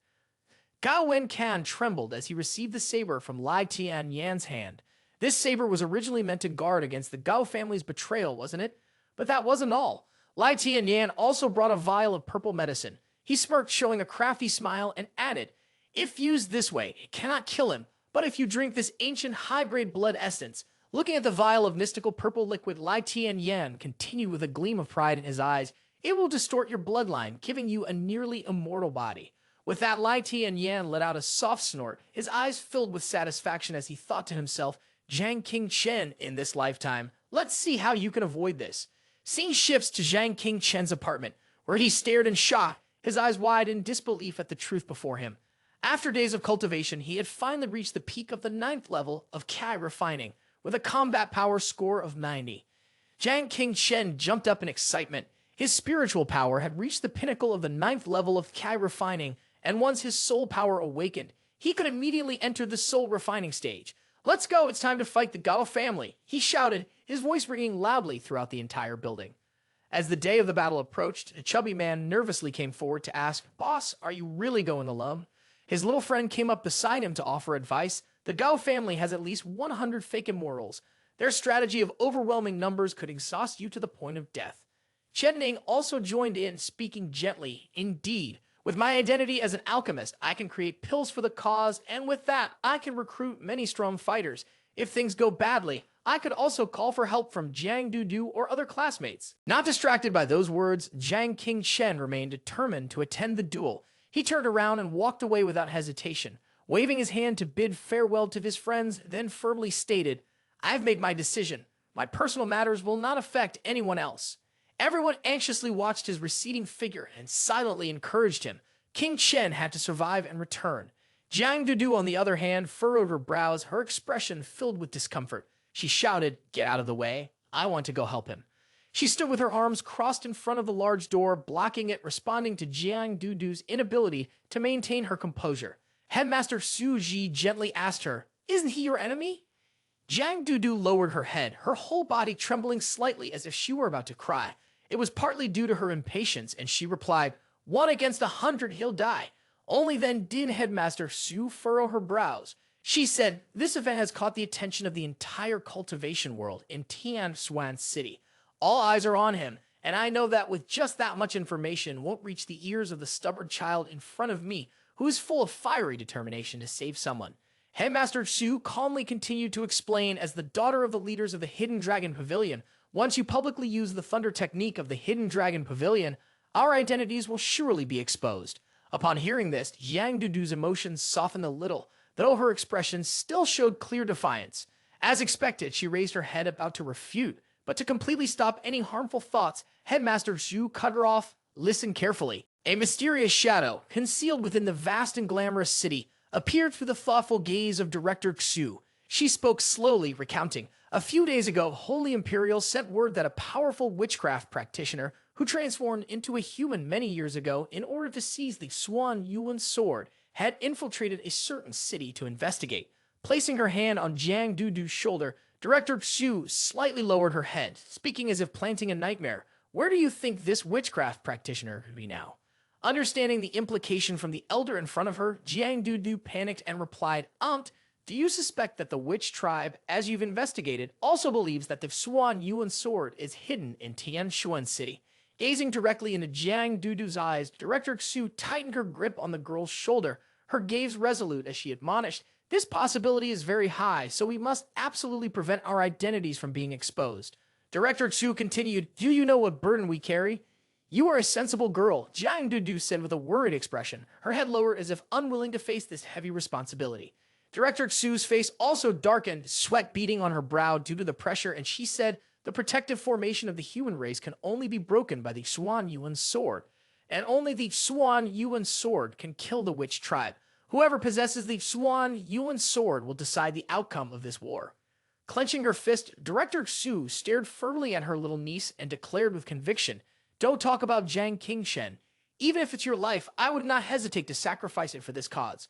For the greater good, even at the cost of her own life, Director Xu's spirit struck Jiang Dudu like a powerful blow to her psyche. In that moment, the girl could only freeze, unable to utter a single word. Still concerned about the worries in Jiang Dudu's heart, Director Xu reluctantly watched as the girl completely fell into the depths of despair. She turned away, avoiding the gaze of those sparkling eyes. She said, besides, do you really think Jiang Qingshen is alone? At the main battlefield, Jiang Qingshen appeared extremely focused, also under great pressure, his whole body showing signs of tension. Everyone was concentrated in front of the castle. Opposite Jiang Qingshen stood a whole army of people in blue uniforms, preventing him from leaving on his own. Leading this army was Hu Chengwu, who had dark circles under his eyes as though suffering from chronic insomnia. Right beside him stood Wang Dao. Hu Chengwu spoke, Jiang brother, I'm here to return the favor, and this battle is for the entire Ancient Martial Arts Club. After saying that, he smiled, a grin that seemed to serve both as a gesture of trust and to demonstrate his own abilities.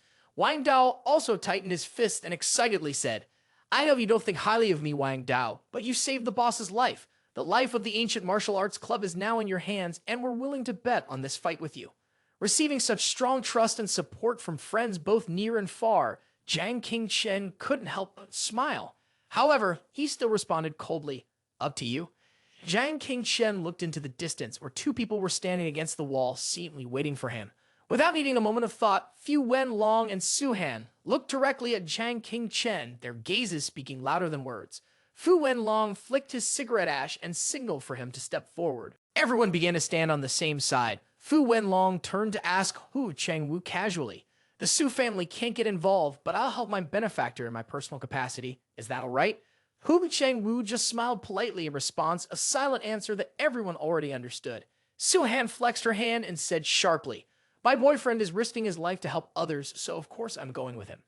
And just like that, led by Jiang Qingshen, they kept moving forward without hesitation. Suddenly someone appeared dressed entirely in a black uniform, holding a dark red banner. Leading the group was Zhang Shan, a member of the Feng Qi Association, along with his fellow disciples, who tore the banner to pieces, simultaneously raising their fists high, showing their determination. He excitedly shouted, today, we are no longer members of the Feng Qi Association, just your friends. In no time, the black-clad army led by Zhang Shan joined forces with Jiang Qingshen's group.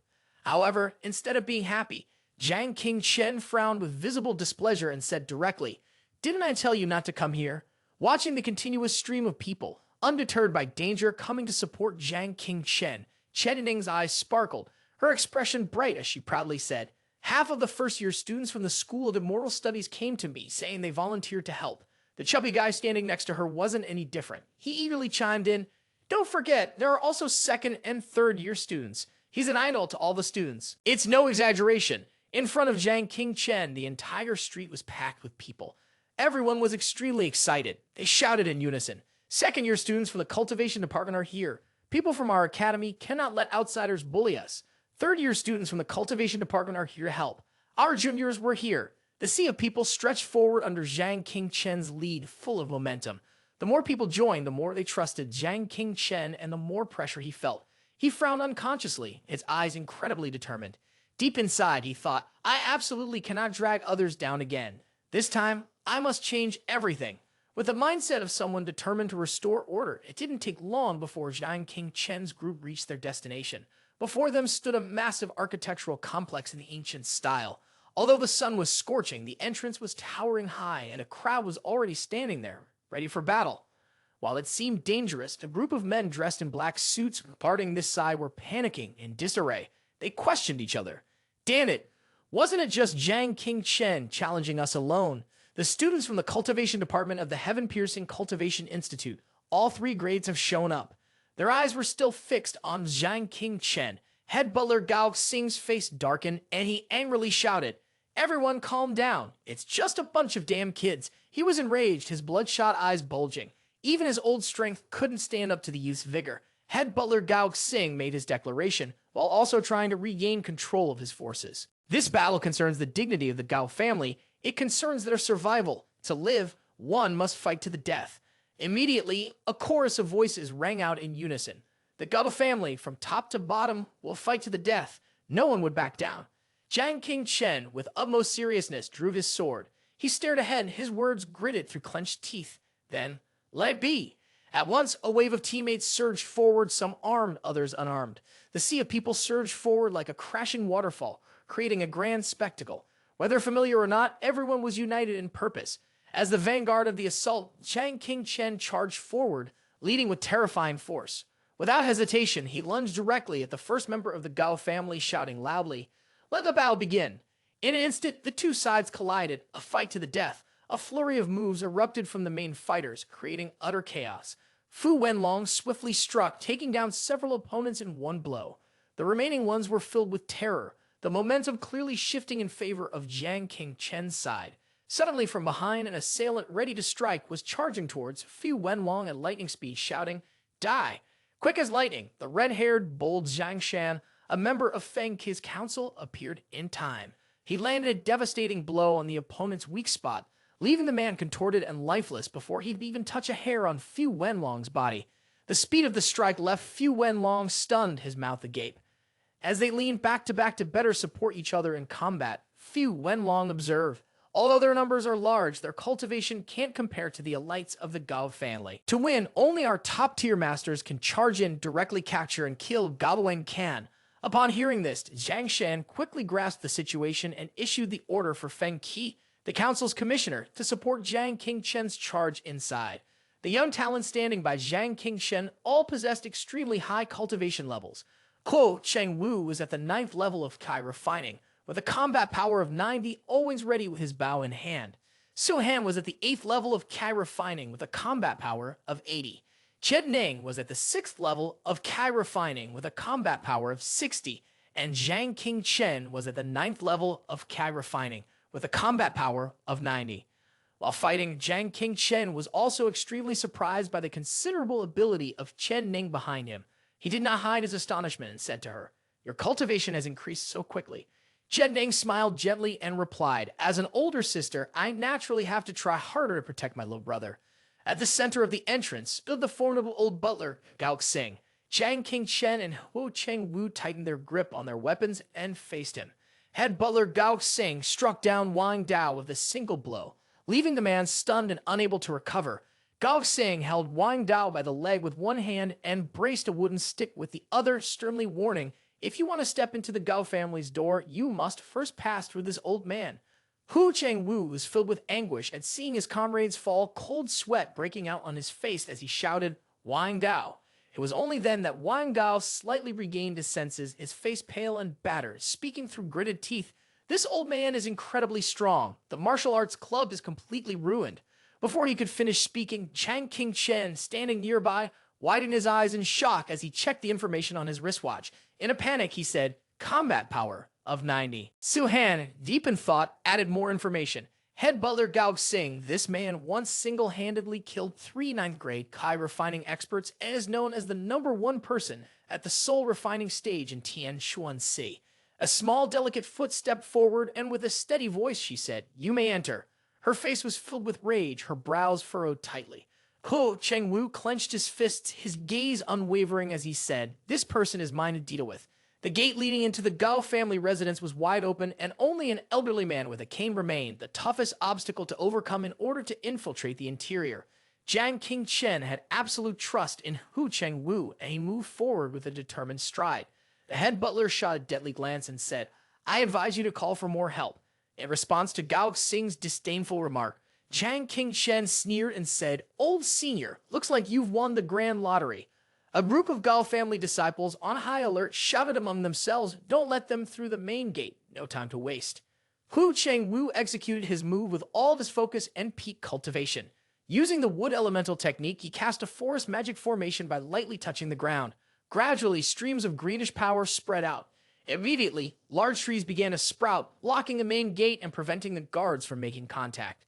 Once done, Hu Cheng-Wu issued a command, "Listen carefully. The scoundrels outside the Gao family gate must not be spared." Standing right in front of the main gate, Jiang Qingchen did not rush in. He felt that something was still off, as though something was amiss. He turned to survey the troops and asked Shen Ning, "Are we only sending in more than 10 people?" She replied, "The ones who can enter are all members of the Feng Ti Council and the 5 experts."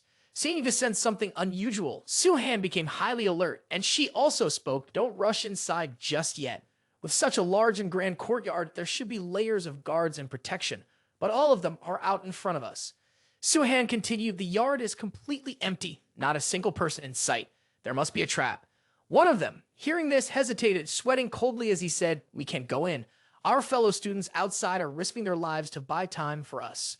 Another person agreed with his point of view, saying, "Yes, even if this place is extremely dangerous, we have no choice but to charge in."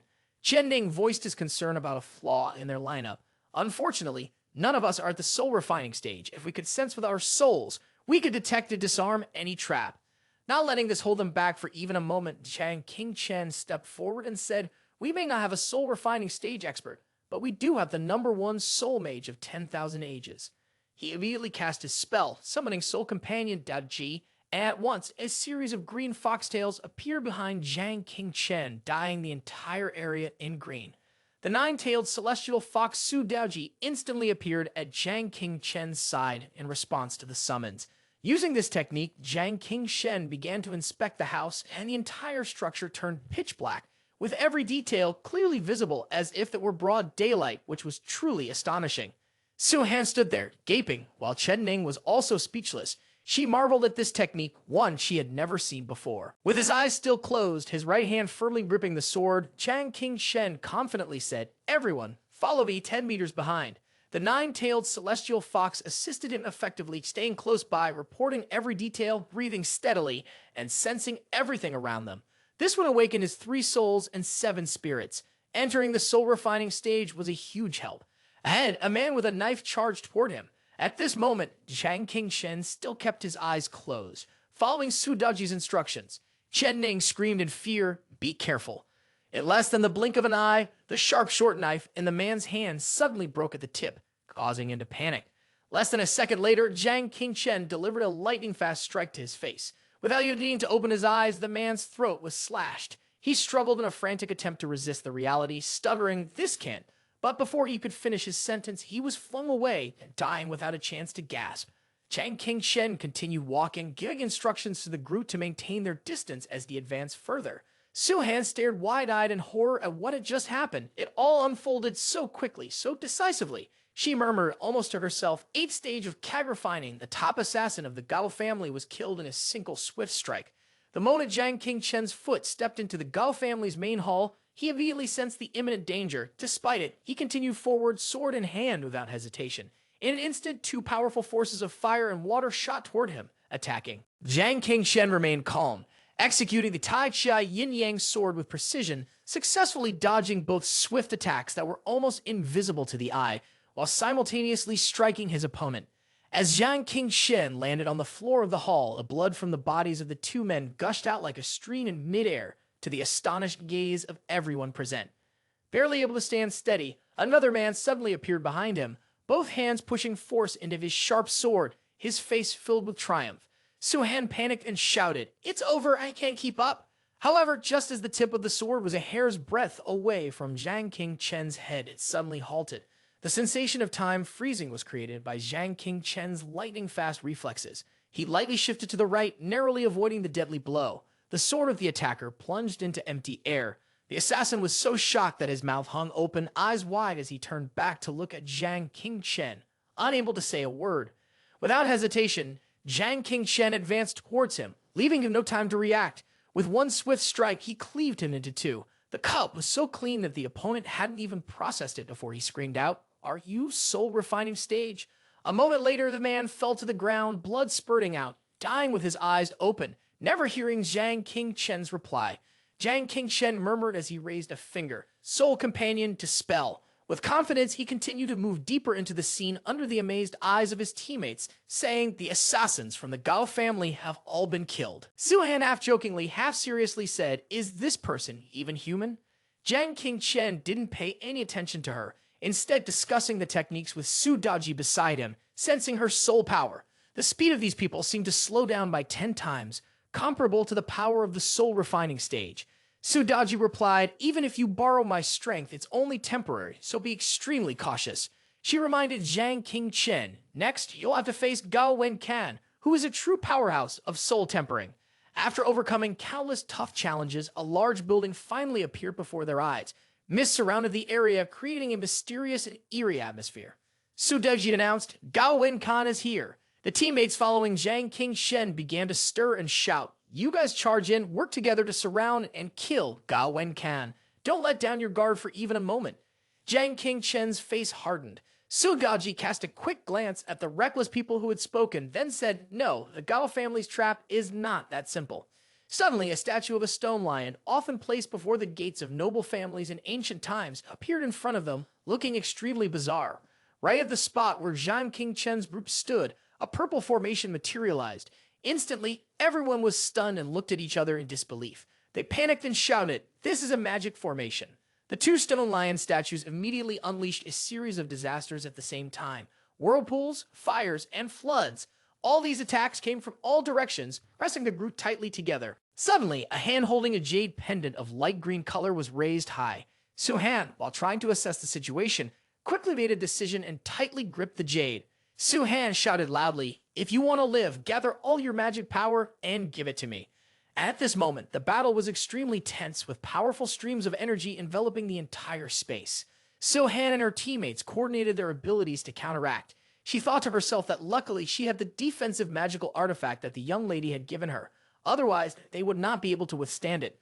The white-haired person also expressed concern, saying, "The power of the magic formation is too strong. Our magic energy won't last much longer." Their teammates are already exhausted. Continuing like this will only lead to depletion and death. Zhang King was also somewhat uneasy, and an idea suddenly struck him. This level of difficulty could only be dealt with by using shrinking the world in a sleeve. Before he could finish speaking, Zhen Yuanzi loudly interrupted no. Zhang Qingshen asked in confusion, "Why not?" So Daji, who was standing beside them, spoke up to explain the number of times you can enter the time when you cast Soul Chi's combined throat is limited. You just borrowed my strength to strike the door, and using it again now would be the absolute lit. Zhen Yuanzi continued, "We must ensure our strength to face Gao Wenkan. This task can only be entrusted to them." At this point, Chen Ning, while focusing on his cultivation, anxiously said, "Qing Chen, the focal point of the magic formation is probably on Gao Wenkan." Su-Han stepped forward with determination. "Leave it to us here. You go inside and kill Gao Wenkan." Seeing the two of them like this, Zhang Qingshen hesitated for a moment, but Su-Han, lacking patience, raised his voice and said, "There's no more time to hesitate. If you stay here wasting your energy, you won't have any chance of winning." Chen Ning, standing beside him, added, "Everyone's life depends on you now." However, Zhang Qingshen simply huffed a pile of energy-boosting pills and casually flicked them, saying, "What I've had to say is that I'm an alchemist."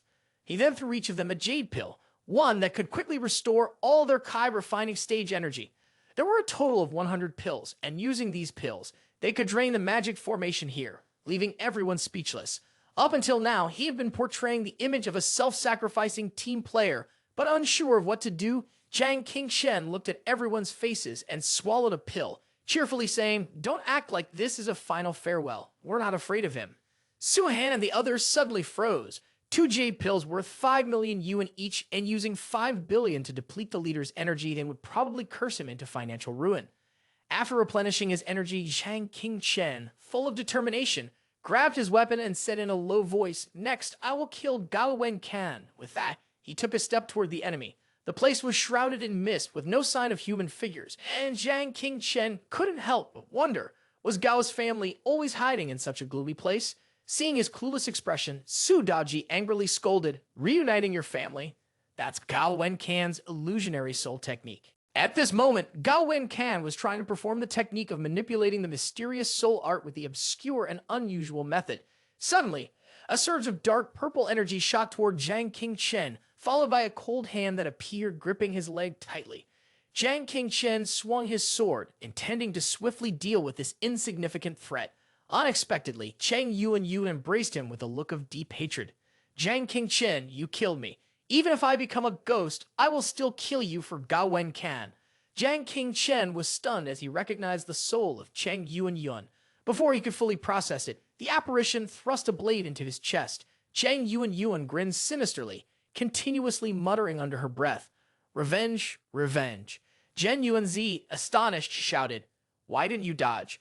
However, Jiang Qingshen could only stand there in a daze, his eyes filled with guilt as he looked at her and said, "Your death is entirely my fault. Hating me is the right thing to do." A trickle of blood dripped from the corner of his mouth. Seizing the opportunity, Cheng Yuan made her suggestion. "If you agree, come with me down below." To his surprise, Jiang Qingshen, usually so sharp-witted, hesitated. "I can't hold on any longer." Su Daji then slapped him hard across the face, followed by a loud scolding that made his ears ring. "Idiot, have you been tricked by this fake?" Jiang Qingshen, confused, asked, "Fake?" Su Daji tiredly cupped her head in her hands before speaking up to explain to the clueless protagonist. Gao Wencan's soul illusion technique was not only about manipulating wandering souls, but also about creating numerous illusions through these mirrors. She then struck a pose as if she were a next top model and confidently continued, "Don't forget, I am the ancestor of soul illusion technique." Jiang Qingshen, standing below, could only look up in admiration. Seeing their antics, Gao Wencan smirked maliciously, thinking to herself, "Die in a never-ending feeling of guilt." At that moment, Cheng Yuan, crying and whining, rushed up and said, "Let's die together." Jiang Qingshen directly knocked away her weapon and retorted succinctly, "Die with the head of yours." Cheng Yuan was sent flying about 10 meters away. Jiang Qingshen coldly added, "Such a waste of my expression." Witnessing the scene before her, Gao Wencan couldn't help but be shocked. What's going on? He was clearly drowning in sorrow. Then he continued to execute his move, not forgetting to mutter a few curses. "Damn it, trap boy." At that moment, legs began to appear in the illusionary realm. Facing the familiar people, Jiang Qingshen finally realized, so that's how it is. Through soul resonance, you create the strongest opponent in my mind, and Gao Wencan. Su Daji anxiously reminded, "Be careful. Although the illusionary realm can't harm your physical body, it can be very damaging and even fatal to your soul." She then pointed out, "By using the communion kiss, I can immediately break this illusion." Jiang Qingshen, holding his chest, quietly said, "Gao Wencan hasn't appeared yet, so I can't use my trump card just yet." Then he said with fiery enthusiasm, "I can feel the primordial true art stirring within my body. The refining process just now has greatly advanced my soul power." Facing Lai Tianyan, who was charging at him fiercely, Jiang Qingshen calmly said, "If I could break this illusionary realm with my own strength, perhaps I could step directly into the soul refining stage." Jiang Qingshen easily dodged the strike and recognized this familiar move. The technique that Lai Young Master is using is the Gao family's palm technique. Then the heroic spirit easily subdued his opponent and sneered illusionary realm too fake. At the same time, Jiang Dudu and Su Jun fake charged with shark-killing intent, a sword strike plunging straight into the ground. Jiang Qingshen faced off against the two illusory figures, even casually mocking them. Su Jun's fire technique and Jiang Dudu's thunder technique were not as weak as this. Fighting with such trivial foes was too boring. Jiang Qingshen shouted loudly, "Gao Wencan, your illusionary soul technique hasn't even touched the threshold yet. Come out here." As soon as he finished speaking, the illusion around him began to shatter into tiny pieces. Jiang Qingshen lightly raised his hand, his eyes carrying a feeling that was hard to describe in words. A hand gently touched his back. Jiang Qingshen startled and turned around to find it was Chen Ning. She asked him, "Qingshen, are you all right?" Under the gray sky, as if a storm were about to break, his response was cold. "Why are you out here?" Chen Ning awkwardly replied, "Why did you go outside? You've already exhausted a lot of energy. You said you wanted to go inside to find Gao Wen Can. Why are you out here alone, flailing around?" Jiang Qingshen bluntly responded, "So, you mean to say that I haven't been entered yet?" Suddenly, Chen Ning's face darkened. This time it was truly the end. It seemed she had been hiding a small knife all along. Her face twisted into a fierce expression as she raised the knife and thrust it toward Jiang Qingshen. Unfortunately for her, Jiang Qingshen had already noticed and was prepared. He used his weapon to pierce through Chen Ning. She fell backward. "How did you figure it out?" she asked. Jiang Qingshen answered, "Because Chen Ning would really wear protective pants." Hearing this, no one could have expected it. Even the person cosplaying as Chen Ning found it incredibly absurd. Gao Wen Can, standing nearby, almost spit blood because of this reason. This was the reason. A shameless reason. Meanwhile, Jiang Qingshen was radiating a considerable amount of power around him. He spoke, "Injuring the soul doesn't leave a visible wound, but it still hurts immensely. For someone in the Kai refining stage to use the soul refining technique, it truly takes a lot of effort." At this point, Zhen Yuanzi and the nine-tailed celestial fox Su Deji appear, questioning him. "Chen Ning wears protective pants. How did you know, perverted, lustful control freak?" Jiang Qingshen tried to justify himself. "Let me explain." Just as the scene was filled with this commotion, a voice rang out, interrupting him. "Are you feeling proud of yourself?" Jiang Qingshen immediately became serious again. "I know that the Gao family doesn't rely on the soul enchantment technique for the long term. The attack just now was merely a probe." As soon as he finished speaking, he adopted a defensive stance. His sword was drawn, ready to fight, facing Gao Wen Can, who was equally prepared. "Today, either you die or I die." The footsteps began to move, and both rushed toward each other. They each unleashed their techniques against the other, fierce and intense, neither giving way. Inside the building where they were fighting, the surroundings suddenly lit up like the magical light of a nuclear bomb. Jiang Qingshen kneeled before the power of his opponent. Damn it, this sword was forged to counter the heaven-breaking sword. If it weren't for the heaven-breaking sword being enhanced by Zhen Yuanzi, this strike would have definitely been broken. On the other side, Gao Wen Can remarked, "Didn't my weapon break your technique? 3 souls and 7 spirits are manifesting. This brat is about to enter the soul refining stage." Jiang Qingshen launched a new move, the self-control technique Tai Chia Yin Sword, shrinking to an inch. Gao Wen Can showed no hesitation in facing Jiang Qingshen's move. Instead, he charged at him. Aside from their physical combat, Jiang Qingshen didn't forget his verbal sparring. The Gao family's swordsmanship exposes all its flaws under the Tai Chia Yin Sword. While Jiang Qingshen was busy with his taunts, Gao Wen Can suddenly appeared behind him and asked, "Is that so?" Once again, Jiang Qingshen used the shrink to an inch technique to dodge Gao Wen Can's strike. Gao Wen Can spoke, "The Tai Chi Rod Wudang is excellent, but from the perspective of my soul power perception, every move, every transformation you make is as slow as a turtle in my eyes. Your body tower technique is also powerful, but the drain on your spiritual energy is too great." As the comment suggested, Jiang Qingshen was gasping for breath, sweat falling like rain due to exerting too much energy. He smirked, then casually popped a pill into his mouth, saying, "Sorry, the one thing an alchemist fears the least is a battle that consumes energy." After swallowing the pill, he regained his focus and was no longer in the exhausted state he had been in earlier. Jiang Qingshen's strength skyrocketed, radiating power that could even be felt from outside. Now, Gao Wen Can was growing cautious. He thought to himself, "This brat's combat style is strange. The more he fights, the stronger he gets. He's relying on his half-soul tempering, which allows him to hold his own against me. If he fully enters the soul tempering technique, I will definitely lose." At this moment, Jiang Qingshen had other thoughts. He was wondering if the others were safe. No matter how fate played out, the two of them had one thing in common now. They both had to win quickly, decisively. It turned out Jiang Qingshen was not alone. He had the 9-tailed celestial fox by his side, with Miss Su preparing to activate the soul companion. To deal with the immediate threat, Gao Wen Can took out a small vial of medicine. He recalled what Lai Tian Yan had told him. If used this way, it won't be enough to kill him, but you can drink this high-grade ancient blood essence. With Zhang Qingchen's power increasing and his teammate nearby, the young man's strength was more abundant than ever.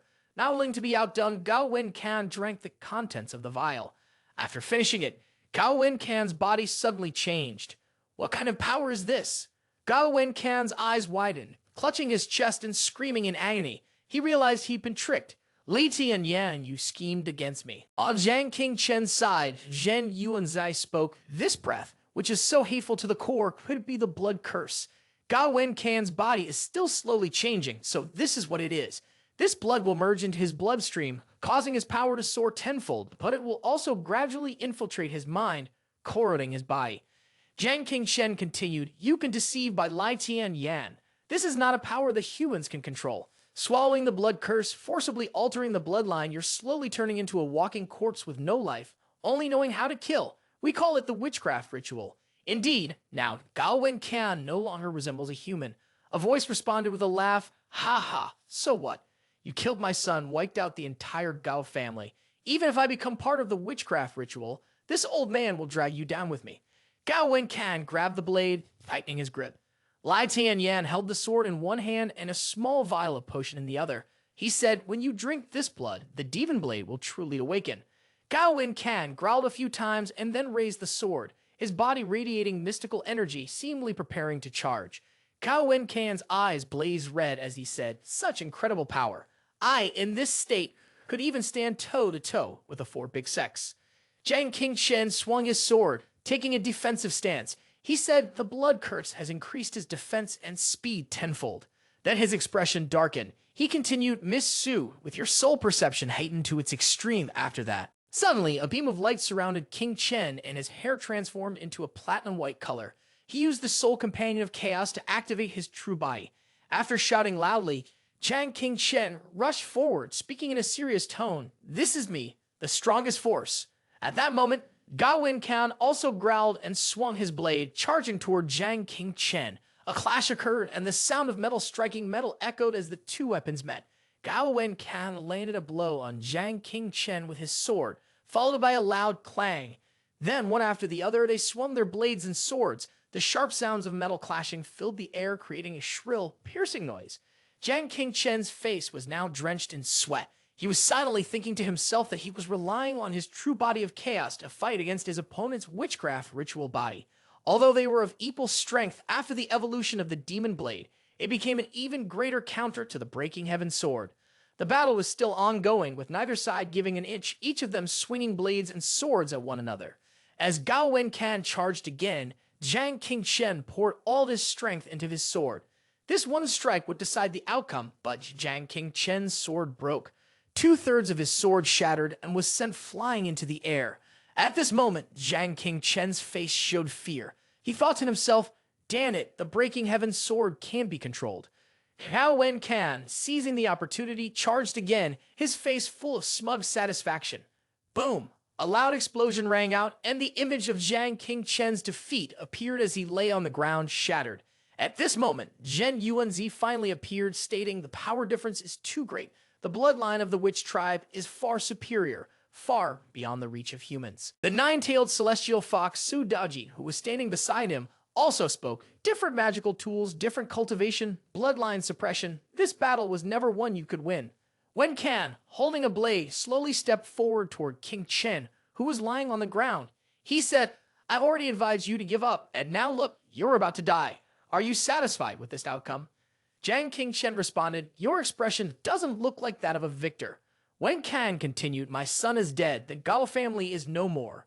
Suddenly, he shouted in rage, I am witchcraft ritual, and you are about to die for a mere ordinary woman who has nothing to do with you. At this moment, Gao Wencan could no longer contain his emotions. He collapsed to the ground, crying as he spoke, I regret it. I regret indulging my son. I regret relying on the Lai family. I regret opposing you. Now, everything is irreversible. Upon hearing this, Zhang Qingchen spoke, but I have no regrets. Gao Wencan, upon hearing this, stood up and aimed the blade at Zhang Qingchen. He shouted angrily, say that again. Zhang Qingchen struggled to stand, replying, I said I have no regrets. Zhang Qingchen clenched his fist, advanced, and said, I will never lose to any witch tribe. Not before, and not now. Zhang Qingchen grimaced, gritting his teeth, and said, You will die by my hand here. Xiao Wen can, hearing this then go ahead and die. After that, he immediately swung his blade to attack Jiang Qingchen, advancing while saying, "Now, I will sever your head and offer it at the grave of my son." Zhen Yuanzi, standing behind, shouted loudly, "Daji, prepare to forcibly possess Jiang Qingchen and use the 9th-tier illusory moon to escape." Upon hearing this, Su Gaji responded, "No need for your reminder, senior." In the heat of the moment, the broken sword of Jiang Qingchen blocked the blade of Gao Wen Can. Gao Wen Can, now stunned, exclaimed, "It's blocked." At this point, Jiang Qingchen had cast a spell, a beam of light enveloping his body. He used the Chaos True Body technique with 10% primal transformation. Gao Wen Can, seeing this, was both angry and confused. He yelled, "How is this possible? This guy's magical power is increasing continuously." The 9-tailed celestial fox standing behind seemed to realize something. She said, "No, it's not his magical power that's changing. It's his bloodline." Zhen Yuanzai then spoke up. "Humans were originally created by Goddess Nuwa in the image of Pangu. The primordial true art developed by Hongjun Dao ancestor was meant to gradually evolve the human bloodline, eventually transforming it into the most primitive form of chaos, a state closest to Pangu himself." His eyes widened and he seriously said, "The primal state has increased from 5% to 10%. The image of Jiang Qingchen casting his spell, his face drenched in sweat from exhaustion, was still visible. Yuanzi's voice continued to echo. "This proves that the chaos true body of this man has evolved." Jiang Qingchen, hearing this, asked in confusion, "Me? Is there something strange called the Hall of Heroic Spirits?" Afterward, Jiang Qingchen stepped forward toward Gao Wen Can. He continued, "Everyone only desires its supreme power, but they don't realize that the Hall of Heroic Spirits actually carries a legacy, containing the stories of all the heroes throughout history." At this moment, Zhen Yuanzi and the 9-tailed celestial fox seemed to fall into a silent pause, completely unaware of what was happening. Jiang Qingchen kept speaking. "I love hearing their stories. Those passionate tales bring tears to my eyes, and I can't stop myself." Hearing this, Gao Wen Can became extremely angry and shouted, "What is the Hall of Heroic Spirits? What are you talking about?" Around Jiang Qingchen, a magical aura surrounded him as he continued to move towards and said, "I truly admire them. To be a normal person without any stories of my own, I really admire them." Images of the heroic spirits appeared in Jiang Qingchen's mind. He continued, "These heroic spirits either have different personalities or a dark past. There are no exceptions. Through their methods, they uphold what they believe to be the righteous path." Jiang Qingchen looked at his hand and spoke seriously. "Truly, let Chang Yuan's death be buried deep in my heart. I am still the talented alchemist that the great families of Tianshuan City are eager to recruit, and I could even use this pressure to gain countless benefits from the Gao family." Jiang Qingchen thought about Chen Ning and continued, "I am truly so lazy, useless. My only dream is to live a simple and happy life with my wife and children, to live an ordinary life with Chen Ning." Suddenly, he lifted his head and said, "But as soon as I close my eyes, the stories of those heroic spirits appear in my mind, making it impossible for me to resist the yearning and desire, impossible for me to resist becoming each one of them. So, from a certain day onwards, I made the decision." Upon hearing this, Zhen Yuanzai shouted, "Jiang Qingchen." The 9-tailed celestial fox standing beside him was also somewhat surprised, speechless, but it seemed that Jiang Qingchen paid no attention. He continued, "Although my body is immersed in flames, my heart shackled by chains, the heavens and earth are shameless. It is all for the sake of one phrase, righteous path." Upon hearing this, a clear joy appeared on Zhen Yuanzi's face. He said, "This kid." Suddenly, a brilliant light gathered around Jiang Qingchen. Zhen Yuanzi continued, "You've broken through to the soul refining stage." At this point, Gao Wen Can could no longer contain his anger. He yelled, "Enough with the nonsense, go down to the underworld." Then he lunged towards him. Jiang Qingchen immediately raised his hand and used a spell, summoning heroic spirits. Jiang Qingchen's strike was so powerful that it forced Gao Wen Can to be pushed back a considerable distance. Gao Wen Can, struck by the blow, was furious. He wondered aloud, what kind of power is this? At this moment, Jiang Qingchen could be seen standing with clenched fists. He closed his eyes and the light from his spell surrounded his body. Jiang Qingchen stood before two pillars. The one on the left glowed with golden yellow, while the one on the right shone with a blood-red color. Jiang Qingchen looked stunned as if he had realized something shocking. Immediately after, a scene appeared with a man and a woman building a house. A voice echoed, "Chu Wang is coming." It turned out that the spiritual master and his wife, upon hearing the sound, immediately turned to look at Chu Wang, whose face darkened. With a majestic demeanor, he spoke, I have been the #1 Kai refining master in the world for a long time now. The king requests that you both forge the strongest divine sword of this era on my behalf. The soldiers surrounded the spiritual master and his wife, and at this moment, Shu Wang continued, Spiritual master, are you refusing? The spiritual master hesitantly spoke in reply, Of course, I cannot refuse the king's request. Shu Wang flicked his hand and turned to leave, but not before adding, I will give you 3 months. If you successfully forge the sword, I will grant you the title of Earl. Upon hearing this, the spiritual master turned to his wife and said, To create the strongest sword of this era, we need the refined essence of Wushan's Sixth Harmony's golden shadow, which will take 3 years to process. His wife responded, But Shu Wang has only given us 3 months. If we exceed that time, he will become furious and will have you killed. She continued, Shu Wang is from the witch tribe, a reckless bloodline, and does not understand what Kai refining truly is. He just wants a sword forged hastily to appease him. The spiritual master, with a thoughtful expression, said, Although I am being threatened, I have already agreed to forge the best sword in the world. I cannot go back on my word. Even if it costs me my life, I will not dishonor the reputation of being the #1 Kai refining master in the world. The truth was that for 3 years, the couple had searched for the finest materials in the world. They had ventured into high mountains to gather resources, and with their skilled and dexterous hands, they had finally forged a pair of yin-yang divine swords. But Shu Wang, having waited for 3 years, was already incredibly angry. Under the setting sun, he set off in search of materials. Before leaving, he told his wife and son, If the sword is offered, it will surely kill me. She carefully hid the sword, knowing that if Shu Wang came, she could use it to trade her and her son's lives. His wife broke into sobs and said, I understand. Even our son sheds tears for his father.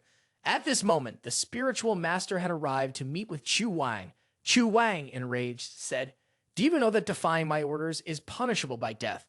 He grimaced and added, However, out of respect for your service in presenting the sword, do you have any final words before your fate is sealed? The spiritual master, holding the treasured object, replied, The finest sword in the world is still 1 step away from perfection. I wish to borrow the Kai refining furnace from the royal palace for a moment. Standing before the Kai refining furnace, a crowd gathered to watch what the spiritual master would do. The flames blazed a fiery red. The spiritual master observed and thought for a moment, then rushed towards the furnace. Without hesitation, he plunged into the flames, shouting to his wife and son, Do not seek revenge. Live well. In the stunned silence of the onlookers, Shu Wang was equally shocked. He yelled out in disbelief and threw himself towards the sword. Sweat poured down Shu Wang's face as fear crept into his expression. He cried, This is the true Kai refining master. As they looked upon the sword that had been forged, a voice echoed, Kill him. I have already regretted my decision. At that moment, the wife of the spiritual master was crying uncontrollably, her face filled with hatred. She asked her son, Son, do you want to avenge your father? The young man immediately responded, I do. The son of the Grand Master tried to hold back his tears. He said, But Shu Wang, bearing the bloodline of the witch tribe, it is not easy to destroy the immortal body of the witch tribe. Spirit Steel looked at her husband's relics and said, Knowing your father, why did you offer your body to the sword?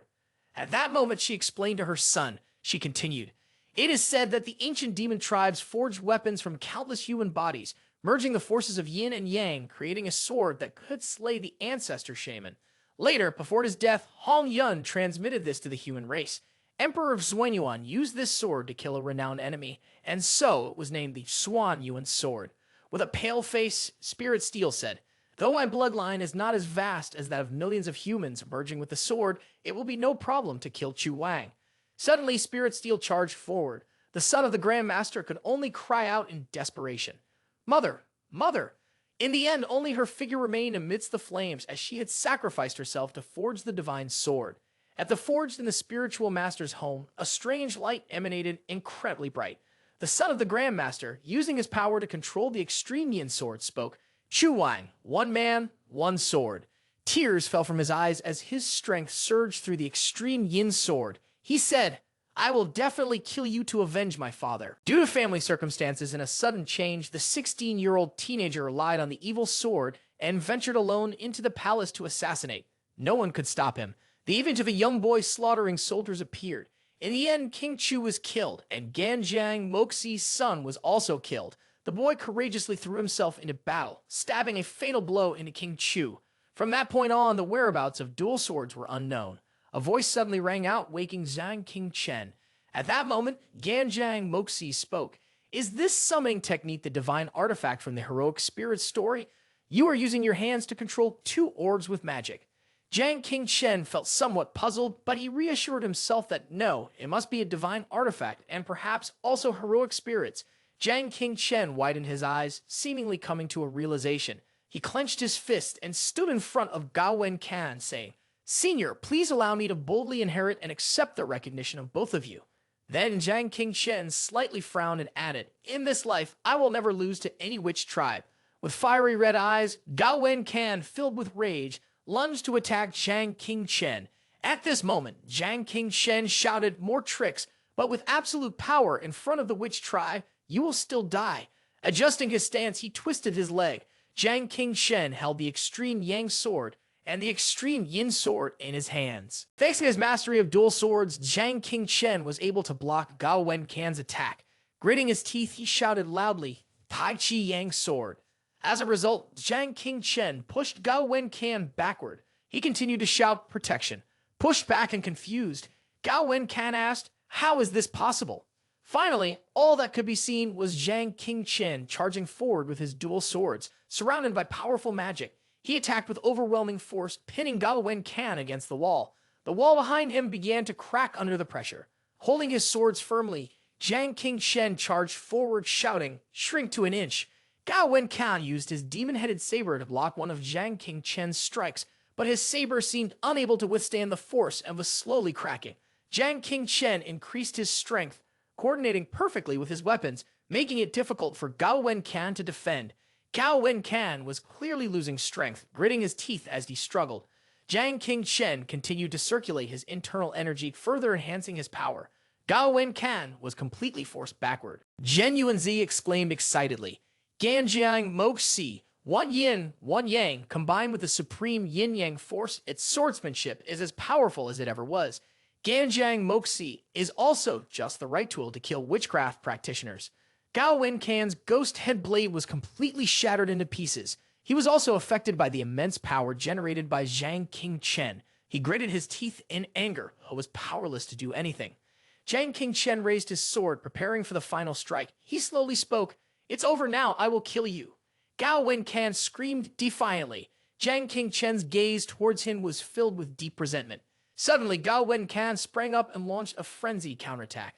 At the same time, Jiang Qingchen executed his final move. The ghost head blade in Gao Wencan's hand fell completely from the air.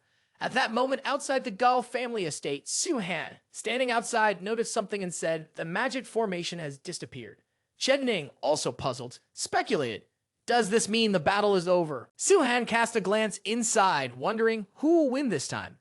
On this side, Hu Chengwu was panting after an exhausting battle. Phew, he sighed. This old man is really strong. The people around couldn't help but whisper, "Monster, you're not even human." Head butler Gao Xing had been thoroughly beaten by Hu Chengwu, lying motionless on the ground, unable to rise.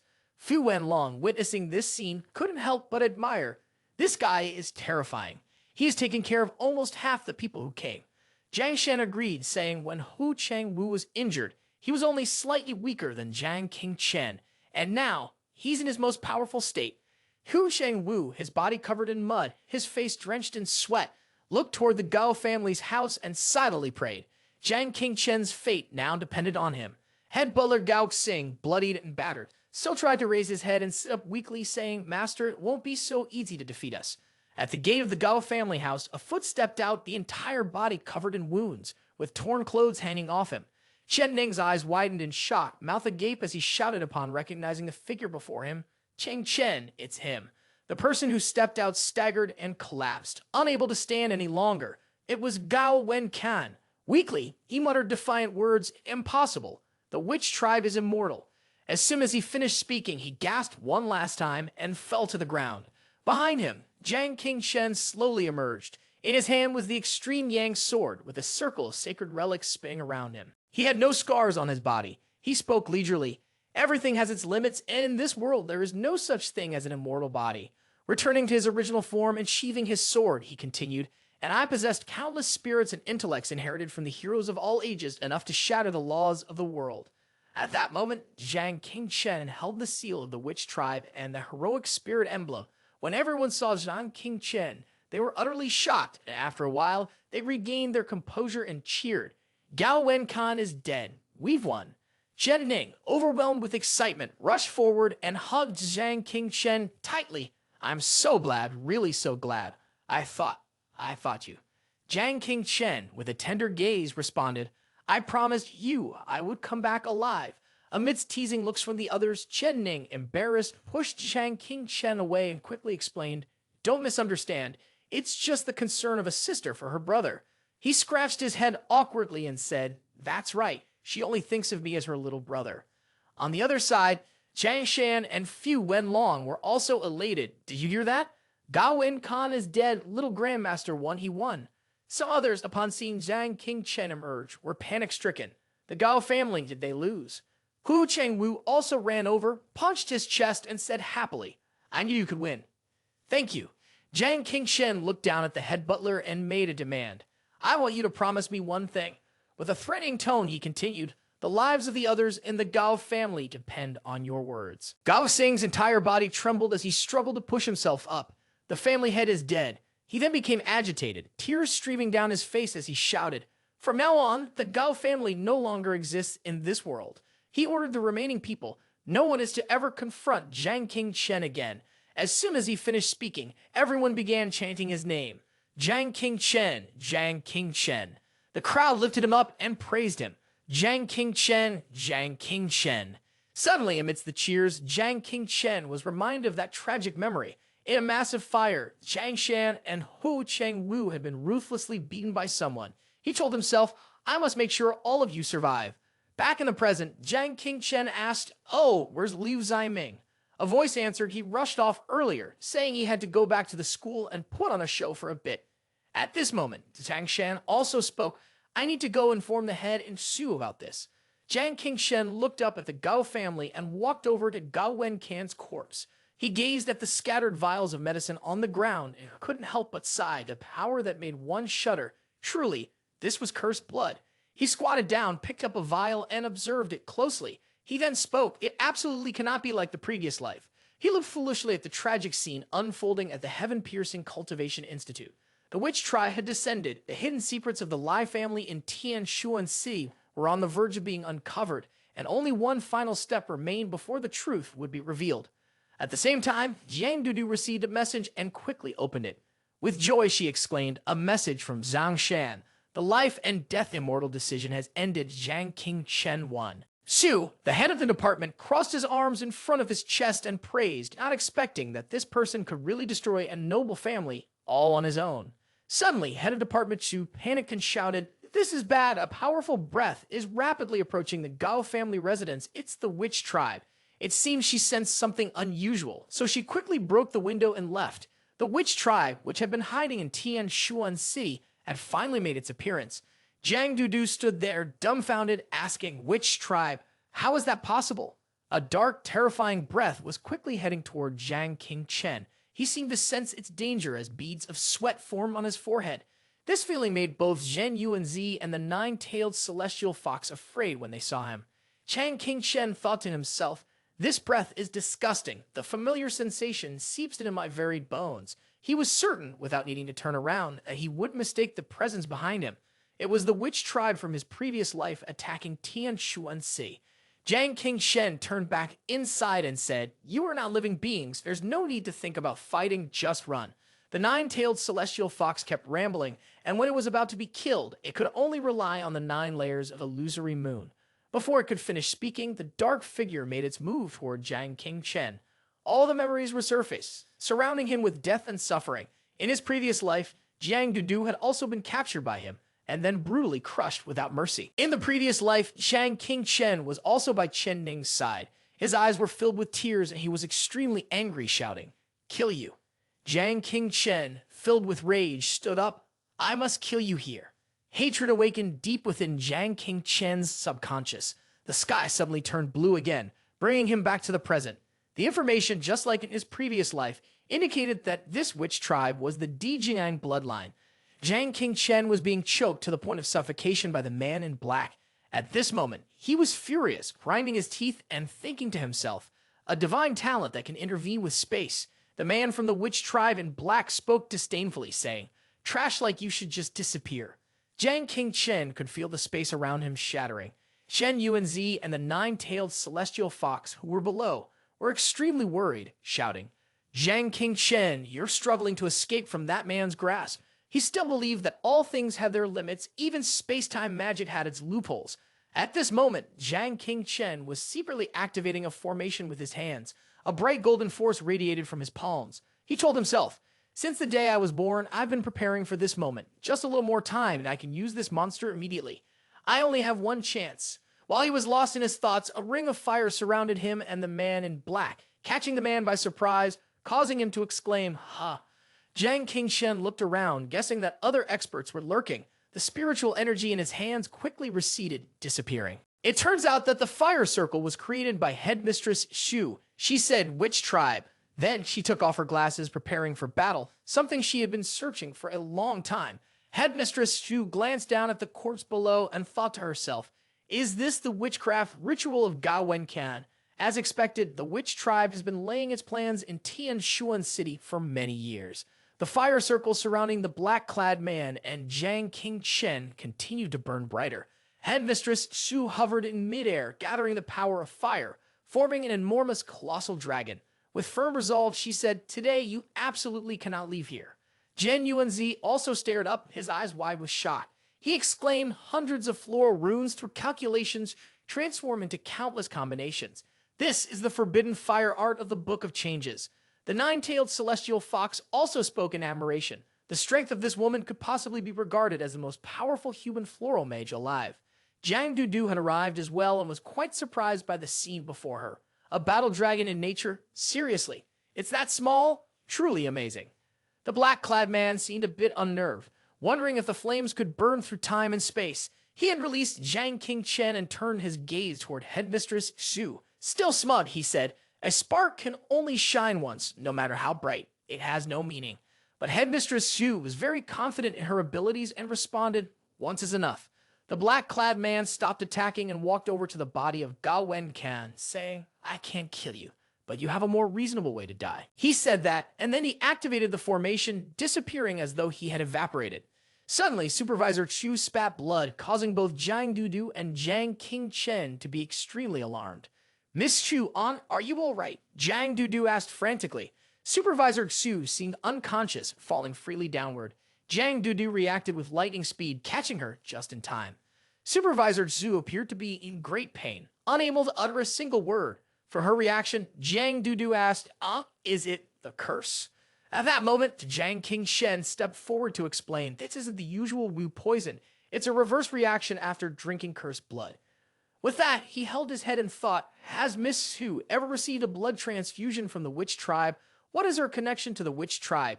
While he was still thinking, Supervisor Xu kept screaming in agony, causing Jiang Dudu to panic and cry out, what should we do?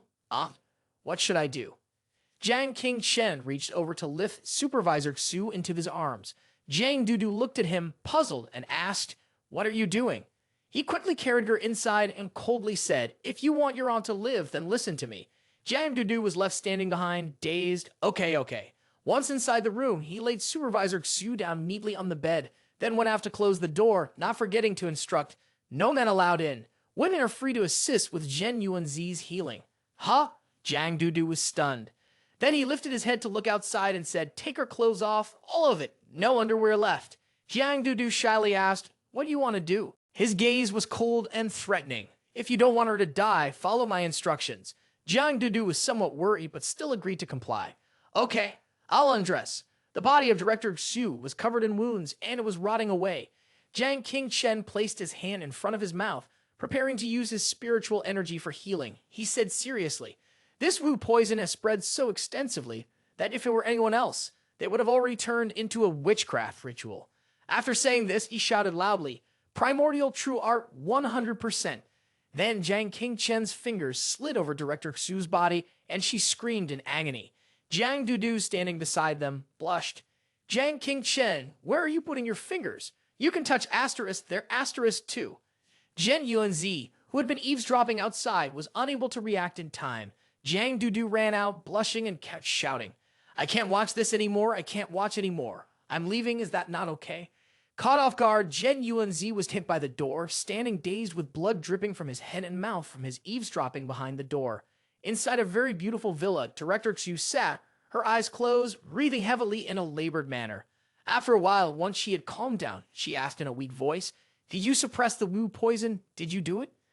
Jiang Qingchen, covered in dirt, gripped her shoulder and replied, "It wasn't suppressed, it was absorbed." Not stopping there, Jiang Qingchen looked at her seriously and continued, "Your Wu poison is the most severe I've ever seen. The origin blood has infiltrated deeply into your internal organs. The only reason you've been able to survive this long is sheer willpower." After finishing his words, he explained clearly to Supervisor Xu, "The technique I practice includes all the myriad methods of the world, which can naturally absorb Wu poison, but the cursed blood that you drank is too strong. With my current cultivation level, the amount I can absorb is like a drop in the ocean." Upon hearing this, Supervisor Xu accepted her fate, pulling the blanket around her and standing up. "It's fine, having your help to suppress the Wu poison is already a miracle." These words left Jiang Dudu bewildered, like a child who couldn't understand anything. What is he talking about? Why does your body have Wu poison?" Facing this question, Supervisor Xu answered while getting dressed, "Years ago, in order to fight the witch tribe, I voluntarily absorbed the power of cursed blood, but because of that, I gradually became consumed by Wu poison." Jiang Qingchen, standing to the side, covered his eyes, his face as red as a tomato. "Miss Xu Ran, could you be a little more considerate of my young soul?" Her teasing made Supervisor Xu step closer, smiling with amusement. "Why did you feel embarrassed when undressing me?" Men, no matter what age, are always two-faced. At this playful comment, Jiang Qingchen blushed and quickly retorted, "It was because the situation was so urgent earlier, wasn't it?" Ignoring the teasing from earlier, Supervisor Xu looked at him seriously and asked, "How much time do I have left?"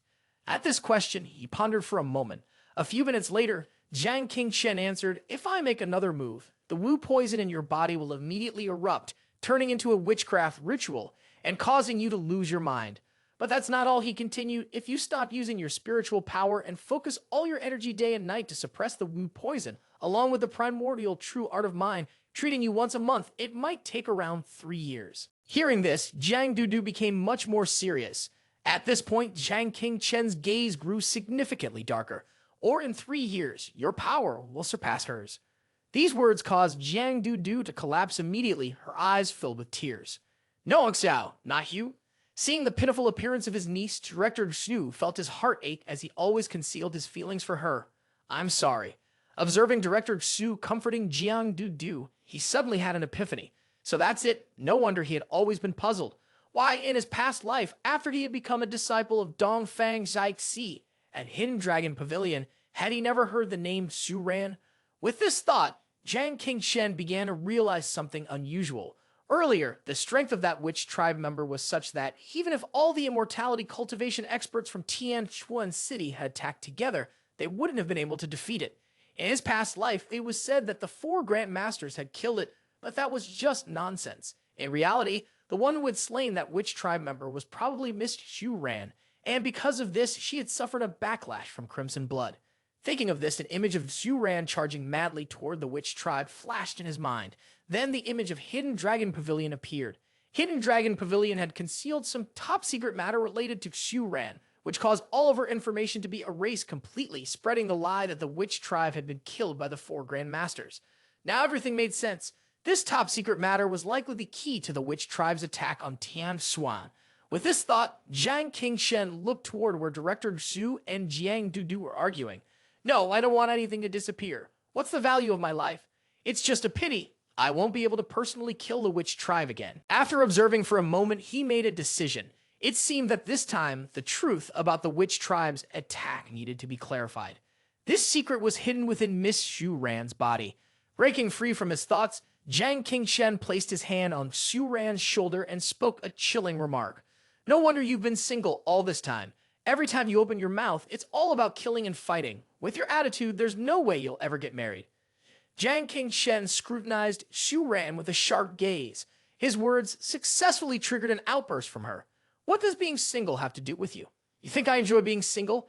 It's just that the men out there are all blind." Jiang Dudu, seeing that things were escalating, quickly stepped in to calm them down. Come on, auntie, don't get so worked up. Of course, I don't care anymore. I'm over here growing mushrooms. Don't mess with me, I'm already mad. This situation only seemed to make Jiang Dudu more angry. You bastard, I'm ordering you not to attack my family. Hearing this, Jiang Qingchen remained indifferent and responded coldly. Then perhaps you two should explain to me why a small-time teacher like her has been carrying Wu poison for so many years, and how does a Feng Pli Council member know about cursed blood? In response to this question, Xu Ran crossed her arms and calmly countered.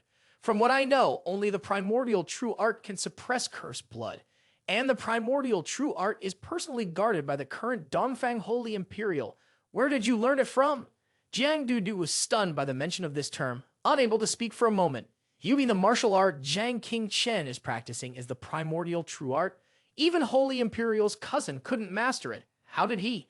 No one answered the question, as Jiang Qingchen was still locked in a silent staring contest with Headmistress Xu. After a while, he did respond, but only looked at her seriously and suggested, your Wu poison can only be resolved by me. If you oppose the witch tribe, you'll also need their help. Now we can both speak the truth. Having said that, Xu Ran had no choice but to yield. Fine, you saved my life earlier, so there's nothing for me to hide anymore. Actually, I knew you were about to reveal it. Jiang Dudu screamed inside, no. According to the novel, if this ordinary mortal were to transform into her noble identity and her little aunts, she would probably faint right on the spot from the shock. Contrary to her thoughts, Jiang Qingchen had already figured it out from the beginning. He had long suspected their identities. However, the purpose of their visit to Tianshuan City might be to uncover the last clue to all the mysteries. Xu Ran remained silent for a moment before revealing the truth. I am the former general of the Donglong Kingdom. The Grand Elder single-handedly established the immortal formation of the Hidden Dragon Pavilion. She came here to find the lost Swan Yuan sword. But that wasn't all. Xu Ran continued, after seeing the witch tribe, I became even more resolute. The Xuan Yuan sword is currently hidden within Tianshuan City. At this point, Xu Ran cast a contemptuous glance at Jiang Dudu, who, before Xu Ran could finish speaking, pointed at herself in smug satisfaction. Originally, she had planned to continue with her ordinary identity, but now it seemed impossible. After her self-satisfaction, Jiang Dudu put her hands on her hips and arrogantly spoke up. Listen carefully, this young lady is truly the daughter of Dongfang Yu, the sect master of the Hidden Dragon Pavilion, and Jiang Yi Ran, the sect master of Kunlun sect. I am also the future head of the Hidden Dragon Pavilion, and even one of the candidates for the next Holy Imperial position of the Donglong Kingdom. But Jiang Qingchen basically ignored her and only focused on his thoughts.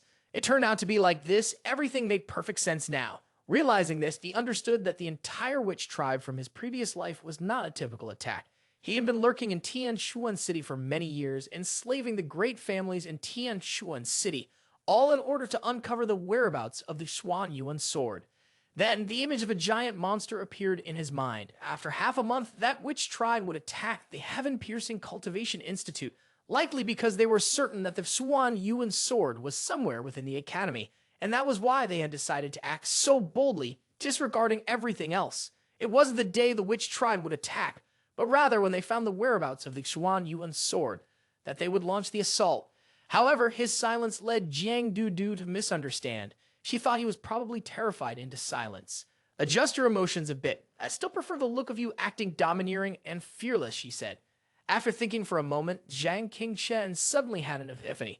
But now, whether it was Xu Ran or the witch tribe, neither of them realized this. The amount of information I have now surpasses all of them.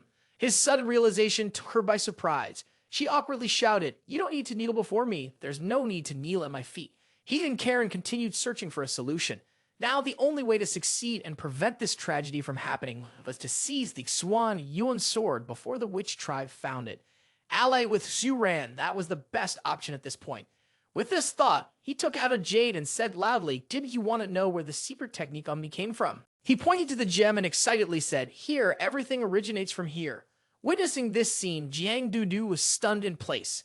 At the same time, Zhen Yuanzi and Su Daoji were also deep in thought after hearing what he said. Xuan Yuan's sword, the sword of Hong Yun, junior sister. That's right, in your era, the demon race controlled the heavenly destiny, and the witch tribe caused chaos across the land. The great emperors, in order to defend against the demon race, sent countless people back to the motherland, a billion humans paid with their blood, forging that sword of the Wu God. Not stopping there, she added more information. Hong Yun, immortal Taoist, pitied the people and could not bear to watch humanity perish. She went to heaven herself and took the Wu demon sword, a semi-finished product. But unexpectedly, she was killed by 20 ancestor shamans along the way. Upon hearing this, Zhen Yuanzai took over the narrative. Therefore, Hong Yun fought until her last breath, carrying the Wu demon sword to my Wuzhuang temple, asking me to place her primordial spirit and crimson dream key into the Wu demon sword, transforming it into the killing Tai blood sword, the strongest in the world, and to reincarnate with her, guarding humanity through countless lifetimes. At this point, an image of a sword appeared in his mind. Upon hearing this, Su Deiji became even more silent. Later, during the era of the three emperors, the witch tribe, led by Chao, returned. The mysterious Lady of the Nine Heavens, reincarnated from Hong Yun, immortal Taoist, gave the blood-red sword to Emperor Xuanyuan, assisting in sending CV to his ancestors above and sparking war. Upon finishing, an image of a man holding a sword, full of dignity, appeared. The human race did not know the true name of the blood-red sword, so they called it the Xuan Yuan sword. This statement caused Zhen Yuanzi to furrow his brow in confusion. Strange, if that is the case, where should that sword be now? Clearly, I had confirmed that there was no trace of any breath of the blood-red sword on her. Upon hearing this, Su Daji tilted her head in confusion. She, Senior Zhen Yuan, who are you referring to? At that moment, in a church, a man in a black cloak stood in front of a statue of the goddess, muttering something. Great ancient deity, the space of ancestor shaman Emperor Jiang, please bless the descendants to expel the humans and bring the witch tribe back to this sacred place. As soon as the man finished speaking, the person lying on the stone table screamed as if it had never screamed before. Observing this reaction, the man beside him looked worried. Supreme deity, my son. The boy knows your concerns. The other man comforted. If humanity wants to gain the power of the witch tribe without being consumed by Wu poison, transforming into a witchcraft ritual, they must serve the witch tribe as their masters, constantly changing the cursed blood. With that, he pointed at the man who had screamed, and you have betrayed me, merging the great families without permission, even taking my secret blood and giving it to lowly outsiders, dishonoring the bloodline of DJI, my ancient god. The man did not care, but shouted out in desperation, Supreme deity, I can't bear it any longer. Please grant me blood to heal me. I don't want to become part of the witchcraft ritual. The other man, hearing these words, shouted angrily, You beast, what exactly do you want to do? Do you even remember how your mother died? At this point, the man's eyes grew misty. Mother, my mother. As he spoke, he remembered the scene of Jiang King Chen, bruised and pitiful, kneeling on the ground while he turned and walked away without a shred of mercy. From now on, I don't know you, and I will no longer be bullied by those evil people. Returning to the mansion, Lai Tian Yan, bruised, seriously made a request to his father. Father, I've thought it through. He looked at the imposing figure before him and stated his purpose. I want power. I want the strength to protect my friends. As soon as he finished speaking, Lai Yuantian grinned wickedly and led him to a dark chapel. Lai Tianyan, frightened, lay on a bed, his body covered in wires. Meanwhile, Lai Yuantian stood beside him, offering empty reassurances. Son, endure a little longer. Once we have the cursed blood, we will become an immortal, godlike race. At that moment, a woman shouted right at him. Li Tianyuan, have you gone mad? Tianyan is our son. How can you want to turn him into a monster? After scolding him, the woman reached out to remove the wires. Tianyan, don't be afraid, your mother is here. I'll take you to find the immortal formation and expose everything about the Lai family and the witch tribe. As soon as she finished speaking, someone stabbed her. Lai Tianyuan stood behind her, grinning savagely. This is the consequence of betraying Wu God. Witnessing this scene, young Lai Tianyan was terrified, speechless. His face was drenched in tears and snot, and his mouth mumbled meaningless words. Mother. Back to reality, Lai Tianyan's eyes were filled with hatred, and he gritted his teeth as he spoke. Jiang King Chen, it's all because of you. If it weren't for you, how could my mother have died? How could I have ended up like this? Thinking of this, he shouted loudly, asserting, I won't betray. I don't want to die as foolishly as my mother did. Not stopping there, he put forward a series of solutions. I will conquer the great families, and I will grant cursed blood to Gao Wen Can, all for the greater cause of the witch tribe. Seizing the opportunity, Lai Tian Yuan shouted loudly, giving an order. Tian Yan, if you have any burdens, speak them now. This is your last chance. It was only at this moment that Lai Tian Yan released all the rage in his heart.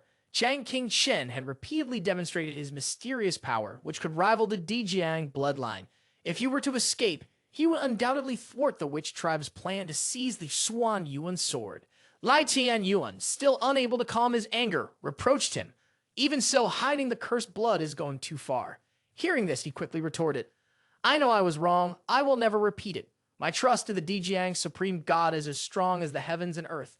The figure in black, who had remained silent all this time, finally spoke. Your foolishness has brought forth a terrifying existence. This statement made Lai Tian Yuan beside him question his life. Who? Who can make you afraid like this? The man then named someone familiar, and the listener looked at him confused. He explained, the Flame Master, the strongest human from a century ago, killed our witch tribe kin. Fortunately, now she is like a candle in the wind, unable to act anymore. When he finished speaking, Lai Tian Yan propped himself up. If that's the case, we must quickly find the Swan Yuan sword. Seeing that the other person didn't respond, he continued to persuade, keep me around. Only the great families I control can help you quickly find a Swan Yuan sword that Hong Yun, immortal Taoist, reincarnated into. Upon hearing this, the man remained silent. His silence caused Lai Tian Yuan, who was nearby, to feel anxious. After a while, countless tentacles appeared from his body, stabbing straight into Lai Tian Yan. I like intelligent slaves. These tentacles slowly absorbed the black liquid from Lai Tian Yan's body. As the black liquid gradually dissipated, Lai Tian Yan let out a sigh of relief. Dejiang, ancient god, is truly amazing. After a while, once the substance had disappeared, a man in the cloak ordered that the plan be carried out immediately and that the matter should not be exposed any longer. Mobilizing all the great families under your command seems to be the quickest way. Lai Tian Yuan even reiterated the request. Tian Yan, have you heard? It doesn't matter if it's faster. At these words, Lai Tian Yan responded with an unreadable expression. I'll go do it now. With that, he left. After walking for a while, Lai Tian Yan took out a broken jade bracelet and silently prayed. Mother, please, if you're watching from above, bless me. He stared at the bracelet and a thought came to him. Only by finding the Swan Yuan sword and uniting the cultivating immortality forces in Tianshuan City could he resist his father and kill the witch tribe. With this thought, Lai Tian Yan gripped the bracelet tightly, bit his lip, and his body trembled. He paused for a moment, then looked up with a sinister smile and said, only with a child can one truly become the savior of humanity. Turning back to Xu Ran with a tone of doubt, he asked, is this the relic you chose from the Academy's treasure vault? At this question, Jiang King Shen stared at the relic, hesitating before answering. She said, this is a relic I retrieved from the immortal residence. It disappeared without a trace. If I'm not mistaken, the place where I found this relic is probably deep beneath the sea of Tianshuan City. These words raised doubts in Director Xu. He asked, how do you know? Jiang King Shen replied seriously, because I've been to that relic site. Fearing she might not understand, he lowered his gaze and explained, I once had the intention to jump into the sea to commit suicide, the reason for my suicidal thoughts. Turning back to the past, he knelt before the portrait of a girl enduring the blame of others. Why is it that only you survived? You sacrificed so many people just to save the life of this useless thing. How can you still face the world? One person even called for an investigation into him, certain that he was involved with the witch tribe. Hearing these words, his father was so enraged that tears filled his eyes. Get out of here. My son is also a victim. Why won't you leave him in peace? As soon as he finished speaking, he froze. The others quickly noticed his strange state. Old Chen, father. A moment later, he fainted. The woman with him panicked and hurriedly called for an ambulance, shouting, hurry. Old Chen lay motionless on the bed. Lady Chen took out a pouch of money and, choking with sobs, handed it to him. This is the money that your father saved up. He couldn't bear to undergo surgery, wanting to keep this money so that you could enroll in the cultivation department. At this point, she threw herself into his arms, crying uncontrollably. Why did he have to be so foolish? The more Jiang King Shen heard, the guiltier he felt. It's all my fault. It's all my fault. Jiang King Shen stood on a rock near the sea, silent for a moment before speaking. It's all my fault. I couldn't protect Shen Ning and I caused my father's death. Saying this, he could no longer hold back his tears. Why was I the only one who survived? What right do I, a useless person like me, have to keep living? With that, he jumped straight down. Just like that, Jiang King Shen threw himself into the vast sea, his body sinking deeper into the water. At that moment, a voice rang out, urging him. King Shen, wake up, wake up. The voice didn't stop. It grew more urgent. A great calamity is about to strike. Grade 50, Heavenly Realm 49, we still have one final chance to live. The Heroic Spirits Hall, Crimson Dream Key of mine, it's for you. Finally, he opened his eyes, contemplating. The voice was so familiar. Who was calling him? Then his attention was drawn to the palace. The door swung wide open, revealing a blinding golden light. A structure appeared from within. Looking at it, Jiang Qingchen's eyes widened in shock, and he made a desperate effort to move toward it. Inside the hall, standing between 5 pillars, the same light and voice reappeared. Hall of Heroic Spirits, a contract begins the summoning. At the same time, a large man appeared. I am human emperor of Suanyuan. I have received all of your obsessions, he said. Not stopping there, the man suggested, I will grant you the position of human emperor if you agree to join forces with me. Next time, we will ensure that no witch tribe remains and all will be expelled from this land. Upon hearing this, he immediately agreed, ready to fight to the death. Jiang Qingchen thought, and then, filled with shame and boundless hatred, he bowed to Dong Fang. He sat in stillness amidst the flames, thinking, in order to defeat the witch tribe, I am determined to disregard worldly matters, entering seclusion to cultivate and become a tool solely for killing, for slaughtering the witch tribe. Dong Fang swiftly approached him, panicked, saying 100 witch tribe members have broken through to the northwest. The allied army of cultivators seeking immortality has been annihilated, all turned into witchcraft rituals. But Jiang Qingchen showed no sign of worry on his face. He slowly replied, I know. I will go and kill them quickly. It will not interfere with my continued seclusion and cultivation. She watched his figure disappear, saying, Since you joined my sect, you've done only 2 things. Secluded yourself to kill a witch tribe, then continued your seclusion, coming and going in this manner. She asked seriously, do you really have no interest in politics? No interest in the position of Holy Imperial for the next term? He turned his face away, then slowly asked in return, Master, how long do you think it will take for Wu Sun to completely destroy human civilization? Dong Fang's Daixi hesitated before answering, 3 years, no, perhaps less than 3 years. Hearing this, Jiang Qingchen immediately turned around, speaking seriously, I have no time to waste on trivial matters. I must give my all to catch up with you to overtake those 20 witch tribe leaders and obtain the ancestor shaman's power. He felt a pang of sorrow as he recalled the past, continuing with a hint of regret. I am a failure. To have a chance to atone for my incompetence when the witch tribe destroyed me in my previous life is already the greatest luxury. Standing directly in front of her, he said with unwavering determination, I am just an ordinary person, someone who could easily be replaced. I don't possess any unparalleled talent or heart-stealing tactics. The only thing I have is the desire to catch up with the witch tribe, and I have already tried my best. In this life, I cannot live helplessly like that again. Still maintaining his posture, facing Director Xu, he spoke bluntly, the reason for my attempted suicide is laughable. It was just Gawahao bullying me. He remembered the tattered primal chaos true snow and the ruined scene from that day, recounting. But after we went down to the sea, I saw the immoral residence you mentioned. I couldn't enter it, but from around the immoral residence, I found a set of books. The book was called Primal Chaos True Snow. Sogaji, standing behind him, sensed the dark aura surrounding him. His emotions were unusually intense, and she felt that he was lying. Director Xu, upon hearing this, immediately realized that no wonder the relic he found was useless. It turned out he had already visited that ruin, and everything began to make sense. Jiang Qingchen looked at Director Xu and asked insistently, That's right. When you went to that ruin, did you discover anything? The headmaster Xu hesitated, avoiding his gaze, responding in a strange manner. She recalled that after I had painstakingly discovered the ruins, suspecting that the Xuan Yuan sword was hidden within, it seemed the ruins were shrouded in some mysterious force. I had only touched the great gate. Suddenly, she lost her footing and the ruins completely disappeared, leaving only this useless relic that she managed to pick up at the entrance. She crossed her arms and looked at him, continuing that immortal residence is probably something built by the human emperor from some era. Only someone chosen by the primordial true art, like you, would have the right to enter.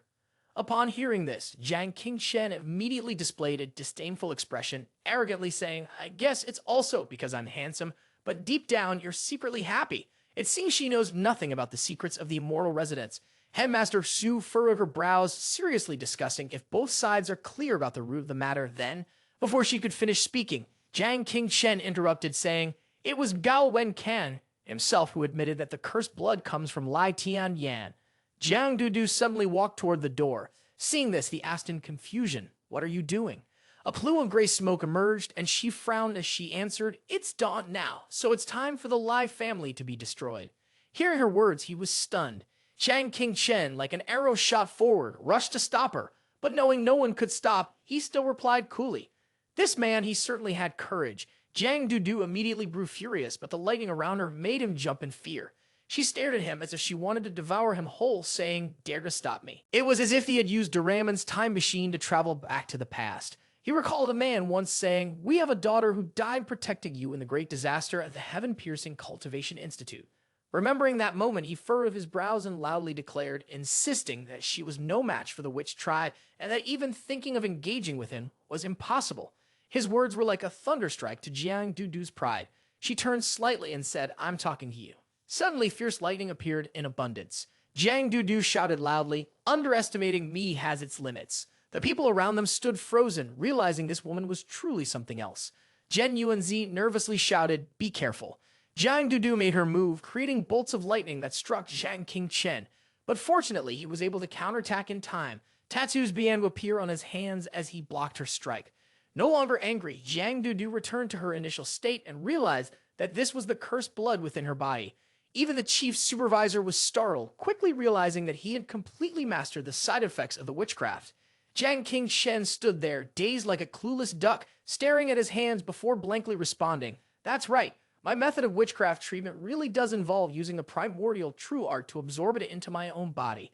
He approached Jiang Dudu, looking directly into her eyes, and seriously explained, "This level of witchcraft is something I believe Lai Tian Yan could also accomplish, not to mention Lai Tian Yuan and the witch tribe from earlier." The head of the group, Shu, also seriously agreed, saying, "King Chen is right. The strength of the witch tribe is deep and difficult to deal with."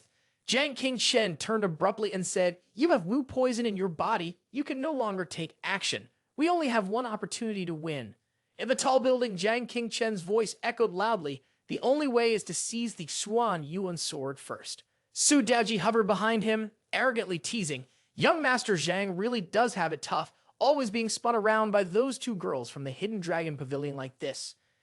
Jen Yuanzi, standing next to him, gloomily continued, "And now you've only been cultivating immortality for half a month, rushing into a confrontation with the witch tribe like this.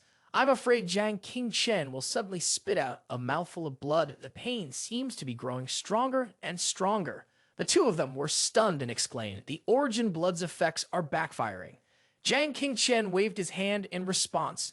"Don't worry, the pain isn't that bad." Suddenly, everyone's figures appeared, a shadow behind him slowly fading away. Zhang Qingchen gritted his teeth, resisting the excruciating pain at this moment. The black smoke slowly seeped into his hands. Zhen Yuanzai stared in bewilderment, realizing that, apart from Xu Ran, he had also absorbed the Wu poison from Su Wanshan and Gawen Kan. Su Daoji, in a panic, shouted, "This is crazy. If this continues, you'll turn into the witchcraft ritual yourself." Zhang Qingchen's body slowly turned a deep purple, like a monster. Su Daoji, stunned, continued, "This is the only way to save Su Wanshan and Xu Ran. Absorbing the power of the cursed blood is also the fastest way for me to increase my strength." Zhang Qingchen gritted his teeth and let out a scream. Zhang Qingchen, looking at the scene before him, he was left speechless. A massive ancestor shaman of the Great Earths stood in front of him. The Mother of Earth from the Six Paths of Reincarnation gently placed her hand over his mouth, then sobbed and said, "We have enough time left. The boundless tribulation is approaching. Accept the bloodline of the witch tribe. This is your last chance of survival." Zhang Qingchen stood in a daze, pondering the ancestor shaman of the Great Earth and the Mother of Earth from the Six Paths of Reincarnation. He held his head, screaming in pain. "This memory again," he thought. "In my previous life, I was devoured by the blood of the Wu ancestor and died."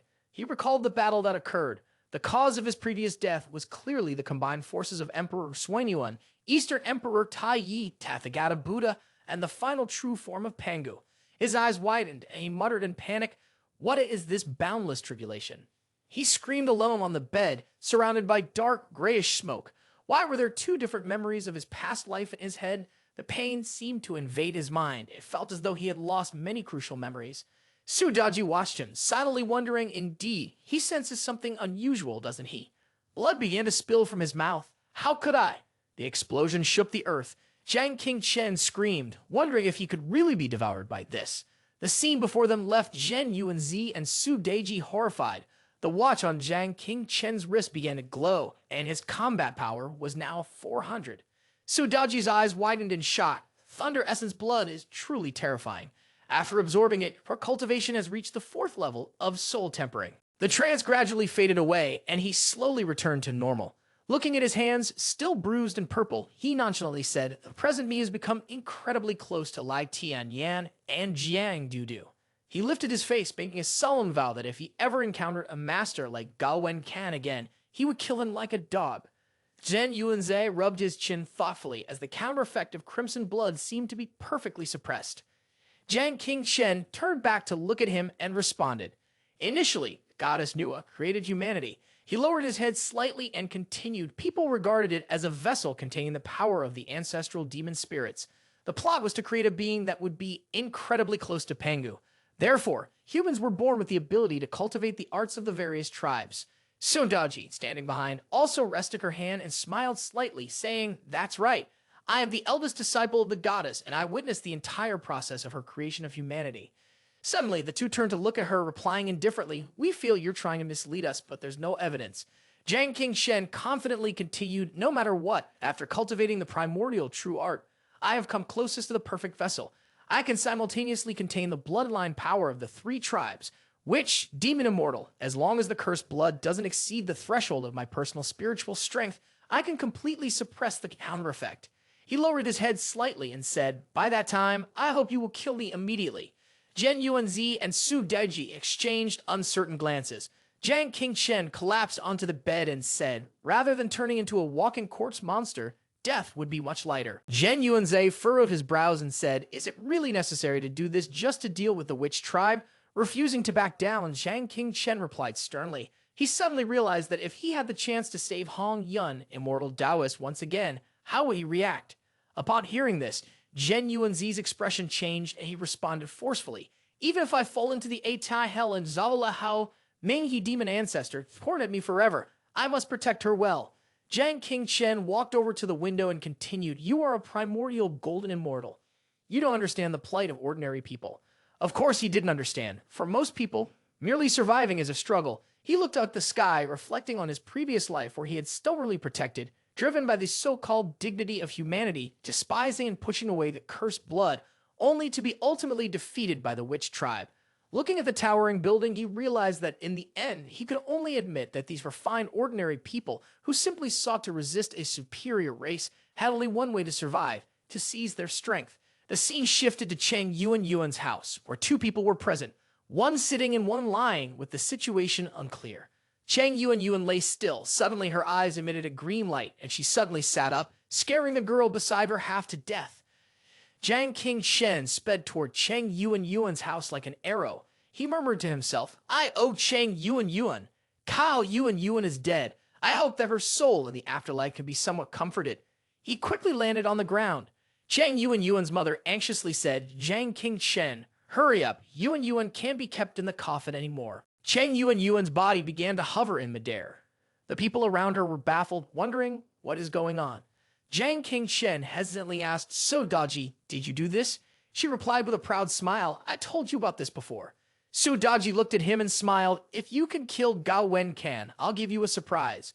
Jiang Qingshen glanced at her and asked, "What exactly is going on?" Su Daji quickly explained, "When Chang Yuan died, you forcibly activated the 9 layers of illusory moon on her body, and now, this force has been triggered by me." Hearing this, he anxiously asked, "Triggered? Didn't you say that the 9 layers of illusory moon only works on oneself?" She calmly responded, "What if Chang Yuan is actually me?" Both Jiang Qingshen and Zhen Yuanzi were stunned by her words and shouted, "What?" She chuckled and said, "At first, I believe in such coincidences too, but now I can confirm it." Looking at Chang Yuan's body before her, she became even more certain that Chang Yuan was indeed her reincarnation. Upon hearing this, both Jiang Qingshen and the Earth Immortal Zhen Yuanzi widened their eyes in shock and exclaimed, "Huh?" Suddenly, Jiang Qingshen remembered something and said, "So you're saying..." Su Daji nodded, looking at Chang Yuan and continued, "If my heroic spirits and Yuan merge, then I can perform 9 layers of illusory moon with her."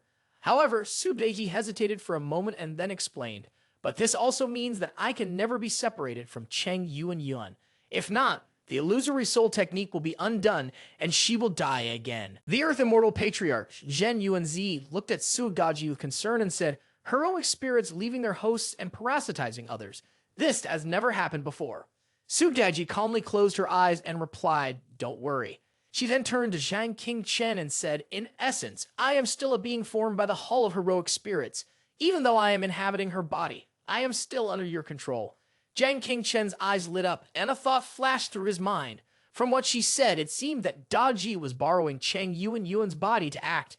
The physical manifestation of heroic spirits, which I couldn't achieve before, was due to insufficient cultivation. The patriarch Zhen Yuanzi also shared his own hypothesis. In theory, after Daji merged with Cheng Yuan, the entity created would still be equivalent to the heroic spirits of the original host, resonating with the host's cultivation and life force. As such, it would still be bound by the Hall of Heroic Spirits. Zhang Qingchen frowned after hearing this, gazing at Cheng Yuan's body, deep in thought. Su Daji then asked Zhang Qingchen, "It's your turn to choose now. Do you truly trust Cheng Yuan? Zhang Qingchen lowered his head and smiled. "Sorry, there are times when I don't even trust myself, let alone trust others." Upon hearing this, Su Daji grew anxious and hesitated, stammering. Who would have thought then that Zhang Qingchen would suddenly point his finger, gather his strength, and shout loudly, "I choose the Hall of Heroic Spirits, heroic spirits." This move by Zhang Qingchen truly shocked Su Daji, leaving her in disbelief. Zhang Qingchen turned to Su Daji and instructed, "Now it's up to you." At this moment, Su Daji was still in shock and curiously asked, "Why can't you trust me and her?" Zhang Qingchen smiled gently and replied, "It has nothing to do with trust. Cheng Yuan died for me, of course, I should repay her tenfold. Moreover, someone who has the same cultivation level as me with a real body could be Su Daji acting on her own. To me, that is already a huge help." Hearing these words, Su Daji walked over to Cheng Yuan's body, then placed her hand on Cheng Yuan's body and shouted loudly, "Heavenly reversal, change fate." The 9 layers of illusory moon made Cheng Yuan's body jerk violently. Immediately after, Su Daji's soul began to change, merging with Cheng Yuan's body. After a while, Cheng Yuan's body fell to the ground. Then Cheng Yuan's eyes slowly opened. She froze, panic rising in her heart, wondering, "What happened? I clearly remember that I..."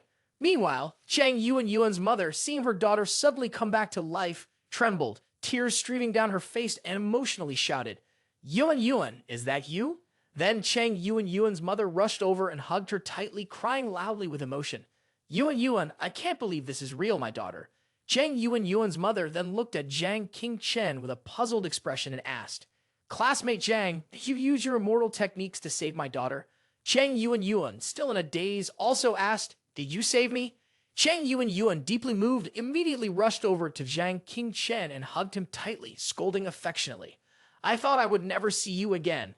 Zhang Qingchen, you jerk." Zhang Qingchen saw the childish, clingy demeanor of Cheng Yuan and sprayed some mist, poking her head with his finger, saying, "You should be a little more sensible. I'm more used to the stubborn version of you from before."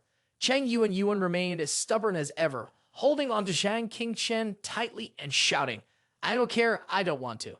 Zhang Qingchen, helpless, could only look at Su Daji for an answer. "I haven't heard that 9 layers of illusory moon has any side effects that could affect the brain, have you?" Su Daji just smiled cryptically and teased the little girl. "She really likes you." Hearing the voice of an unfamiliar woman, Cheng Yuan curiously looked up. As soon as she saw Su Daji, her jaw dropped and she screamed, "A witch?" Zhang Qingchen, flustered, quickly made a silencing gesture and whispered, "Your mother can't see this."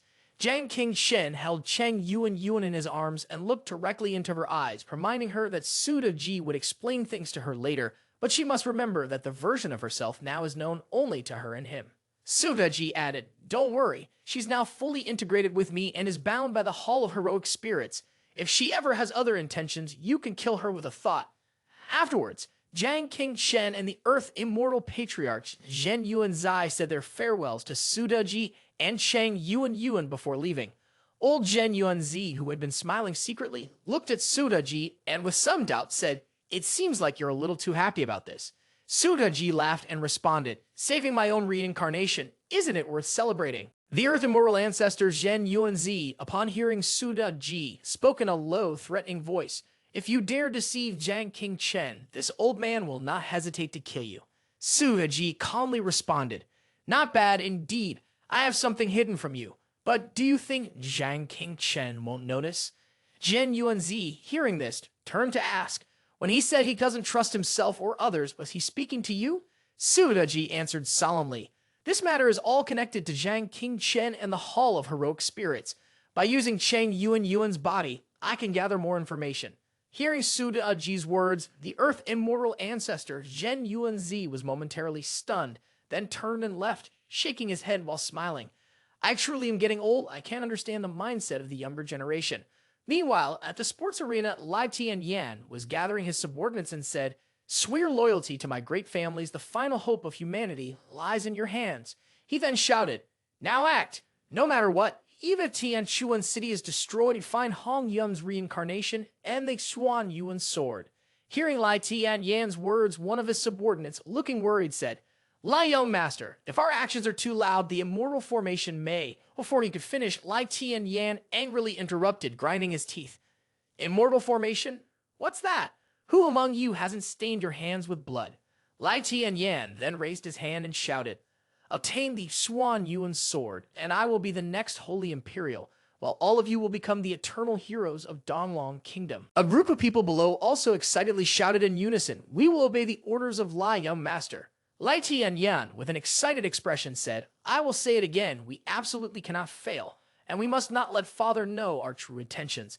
This is the last opportunity to deal with the witch tribe." Immediately, all the subordinates knelt down and shouted loudly, "Understood." Lai Tianyan's gaze was filled with anger as he muttered to himself, "Zhang King Chen, I should thank you. You forced me to make a firm decision. To this extent." At that moment, in the center of the shopping square, Chang Yuan still found it hard to believe that she was alive, murmuring in confusion, "That's right. I really didn't die. I'm really still alive." So Daji, standing behind Yuan, smiled and sighed, a body created from the legendary Daji's prototype, now symbiotically fused with the reincarnation of the original self. Can it be said that fate truly loves to tease? Chang Yuan's cheeks flushed with happiness as she said, "Zhang King Chen, he really did change my life."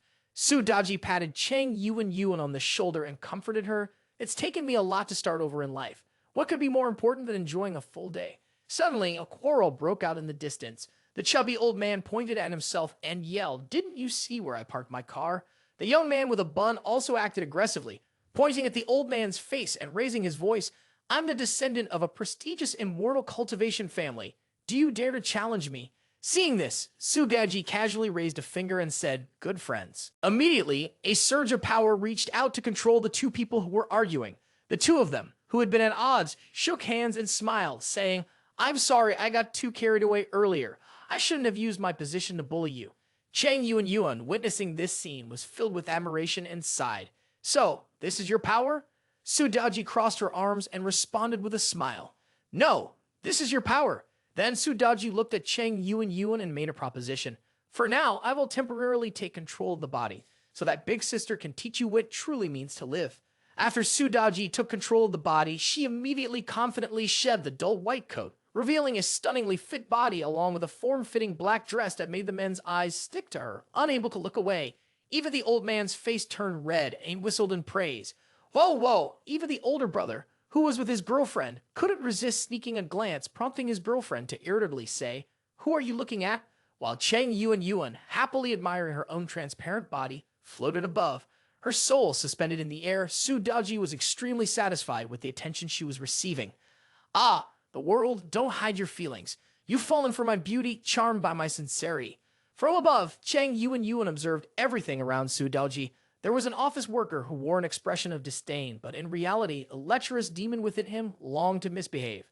"Oh my, this girl really wants to." Looking over here, there's a worker diligently carrying items, but his mind is drifting off to the realm of games. Still frustrated about being dropped to the bronze rank last night, he's furious. Just last night, he even had his little nephew, who's still in elementary school, help him climb up to the monarch level. The two boys over here clearly praised the girl for being so pretty, making her smile happily and respond, "You're so sweet." But in their hearts, they were secretly cursing, "Go away, you fake woman." With wide eyes and an O-shaped mouth, he turned to ask, "Sudaji, is the ability to clearly see people's emotions and obsessions one of your supernatural powers?" Sudaji explained indifferently, "It's not exactly a supernatural power. After cultivating the illusory soul technique to its extreme, one becomes highly sensitive to all kinds of emotional fluctuations, feelings, and attachments. It's not a pleasant thing. Your heart is filled with so much darkness, constantly disturbed by soul-shattering forces that make people want to puke. Over time, it gets tiring, you grow to hate it, and then you just crave to please others. The craving to please others is her own form of goodness. Chang Yuan suddenly asked, then for the host, is his existence considered good or ugly to you? Sugaji didn't answer, only smiling enigmatically, reminding it's better if you go and confirm for yourself. Chang Yuan looked around and suddenly saw two people walking together normally, but in reality, the old pervert was just looking for an opportunity to harass her. Heh, little sister, are you waiting for someone? Let me touch you for a bit. The weak girl could do nothing but scream inside her mind. Help! Don't touch me. Seeing injustice, they immediately took action. Chang Yuan narrowed her eyes and shouted, break his arm. Instantly, the arm of the lecherous man shattered, causing him excruciating pain that pierced deep into his gut. He clutched his arm and screamed, "Oh, my arm hurts my arm." Sudaji, seeing that this wasn't enough, raised her hand, ordered, confess, truly repent. Immediately, the old man collapsed to his knees, then used his remaining hand to clutch the young woman's arm while sobbing uncontrollably, saying, "Why did I do this? I'm so sorry. I'm truly sorry." Seeing that the injustice had been resolved, Chang Yuan and Sudaji excitedly said, "This world is made better because of our presence. Sudaji's happiness comes from the existence of my role. That's what makes everything so good." Suddenly, Sudaji spotted a luxury handbag and shoe store, with everything shining brightly, sparkling in the light. Sudaji exclaimed in surprise, "Is this the representation of top-tier luxury products?" As expected, only the most precious and beautiful things have the right to win the favor of someone like me. Seeing Sudoji rush into the boutique, Chang Yuan was so stunned that she almost lost her balance and screamed, "Wait, sis, this stuff is really expensive." But Sudaji didn't listen. She immediately ran into the store and spread her arms wide like a wealthy woman, shouting, "Wrap everything up." Despite Chang Yuan's desperate cries from behind, "I told you, it's really expensive." At that moment, the staff in the store smiled politely and stepped forward to announce, "Sorry, we're out of stock." Daji looked around at the shelves stacked with bags and, surprised, asked, "Wasn't there a lot displayed above? Why are there no more items left? Or are you afraid I can't afford them?" The sales assistant continued to smile politely and replied, "Sorry, our bags are all limited editions and you can't just buy them with money." Chang Yuan, who was beside her, leaned in and whispered to Sudaji, explaining high-end luxury stores have many unspoken rules. To buy their bags, it depends on the distribution ratio, and you have to earn the privilege to purchase. Sudaji looked confused, asking, "What distribution? I don't understand." The sales assistant, hearing this, gave a sarcastic smile, glanced at Sudaji's appearance, and said judgmentally, "Another little mistress supported by some rich guy. You don't even understand this rule?" Sudaji arrogantly glared back at the sales assistant, twirling a lock of hair as she asked, "Don't you want to win my favor?" The sales assistant maintained her insincere smile and said, showing her teeth, "Sorry, there's really nothing I can do to help you." Annoyed, Sudaji raised her hand and pointed directly at the sales assistant, then ordered in the most respectful tone, "You'll help me pack all of them up right now."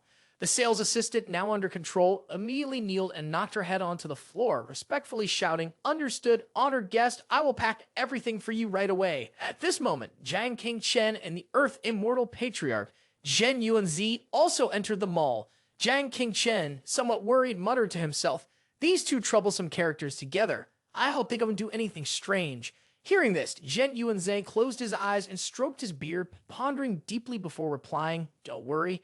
Dad Ji has already gone through the great calamity of the investiture of the gods. She's much more cautious now." Suddenly, Jiang Qingchen saw something. His eyes narrowed like two black beans, and the corners of his mouth twitched several times. He stammered in panic, "Are you sure?" It turned out that at this moment, Sudaji had used her own power to subdue a group of men and made them her personal slaves. Sudaji walked triumphantly on the red carpet, draped in designer clothes, pointing left and right, shouting loudly, "Wrap this up, and this too. The people around me are truly enchanted." Some were carrying bags, others were kneeling and chanting loudly, "Understood, great lady queen." Sudaji smiled with satisfaction as she was respectfully hailed, saying, "Very good, win my favor and use your support and affection for me." Suddenly, Sudaji's careless crowd shoved a female employee down. The crowd immediately screamed in fear, "Ah, someone has fallen." But Sudaji remained calm, smiling and raising her hand, saying, "Use the wind force," and a net of flowers was woven to catch the female employee's body. Sudaji raised her hand again, smiling, and shouted, "Transform into a wave." Immediately, The flower net turned into a wave of flowers, safely lowering the female employee to the ground. Sudaji walked away arrogantly, waving her hand and saying, "Kneel down." The rescued female employee, deeply grateful, knelt and shouted loudly, "Thank you for saving my life, Your Highness. Thank you for saving my life." Jiang Qingchen stared at this scene in astonishment, asking, "Is this for real? Does this person really have such supernatural powers?" The Earth Immortal Ancestor, Yumanzi, pursed his lips and explained, "It's not supernatural powers. This is the true power of Daji. After cultivating the illusionary god technique to its limits, even a single glance can be the most terrifying illusionary technique." At this moment, Cheng Yuan had spotted Jiang Qingchen's figure. She waved her hand and shouted loudly, "Qingchen, over here, over here."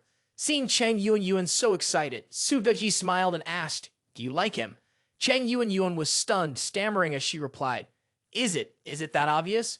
Su Daji laughed and said, "Liking someone is the most beautiful feeling in the world. There's no need to be shy about it." Then, with a sly smile, Su Daji looked at Cheng Yuan, her expression innocent and coaxed. "Let me help you win over your young master. Use the most beautiful love story between you two to flatter me with all your heart." Cheng Yuan still fumbled, unsure of what to do, panicking as she replied, "Huh? Really? But someone like me, probably."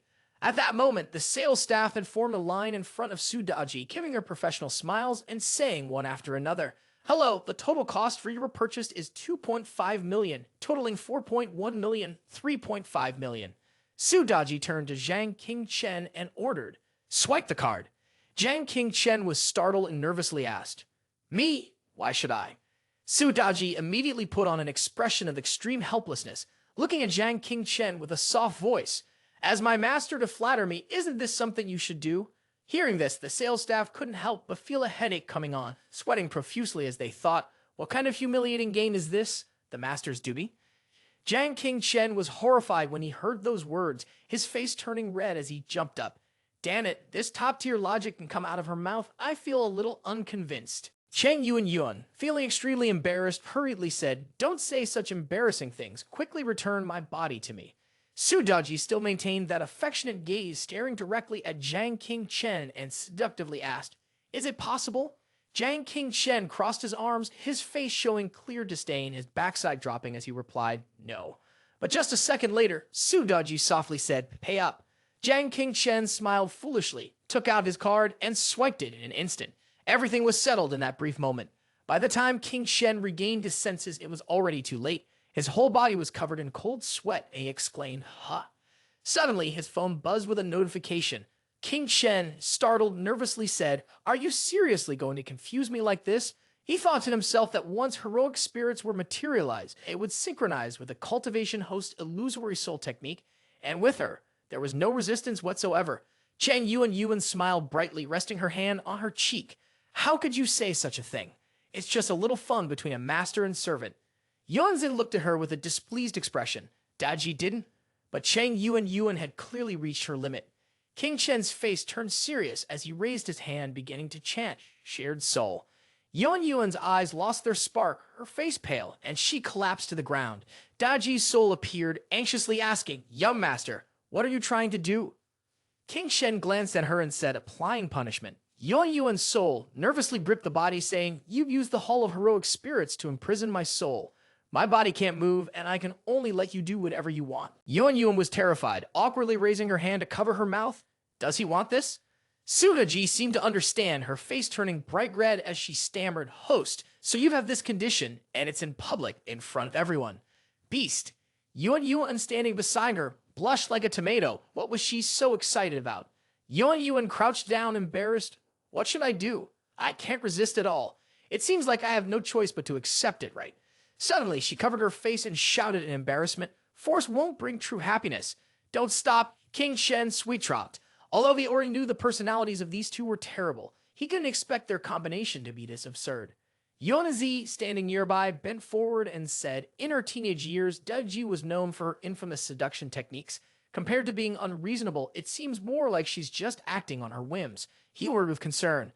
Yuan returned to her body, blushing, and asked, "Are we continuing?" Suddenly, she realized, wait, I've regained control of myself. Sotaji, embarrassed and aggrieved, replied, "I only want to use my beauty to win over this world, to make everyone in the world come to me." Yun looked up at her and said, "Sis, you could already use the mysterious chaotic technique to control everyone. Why not make them offer themselves to you for free?" Daji smiled awkwardly, raising her hand. "This shopping matter." Daji covered her mouth. "I have to spend money to feel happy." King Chen angrily shouted, "Damn it, you're not even spending your own money." Yun the next day also took out a pen and paper, ready to take notes. Oh, Yunzi also had a look of surprise, eyes wide and mouth open, confused. On top of that, he was writing everything down. The city had fallen into night, and a girl was walking alone on the street. She seemed to sense something was wrong, so she took out her phone and made a call. "Mom, why do I feel like someone's following me?" She glanced nervously behind her, but saw no one. She reassured herself, thinking maybe she was just overthinking. Suddenly, someone grabbed her from behind, causing her to panic greatly. Slowly, she opened her eyes and vaguely overheard a conversation. The young master said it before. The Swan Yuan sword is Wu Chi's sword. It can dispel all the power of cursed blood, causing the cursed blood to enter my body. If it transforms into witchcraft ritual, then that means this is not the person we were looking for. Then kill her. She was terrified as she saw herself tightly bound to the bed. The muscles on one of her arms bulged, turning dark purple and slowly spreading across her face, causing her to scream in agony. Suddenly, her body began to transform, her claws extended, and her body swelled up. Meanwhile, Yonenzi was talking to King Chen. "It seems the 9 layers of illusory moon has resurrected perfectly. Now we can be at ease." He continued, "I thought you'd be very angry." He looked up in surprise at the clock. "I almost forgot. I promised to go shopping with Chen Ning. It's too late now. Too late. Chen Ning will be so angry." Yonenzai took a bag out of his coat, his face implying something. "This is the most expensive bag from earlier. I just grabbed it. Take it and make it up to Chen Ning." King Chen smiled, understanding the hint. "Big brother, you're really knowledgeable." Yonenzai teased, "Who's your big brother? I'm far from being your big brother. I don't even know you." After finishing her shopping, Yuan was on her way back with Daji. Did she deliberately let Jiang King Chen pay? Daji calmly replied, "Gifts given by someone you like are the only ones that can win my heart." Yuan smiled brightly and happily said, "He's really so gentle." Suddenly, she noticed a black spear floating in the air and the entire sky turned a gloomy color. In an instant, she was wounded all over. Daji flew upwards to investigate, holding Yuan close, and then noticed Yuan turning her head. The two of them spoke in unison. Yuan, in panic, collapsed to the ground, her legs losing all strength. "What's going on?" Daji leaned down beside her and said, "This is an illusion. Don't be fooled. Even if the illusionary realm is more realistic, it's still just an illusionary realm." Her face grew serious as she looked at Yuan, who was terrified. "Once you trust it even a little, you'll be completely trapped." Daji began to explain that formation, along with the witch tribe, 12 heavenly gods of the Dew region formation, and the celestial star spirit orb formation of the demon tribe, are the predecessors of the 3 great ancient formations. She went deeper, starting to analyze. "Once you enter, it will continue to cycle your life in the depths of your subconscious within a world of infinite sizes, and you won't be able to escape it." Daji warned, "I'm not sure why this formation appeared on Earth. Regarding this matter, we must tell Jiang King Chen first." Yuan wondered why. She hesitantly said, "Didn't you say that I have now become the one who holds his heroic spirits, and that there should be no disobedience at all?" Daji Yi replied, "This is not something he has the right to inquire about. We will discuss the investigation of this formation later." Yuan asked, "What are you planning to do?" The head of the Sea family glanced at Gong Sun and said, "Gong Sun family head, is it possible that she is the one?" She answered, "Following the young master's orders, any girl around 18 years old in the Heaven-Piercing Cultivation Institute with abundant spiritual energy could be a contract for the Swan Yuan sword." With that, he casually waved his large sword aside and spoke indifferently. "Then we'll just take her and try it." Yuan anxiously asked, "You are the heads of the Gong Sun and Xia families in Tianshuan City. I have interviewed both of you before." She said, "Why are such important figures like you seeking me out?" Teluin responded, "We are just servants of the great master. We dare not claim any greatness ourselves." The Gong Sun family replied, "We just need to borrow your life for a moment. If you obediently come with us, you'll suffer less pain." Daji, standing aside, reminded, "The killing intent of both of them is heavy. Their strength far surpasses. Gao Wen can. Hand over control of your body to me." Yuan firmly said, "I don't want to." Daji was momentarily stunned. She recalled her earlier words, which made her despise humans so much. Bullying the weak, fearing the strong, her eyes were filled with determination and a strong will. "I want to strive to become someone he doesn't hate." She sighed, looking at the expression on the girl's face. It seemed like there was no choice but to take action. She began to get into a fighting stance. "Excuse me, ladies, did you just mention the contract of the Xuan Yuan sword? What a coincidence, the man I like seems to be very interested in this." Yuan Yuan exuded a radiant aura, smiling confidently. "You're the ones who brought it up, or do you want me to make a move?" The head of the Te family couldn't hold back anymore and rushed forward with a knife. The Junior was being reckless. Yuan Yuan lightly pointed, ordering him to kneel. In an instant, he lost his balance, struck by a pressure so heavy that the bricks beneath him shattered.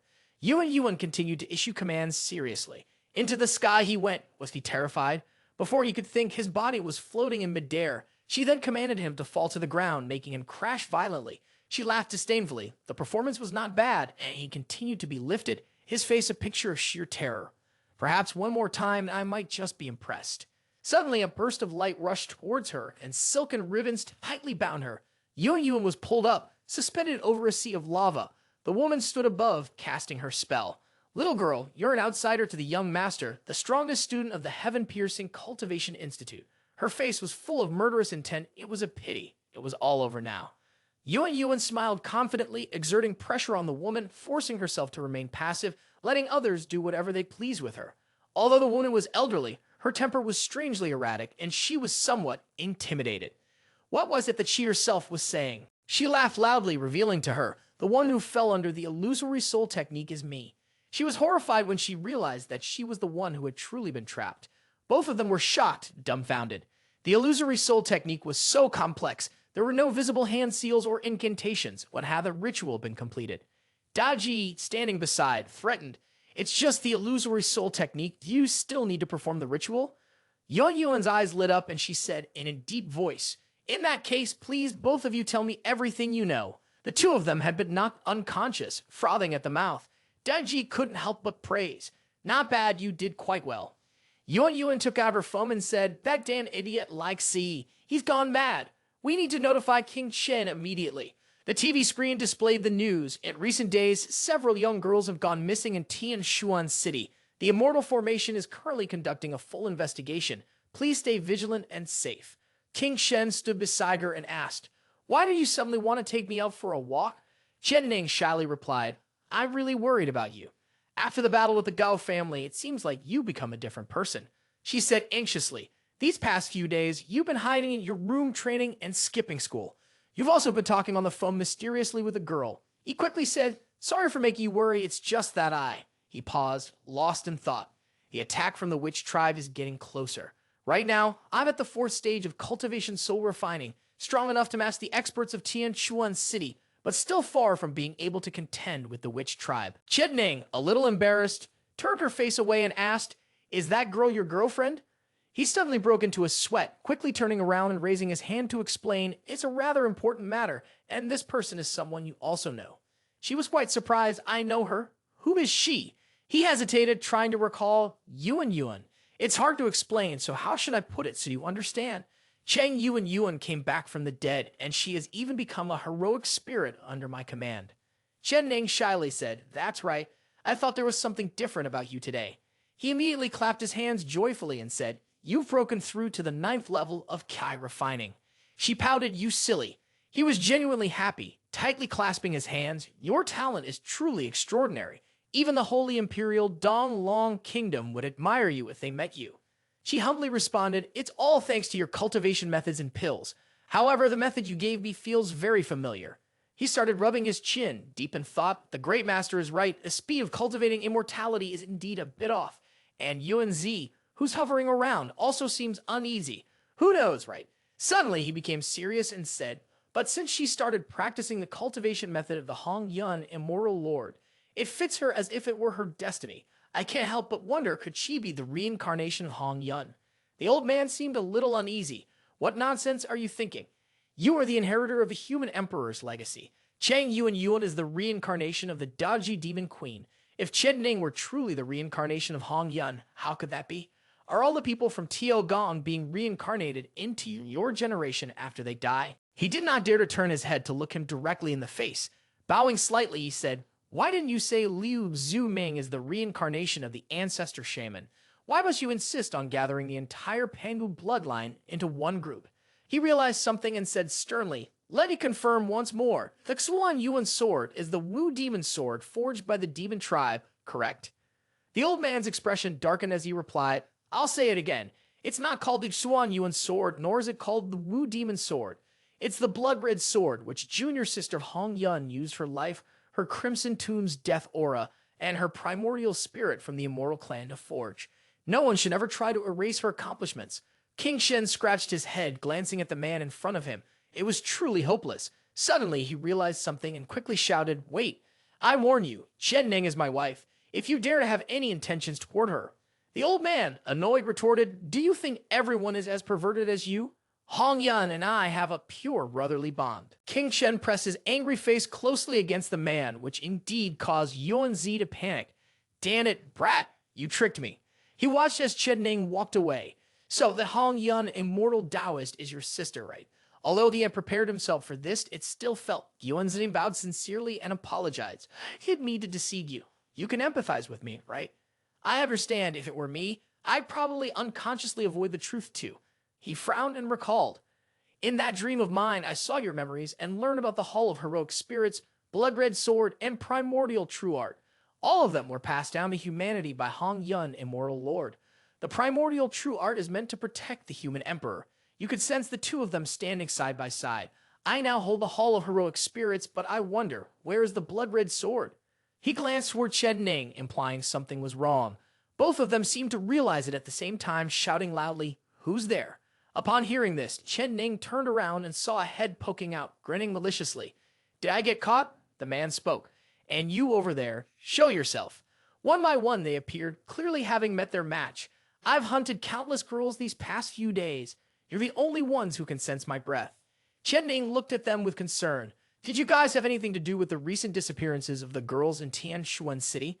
Mr. Zhao, with a sinister look on his face, said, Mr. Liu too, let me catch him for testing, and then we'll deal with Nam. He responded, Nam is mine. I'll kill him directly. No mercy. Immediately, he activated the magic within his body, not forgetting to remind, be careful. These two are both soul tempering. Chen Ning also unleashed her power, confidently saying, Leave this to me. I can't always rely on you to protect me. Mr. Zhao wondered when the students from the cultivation department of Tianshuan City had become capable of producing such experts. Mr. Liu laughed ominously, gripping his staff and charging forward.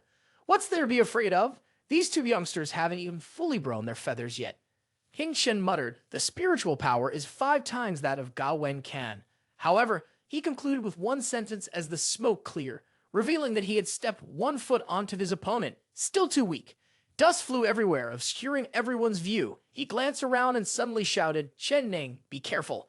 Mr. Zhao intended to launch a surprise attack, but was easily dodged by her. He turned in panic and, at some point, saw her performing the body technique law on the flowing clouds, a green light enveloping him.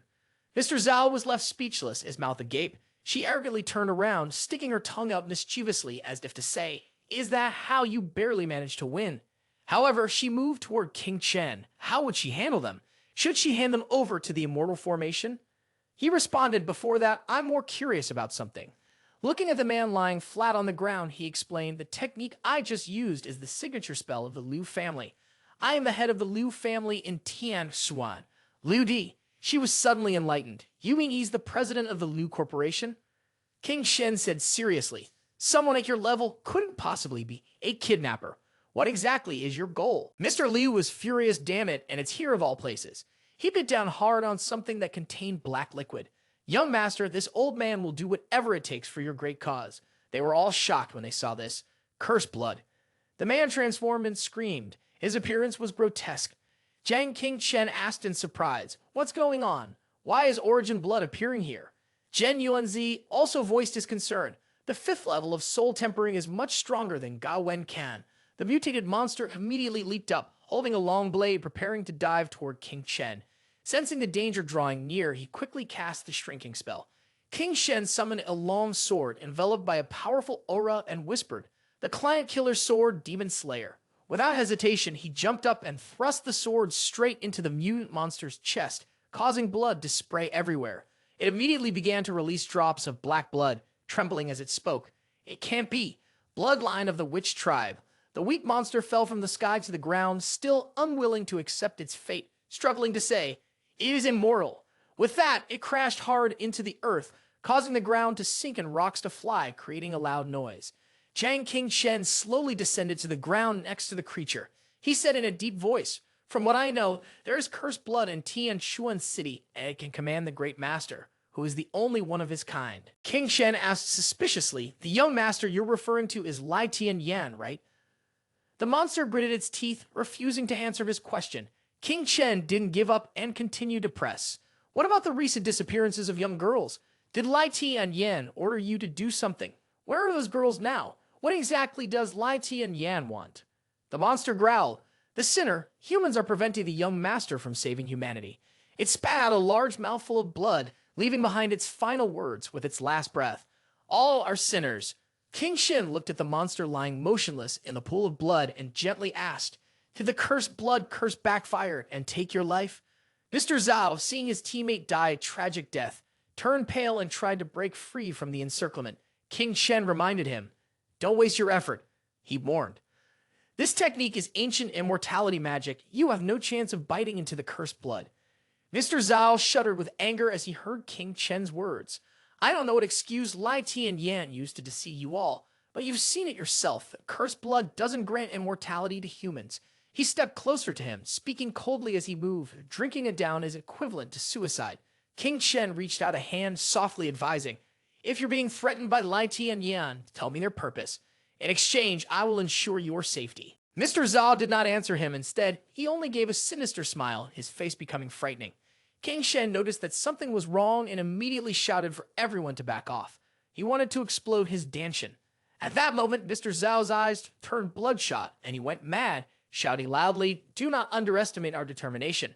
As soon as the words left his mouth, his entire body instantly exploded. A flash of light appeared, brightening up the entire sky. King Shen quickly cast a spell to block the destructive force from reaching Shen Ning. Shen Ning looked towards Mr. Zhao, whose body had turned completely black and deformed, feeling somewhat terrified, and muttered, "How could this happen?" Jang King Shen also questioned in confusion, what could possibly cause a group of powerful family heads like the Gao brothers to be so fearless of death? Suddenly, the sound of a phone ringing broke the silence. Chang Yuan was calling. King Shen immediately answered the phone and asked, "What's going on?" A very anxious voice came through. "Listen to me, the madman Lai Tian Yan is on the same side as the witch tribe." Chang Yuan, her face pale and frantic, continued, "He wants to inject Wu poison into all the girls in Tianshuan City to find they've sworn Yuan's sword that can restrain crimson blood." Chen Ning walked over to Mr. Zhao's corpse and noticed a small round object emitting a purple light. She asked suspiciously, "Is this what the person just bit into?" Jang King Shen, worried, shouted loudly, "Don't go near it." Suddenly, the strange object began to shake violently. In an instant, it shattered into pieces of glass. A purple liquid shot out from inside, heading straight for Chen Ning. She looked at her hand in panic and screamed loudly. King Shen quickly reassured her, "Don't panic. I will use the chaotic energy to help absorb it for you." Having said that, he immediately performed a spell that surrounded her, aiming to draw out the poison from earlier. Chen Ning's face had turned ashen, her complexion drained of all color. A brilliant beam of light suddenly appeared above her head. King Shen widened his eyes in shock and yelled, "What is that?" From within her body, a sword appeared, glowing with 7 rainbow-colored hues, along with a goddess whose entire being radiated a brilliant aura. The girl slowly opened her golden eyes, full of intense energy. She grabbed the sword with its colorful blade, guiding spiritual energy from all directions. Chen Ning was gently lowered to the ground by a flow of purple energy. King Shen, witnessing the scene, was in utter amazement, exclaiming, "What's going on?" The cursed blood spell was instantly shattered. Zhen Yuanzi was equally astonished. King Shen moved closer to Chen Ning, helping her sit up, and silently listened as Yuanzi continued in a deep voice the power of the blood-red sword. At the same time, in a large villa, a bodyguard tremblingly held the shattered pieces of a jade tablet and said, "Young master, the life jade tablets of Mr. Liu and Mr. Zhao are broken." Lai Tian Yan calmly replied, "The jade tablets are broken, then death follows. I'm afraid they've lost." The people below began murmuring in Tianshuan City who could defeat them when the two of them joined forces. Could it be the immortal formation at work? Lai Tian Yan reassured them, "Don't worry, I trust that everyone here acts for the greater good of humanity. Even if they are defeated, they will not reveal it." His gaze became sharp and he gritted his teeth as he continued, "No, we haven't failed. Their cursed blood had encountered the Swan Yuan sword. Suddenly, the orb behind him emitted an eerie purple light, and inside it appeared the image of Chen Ning. Lai Tian Yan exclaimed in surprise, so it was her. The people below began cheering in delight. We found her. We finally found her. Young master, let's take action now. The salvation of humanity is right before us. Lai Tian Yan sternly shouted, everyone, do not act on your own. Seal off all information, including that of my father. His gaze was filled with calculation, and Tan Yan spoke in a firm tone. This is a one-time opportunity. We must be cautious. We cannot let the witch tribe find out anything. The next morning at school, Su ran, her face dark and clouded. Frowned as she stared ahead, remaining silent. She looked toward Chang Yuan, who was sitting in the middle of the lecture hall, and thought, Chang Yuan is clearly dead. What methods did Jiang King Chen use? She then shifted her gaze toward Chen Ning, sitting in the corner, thinking, Chen Ning is the host of the Swan Yuan sword. The Lai family has completely lost control and gone mad. Su Ran sighed and murmured, I don't even know what the next step should be. On this side, Chang Yuan glanced down at King Chen, wondering, is Zhang's family staring at me? In reality, King Chen was not looking at her at all, but was instead focused on the TV, which was broadcasting the latest news. The host announced, in the past few days, several girls have gone missing in Tianshuan City. Currently, the Immortal Formation is fully investigating, and we hope everyone pays attention to their safety. The chubby one behind him asked in a low voice, Boss, are you free after school? He asked in return, Why? The chubby one pulled out a piece of paper with red print and softly continued, The cultivation department's task, have you forgotten? Cultivation department students need to complete at least 10 points within 3 months, in addition to the registration fee. Chen Ning asked in surprise, Since the registration, you haven't earned any points yet? King Chen replied sadly, But I don't have time to think about points anymore. She looked at the task paper and couldn't help but be amazed, saying, The task reward is 100 points. Do you accept an A-level task? The chubby one quickly answered, Boss, you've already wiped out a whole aristocratic family, so what's a small A-level task to you? He smiled and continued, Recently, isn't there a lot of talk in Tianshuan City about the beautiful girls going missing? 3 have already disappeared from our school, and the Immortal Formation is almost going crazy, offering a full bounty to capture that pervert. Chen Ning and King Chen were both shocked when they heard of this and asked, The case of the missing girls? The chubby one looked confused and asked, What's wrong with you two? Why do you look so strange? Chen Ning decisively said, I'll take this task. Do you have any clues? The chubby one quickly answered, I don't have any clues, but I have a plan. I'm sure we'll catch the real culprit behind this. King Chen immediately countered, What kind of plan could you possibly have? He turned to her, his tone serious as he said, Chen Ning, didn't you tell me before not to get involved in this matter? Chen Ning hesitated but responded cautiously, her mind still on the missing girls. She couldn't help but feel that she couldn't just stand by. Her conscience was deeply troubled. King Chen angrily shouted, I won't agree to this. Right now, there's nothing more important than your safety. He anxiously thought to himself that the target of the enemy had been her from the very beginning. Chen Ning spoke firmly, If you don't agree, I'll go on my own. She glared at him in frustration, speaking up, Do you really think I'm an idiot? These days, I've been gathering information on the great families. Clearly, you've been investigating this case on your own. Chen Ning lowered her head sadly and continued, I always feel like the only protection you can receive is from me, that I'm just a burden to you, bearing all the responsibility by myself. She murmured softly, but deep down, I tell myself that I also want to do something for you. That evening after school, in the small forest behind the school, Jiang King Chen was sitting there with a sullen expression, silent and brooding. The 3 of them were hiding behind a large tree. He asked doubtfully, Is this really your flawless plan? Lai Shilan, dressed in a tight-fitting pink dress with a cattail and ears attached, exuded an aura of charm. She turned her head back and asked hesitantly, Liu Zi, are you sure this plan is solid? The chubby one quickly gave her a thumbs up, signaling her to relax. Chen Ning anxiously spoke up, using Shai Lan as bait. Only you could come up with something like this. The chubby one confidently replied, I've already investigated. The female students of our school are almost all missing behind the mountain, so that perverted man likes to kidnap beautiful girls who are alone.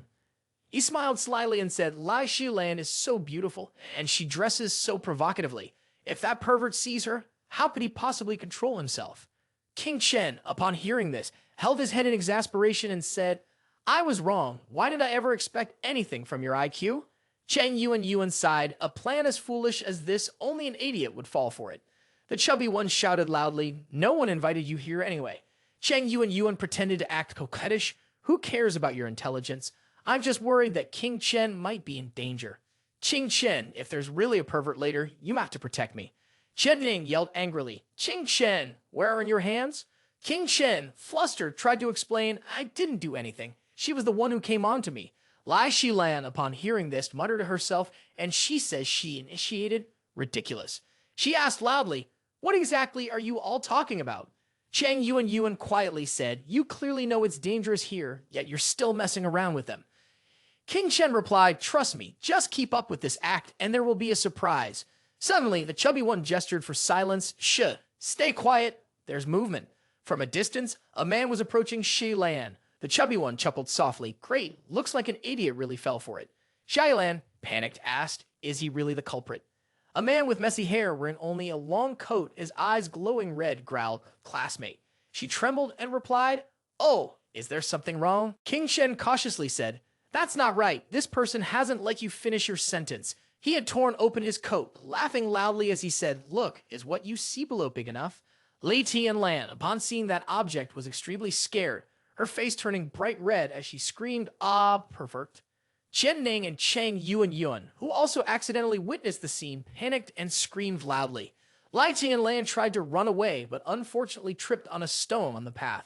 She immediately fell hard, with a pervert behind her laughing like a naked worm. King Chen quickly rushed over to catch her, shouting, be careful. Upon seeing him, the pervert immediately ran away, cursing, damn it, ambush on me. The chubby man loudly reminded him, not good, boss, you're about to escape, hurry up, and chased after him. King Chen, while carrying Shilan, quickly moved forward, calmly saying, with me here, you can't escape. Meanwhile, inside the school, 3 people were patrolling. 2 Yale students were chatting happily with each other. Team leader Jiang, we've been patrolling here for several days. Haven't seen any suspicious characters at all. The other person laughed loudly and responded, maybe it's because our head personally took action, so the criminal who kidnapped the female student has already escaped. Suddenly, Shilan appeared from behind, shouting loudly, where are they? Quickly catch the pervert, catch the pervert. King Shen smirked and said, today the Heavenly King has arrived, you won't escape. Jiang Dudu, seeing him rush past, immediately shouted angrily, Jiang King Shen, I didn't expect this from you. Shilan anxiously said, Dudu, hurry up. As soon as she finished speaking, Jiang Dudu kicked King Chen in the face, sending both him and Shilan flying with a sharp screech of nails. Are you really this kind of animal? He hugged his face, frustrated, and shouted loudly. Are you crazy? Jiang Dudu walked up to Shilan and kindly said, don't worry, everything's fine now.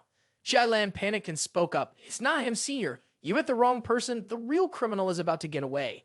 Jiang Dudu froze at the sound of this. Ha! King Chen quickly shouted, don't block the way, hurry. Suddenly, Chang Yuan appeared out of nowhere, carrying the unconscious pervert, and said a person has already been caught here. She dropped him heavily to the ground, creating a loud noise. Chang Yuan secretly rejoiced, thinking to herself, Qing Chen, am I really that great? Jiang Dudu hesitated and said, sorry, I didn't expect this. King Shen turned her face away, pouting. There were many things she hadn't expected. He smiled wickedly to himself, thinking, next, all the actors had arrived. Chang Yuan slowly landed on the ground and softly said, there's something strange. I've realized this guy has been hit by an illusion soul spell. She sat down and began to undo the spell. After a while, the pervert sat up, his face pale, drenched in sweat. He looked at the people in front of him, fearfully saying, King of New Soldiers, Team Leader Jiang, who are you two? Jiang Dudu immediately grabbed his throat, lifting him up high and threatened. Don't think you can talk your way out of this. Quickly explain to me what's really going on. The pervert trembled and replied, I don't remember clearly. After finishing my self-study session at night, I was walking on the road and suddenly someone ambushed me. After a while with my head pounding like a hammer, I lost consciousness. She suddenly realized something was wrong and shouted loudly, this is bad. Asterisk, asterisk, the dance of the tiger leaving the mountain, asterisk, asterisk. At the same time, in a small forest nearby, a blond man with scruffy facial hair spoke in a rough voice. Wu family, Wine family, is this the girl the young master is after? He's only a first-level soul-tempering cultivator with a combat score of 150. Another person stepped forward and said in a deep voice, that's right. Even if her face turned to ashes, I'd still recognize her. A third man approached, also a second-level soul-tempering cultivator with a combat score of 200. He closed in, forming a circle around Chen Ning and the chubby one. He spoke coldly, take her down and bring her back to the young master. Whether we succeed or fail depends on you. The chubby one shouted in panic, "What do you want? Do you even know who she is? She's Zhang King Chen's girlfriend, the king of new soldiers at our school."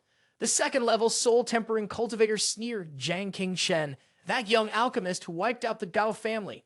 The other man curled his lip and replied, "Normally, I might have feared him a little, but now I don't care who he is." Chen Ning asked suspiciously, "Are you from the three continents, kingdom, the Wu family, those cultivation clans? Last time it was Liu Dehao, and now it's you. Who is really behind all this?" Before she could finish her sentence, one of the three clan leaders coldly commanded, "Do it."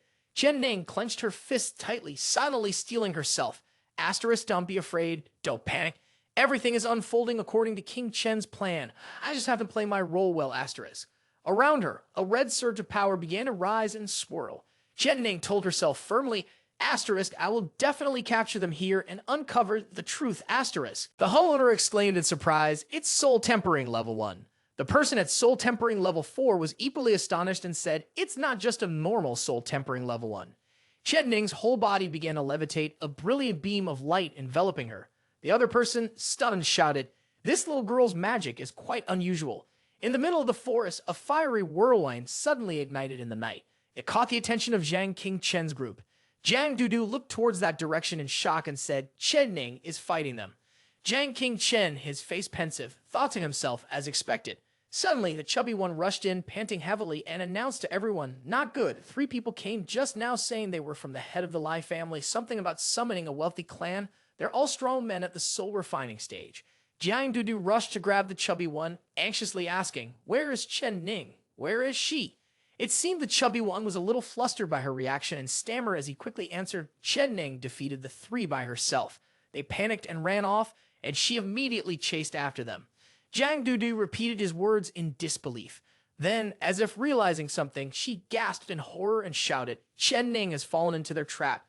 It's a well-prepared scheme. I'm afraid she's already caught in their snare." Jiang King Shen looked over at Cheng Yuan and asked, "Can you sense the direction of Ning?" From the tips of her fingers, she conjured a stream of green energy shaped like an arrow. She nodded and answered him, "Yes, luckily we had Chen Ning leave a soul imprint earlier. Tracking spell. You anticipated this, didn't you?" Jiang Dudu turned to Cheng Yuan, her heart filled with admiration for her meticulous planning. Jiang Dudu's eyes were covered with a beam of green light, and she spoke, locking onto the direction, ready to chase at any moment. The 3 of them used their spiritual power to fly up. Jiang King Chen glanced over and hurriedly spoke to Jiang Dudu. "Hurry up, I'll explain it to you on the way."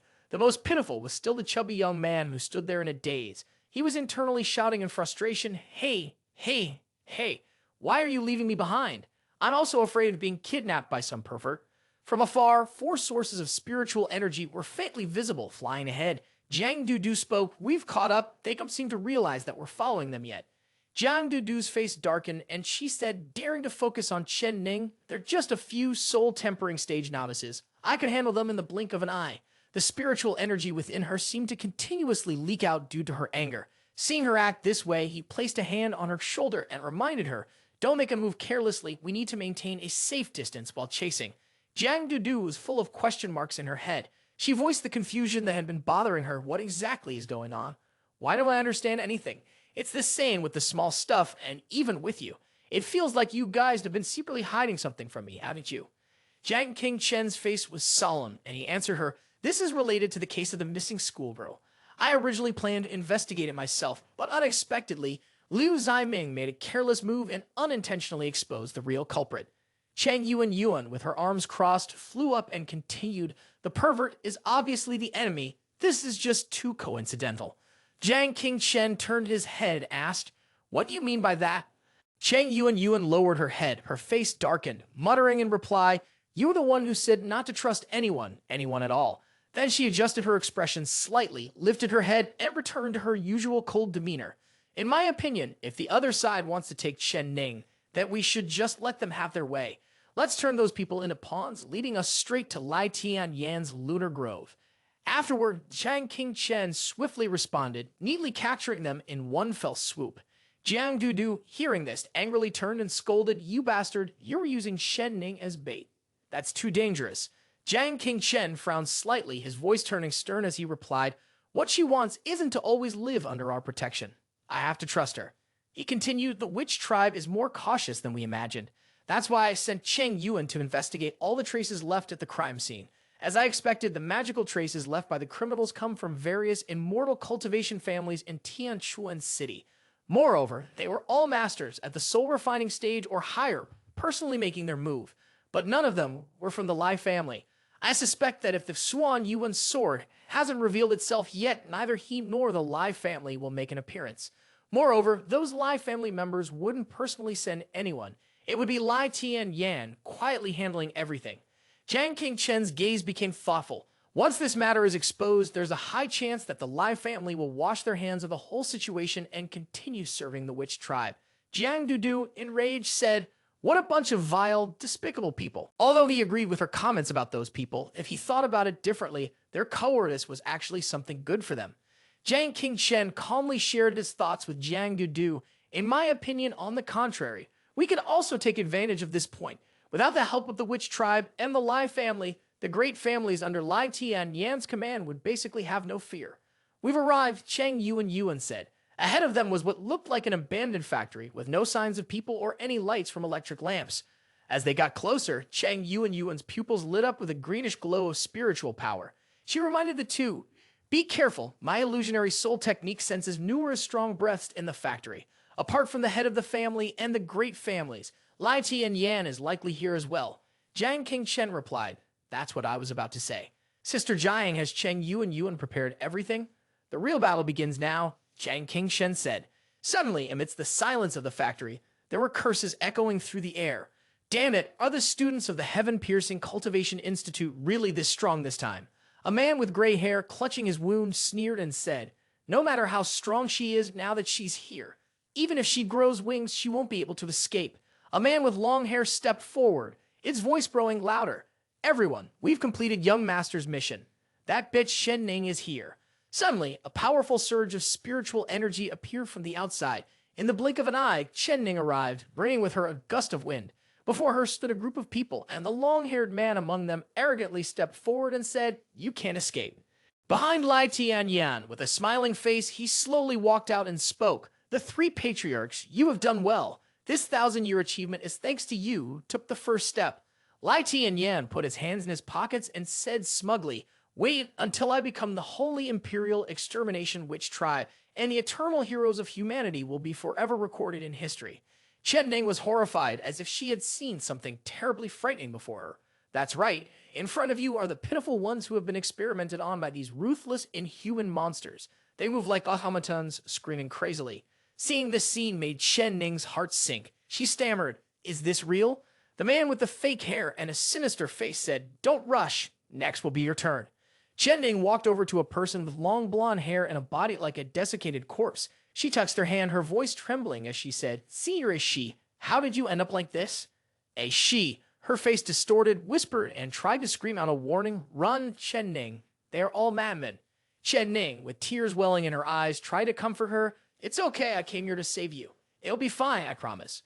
Suddenly, she seemed to lose her sanity and screamed like the other chained ones. Chen Ning covered her mouth, tears streaming down her face, choking on her emotions. How could this be? Even Senior Shi, that scoundrel Lai Tian Yan, shrugged casually as he walked forward. "Chen Ning, don't worry, you're not like these lowly ones. You are Hong Yun, the immortal lord reincarnated into the world. Wait until you become the perfect sacrifice to summon and awaken the Swan Yuan sword." His face was engraved with countless malevolent auras, his voice wicked as he said, "You will offer your body as a sacrifice to the sword, just like the mysterious Lady of the Nine Heavens who bestowed the power of the demonic diagram Divine Sword upon Emperor Xuanyuan. You will then become the goddess lauded as Heavenly Solitude." Chen Ning lowered her head and retorted, "I don't understand what you're talking about, and I have no interest in becoming any sort of sacrifice." Suddenly, Chen Ning raised her head, her eyes burning with righteous anger as she glared at Lai Tian Yan. "I must stop a bunch of madmen like you." He sneered mockingly. "Stop me? Just with you?" Chen Ning replied, "Not just me, but..." A loud explosion rang from behind, causing him to turn in surprise. Before Lai Tian Yan could say a word, three figures from Jiang Qingchen's group appeared before him, cool and composed, continuing Chen Ning's words. "But it is us who will stop you, vile scum." Cheng Yuan, feeling dismissed, irritably reminded him, "Hey, don't forget about me. You didn't notice there's still one more person here?" Lei Tianyan, furious, turned to accuse the family heads. Have the three of you betrayed me? They immediately waved their hands in protest. No, we didn't know we were being followed. Seeing the victims of Lei Tianyan, who had already been drained of their life force, now nothing but withered corpses, Jiang Dudu couldn't hold back, shouting, "These beasts have lost all humanity." She ignited with fiery anger, her aura radiating as she faced the evil before her. Lei Tianyan, I, in the name of the superhuman Ham, the head of the Feng Qi Committee, will make sure you are brought to justice. At this moment, Jiang Qingshen spoke softly from beside. Can you leave Lei Tianyan to me? A powerful green force enveloped his entire body. Jiang Qingshen stared intently at the enemy and said, he was the only friend I had when I was young, and this bond must be severed by me. Hearing this, Jiang Dudu immediately stepped back to get a clearer view of the battle. I understand, she said coldly before adding, leave the others to me. Chen Ning was also ready to take a defensive stance. King Shen, you just focus on dealing with Lei Tianyan.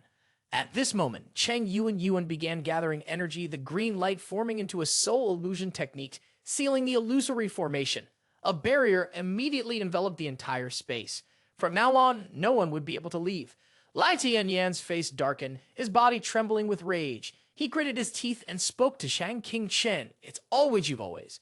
His hands clenched into fists, intending to strike at his opponent. Lei Tianyan grabbed the frame of his glasses and continued with a venomous tone. If it weren't for you, I would have never stepped onto the path of cultivation. I would have never known the secrets of the Lei family. Saying this, he angrily crushed the glasses in his hand into fragments. If it were for you, Lei Tianyan said, his eyes burning with murderous intent, his heart boiling with rage, I would still have a perfect family, and my mother wouldn't have had to die. At that moment, Jiang Dudu's phone suddenly emitted an alarm, warning of a strong combat power nearby. Soul Tempering level 9 with a combat power rating of 900. She anxiously reminded Jiang Qingshen, be careful that Lei Tianyan also hides his true strength, just like me. Then Jiang Dudu pointed out that he was at the 9th level of Soul Tempering. At this moment, Lei Tianyan began to unleash his true power. A stream of life force with a purple-red hue enveloped his entire body. Lei Tianyan glared fiercely at Chang Qingshen. Zhen Yuanzai suddenly appeared and softly advised, use the soul fusion technique. It's just the 9th level of soul tempering. Use my power. However, Zhang Qingshen coldly responded, I've already said it. This time, I want to sever ties with him. The two of them continued to stare at each other, tension thick in the air. Lei Tianyan loudly declared, even now, you still want to face me, stop me from wiping out the witch tribe, and avenge your father. Upon hearing this, Zhang Qingshen furrowed his brows in confusion. Avenge? What does the witch tribe have to do with you? Lei Tianyan, irritated, shouted, what would someone with such shallow knowledge like you understand? It's not just about revenge. I, the young master, am becoming the savior of this world. In front of his classmates, he remained insistent that only by finding the Xuan Yuan's sword could he kill his father, kill that witch tribe member, and save the future of the Donglong Kingdom. Jiang Qingshen coldly questioned, is this how you plan to save the Donglong Kingdom? At that point, Lei Tianyan had lost all composure. He yelled loudly, so what if it's true? Are you all going to stop the future of humanity just to protect some irrelevant girls? Seeing his old friend's state, Chang Qingshen's eyes clearly showed his disappointment. He summoned his weapon and spoke, no longer able to tolerate it, killing your own kind and claiming you're saving humanity. What a joke. He parted his lips and continued, our human race. After that, Jiang Qingshen rushed toward the opponent with a sword in hand, showing no intention of saving such a lowly creature like him. On this side, Lei Tianyan's eyes flashed with a murderous glow as he shouted loudly, die. Their weapons clashed, sending sparks flying with tremendous force, and dust filled the air, enveloping the entire space. Regardless of the fate of Lei Tianyan's subordinates, who were caught in a battle of fierce strength and perished, Jiang Dudu and Cheng Yuan immediately activated their defensive skills to protect Chen Ning from the terrifying impact. Chen Ning widened her eyes in astonishment. Is it really this terrifying just to engage in a skirmish? Jiang Dudu said sternly, these two are monsters. Seeing the fierce momentum of the battle before her, she believed that the strength of both of them had probably reached the nascent soul transformation stage. Powerful strikes were exchanged one after another, but neither side was willing to concede. At this moment, the fierce-headed clan leaders shouted at each other, don't let these three girls escape. If they dare to charge in, don't think they can walk out alive after defeating them. Jiang Dudu immediately ordered, Chen Ning, stay behind me, I will protect you. Chang Yuan also offered her support. Did Chen Ning want to test who was more important to Zhang Qingchen? Chen Ning, standing behind, responded, "Oh, I'm not as powerful as you all." Then she confidently thought that even these clan leaders were people she could handle. At that moment, their subordinates ferociously charged at the three women, who appeared to be weak and frail, but they seemed to be struggling immensely. Chen Ning boldly executed her move, the Red Still Immortal technique, Flower Farewell technique. A strange force of energy caused the group of clan leaders who had been rushing forward at an alarming speed to suddenly freeze in place. After that, the energy brushed across their faces, leaving light cuts. In the blink of an eye, they were electrocuted to the point of becoming withered corpses. Jiang Dudu smug sneered, "Is this all the famous clan leaders of Tianshuan City are capable of?" At this moment, the remaining people stubbornly rallied together. They cast defensive spells and gathered all their magical tools. The power of these two little girls wasn't enough to face 100 opponents. Jiang Dudu and Chen Ning hardened their expressions and shouted, "Don't even think about escaping." Then, a series of attacks were launched and the space was filled with an incredibly tense atmosphere. The offensive and defensive actions alternated, and it seemed as if they would easily suppress their opponents. The arrogant minion said, "I told you, we've controlled the weather in Tianshuan City for so many years. Could we really not do anything to these little girls?" Other clan leaders smugly added, "With more than 50 of us in the soul refining stage, we could crush them with a single blow. We just need to drain their magical power, then cut off their heads for sacrifice." Unexpectedly, they were trapped in a different world. Chen Ning anxiously asked, "Senior Jiang, what should we do next?" Chang Yuan replied from behind, "Have we won against the Royal Alliance?" Then her eyes flashed and a strange green energy surged. Chang Yuan smirked slightly and said, "To defeat the group, we must first weaken their defenses." Under the influence of her skills, the other underlings began to fall under her control. The clan leaders were thrown into a state of panic, their defensive magic unable to stop the illusion soul technique. At that moment, the clan leaders lost control of themselves, their eyes glowing with murderous intent resembling bloodthirsty zombies, and they rushed for the remaining people. One of them, in a state of panic, shouted, "Old Lai, old Chen, have you gone mad? Why are you attacking your own people?" After a moment, the foolish group realized that it was the trick of that evil woman, and they had fallen under her illusion soul technique. They immediately turned and glared at Chang Yuan. "We know." Then all of them rushed toward her in unison, hoping to teach Chang Yuan a lesson she would never forget. However, Chen Ning and Jiang Dudu had already stepped forward in time to perform the synchronized wind and thunder technique. In the blink of an eye, the green lightning streaked through the bodies of the vicious group, blood splattering everywhere. As they writhed in agony, the three superpowered women let out a slight sigh of relief. "It's done." At that moment, Jiang Dudu seized the opportunity to show off her beauty and skill. With an air of arrogance, she said, "Chen Ning, how about it? I'm more impressive than brat Zhang Qingchen, right?" However, Chen Ning didn't seem to care at all. She looked around anxiously and spoke up in concern. "Where is King Chen? What's happening with him?" This is enough to understand who has truly won Chen Ning's heart. On the other side, Zhang Qingchen agilely leaped high into the air, causing Lai Tianyan to look up in response. From above, Zhang Qingchen executed a sweeping arc before charging toward his opponent with fierce determination, shouting the name of his technique, Supreme Yang Force of Tai Ji. However, Lai Tianyan was not afraid of anyone. Even facing someone with raw strength, he calmly shifted his body's center of gravity with just a slight tap of his toe, not forgetting to mock his opponent with a few words. "Low-class scum, just knows how to throw random punches and kicks."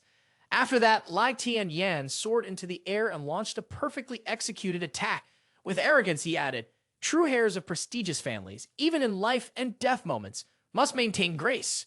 Jiang Dudu, witnessing this scene, could only stand there in stunned silence. The four types of sword energy in this battle were Tao Lang's word Q control technique, the Hongming family's unique energy force, the Wu family's Yang flame bone refinement, and the Shao family's bolt thunder art. At this moment, the battle between Lai Tianyan and Zhang Qingchen was like a fierce clash of ice and fire, one side burning with energy, the other light yet equally formidable. In midair, Zhang Qingchen swiftly blocked the opponent's powerful attack. At the same time, streams of green energy surged toward him. Zhang Qingchen immediately deployed the soul power technique, activating his sensing ability. With this skill, he was able to see through Lai Tianyan's attack trajectory. Zhang Qingchen silently marveled to himself, intrigued. How could the 5 types of wind elemental magic predict the direction of the blade's attack? Zhang Qingchen immediately summoned the Demon Slayer sword. His weapon quickly formed a graceful arc enveloping his body. At that moment, Lai Tian seized the opportunity while his opponent's guard was down, launching a sly and sneaky attack, grinning mischievously as he asked, "Where are you looking?" From behind, Chen Ning anxiously warned Qing Chen, "Be careful." Lai Tianyan's strike barely grazed his face, causing no harm. Just then, another Jiang King Chen appeared from behind, and Lai Tianyan was shocked to realize that he was only fighting an illusion created by the body transfiguration technique, not an instantaneous movement. Then, another Jiang King Chen, with a teasing smile, dashed forward and asked, "Where are you looking now?" Lai Tianyan gasped in astonishment. Is it possible to use the teleportation technique twice in a row? Seizing the opportunity, Jiang Qingshen launched a powerful strike, successfully sending his opponent flying several meters away. Su Daji and Cheng Yuan, upon witnessing this, couldn't help but widen their eyes in amazement. Without the aid of soul companions, they managed to use the shrinking technique twice consecutively. A question suddenly arose in Su Daji's mind. What's going on here? Is the cloud-headed staff of Sun Wukong a magic weapon, only able to extend the range of the shrinking technique but cannot be used twice in such a short period? Zhen Yuanzi smiled with satisfaction and softly replied, "After all, it was the true essence of the technique that personally taught them." Hearing this, Su Devji couldn't believe her ears, muttering, "I've been holding this in for so long." She continued, "Senior Zhen Yuan, can you at least make your bragging sound a bit more reasonable? Is this even credible?" At this moment, Cheng Yuan spoke up, saying, "I have also heard Daji's sister mention that shrinking into nothingness is an ancient divine ability." Then, with a serious expression, she continued, "And divine abilities are different from magic. They are methods of creation, manipulating the forces of the 3,000 great Tao laws which living beings can easily control." At that moment, Lai Tianyan's body suddenly emitted a mysterious green energy. Sodaji was quite surprised to recognize that it was my spirit severing seal technique. Cheng Yuan looked puzzled. "What is that?" Sodaji replied, "It's a unique divine ability of mine." Looking at Lai Tianyan and the green energy in front of him, she continued explaining, "It is based on the soul's Tao force, which records pre-calculated incantations on any medium, allowing the activation of magic through the medium at any time." After a moment of thought, Sudaji closed her eyes and added, "A few days ago, he asked me to teach him the gentle deity method. It turns out it was for this." Having understood the situation, Cheng Yuan then analyzed what had just happened. So that's it. During the brief exchange earlier, he left a pre-recorded shrinking rule on his body, using Lai Tianyan as the target to perform it, enabling him to use it twice consecutively. Zhen Yuanzi also expressed admiration. Although this person has a foolish aptitude, his combat awareness is unparalleled among those I've met. At this point, Lai Tianyan had recovered his energy and was ready to continue the battle. Seeing this, Jiang Qingshen immediately executed the technique of dual swords, merging the yin and yang sword ki. Suddenly, Lai Tianyan exclaimed in shock, "This is bad." Before he could say more, Jiang Qingshen launched a decisive blow, and a burst of white energy immediately surged forward. The power of the attack was so intense that everyone stared in amazement. Then, Jiang Qingshen confidently held his weapon, standing opposite Lai Tianyan, who was now engulfed in the mist, his figure barely visible. Jiang Dudu was utterly stunned as she witnessed the scene before her. At that moment, Lai Tianyan's body suddenly activated a protective shield, leaving him unscathed. He breathed a sigh of relief and complimented his relentless rival. "Very good, very impressive. Jiang Qingshen, you really are skilled." Jiang Qingshen was momentarily surprised. He had overlooked the fact that the Lai family was a prestigious Kai refining clan and had failed to account for their high-grade spear T armor. At this point, Lai Tianyan began analyzing the strength of his opponent, with someone asking and the minister responding, "Using a combat power of 500 to suppress my combat power of 900, a single strike could completely bypass the Lai family's most powerful defensive artifact."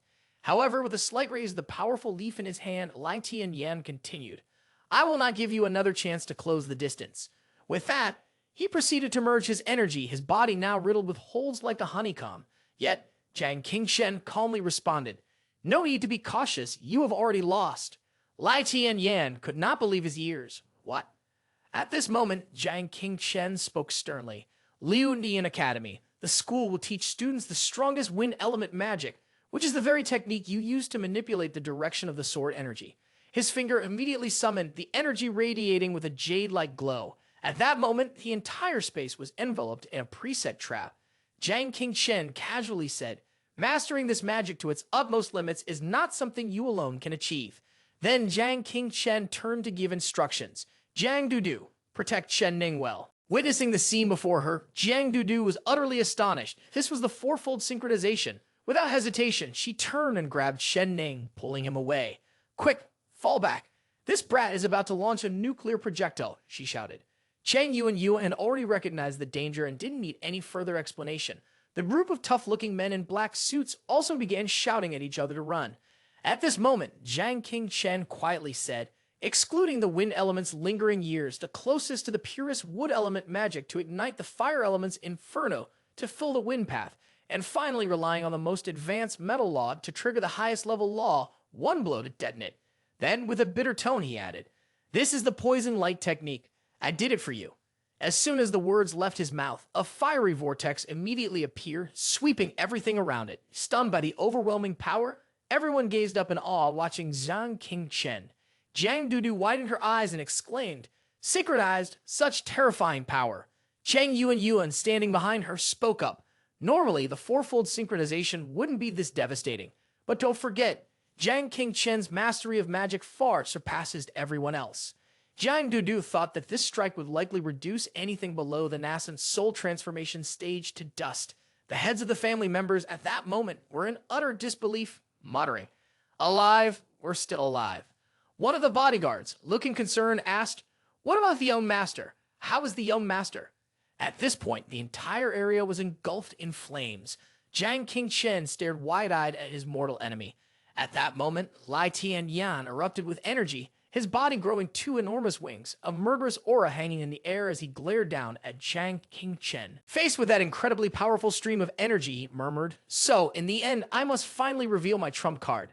At this moment, Lai Tianyan, in his grotesque form, extended his arms with sharp claws and venomous fangs, then snarled the name of his old friend. Jiang Qingchen. He continued ferociously, the enemy may have forced me to suppress the cursed blood within me, but you are the first to do so. Jiang Qingchen calmly responded, it's not like Gao Wen Can, who, with the help of the witch tribe, can perfectly control the power of cursed blood, right? Below, Chen Ning anxiously asked, what is that? Chang Yuan, standing nearby, answered, he has undergone the witchcraft ritual.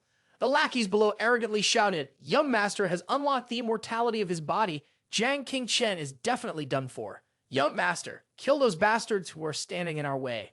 Lai Tianyan fell silent for a moment, staring at his brothers, all covered in grime, their bodies riddled with wounds. The flames of fury inside Lai Tianyan slowly ignited. Grating his teeth, he said, Jiang Qingchen, do you have any idea what I had to sacrifice to save humanity? Then he unleashed the beast within, his wings spread wide, his eyes blazing with murderous intent. Lai Tianyan roared, why the hell do you insist on destroying everything that belongs to the young master? Seeing this bizarre scene, Chang Yuan couldn't help but feel uneasy. Is the witchcraft ritual more perfect than Gao Wencan's group? This is going to be a mess. Truly, evil often comes with a price. Jiang Dudu raised a question. Is this the power of the witch tribe's bloodline?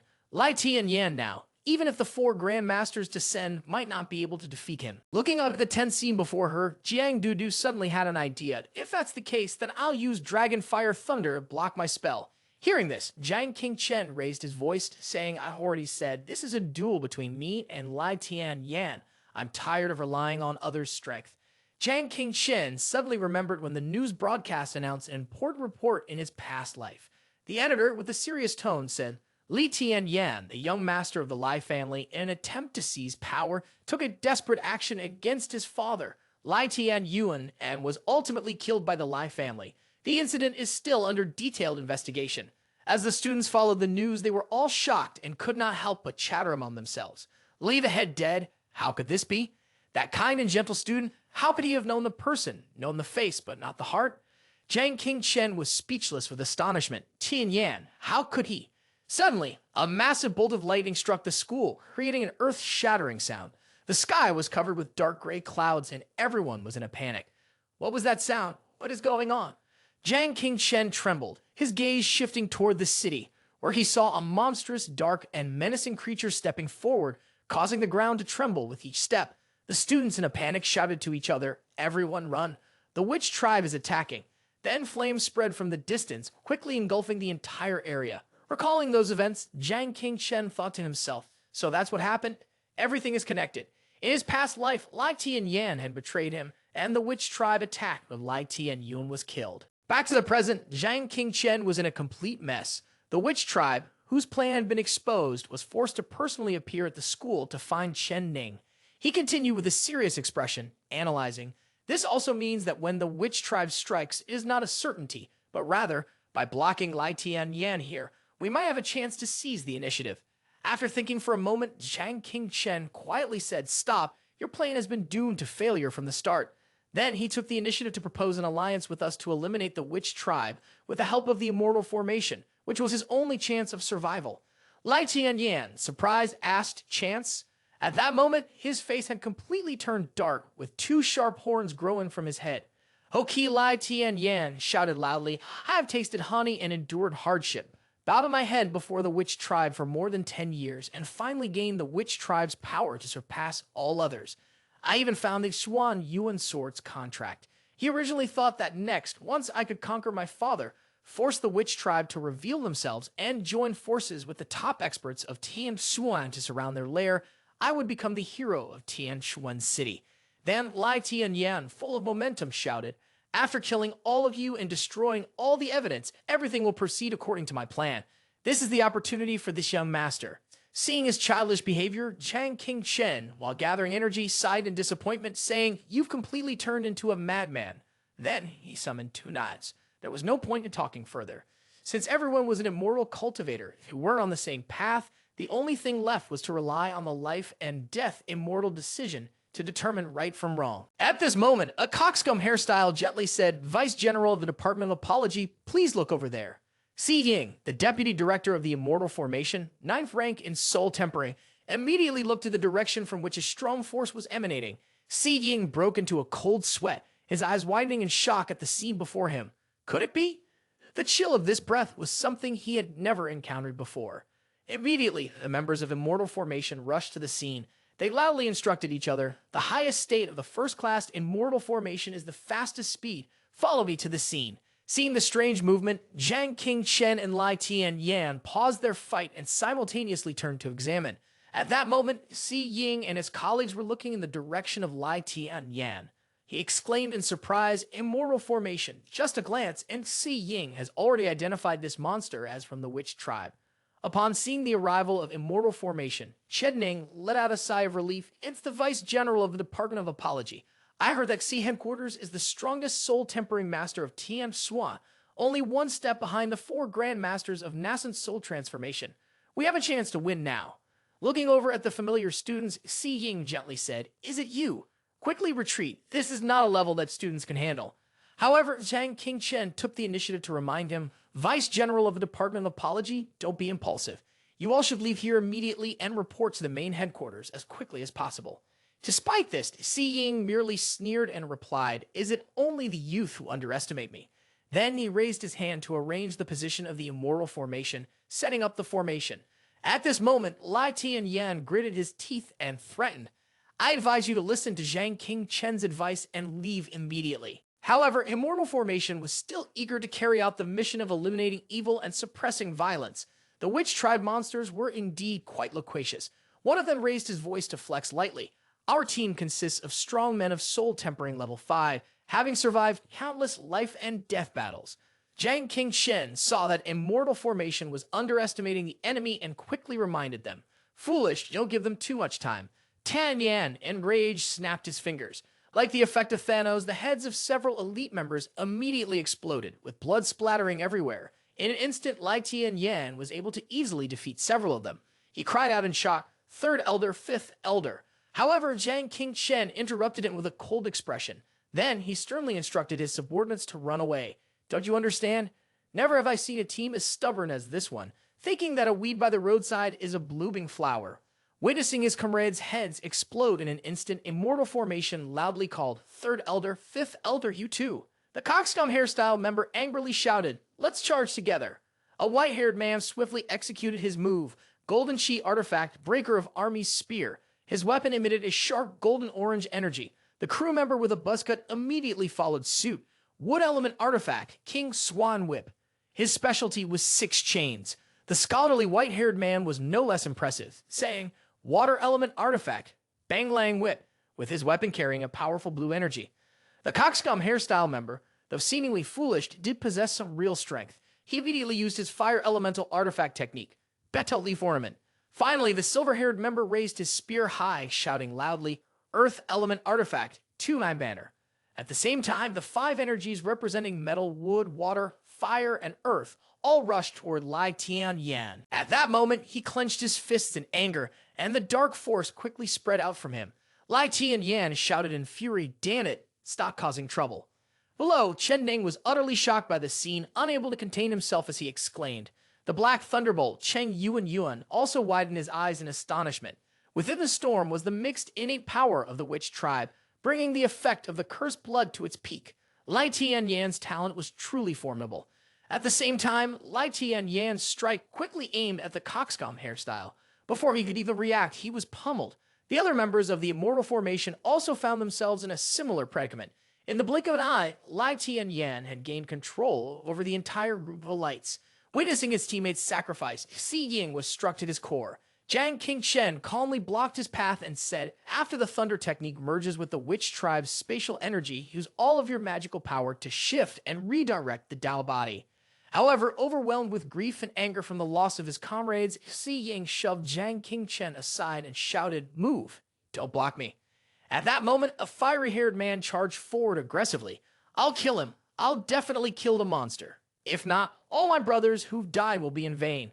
Lai Tian Yan sneered slightly, "You're walking straight into your death, so let it be then." He then began to gather his energy, preparing a different dark force. At the same time, Xi Ying, filled with rage, stepped forward to confront him. His muscles bulged, and he wore an armor resembling Lai Tian Yan's made of honeycomb-like material. Xi Ying shouted, "This is a top-grade spirit armor, a treasure of the highest caliber with defense equal to the ancestral armor of the Lai family." He then attempted to fake the demonic blood thunder. Before he could even finish his words, a strike pierced through his high-quality armor. Fortunately, Jiang Qingchen swiftly kicked Xi Ying aside, causing him to spit out a mouthful of saliva. Jiang Qingchen let out a sigh of relief. He had caught up. Thanks to his kick, Xi Ying was now a tangled mess of teeth and lips. After that, Jiang Qingchen lightly landed with an impressive aura. "You still can't accept it, can you?" "How could I? I lost." "Not even one strike from him, Cheng Yuan spoke up from the side. "King Chen has stopped you before, and in front of the witch tribe. Even cultivators are nothing but frauds." She then gently reminded him, hoping that the ache in his left shoulder would help him remember this. At that moment, Xi Ying suddenly realized the gravity of the situation. He screamed in pain, my hand is gone." Upon hearing his shrill scream, Jiang Dudu coldly remarked, "Stop screaming. Remember, you owe this brat a life." At the same time, Jiang Qingchen exhaled a long breath. He still had a big hurdle to overcome. Lai Tian Yan, with a fierce glare, asked, "What's wrong? Do you think your frail mortal body can stop my crimson blood immortal annihilation?" Jiang Qingchen, with a stern face, replied, "Do you not know?" Truly pathetic. Hearing his sarcastic remark, Lai Tian Yan began to gather dark energy. He furiously shouted, still daring to say such arrogant words. Then Lai Tian Yan let out a roar and charged straight at his irreconcilable foe. All obstacles had been dealt with, and now it was time to move on. His attack carried immense force. Jiang Dudu anxiously warned Jiang Qingchen, "Be careful." Xi Ying, disregarding his missing left arm, hastily chimed in. With the power in his body, he could even match the full force of the 4 Grandmasters. At the same time, Jiang Qingchen activated his trump card. His highlighted hair turned white instantly. Every movement of Jiang Qingchen radiated a warm golden energy, easily intercepting the attacks of his opponent. The person witnessing this could only stand in shock, his mouth agape, as his nosebleed and sweat mixed together, creating a messy, filthy scene. Beside him, Cheng Yuan smiled with satisfaction. Finally, it's appeared, the inherited power of the human race. At that moment, Jiang Qingchen walked forward, his voice clear and resolute. "You abandoned the dignity of mankind, relentlessly seeking the power of the witch tribe, simply because everyone in the world believes that the human bloodline is inferior, forever below the immortal tribes, the witch tribe, and those high-ranking races." Then, with a stern expression, he continued, "Yet, the human race that created me is known as the soul of all living beings existing since the time of primal chaos. The inherited powers of the human emperors of all ages were even compared to those of the ancestor shamans, not yielding even a little to Pangu's refinement." Lai Tian Yan regarded these words as nothing more than a passing breeze, sneering arrogantly as if dismissing whatever he was hearing. The 3 emperors and 5 sovereigns have long ascended to the heavens, and there is no longer any inherited power of the human race in the world today. Then he unleashed a powerful strike, arrogantly declaring, "This is crimson blood. Let's see how you block this." Jiang Qingchen, having faced numerous challenges, was not afraid of anyone. Calmly, he raised his hand to block the intricate formation technique. The 2 attacks collided, creating an intense and tense standoff. Seeing his attack blocked, Lai Tianyan was momentarily stunned, quickly assessing the crimson blood. Jiang Qingchen curled his lips and continued, "I cannot pass through this pearl." Suddenly, memories from his previous life resurfaced. Jiang Qingchen had once faced a great figure. That person had said, "Oh, there is an exceptionally ordinary youth, driven by the desire to save humanity." He continued speaking, trying to dispel the obsession of the witch tribe, and unexpectedly summoned the heroic spirit's Emperor of Xuanyuan, the human emperor. This great heroic spirit did not look down on the youth, and so the youth, who had no grand ambitions, was always bullied by others. One person had made up their mind. Back in the present, Jiang Qingchen spoke with a serious tone. "Even if I were to go through 100 lifetimes of reincarnation, with my soul scattered and my spirit lost, I could never betray this trust." Lai Tianyan suddenly stuttered, unable to form coherent words. What he meant was that this was the kind of power only the human emperor from the legends could possess. Jiang Qingchen calmly raised his hand and sank into a stream of thought. After several instances of demonic integration, his body had finally fully adapted to the chaos of his true form. Lai Tianyan still couldn't believe it. "No, this can't be. You must be talking nonsense. The human emperor's legacy has long disappeared. The only hope for humanity is me, Lai Tianyan." Not caring about his words, Jiang Qingchen slowly unleashed his finishing move. His energy focused entirely in the palm of his hand. He was certain that this strike would decide the outcome. Hearing these mocking words, Lai Tianyan trembled with rage and shouted furiously, "The one thing this young master can't stand is your face, forever thinking you are always right." The earth and stones around them flew into the air, lifted by Lai Tianyan's power. He continued to raise his hand to perform the technique and shouted loudly, "Don't you have a unique divine power by your side? The young master has it too." At that moment, a huge black lake appeared in the sky, from which emanated a mysterious purple aura. Lai Tianyan shouted, "Divine power is a superior technique, combining the supreme method of the force of action, the heart thunder divine power, and integrating crimson blood energy into it. Let's see how you stop this." Seeing the tension rising, Chen Ning anxiously rushed forward. King Shen and Jiang Dudu immediately blocked him. "Don't go and mess things up. This is not something you can intervene in." Chen Ning spoke directly, but when Jiang Dudu saw his bloodless face, she spoke to comfort him. "Look at the technique in Jiang Qingchen's hands." At the same time, Jiang Qingchen roared with a mighty aura, "Soul Art, Shen Yuan Zi." As he spoke, a green array instantly appeared, which was the He Lu True Essence Pavilion. Jiang Qingchen closed his eyes and activated the technique. Supreme Yang Force of Taiji Yin Scripture, Demon Slayer Sword, with the forces of metal, wood, water, fire, and earth surrounding him. At that moment, Lai Tianyan ferociously roared, "Finish it!" Jiang Qingchen, unfazed by anyone, immediately completed the remaining steps. The yin and yang resonance dual swords merged together. As soon as he finished speaking, a mighty explosion rang out, shaking the heavens and earth, followed by sparks of electricity full of power. Jiang Qingchen loudly unleashed his inner strength. Ha ha! The energy quickly gathered into a towering pillar reaching the sky, and the surrounding earth and rocks were swept up. In the blink of an eye, Lai Tianyan was surrounded. Before he could stabilize himself, he was struck by Jiang Qingchen's relentless assault, only able to open his mouth and scream like a wild animal. After a brief moment, Lai Tianyan's body fell freely, his body riddled with wounds, fresh blood splattering like rain, before crashing onto the ground with a thundering sound. Once the job was done, Jiang Qingchen let out a long, heavy breath. Witnessing the scene before her, Jiang Dudu's eyes widened in astonishment. Is this the kind of terrifying power? Chen Ning also felt a sense of relief. "Qingchen, we won." Cheng Yuan folded her arms, pride radiating from her as she combined the powers of Zhen Yuanzi and Zhang Sanfeng. Even Hong Yun, the old master, couldn't manipulate soul power so perfectly, yet this brat used it so naturally. The gang members behind them were left in utter confusion. Younger master has lost, it's over, we're completely finished. At that moment, Lai Tianyan lay sprawled on the ground, his body returning to its original form, but drenched in blood. He opened his eyes to assess the situation. Jiang Qingchen coldly placed 2 daggers near his body and spoke. "You've lost. Life and death immortal decision. The loser dies." Lai Tianyan, still stubborn, responded, I've lost, but that doesn't mean I was wrong. Jiang Qingchen sighed in frustration. Right and wrong are too crucial now. We can no longer judge.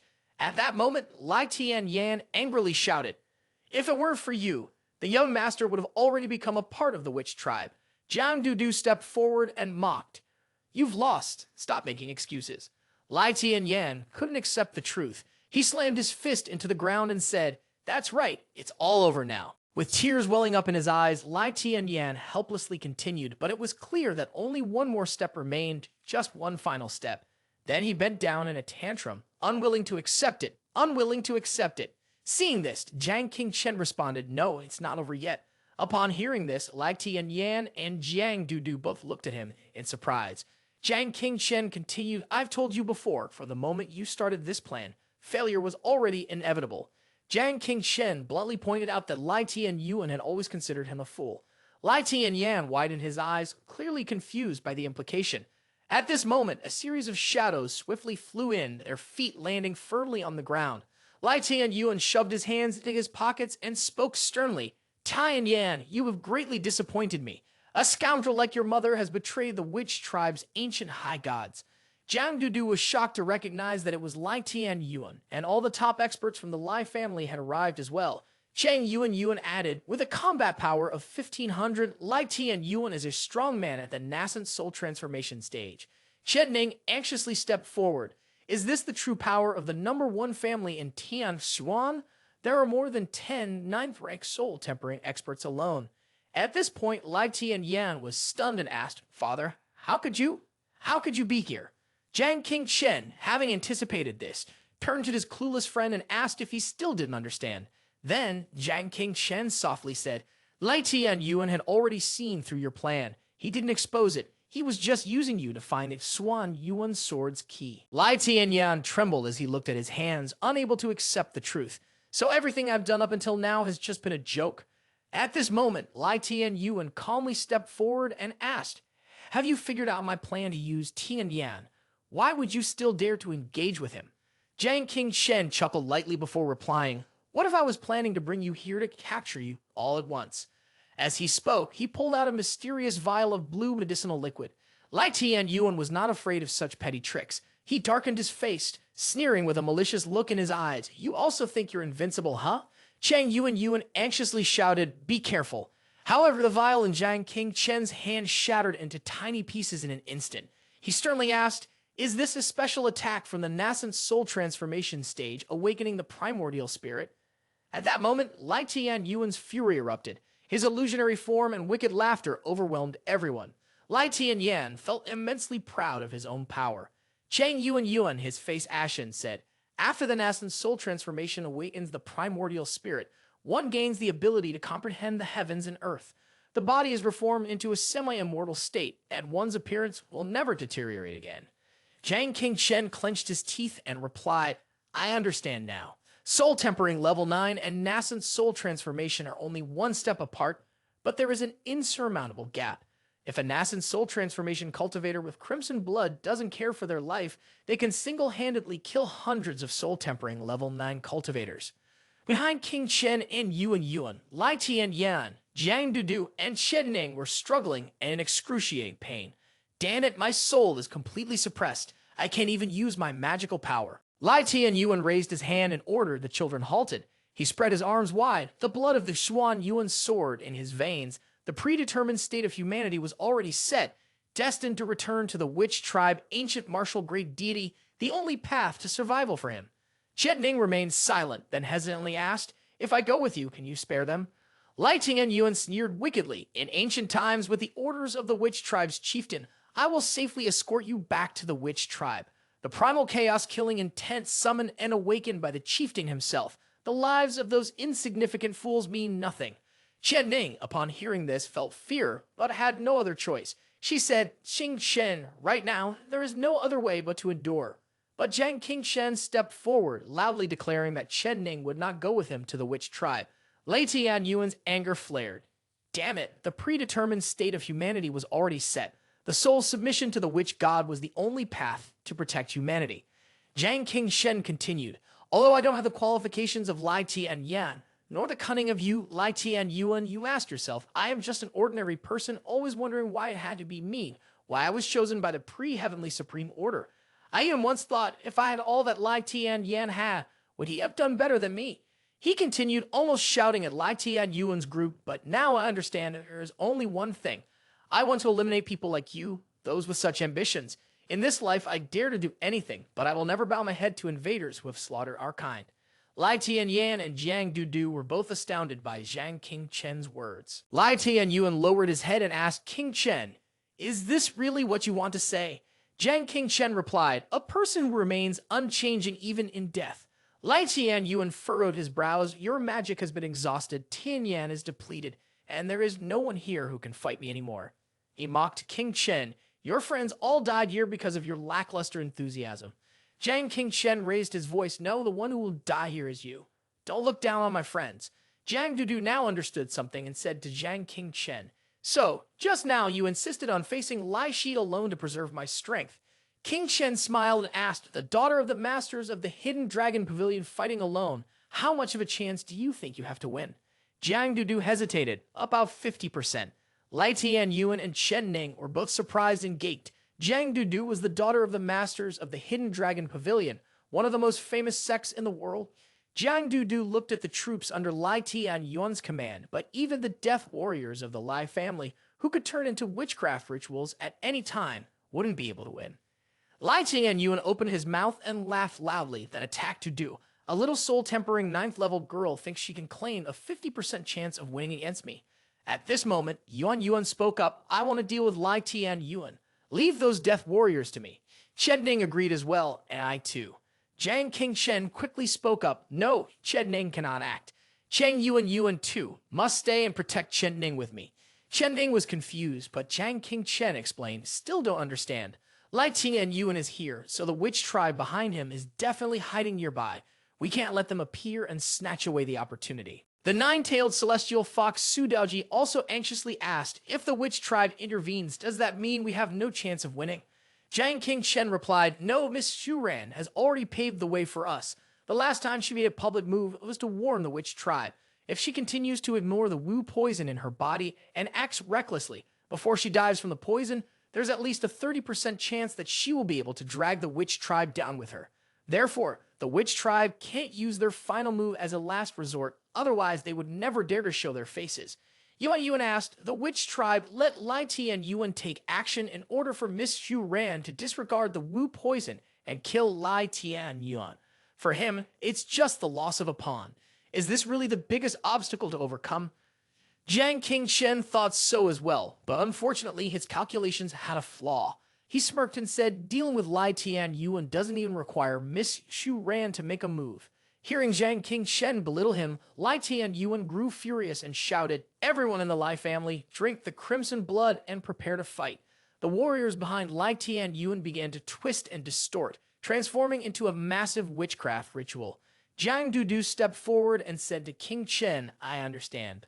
The trust you and Miss Xu Ran have in me. I will not let you down."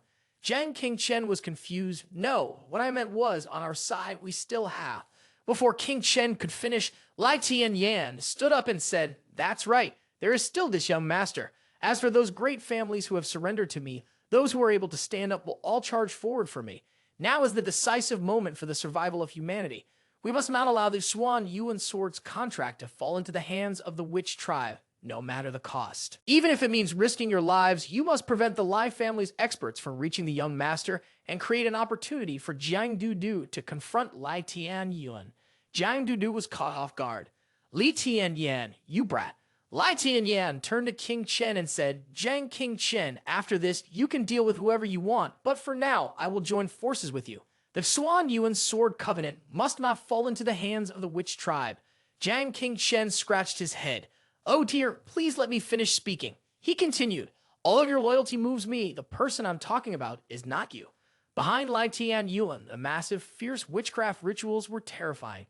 They directly scared Lai Tian Yan's men, causing them to flee in panic. "Run, run!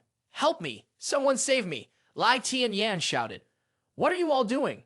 Hurry up and stop these witchcraft rituals for me." They trembled, saying, "Young master, the opponent is a formidable figure from the Lai family. How could we possibly defeat them? Young master, we followed you to achieve great deeds, to make our names known throughout history, but we never wanted to die. Lai Tianyuan cursed angrily, cowardly, and useless fools. Lai Tianyuan showed a dangerous expression and said, Tianyuan, you still don't understand. The higher a person's position, the more they avoid troublesome situations. Life is precious, and they are just like that. Relying on such people, you cannot hope to defeat the witch tribe. Of course, Lai Tianyuan refused to accept defeat. A son surpassing his father brings fortune to the family. He clasped his hands and performed a spell. That is why the young master always restrains anyone. Illusion soul technique, soul capturing, great method. The warriors of Lai Tianyuan suddenly found themselves under control, confused. What's happening? Why is our body being controlled? In their hands, they held a bloodline of the witch tribe. Lai Tianyuan, with a cunning method, said, I have never trusted useless people, so I relied on the illusion soul technique to implant a soul suggestion into your bodies. Once I complete the incantation, this seal will begin to activate. He smiled sinisterly.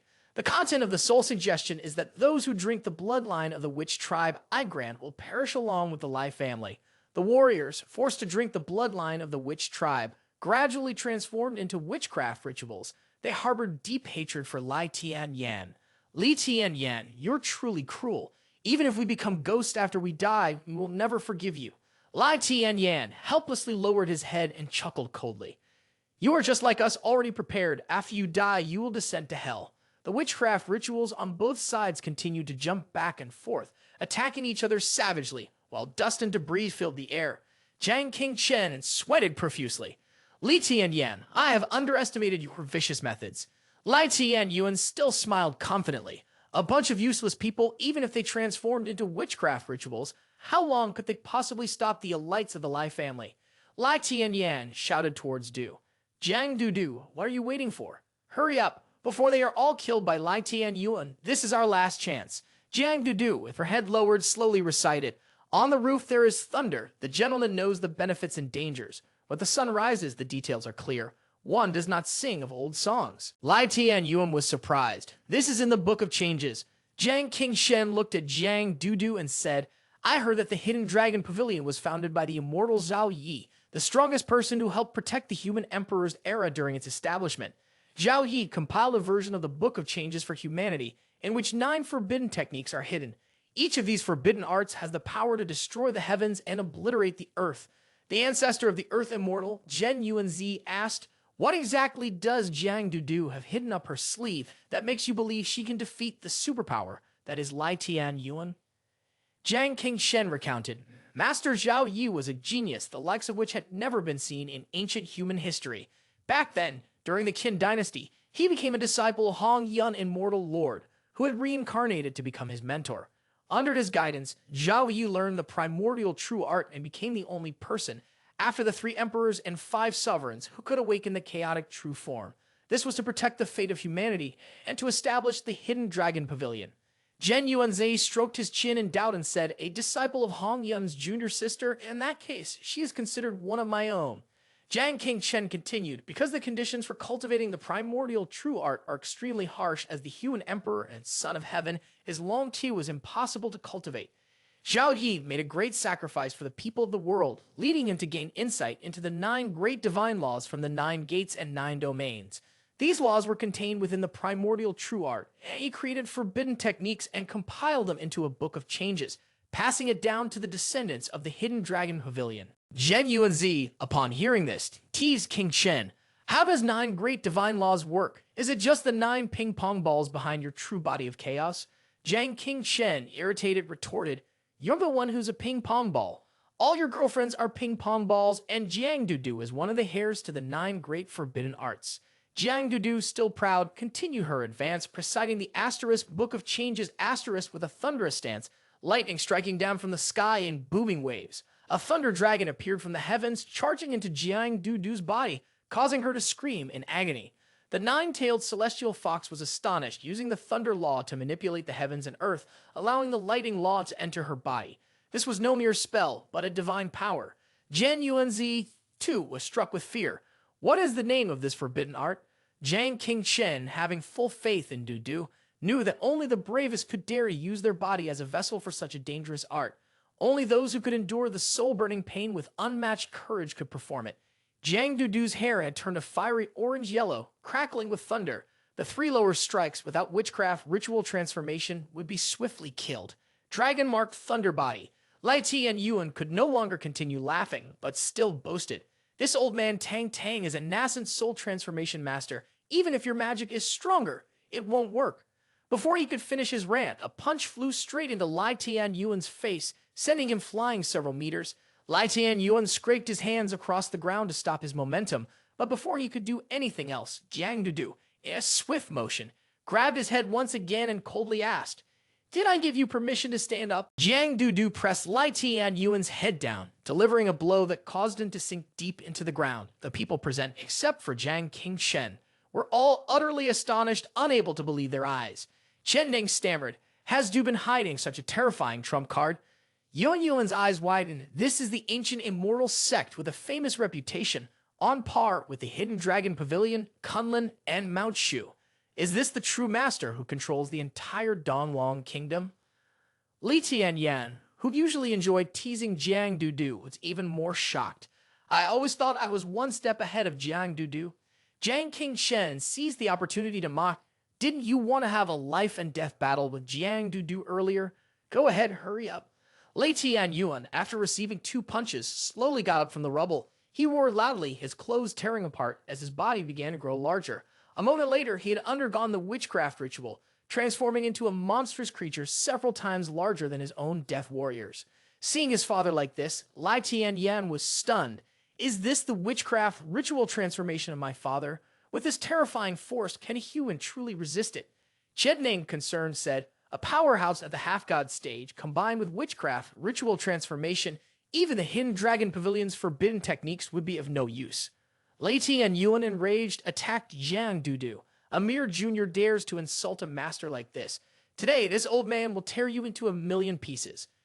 Despite the overwhelming storm-like attack from Lai Tian Yuan, Jiang Dudu managed to block it, leaving him dumbfounded. She said clearly, "Don't underestimate me." Jiang Dudu placed both hands against Lai Tian Yuan's punch, screaming loudly as blood sprayed from her nose, mouth, and eyes. The dragon-marked thunder body doubled in power. Jiang Qingshen shifted uneasily. "Is this the limit of Jiang Dudu?" Jiang Dudu screamed, "But I must surpass my father and become the next sect leader of the Hidden Dragon Pavilion." She lifted Lai Tian Yuan, whose size had grown 100 times larger than hers, and threw him into the air. He was bewildered. "What?"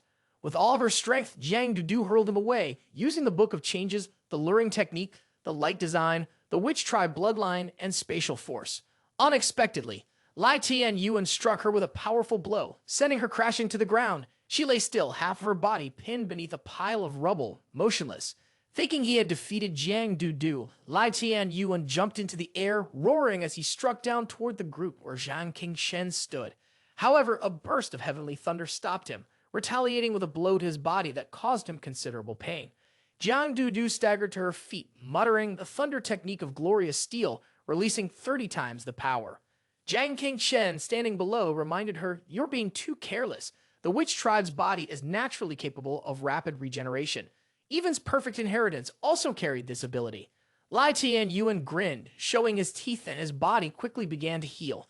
The arm that had been severed was slowly growing back. Jiang Dudu stared in shock, her eyes wide. How is this possible? Li Tian Yuan swiftly attacked again. Jiang Dudu rushed forward to attack immediately. "Then I will kill you once again," she screamed. Using the thunder technique of glorious steel, Jiang Dudu slashed horizontally at his body, causing it to be split into 2 distinct parts. One half of his body began to vanish into the sky, while the other half fell freely to the ground, leaving only 2 legs behind. Jiang Dudu broke into a cold sweat as she looked at the result, but somehow the remaining half of his body stood up again. It even moved nimbly toward Jiang Dudu. His body fully recovered in an instant. Jiang Dudu, bewildered, said, "Is it true that the witch tribe is immortal?" With that, she quickly waved her hand to use the thunder technique of light. But before she could finish her sentence, Jiang Dudu coughed up blood. She was slowly exhausting her strength, no longer able to continue the fight. Frustrated, Jiang Dudu muttered, "Damn it, the dragon-marked thunder body has been overexerted. My body is about to." Jiang Qingshen, who had been observing from the side, spoke up. "Speaking of strength, it seems Jiang Dudu has suppressed Lei Tian Yuan. The dragon-marked thunder body at double power is the absolute limit of her endurance. Every time she uses it, even for just 1 second, it causes permanent injuries that cannot be healed. Meanwhile, Lai Tian Yuan on the opposite side can recover from his injuries infinitely.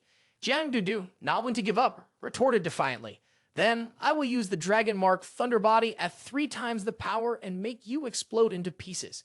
At that moment, Jiang Qingshen stepped forward and placed his hand on her shoulder, stopping her.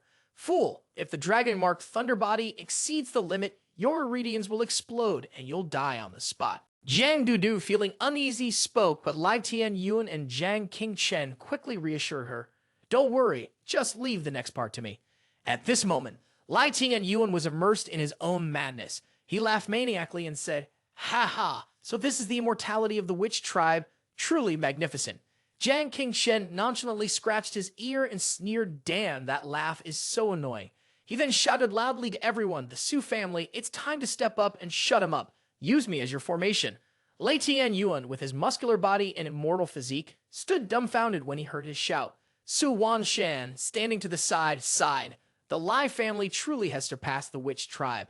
The others asked in surprise, "Su family, is this your replacement?" Jiang Qingshen silently thanked. Thankfully, the little grandmaster is truly as capable as a god. Su Wanshan raised his voice and commanded, "Everyone in the Su family, get in position." Soon, a formation was established, surrounding him. Earth sound technique, binding of the spirit. He stood there, confused, unable to react in time, as within the formation, a blinding light burst forth, accompanied by massive iron chains. Lai Tian Yuan's entire body was quickly bound by these chains. He angrily asked, "Has my power been completely controlled? What kind of force is this?"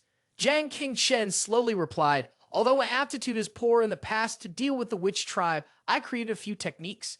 He further explained the binding of the spirit and suppressed the powerlessness in his body, preventing him from recovering on his own. Jiang Dudu's eyes gleamed with curiosity as she asked, "How many more tricks are you hiding?" Jiang Qingshen lifted his head and said seriously, "You will see next." Lai Tian Yuan, seeing Jiang Dudu rise into the air, panicked and pleaded, "Don't, please stop." But she didn't pay him any mind. With a loud shout, she activated the thunder technique of glorious steel. A stream of golden breath, accompanied by flashes of lightning, surged straight toward him. Jiang Dudu continued to channel her spiritual power, releasing it 50-fold. He was struck by this force, screaming in agony. Lai Tian Yuan's body gradually began to disintegrate, and he could only utter a few words, "I will truly remain here." Jiang Dudu hovered in the air, watching as he completely vanished. Su Wanshan and Su Jun stood by, observing his final moments. Su Jun quickly gave orders to clean up, commanding the capture of the remaining members of the Lai family. The Su family's forces swiftly subdued those left behind, but unfortunately, one of them was bitten by a witchcraft ritual practitioner. Struggling to break free, he decided to end it all, choosing to perish with them, and detonated his dantian. As soon as he spoke, his body and theirs exploded in unison. The blast made a loud noise, causing Jiang Dudu and Chen Ning, who were nearby, to turn in surprise. A witchcraft ritual practitioner stepped out from the white smoke, kneeling to the ground. His face was filled with sorrow as he said, "It seems that the one from the Su family just now was bitten and defeated. Everyone has spent their lives fighting for power, but in the end, death has meaning." Having said that, the person completely fell and sacrificed themselves. Su Wanshan's eyes welled up with tears as she sighed. The Su family's elite have lost more than half. It's truly tragic. Jiang Dudu was also deeply sorrowful, her head bowed. Her gaze turned to Lai Tian Yuan, whose body had been blown to pieces, as she wondered, is it finally over? Su Wanshan bent down, clasped her hands together, and respectfully said, "Little Grandmaster, I am fortunate not to have failed you."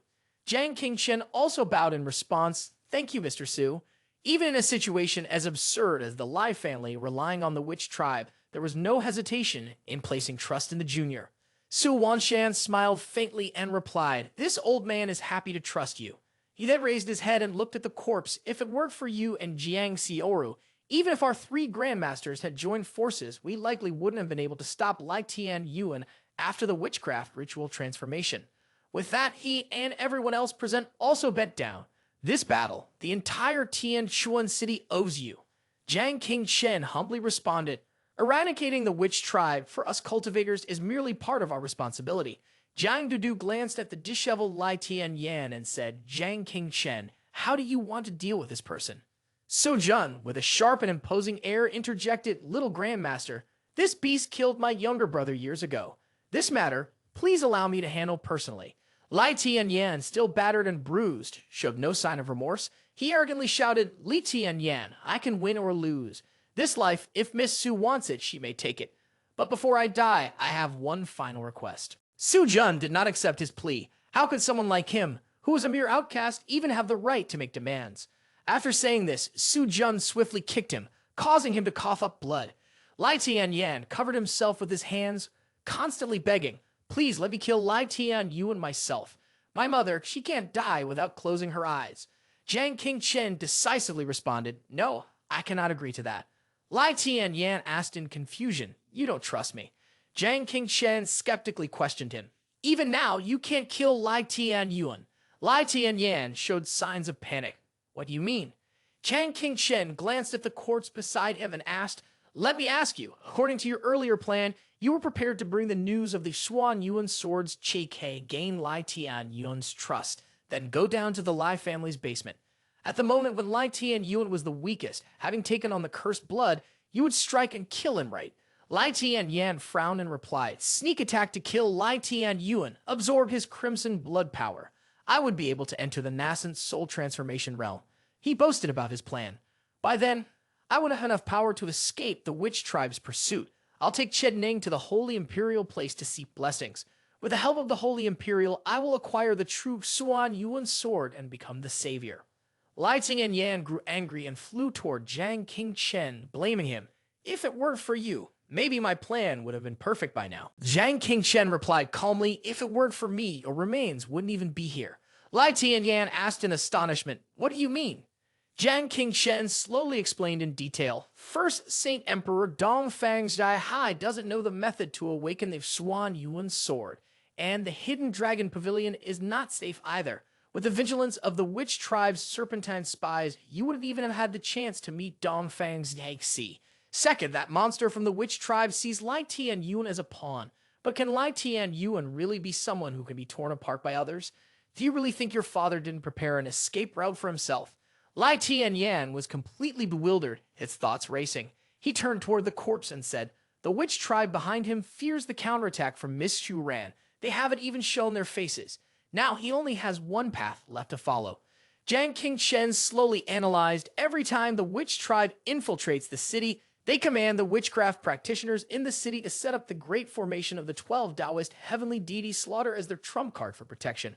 I believe the same applies to Tian Xuan City. The great formation of the 12 Taoist heavenly deity slaughter requires the activation of 20 different forces. I think the start and stop of this great formation might be the key that his most trusted person holds, am I right? Jiang Qingchen's face grew solemn as he continued, I have been waiting for a long time. Before starting the 12 Taoist heavenly deities' slaughter of the monster behind him, it took 10 years of preparation in the Lai family's underground chambers. This is your only chance. At this moment, Jiang Tianyuan was still alive. It seemed he was simply waiting for Jiang Qingchen to reveal everything before speaking. It turned out that this was the true purpose of his actions. Jiang Qingchen maintained his calm demeanor, sneering as he continued, Now you have two choices. You can either die here and become a death token of the witch tribe, or you can let go. Use the great formation to trap that monster and keep it for yourself, and we will fight a battle to the death. Then he spoke sharply to Lai Tianyuan. Of course, you don't get to choose. But at this moment, Lai Tianyuan gave an order. The two Lai family death warriors followed his command, and the 12 Taoist heavenly deities slaughter formation began. After his command, a purple force suddenly appeared in the sky, surrounding them. The remaining members of the Lai family quickly took out a pink vial. Then, through some form of magic, they opened it and drank the liquid inside. They completely transformed into the witchcraft ritual. Each person took a small knife, gripped it in their hands, and uncontrollably stabbed themselves. One by one, they slowly collapsed, falling to the ground. The 12 cultivators quickly activated some kind of formation. A strange phenomenon began to appear in the sky. Everything around them turned pitch black, and thunder roared. The people in the city witnessing the scene were in a panic. Look up at the sky. The panicked cries echoed through the streets. Look up at the sky. The sky was filled with thunder and lightning, dark clouds covering everything. The entire space seemed to be engulfed in fear as the people shouted, This is just like the day the world is ending. Run, hurry, run. But these people could not escape as they immediately encountered a protective barrier. Someone had activated the 12 Taoist heavenly deities slaughter, creating an immense barrier that enveloped the entire city. Suddenly, a blinding light descended from the sky, striking Lai Tianyuan's position. The glowing chains that bound him were quickly shattered. He's desperately breaking free from the chains, then his body completely emerges before the eyes of Jiang Qingchen's group. His form not only restored itself, but also grew stronger, with his muscles bulging and swelling. Jiang Dudu was confused. Lai Tianyuan's strength is continuously increasing. The witch tribe is hiding such power. Su Wanshan, witnessing this scene, couldn't help but exclaim, "The Lai Tianyuan of today, even if the three great masters combined their forces, would not be able to stop him. He's become even stronger." Lai Tianyuan had grown gigantic, even more so than before. Lai Tianyan looked at his father in fear. This kind of monster is basically unbeatable. Jiang Qingchen lowered his head, speaking calmly. "No, from this moment on, the witch tribe has lost its strongest trump card to obtain the Swan Yuan sword." He grinned and said, "I bet that the monster hiding behind their back is probably in such a rush that it's already fleeing, right? This fool, Lai Tianyuan, how dare he activate the formation that I had reserved as my final trump card?" Jiang Qingchen continued to speak calmly. The great formation of the 12 Taoist heavenly deities' slaughter could have at least tripled the witch tribe's strength, but now it had been used by Lai Tianyuan. Does he think he could easily forgo the help of the great formation and act on his own? The man in black, frustrated, replied, "Damn it, Jiang Qingchen, you are very capable. This plan is truly brilliant. If I don't act now, it would be a waste of the greatest opportunity." Jiang Qingchen casually continued, "But if you act now, even if Miss Xu Ran has to sacrifice her life, she will not stand by and watch." The man in black arrogantly believed, "If it weren't for the existence of Xu Ran, I'd say that with the 12 heavenly deity slaughter formation, at most I would only have a 50% chance of victory, betting that Xu Ran won't have time to kill me because she will have already died from the side effects of Wu poison. If I lose the bet, the witch tribe will completely lose the Swan Yuan sword." Jiang Qingchen, standing before Lai Tianyuan, suddenly seemed to shrink in size. He was still unafraid and continued to argue, suppressing the loneliness and frustration that had tormented the man for so many years. Perhaps he did not even have the courage to take action himself to gamble with Lai Tianyuan right. He raised his head and sneered. From the beginning to the end, he and Lai Tianyuan were the same. Neither of you had any choice. If you don't dare to take action yourself, then all these years of manipulation in the major forces of Tianchuan City will come to nothing. At the very least, you will have to force Xu Ran to act. Once Xu Ran is dead, even without that formation, the others will no longer be a threat. The man in black, holding something in his hand, said, "I swear allegiance to the ancient god of the witch tribe. The hidden servants in the major human forces of Tianchuan City will follow my orders, eliminate the 4 Grand Masters, and seize Tianchuan City." As soon as his words ended, the sound spread everywhere. The colossal footsteps of Lai Tianyuan crushed everything beneath him as he walked by. Lai Tianyuan glanced down at the small group of people and smugly said, "Jiang Qingchen, aren't you eager to see me activate that grand formation? Now that the formation is open, let's see how you plan to break it." Jiang Qingchen remained standing there cool and composed. He clenched his arm, carefully analyzing every detail. The great formation of the 12 Taoist heavenly deities' slaughter was one of the 3 great formations, unstoppable and unsolvable. It seemed that this was merely a crude imitation. The only way to break the formation was to kill the person who activated it. Jiang Qingchen confidently made a V shape with his fingers, placed it on his face, and continued, "If this formation had been used on the body of a witch tribe monster, I would have truly found it difficult." This statement shocked Lai Tianyuan, who asked in disbelief, "Are you saying that under this grand formation you could still kill me?" Enraged, he shouted, "I had already given you a choice. If you had simply handed over Shen Ning, you could have continued living in Tianchuan City until the day humanity perished." With that, he immediately launched an attack on the innocent civilians, declaring that now all of them must die. Jiang Qingchen stood there, scanning his surroundings, wondering, are the corpses completely motionless? Just as I expected. This grand formation was activated by Lai Tianyuan. It was weaker than if the witch tribe had personally triggered it. However, it still possessed the most basic of power and spatial manipulation abilities. Compared to the formation the witch tribe used to turn the battlefield into a tomb for the battle at the borders, this was worlds apart, and that didn't even account for all the other abilities it might possess. While thinking, Jiang Qingchen took something out from his body. After the delay and the assistance of the previously used elixir, the chaotic force within his body, which had been depleted, had been replenished. Moreover, after some time of accumulation, following the previous battle, the 7-root soul pillar was now completely filled. The more the soul pillar was consumed, the higher the summoning rate would become. And the probability of simultaneously summoning the 7-root soul pillar was indeed high, but the direction of the summoning was not the same as ordinary summoning, requiring at least the time of one incense stick. At this moment, Su Wanshan stepped forward to block Zhang Qingchen. He placed his hand before his mouth and shouted loudly, "The supreme treasure of the Su family, refining the dragon's peak." Something that resembled a beautiful house appeared above Lai Tianyuan's head. Enormous chains once again materialized and tightly bound him. Lai Tianyuan angrily cursed, "Such a foolish magic weapon, it's impossible." The 9-tailed celestial fox within Cheng Yuan's body also began to use her spiritual power, her eyes turning green. A source of green energy quickly formed the illusionary soul technique, Tianhu's soul binding. The small building above Lai Tianyuan's head suddenly pressed down on him. The 9-tailed celestial fox shouted, "Jiang Dudu, now is the time. Take advantage while I can still stop his actions." But before she could finish, Jiang Dudu, fearless of life and death, charged straight at him.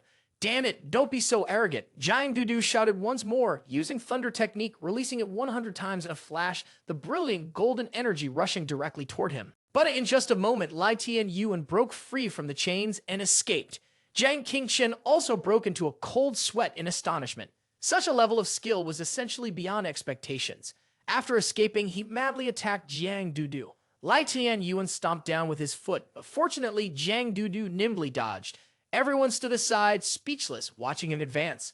At this level, while everyone was still stunned, Zhang Qingchen made a decision. "Master of the Su family, you should retreat to deal with him. I need some time to prepare a ritual." Su Wanshan was hesitant. "This man likely won't give us the chance to retreat." Lai Tianyuan sneered arrogantly. "Want to run? Too late." Lai Tianyuan took delight in watching the small prey running below. In the urgent situation, Zhang Qingchen spoke up. "Ladies and gentlemen, please bear with me for a moment, and then I ask that you do not resist my spell." With that, he extended his hand toward everyone and shouted, "Shared existence of the soul Zhen Yuan Z, shrinking the world in a sleeve." Zhang Qingchen was adopting a posture to channel his inner power, as Zhen Yuan Daoist brother used the technique to shrink down to the size of a thumb at 100%. Lai Tianyuan clapped his hands and a blinding light erupted. Whether Zhang Qingchen's brute managed to escape or not was unknown, but fortunately they had vanished in time. Lai Tianyuan quickly realized their intent and said, "Running, huh? Tianshuan City is completely sealed by me now. Let me see where you can run to." The scene shifted to the Su family's garden, where Zhang Qingchen had used teleportation to bring everyone to safety. Su Wanshan asked in astonishment, "Bringing a living person into the to-be-spaced, is there such a divine technique in this world?" Jiang Dudu furrowed her brows and said, "This is the divine power of Earth Immortal Zhen Yuan Z, used to open the immortal realm and create the world. How could it be in the hands of a mere mortal like you?" Zhen Yuan Z looked at Jiang Dudu with satisfaction and praised her. "This girl truly understands." At that moment, a beam of pink light flashed across the sky. Lai Tianyuan floated in the air, causing the innocent civilians to panic and scream. "That's the witch tribe. We're doomed now. The witch tribe is attacking the city. No building will survive. No one will live." Lai Tianyuan threatened Zhang Qingchen. "If Chen Ning does not show up within the time of an incense stick, I will bury this entire Tianshuan city along with all of you." Mr. Chen, holding Lady Chen in his arms, asked with a panicked expression, "Is the witch tribe monster looking for King Chen and Chen Ning?" Lady Chen anxiously asked, "Will the two of them be okay?" Hudu furrowed her brows in disbelief and said, "The power at this level cannot possibly be fought against." Chen Ning stood behind, deep in thought. She then stepped forward and called out to King Chen. With a determined expression, Chen Ning said, "The plan now is for me to lead." Zhang Qingchen turned around to look at her. Then he quickly turned back and replied, "You stay here. Don't go anywhere." King Shen turned back, gripping Chen Ning's shoulders tightly, and continued, "You are the most important person to me, and you are the contract holder of the Xuan Yuan sword. The blood sword hidden inside your body is humanity's last hope." Chen Ning silently stared into his eyes. King Shen thought to himself, "There is still one last step left. You can change the fate of her past life." Wan Shan stepped forward and said, "No, we must summon the principal and the 2 grandmasters from the headquarters. If the 3 grandmasters join forces, we still have a bit of hope." King Shen replied, "I'm afraid they won't be able to make it." Du, confused, asked, "What do you mean?" Li Tianyan, standing behind her, was clutching his wounded arm tightly and said, "You fool, don't you understand? The witch tribe has never trusted humans. In order to seize the Swan Yuan sword, that monster has been plotting for 30 years. Do you think he's placing all of his hopes on me alone? King Shen looked at him and responded, "That's right. Ever since I learned that the Lai family had surrendered to the witch tribe, I could be certain that, apart from the Lai family from the outside, beside the four grandmasters, and even among the major forces, there are certainly hidden pawns of that monster." Chen Ning, surprised, turned to King Chen and asked, "You forced Lei Tian Yuan to bet everything on the battle to expose those mysterious witch tribe spies hiding in Tianshuan City." On the rooftop, the principal gazed up without speaking. "This monster is Lai brother." The principal, looking flustered, asked, "What exactly is going on? Why didn't the Lai family surrender to the witch tribe?" He turned back to look at the two men behind him and continued, "It seems I must act personally. You two go and check the headquarters." Suddenly, the two men with swords charged forward and thrust them straight into his chest. The principal tightly gripped his wound, blood flowing from his mouth as he struggled to speak. "What are you doing?" The two men immediately flashed wicked smiles. The one with purple hair said, "Principal, you're saying it like that." The one with orange hair quickly followed, "Of course, we're plotting against you." Inside the school, a cup suddenly fell and shattered. The general headquarters examination, mouth bleeding, leaned back, clutching his chest as he said, "There's poison in the tea." The three men in front of him smiled. The one with brown hair folded his arms and said, "As expected of the four grand masters, this is blood poison of the Golden Monkey King. You drunk a large cup, it'll only weaken your power. But don't worry, with your current state, we can easily finish you off." At that moment, at King Chen's location, Chen Ning asked anxiously, "But doesn't this mean Principal Zhao and the general headquarters examination are in danger now?" King Chen calmly replied, "I dared to let them make a move, of course. I already made arrangements."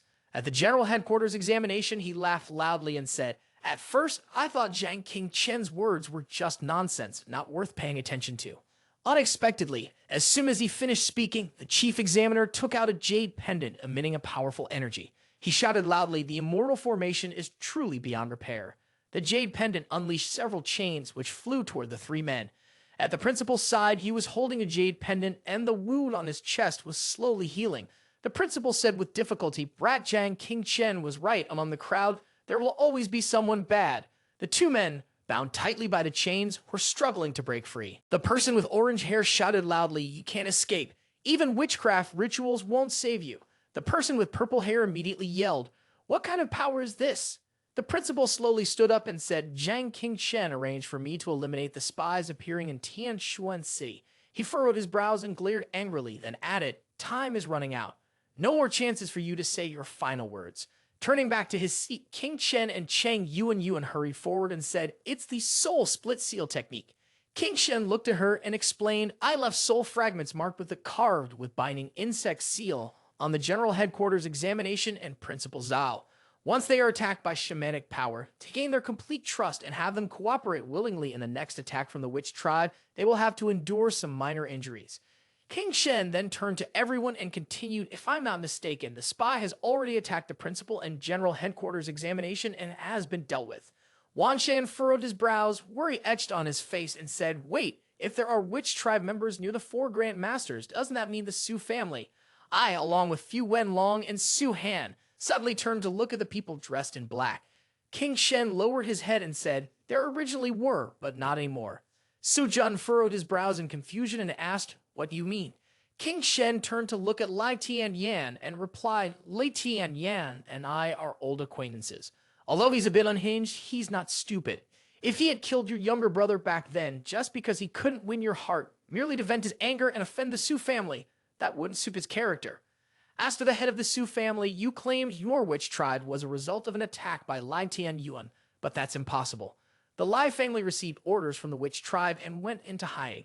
If they had easily revealed the existence of Crimson Blood, wouldn't they have eliminated him to silence the matter? That would be incredibly foolish." Su Jun was astonished and shouted loudly, "Are you saying this?"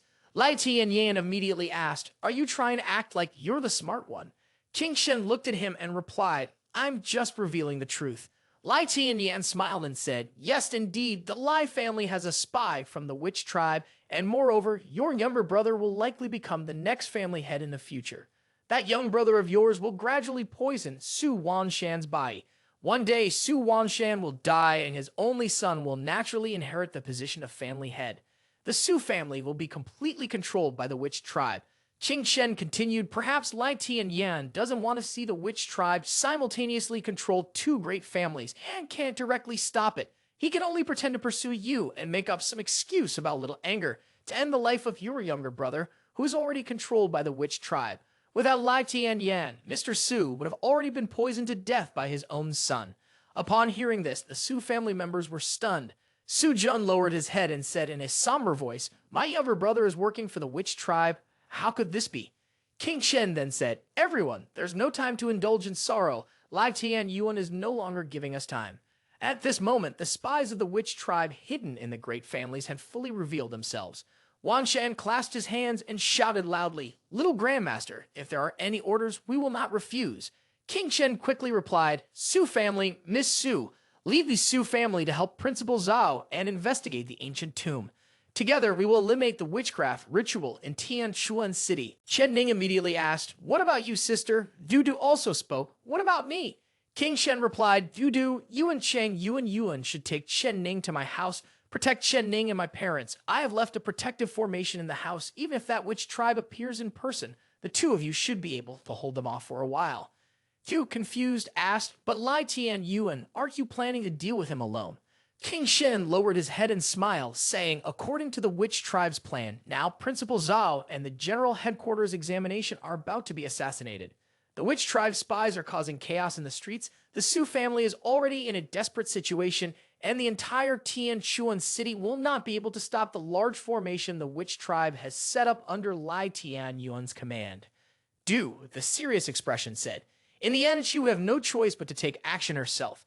After finishing off Lai Tian Yuan, she would die because of Wu Poison's curse, and the witch tribe monsters would act without any hesitation or fear. They would finish me off and take Shen Ning." King Shen looked away and replied, "But in the end, he had revealed a weakness. I've been quietly preparing to deal with the witch tribe until now. Killing Lai Tian Yuan will be as easy as killing a dog." Su Jun then said, "Tianchuan City is in chaos, and all we can do now is trust the little Grandmaster's arrangement."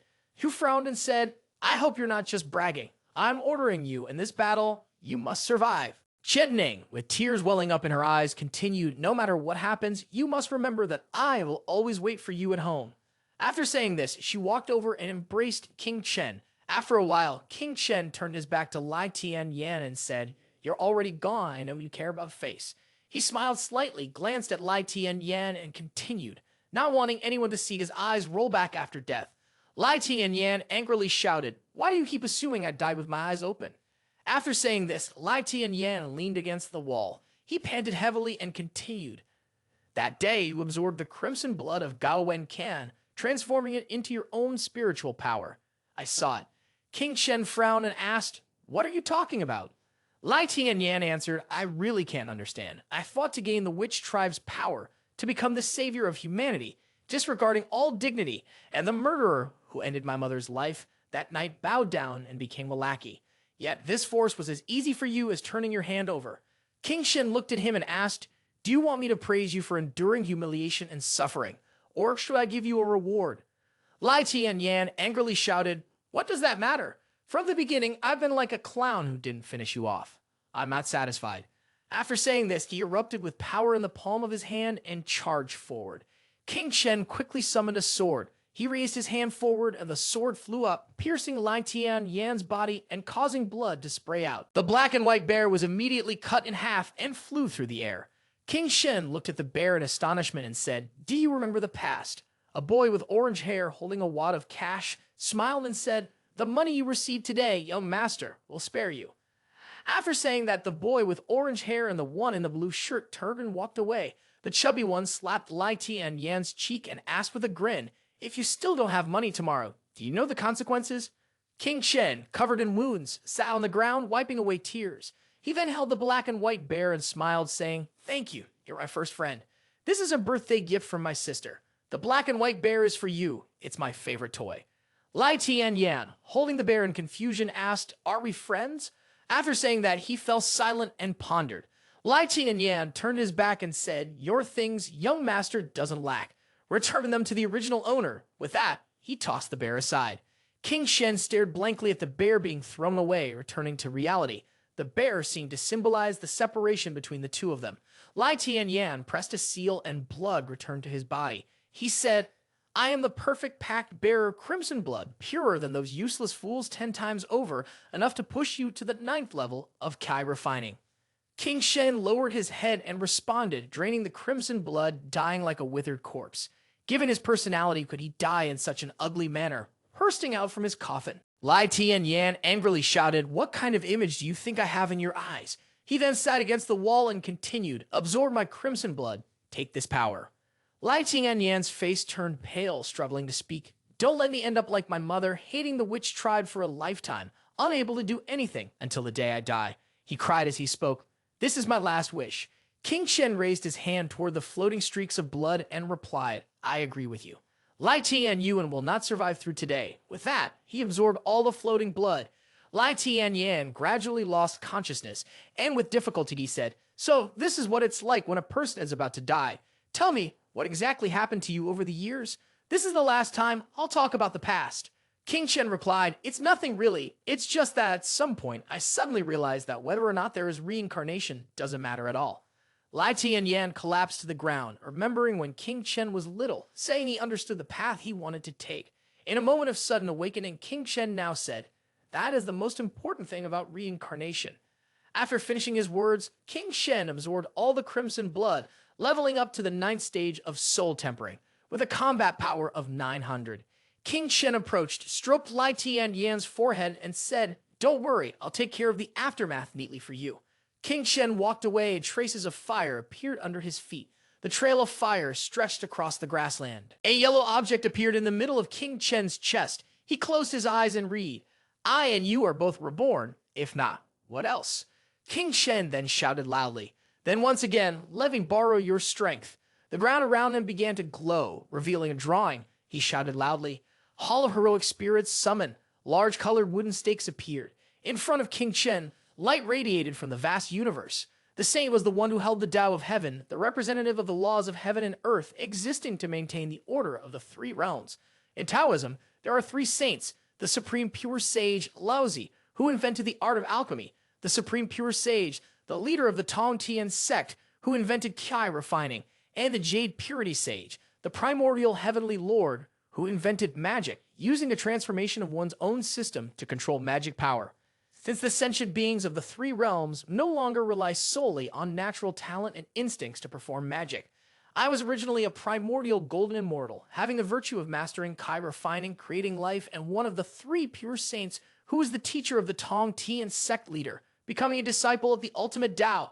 After cultivating for thousands of years, I became infatuated with the path of Kai refining, reaching a level even beyond my master, unraveling the mysteries of the great primal chaos treasures and creating countless copies with the same power as the originals. Faced with the countless weapons swirling and shining brilliantly, the Supreme Pure Sage could not help but sigh and question blandly. Have all the world's magical treasures been solved by someone?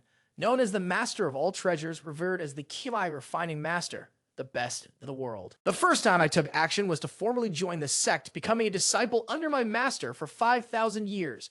My master's unique teachings are such that they embrace all living beings equally. He maintains the order of the 3 realms by spreading his teachings to the world, regardless of whether one belongs to the celestial, demon, witch, beast, or human races. As long as they sincerely seek guidance and join the teachings of my sect, I do not consider this to be a matter of right or wrong. I pay no heed to worldly matters. I only care about 2 things: cultivation, napping during the day, sleeping at night, and going back to sleep again.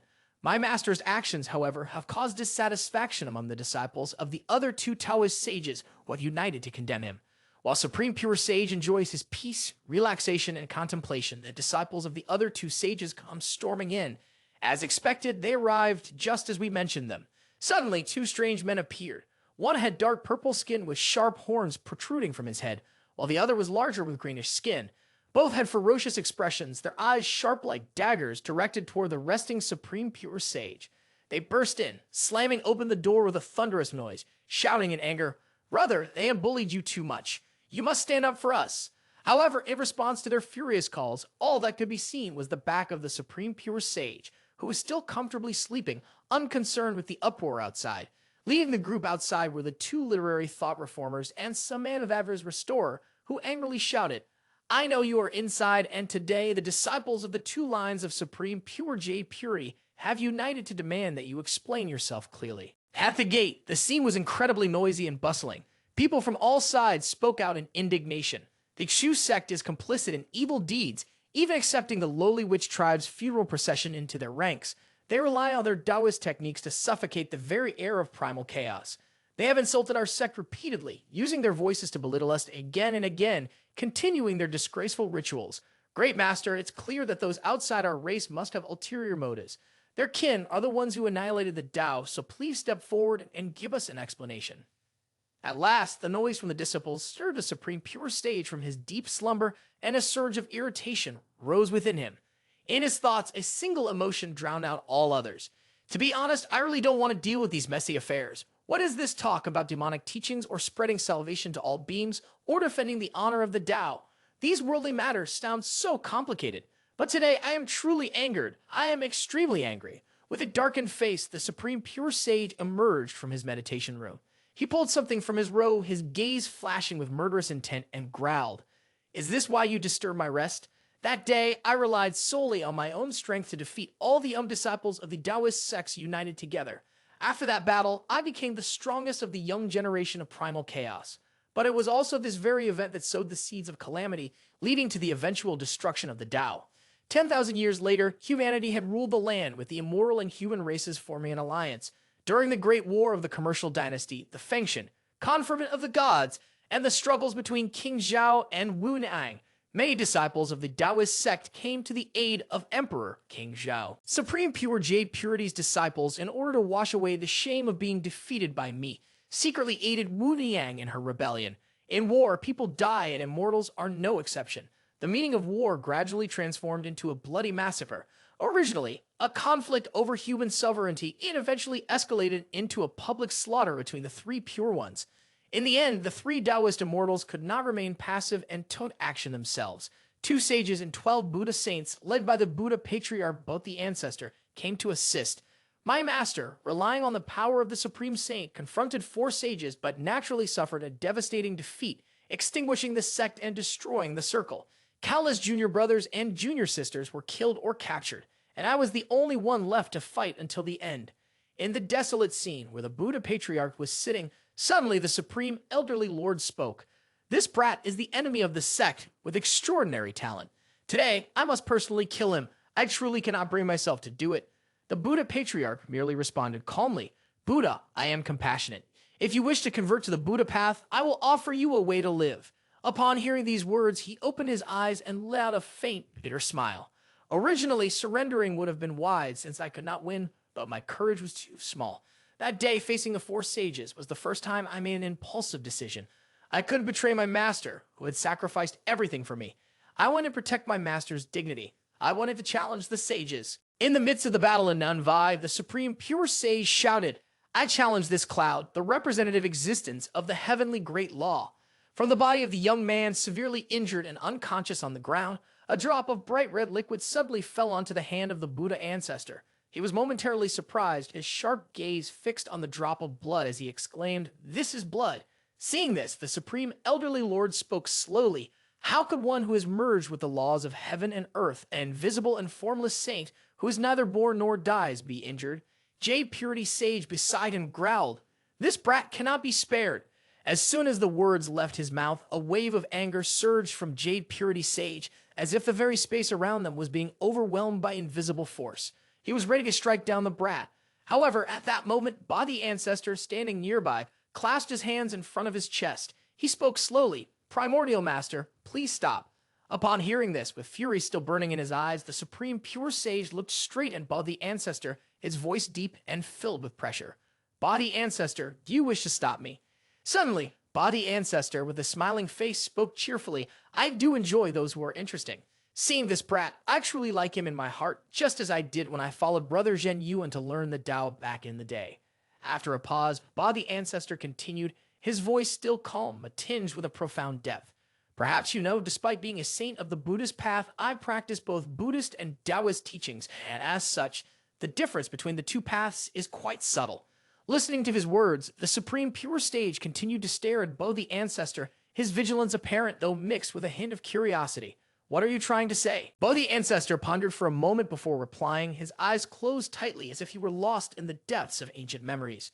When your master attained sainthood, he wished to fulfill a great vow to guide all sentient beings, including birds and beasts, humans, immortals, and demons.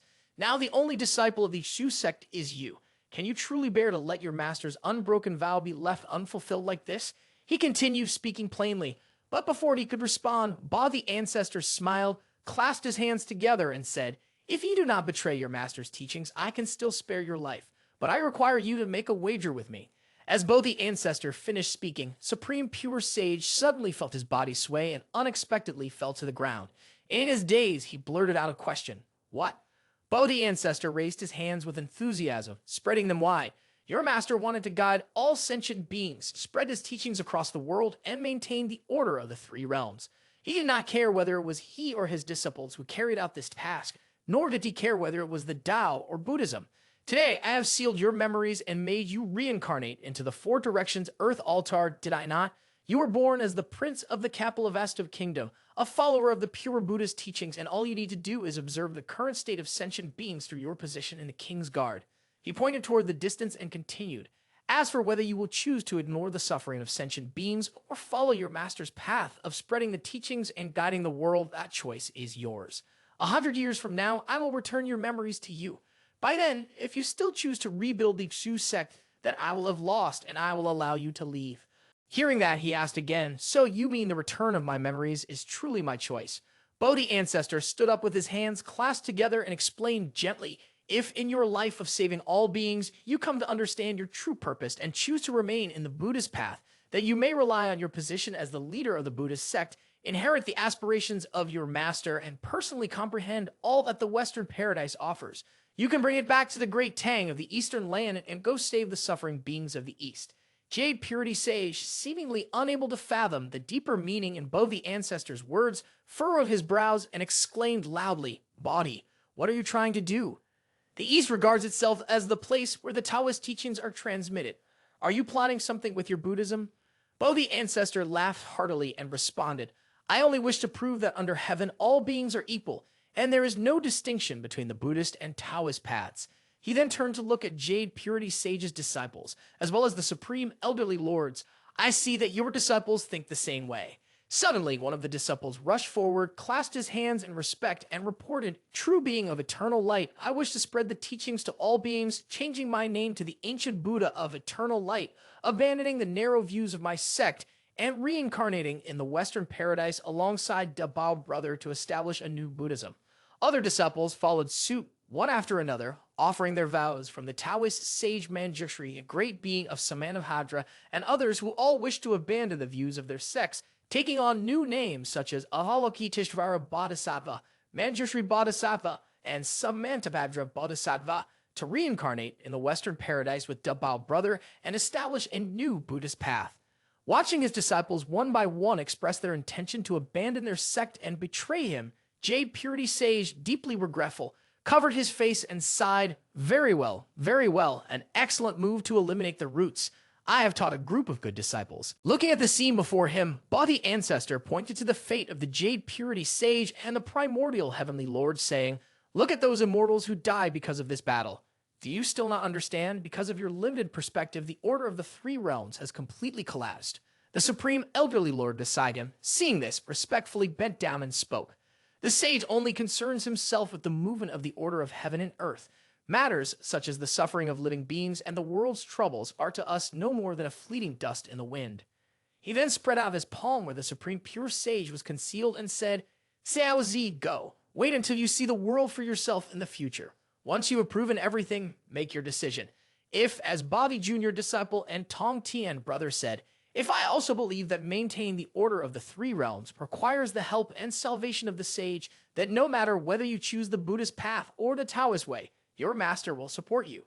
Upon hearing his master's words, the Supreme Pure Sage clasped his hands together, bowing his head respectfully.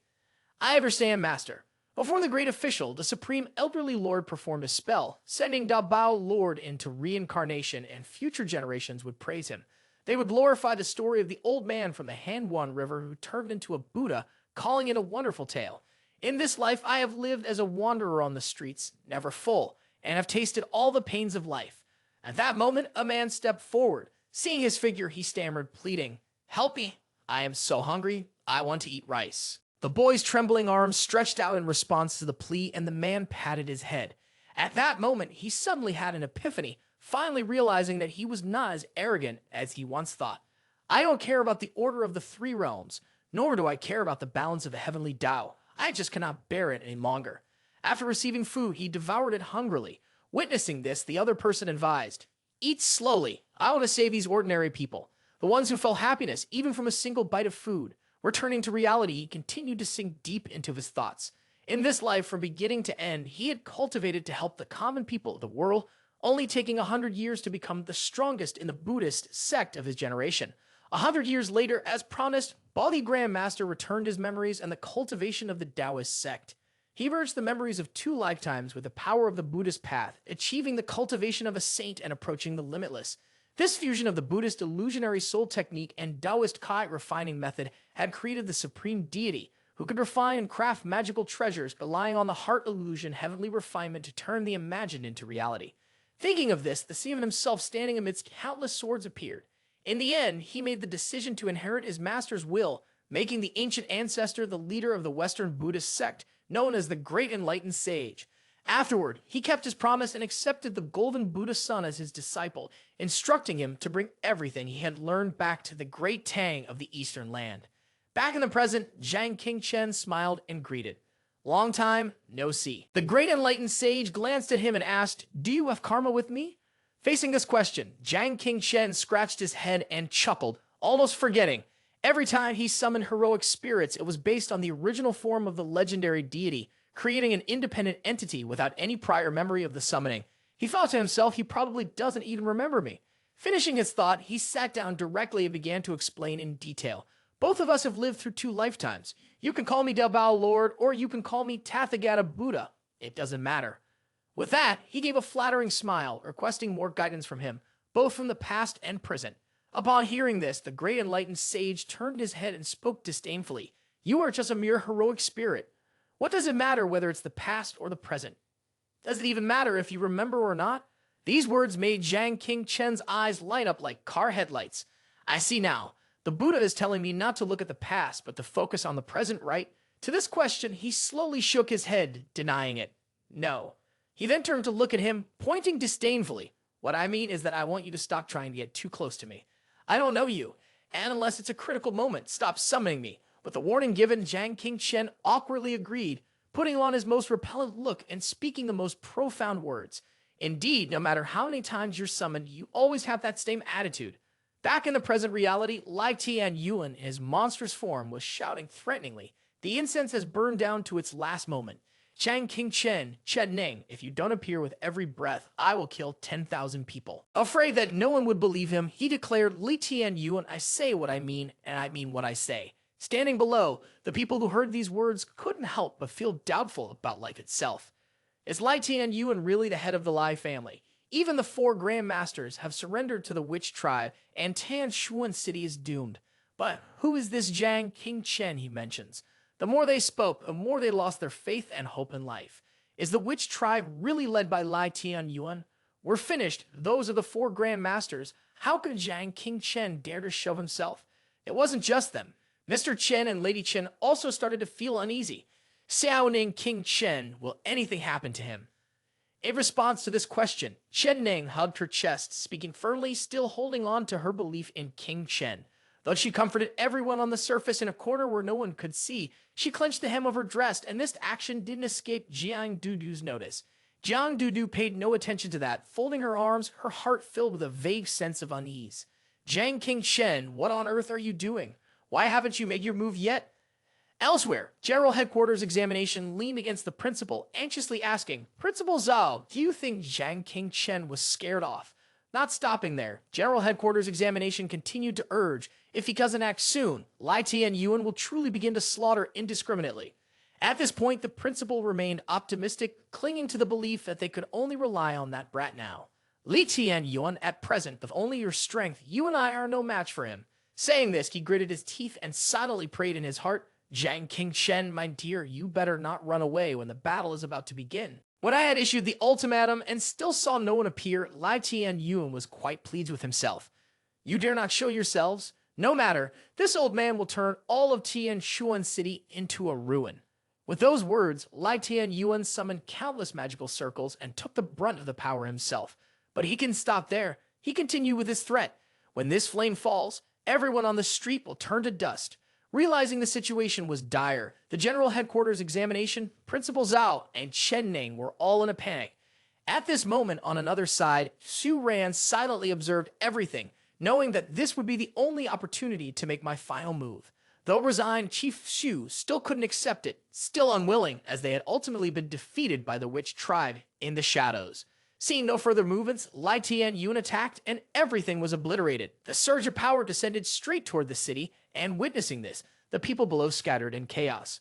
Chen Ning could no longer hold back and cried out loudly. King Shen. As soon as she finished speaking, a blinding light flashed. The light grew brighter and brighter, causing the torrent of power to dissipate. When Lai Tian Yuan opened his eyes, the sea before him made him question his entire existence. The light not only did not fade, but instead grew even more dazzling. At the same time, a figure slowly appeared. Shared existence of the soul, great enlightened sage. The light gradually faded, revealing the figure of Jiang Qingchen. His hair now turned white. He was in the form of the true body of chaos, with 50% of his primordial essence transformed. In the observation space, all the great enlightened sages couldn't help but praise, as the fusion of the true body of chaos and the heroic spirit's might was flawless. To some extent, this person had already surpassed Master Hong Yun. The people at the scene, upon seeing his appearance, laughed as if celebrating a festival. The flame, like a surge of celestial might, had been dispersed. It was that young man who had done it. He was the one. I know him. His name is Jiang Qingchen, the strongest student at the Heaven-Piercing Cultivation Institute. He killed the head of the Gao family. I have heard that even the 4 Grand Masters were no match for this young man. It wasn't just the Chen family. Ning was also moved to tears of joy. King Shen. Director Xu also breathed a sigh of relief. This brat has finally arrived. With his skill of turning situations around with ease, Lai Tian Yuan remained confident. So finally ready to give up your life. In response to the mockery, he answered with hidden meaning. Today is an auspicious day, coinciding with the 15th day of the 8th month, the time when the old friend ate mooncakes and eliminated Gao Rang. As he finished speaking, he raised his hand to salute in a formal manner. Jiang Qingchen of the Heaven-Piercing Cultivation Institute is ready to call upon the heroes of the past to eliminate the witch tribe's spy here. Upon hearing the name, the citizens below were stunned. Jiang Qingchen, this young man's name is Jiang Qingchen. He is a student at the Heaven-Piercing Cultivation Institute. After saying this, the 2 citizens exchanged a silent glance for a moment. One of them suddenly screamed as if he had never screamed before. Jiang Qingchen, go up. From one person to the entire city, his name was now being shouted aloud. Hearing his provocation, Lai Tian Yuan sneered. Kill me? You think you can do that with just you? After mocking him thoroughly, he spread his arms wide, disdainfully speaking. Where are the other 3 Grand Masters? Have they been so scared they ran off, or have they already been sent to join their ancestors by the subordinates of the Great Lord? Once he finished speaking, Jiang Qingchen closed his eyes, raised a finger, and declared, "One move." This left the man confused. One move? What do you mean? At this question, Jiang Qingchen opened his eyes and solemnly declared, if a traitor cannot be sent away with a single move, how can I be worthy to speak arrogantly before the subordinates of the witch tribe to protect Chen Ning and this city? Such arrogant words made Lai Tian Yuan sneer. This old man has lived his whole life, but he's never seen anyone so arrogant as you. With that, he summoned a familiar surge of power at his side. Despite the looming threat, Jiang Qingchen remained confident. Master of Enlightenment, let him experience the combined strength of you and me. The great enlightened sage appeared, casually paying his nose while declining. Doesn't this sound like it would shock Jiang Qingchen to his core? At his existential doubt, Jiang Qingchen propped himself up on his hand, turned his head, and softly spoke. Complicated matters like fighting are the most troublesome. To avoid trouble, it's better not to cause more inconvenience. Jiang Qingchen still insisted on his request. Listen to what you're saying. Seeing that he remained stubbornly ignorant, the great enlightened sage turned and made a suggestion. Why don't you go negotiate with him? Use your words to resolve things. Save yourself some energy. After finishing his suggestion, he stood up and mumbled to himself. However, considering the opponent's brainwashed demeanor, negotiation might be just as complicated. It seemed as if he was going to comply, but the great enlightened sage turned around and uttered a sharp remark. How about you try convincing yourself instead, and stop this battle? Seeing that he could be persuaded, King Shen solemnly raised a hand to his face, giving a serious command. The Hall of Heroic Spirits forcibly activated the order, but he still wasn't controlled, even going so far as to pat King Shen on the shoulder in understanding. Indeed, mortals like you can never persuade yourselves, but fighting back and forth is truly troublesome. Instead, he turned to look at Lai Tianyuan, his gaze as piercing as a bullet, and declared one strike send him straight to the heavens. With that, the two of them touched hands, combining their powers to form the Heart Illusion Heavenly Refinement. Heart Illusion Heavenly Refinement was a fusion of the Kai refining technique of the Shu sect and the mystic soul technique of the Buddhist school, creating an unparalleled divine ability. The Dharma treasure within the mind could be materialized from the surrounding air, yet this divine ability had three major limitations. Despite these limitations, the great enlightened sage activated his power, shouting loudly as he called for the most dangerous and powerful Dharma treasure to be forged. Upon hearing this, King Shen yelled, "The luck and foundation of the human race, the imperial seal, the unchanging national seal of the human emperor." But he didn't stop there. He continued, "Only when the true body of chaos of the royal bloodline is encountered can the power of the unchanging seal of human luck be awakened."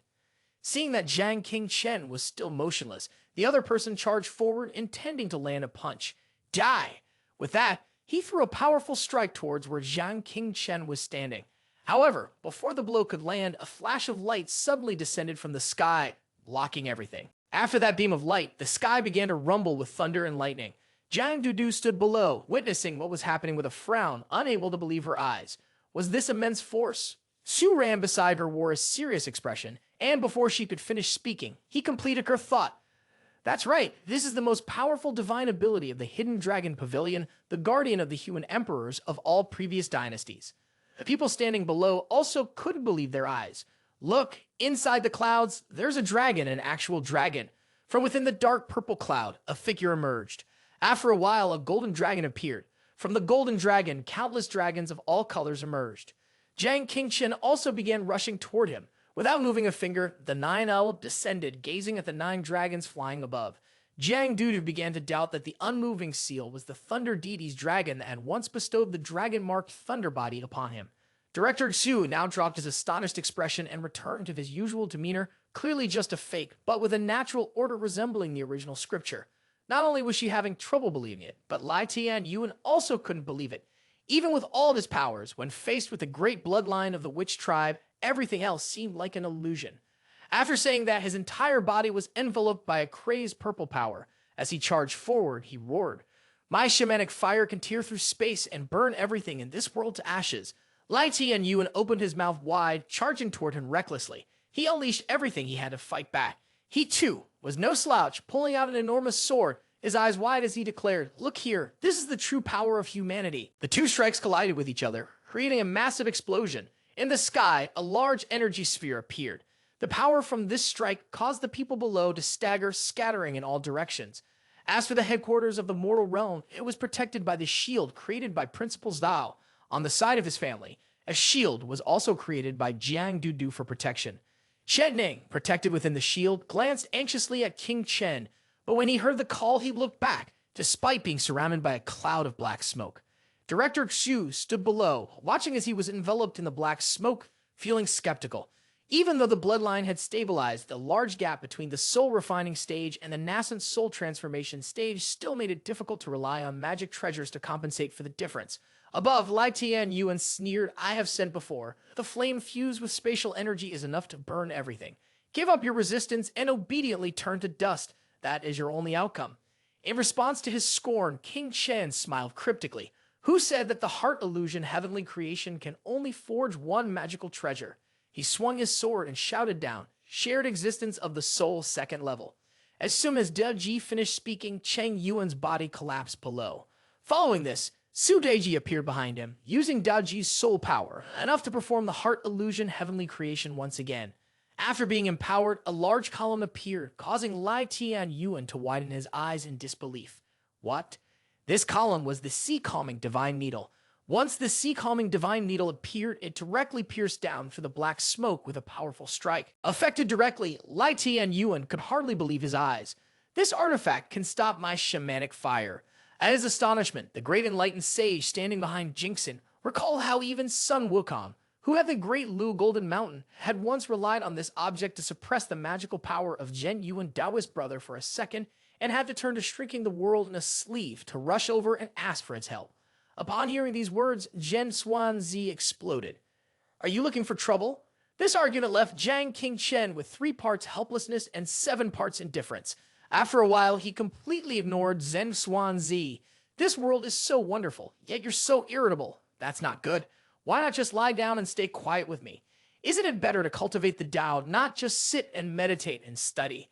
Isn't that what we're supposed to do? Study the way of Jingxin. Watching this scene, Zhen Xuanzi fell silent. As they were arguing, the staff pushed the massive white energy ball towards the city, and it crashed into the heart of the city, causing the ground there to shatter into pieces. This scene made Lai Tian Yuan doubt his life. I am one of the 4 Grand Masters. I possess perfect crimson blood. How could this be? Seeing that he was about to strike again, his face turned serious as he turned to shout loudly for help. Supreme Schemer, lend a hand. How ridiculous you want me. In the end, Zhen Xuanzi put the argument aside, puffed up his cheeks, and agreed. He raised his hand, and Lai Tian Yuan followed suit, shouting loudly. Not stopping there, he raised his hand in front of the man, summoning an enormous magical circle, which then shrank down to a tiny size, shrinking the world in a sleeve. Then the magical circle pierced straight through Lai Tian Yuan. In front of Jiang Qingchen, a yin-yang, 5 elements, and bagua circle appeared. After the man was split in 2, Jiang Qingchen raised the sword in his hand. Even though he had been cut in half, Lai Tian Yuan still couldn't believe his eyes. How could he lose to someone who had only been cultivating for less than a month like him? That slash didn't just cut Lai Tian Yuan in 2. It also cleaved the mountain and the forest behind him, splitting them into 2 halves. Before vanishing completely, Lai Tian Yuan screamed as though he had never screamed before. On the other side of the church, a group of people in black robes were sitting in a circle, channeling energy into it. But shortly after, the church began to explode into many small pieces. After he had completely defeated Lai Tian Yuan, the dark purple sky gradually cleared, revealing a scene of blue skies, white clouds, and golden sunlight. Looking at the sky, Chen Ning, Lady Chen, and Mr. Chen were overjoyed, as if celebrating. Father, Mother, it seems King Chen. On the other side, Director Xu still couldn't believe his eyes. We won, we won. Su Jun was so moved that tears streamed down his face. We survived. The people around them also began to question the meaning of life. Is this real? We've defeated the witch tribe. Su Wanshan covered his face, his eyes filled with shock. This old man isn't dreaming. A moment later, Su Wanshan raised his hands to both sides and shouted with immense joy. Lai Tian Yuan is dead. All the witch tribe's spies in Tianshuan City have been placed on the altar. The General Headquarters examination now happily turned back to speak to Principal Zhao, who was deep in thought behind him. The immortal formation of progress, the entire immortality cultivation of Tianshuan City, we have witnessed history with our own eyes. Saying that, he turned to face the crowd and declared loudly, under the leadership of Jiang Qingchen, humanity has won against the witch tribe for the first time. Immediately following that affirmation, the crowd below began to cheer passionately. Jiang Qingchen, hero Jiang Qingchen. Ignoring the cheers, Jiang Qingchen slowly landed. He walked towards Lai Tian Yuan, who was on the verge of losing consciousness, speaking as he went, Li Tian Yuan, go to hell and regret it. Before he could reach Lai Tian Yuan, the face of Director Xu grew serious. This is bad, this breath. Before Jiang Qingchen could reach Lai Tian Yuan, the space around them began to shatter. Then, from the air, a figure in a black cloak appeared, staring at him with eyes like bullets. We meet again, Jiang Qingchen. In the sky above the city, a figure was flying as if it had never flown before. This figure was none other than Xu Ran, now so furious that veins were visibly throbbing on his forehead, determined to catch up. When Lai Tian Yuan saw the figure in the black cloak approaching, he retreated in fear. Shaman God, I knew it. You wouldn't abandon me. As soon as he finished speaking, a purple shield enveloped Lai Tian Yuan's body. Witnessing this, Jiang Qingchen panicked and shouted loudly, Fool, run quickly, that spell is. But it was too late, as Lai Tian Yuan's entire body was engulfed by a powerful force. Immediately after, a light radiated from inside the sphere. Observing the entire process, Jiang Qingchen's eyes widened in shock. Is he absorbing the remnants of Lai Tian Yuan's palm strike and the heavenly deity slaughter formation left within his body? As the barrier gradually dissipated, he slowly approached the cloaked figure, determined not to give him any time to absorb this surge of power. Before he could get any closer, the man spoke first. Jiang Qingchen, I admit you are different from the other ants. Even I have completely fallen into your trap. With that, he raised 2 fingers to control the power. After that motion, a great fire erupted, sweeping across the area and obscuring Jiang Qingchen's vision. Soon after, a familiar voice rang out. This time, the owner of the voice was none other than Chief Shu. Her hair had now turned a fiery red, and her tone was serious. You can't escape now. Seeing her appear, the man showed no surprise. The strongest fire mage of humankind, it seems you're quite confident. You must believe you can kill me. Upon hearing this, she showed no fear. At least before you're swallowed up, I can make sure you die with me. She wasn't intending to give up on him, not even with a single word of persuasion. Fool. This phrase infuriated Chief Shu. What do you mean by that? The man didn't hesitate to speak the truth. Killing me won't end everything. He didn't stop there, continuing his explanation. 100 years ago, a certain great figure, the leader of one of the 2 tribes, personally led countless wives to gradually infiltrate the human race's settlements. Wait a moment, the man in the cloak continued. I have already informed that honorable person about the Swan Yuan sword Chaka matter. Each word left Jiang Qingchen and Director Xu dumbfounded. Seeing their reactions, he raised his hands to both sides and declared, once I die, countless powerful witch tribes will continue to strike relentlessly. They will directly seize Chen Ning. Upon hearing this, Director Xu stubbornly refused to believe it, retorting until her last breath with boastful words, do you think I'll be scared? Our 7 kingdoms are protected by the National Defense Array, which was set up by the kings of past dynasties who sacrificed their lives to arrange it. Even the witch tribe wouldn't dare set foot on human territory. In contrast to her, Jiang Qingchen appeared much more understanding. No, what he said might be true. If the leader of the witch tribe is hiding in Donglong Kingdom and commanding all the witch tribe's spies, but it didn't stop there. He darkened his face and uttered a name, the chief of the Dejiang tribe, if fate were to turn.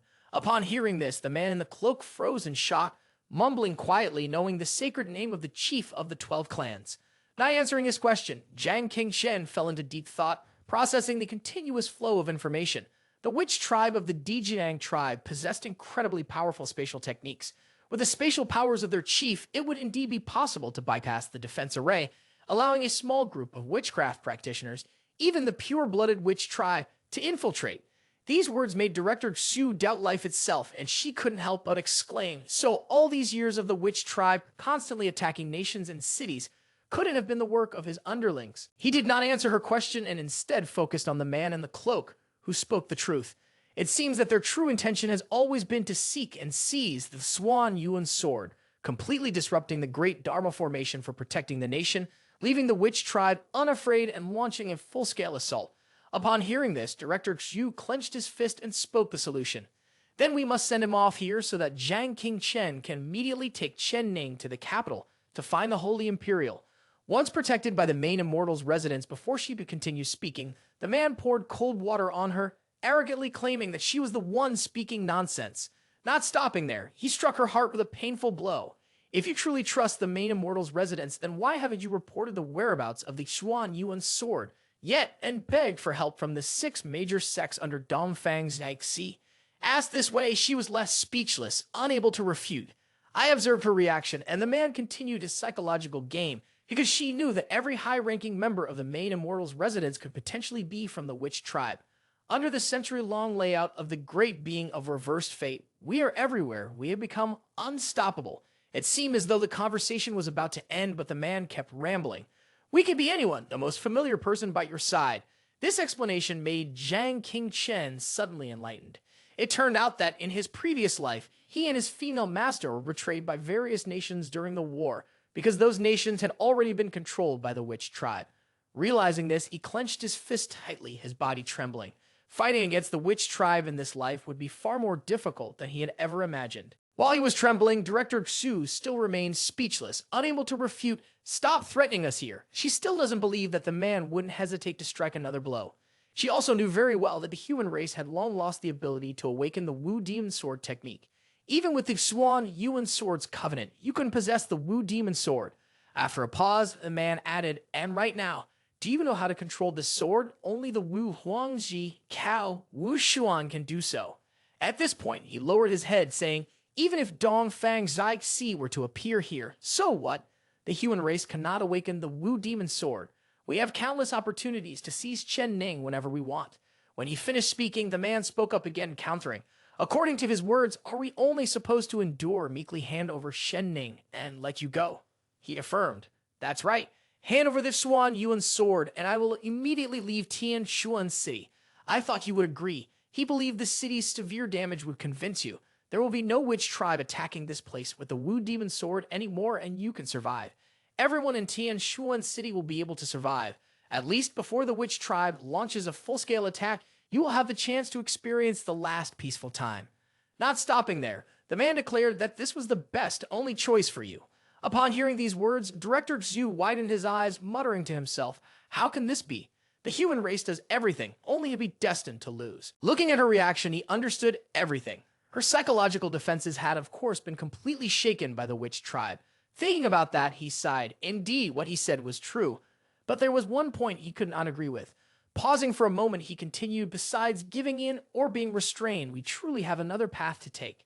His words made the others freeze. Seeing their reaction, he shouted loudly, declaring, and that path starts with you. Whenever a tribe appears, we will send that witch tribe away until none remain. Only when every last one is gone. Having said that, he immediately charged forward with his sword. However, what he struck was only the fading figure of the man. Although his body was vanishing, his voice still echoed nearby. Jiang Qingchen, you are very brave, but unfortunately, I am not interested in fighting with you.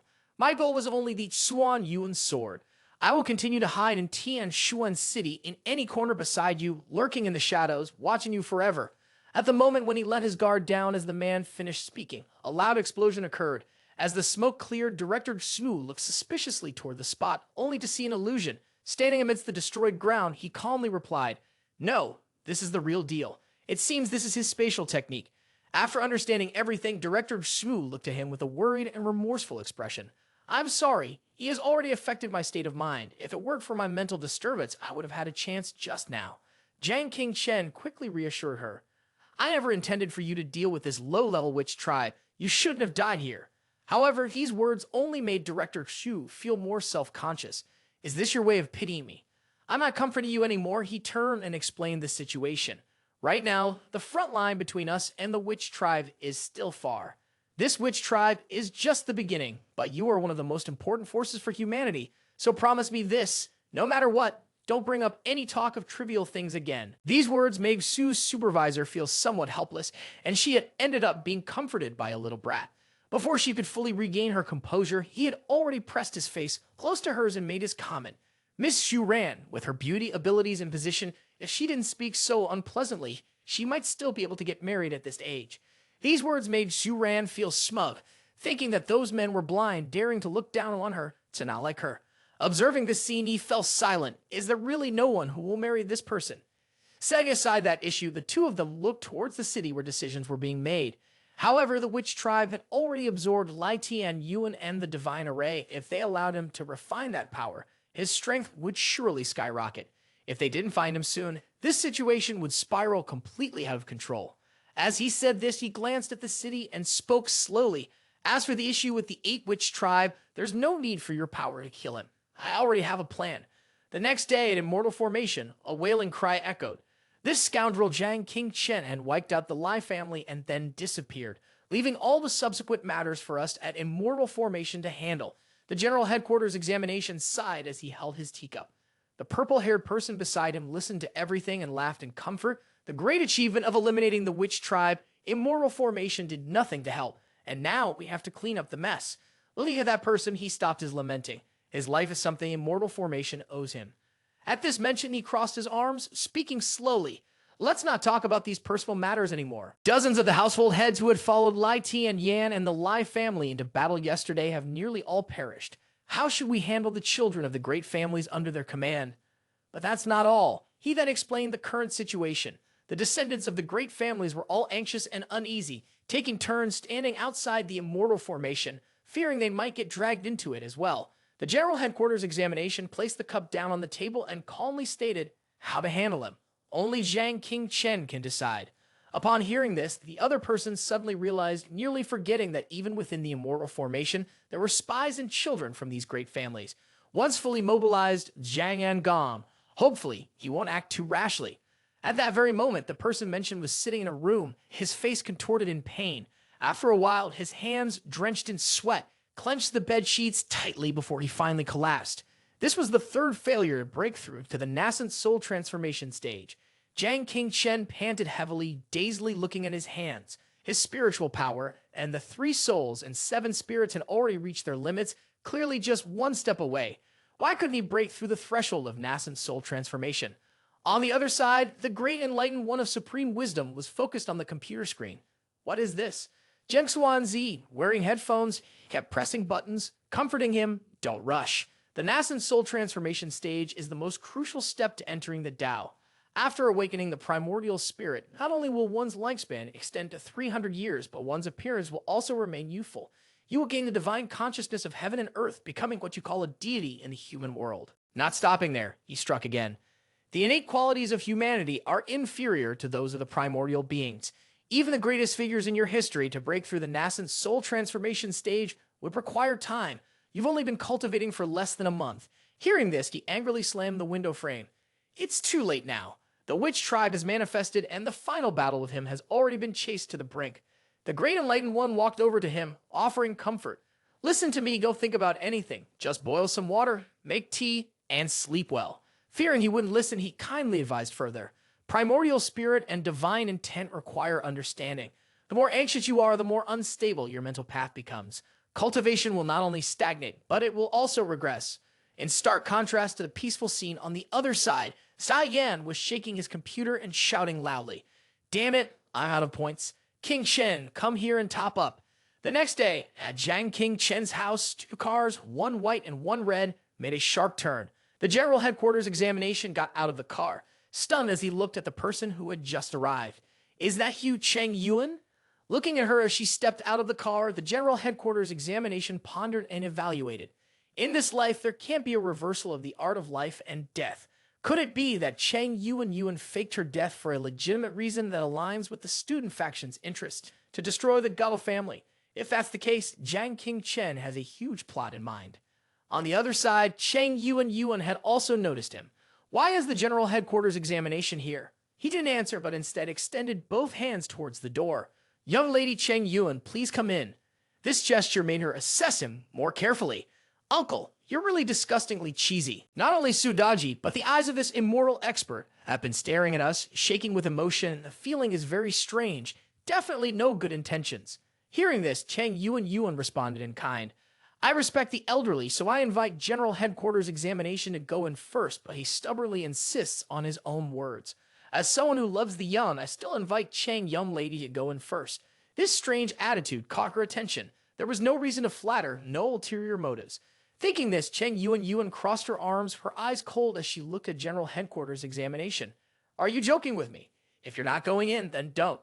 At this point, General Headquarters examination had no choice but to pat his head and chuckle. Mainly, I'm not close to Jiang Qingchen. We even had some past conflicts. So could I trouble Cheng young lady to help me convey a message? As soon as he finished speaking, she raised her finger, signaling number 1. This action made General Headquarters examination tilt his head in confusion. What is it? But for the one who has the scent of success, Cheng Yuan smiled brightly and set the price. The fee for conveying a message is 10,000 per word. A dot or seal is half a word. Deposit required. Observing his stiff reaction, Cheng Yuan struck a sharp blow. General Headquarters examination, it's not that you don't have money, right? A moment later, Cheng Yuan barged into his house, grabbed a can of soda, and casually sat down on his bed, drinking as if it were her own home. I was just out shopping. Consider me a member of the family. These words made Jiang Qingchen, who was playing video games, pause. What do you mean, consider this your home? Why do you think I'm your father? At that moment, Sudeji appeared, looking at her with a meaningful gaze. So it turns out the host has this intention. Upon hearing this, Cheng Yuan blushed, her eyes distant as she looked at him and called out softly, Father, Father.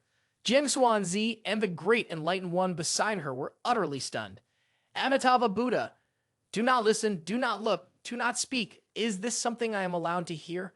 In contrast to the panicked look he had earlier, he now wore a rather satisfied smile. I really must say, I am impressed by you. Jiang King Chen smiled indulgently, ruffling Cheng Yuan's hair. Next time, you mustn't behave like this. When faced with a request like that, you must respond immediately. Yes, sir. Father, standing outside, observing all of General Headquarters examinations, 3 parts of helplessness, 7 parts resembling an old lady. A moment later, he raised his hand to his mouth and cleared his throat, breaking the awkward silence. Surely the two of you know there is yet another person here. Jiang King Chen turned to look at him confused. Why do you say that? Sensing his confusion, she explained, this uncle, the old-fashioned one, picked up on the roadside. Before he could ask anything further, a General Headquarters examination spoke up, apologizing for his own actions. Jiang brother, I admit, the last 2 times we met, I truly tried to arrest you, which was a great offense on my part, but it was my duty. I had no choice. Not stopping there, he continued to try to persuade him. After all, you are the hero who defeated the Nascent Soul Transformation Stage Grandmaster. How can you have such a narrow mind? Faced with this question, Jiang King Chen retorted, Am I narrow-minded? Didn't you come here today with a clear conscience? You want me to help clean up the mess and bear the consequences for you. If I haven't kicked you out with a stick, I've already been very merciful. Upon hearing these words, General Headquarters examination forced a smile, but continued to explain. I fear Jiang brother has misunderstood. How could this be considered bearing the consequences? This is the great power that immortal formation has granted you, a mark of respect for the hero who saved Tianshuan City. Unable to bear it any longer, he turned and declared, Well, now that I've received this respect, General Headquarters examination may leave. This left him dumbfounded. However, General Headquarters examination did not leave. He stayed. The situation was difficult to articulate for one key reason. There was no need to debate the fact that Lai Tianyan was a spy of the witch tribe. That was clear. But the noble family loyal to him had been accused of betraying humankind, and everyone associated with them had been executed. Even then, he did not seem to care in the slightest. So the law must be followed. Once again, General Headquarters examination found himself speechless. Hearing this with a calm tone, he spoke, I'll answer for you, but you dare not. With that, he turned his head and spoke directly. You don't dare to demand the lives of hundreds of people, nor to destroy half of the noble families that represent the economy and foundational power of Tianchuan City. Let's take a step back, even if immortal formation bears the pain. The noble families could not sit idly by and wait for death. Once a riot broke out, whoever made the decision would bear the consequences. At this point, Jiang King Chen leaned in close to General Headquarters examination and gently spoke the true purpose. I am the one who will carry the disaster you are looking for. General Headquarters examination still did not acknowledge it, instead putting his arm around his shoulder and trying to placate him. Indeed, we could downplay this as a small matter, trivial enough that the family heads who support Lai Tianyan would remain indifferent. All those who were lost in the battle would be forgotten. If we make the remaining people act as though nothing happened, or threaten them, this would serve as a warning and we could handle it just like that. When he finished speaking, Jiang King Chen asked softly, Do you think I am a child? This time he directly pointed it out, leaving General Headquarters examination with no way to deny it. Not to mention justice or morality. Now the entire population of Tianchuan City was watching this matter. Pardoning them like this would definitely provoke public outrage like never before.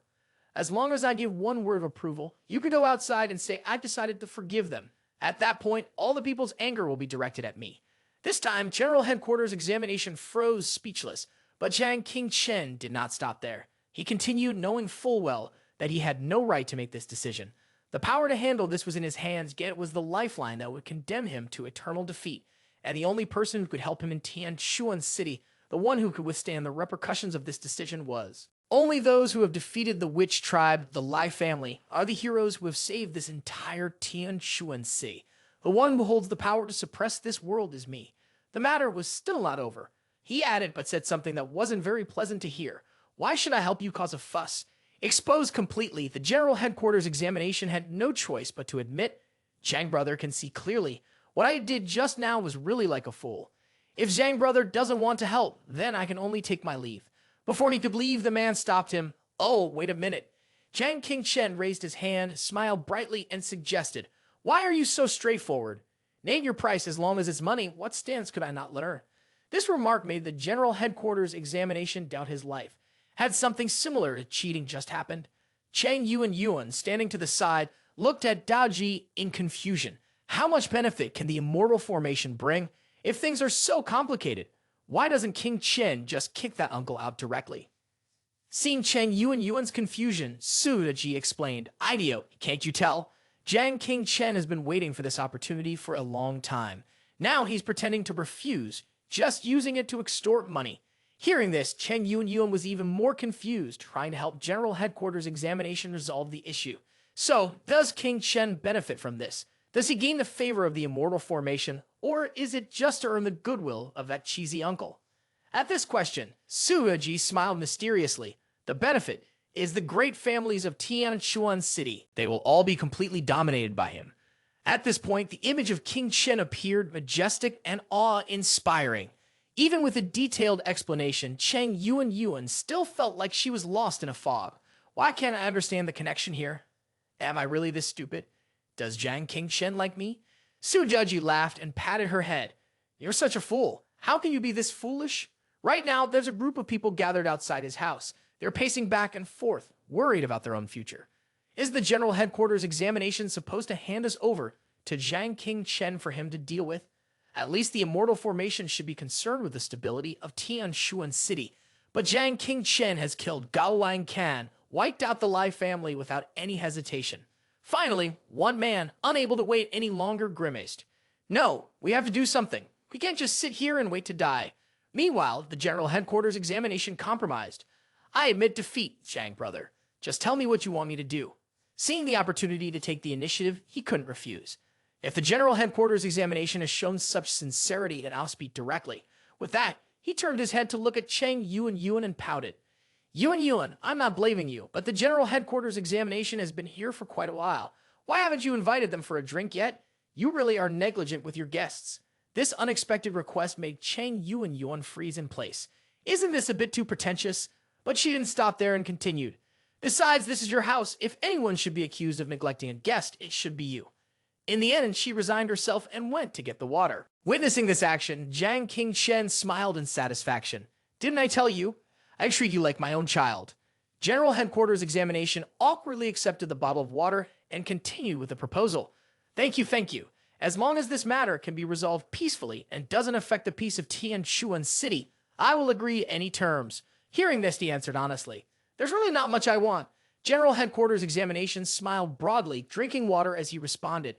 I completely trust that. You fought valiantly to save Tianshuan City. Everyone knows your character, and you're certainly not the type to be greedy. He then crossed his arms and confidently made his request. I want the entire cultivation sect of Tianshuan City to follow my orders. Upon hearing this, the Water General Headquarters Examination was drinking sprayed out of his mouth and shot. Brat, what do you mean by that? Seeing that General Headquarters Examination was not inclined to agree, he straightened his face and laid out numerous arguments. The Witch Tribe is about to attack Tianshuan City. For this battle, I must make all the major forces obey my command. Fearing he would continue to refuse, Jiang King Chen calmly explained. Right now, if we remain divided, sabotaging each other when the Witch Tribe arrives, none of us will survive. Jiang King Chen paused for a moment after speaking, extending his hand as a gesture of goodwill. If you want to save the lives of the countless people in Tianshuan City from the Ho Witch Tribe, then just this once. Stand with me. After that conversation, General Headquarters Examination walked down to the building's courtyard, silent and saying nothing. Only the people from the noble families hurried over to greet him upon his appearance. Does Jiang King Chen still want our family heads to submit to him? At this point, the speaker lowered his head, his voice deepening as he spoke to him. We, the people present, all raised their hands in unison to salute, bowing their heads and shouting loudly in agreement. Seeing their bout of figures, General Headquarters Examination remained silent, not saying anything further. As of now, there were 7 days left before the Witch Tribe would strike. The next evening, inside the academy, Jiang King Chen stood in one of the rooms seriously outlining the current situation. Lai Tianyuan was dead, and the Witch Tribe was preparing to attack Shen Ning, the one bound by the Swan Yuan sword contract. He glanced over everyone in the room before continuing. I have a plan. I hope you can cooperate. His demeanor made Jiang Dudu cross her arms and look slightly displeased. Why are you acting so mysterious? This attitude made Chang Yuan a bit worried. Turning to look at him for help, Jiang King Chen did not respond to Jiang Dudu's question, but instead turned to Chang Yuan, nodding to reassure him. It's okay, everyone here is someone I trust. As soon as he finished speaking, Chang Yuan pressed his lips together, raised his hand, and activated his power. Just like that, a space portal appeared out of the air. Looking at the portal, the people present were left speechless in shock. Principal Zhao, who had been stunned, transitioned into a state of existential doubt. There was a secret passage like this in the academy, and as the principal, how had he never known about it? Not only the principal, but also Su Wanshan was staring in astonishment. The illusory soul technique was so exquisite. Among the 4 Grand Masters, my consciousness was the sharpest, yet I couldn't sense anything at all. Observing her stunned and surprised reactions, Jiang Qingchen, standing at the entrance, explained, Miss Su left a secret path for her concealment as a precaution against the witch tribe.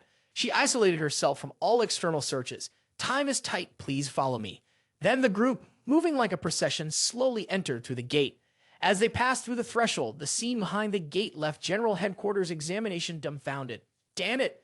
Behind the gate was a room filled with the most advanced equipment. Looking at the equipment, General Headquarters Examination couldn't help but exclaim, These are the latest cultivation immortality technologies from Hidden Dragon Pavilion.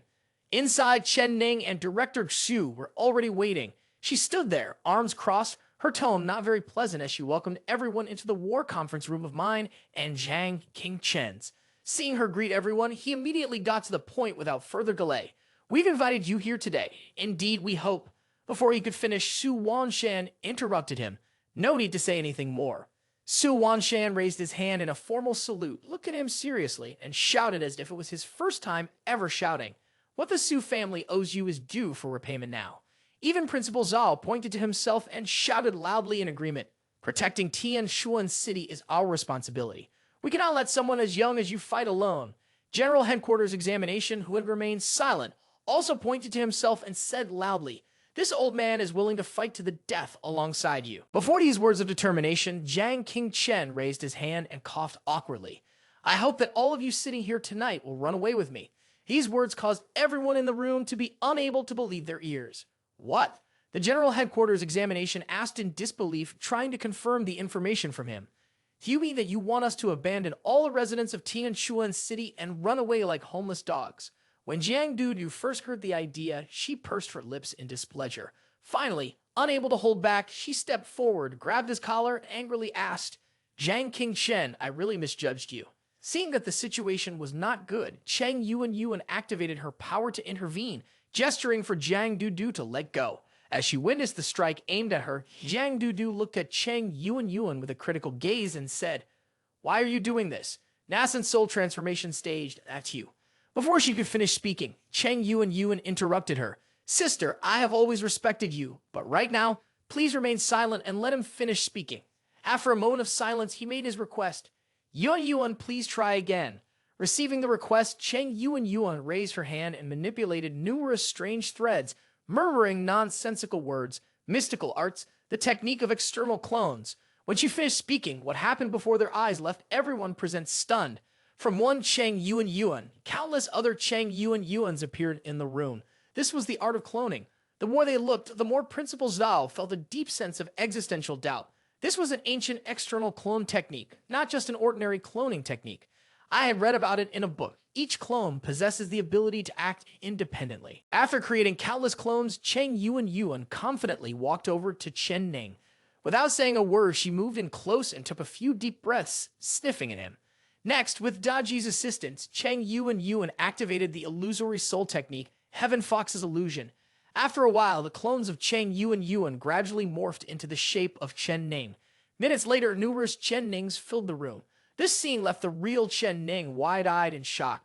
What's going on? After this question, all the Chen Nings displayed the same expression and repeated the same words. What's going on? Witnessing everything unfold, the onlookers were caught off guard, moving from one surprise to the next. Even Director Xu couldn't help but praise the clones. Appearance, breath, nothing is different from the original. Even my transformation technique can't tell the real from the fake. Seeing the confusion in everyone's eyes, Jiang Qingchen stepped forward to clarify. This is the illusory nascent soul transformation, a technique from the ancient Heaven Fox clan. Xu Tian Zhe Wen. I heard the six-eared macaque learned this technique from the Heaven Fox and used it to disguise himself as the great sage equal to heaven, fooling even the all-deities, celestial beings, and Buddhas. The great enlightened one appeared behind him, casually delivering a sharp remark. Ah, but not me. Chen Ning stood dazed for a moment, then hesitantly looked at him. King Chen, what exactly? He didn't provide any further explanation, but instead began outlining his plan. Tonight, each of you will take a fake Shen Ning and pretend to flee from Tianshuan City. This plan left everyone stunned. Before anyone could react, Jiang Qingshen added more instructions. You have 6 hours to prepare. The Chen Ning you're in charge of will wait at the city gate tonight for the response. Not stopping there, he continued to remind them repeatedly.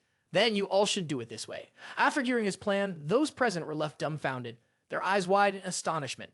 The only one to speak up was Xu Ran, who remarked, this might really be effective.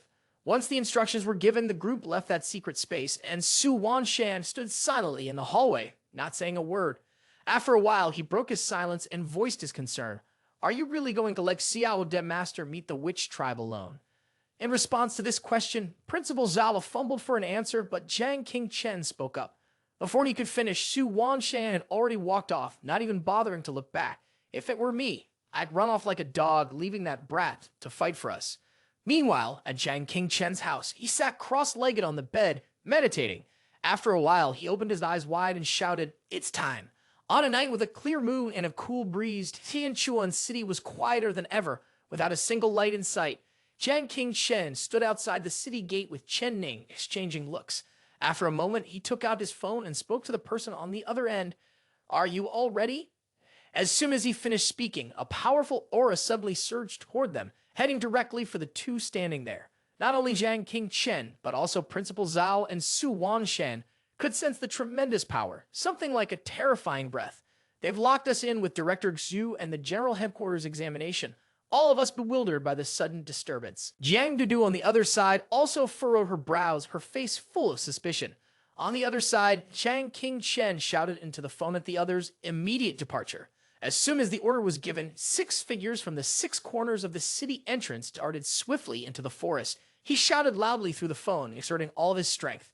After speaking, Jiang Qingshen wrapped his energy around Chen Ning's body with one hand, his feet still moving as though he had never run before, continuing to race forward. Flashback to yesterday, he stood in front of an enormous screen, slowly analyzing the situation for everyone.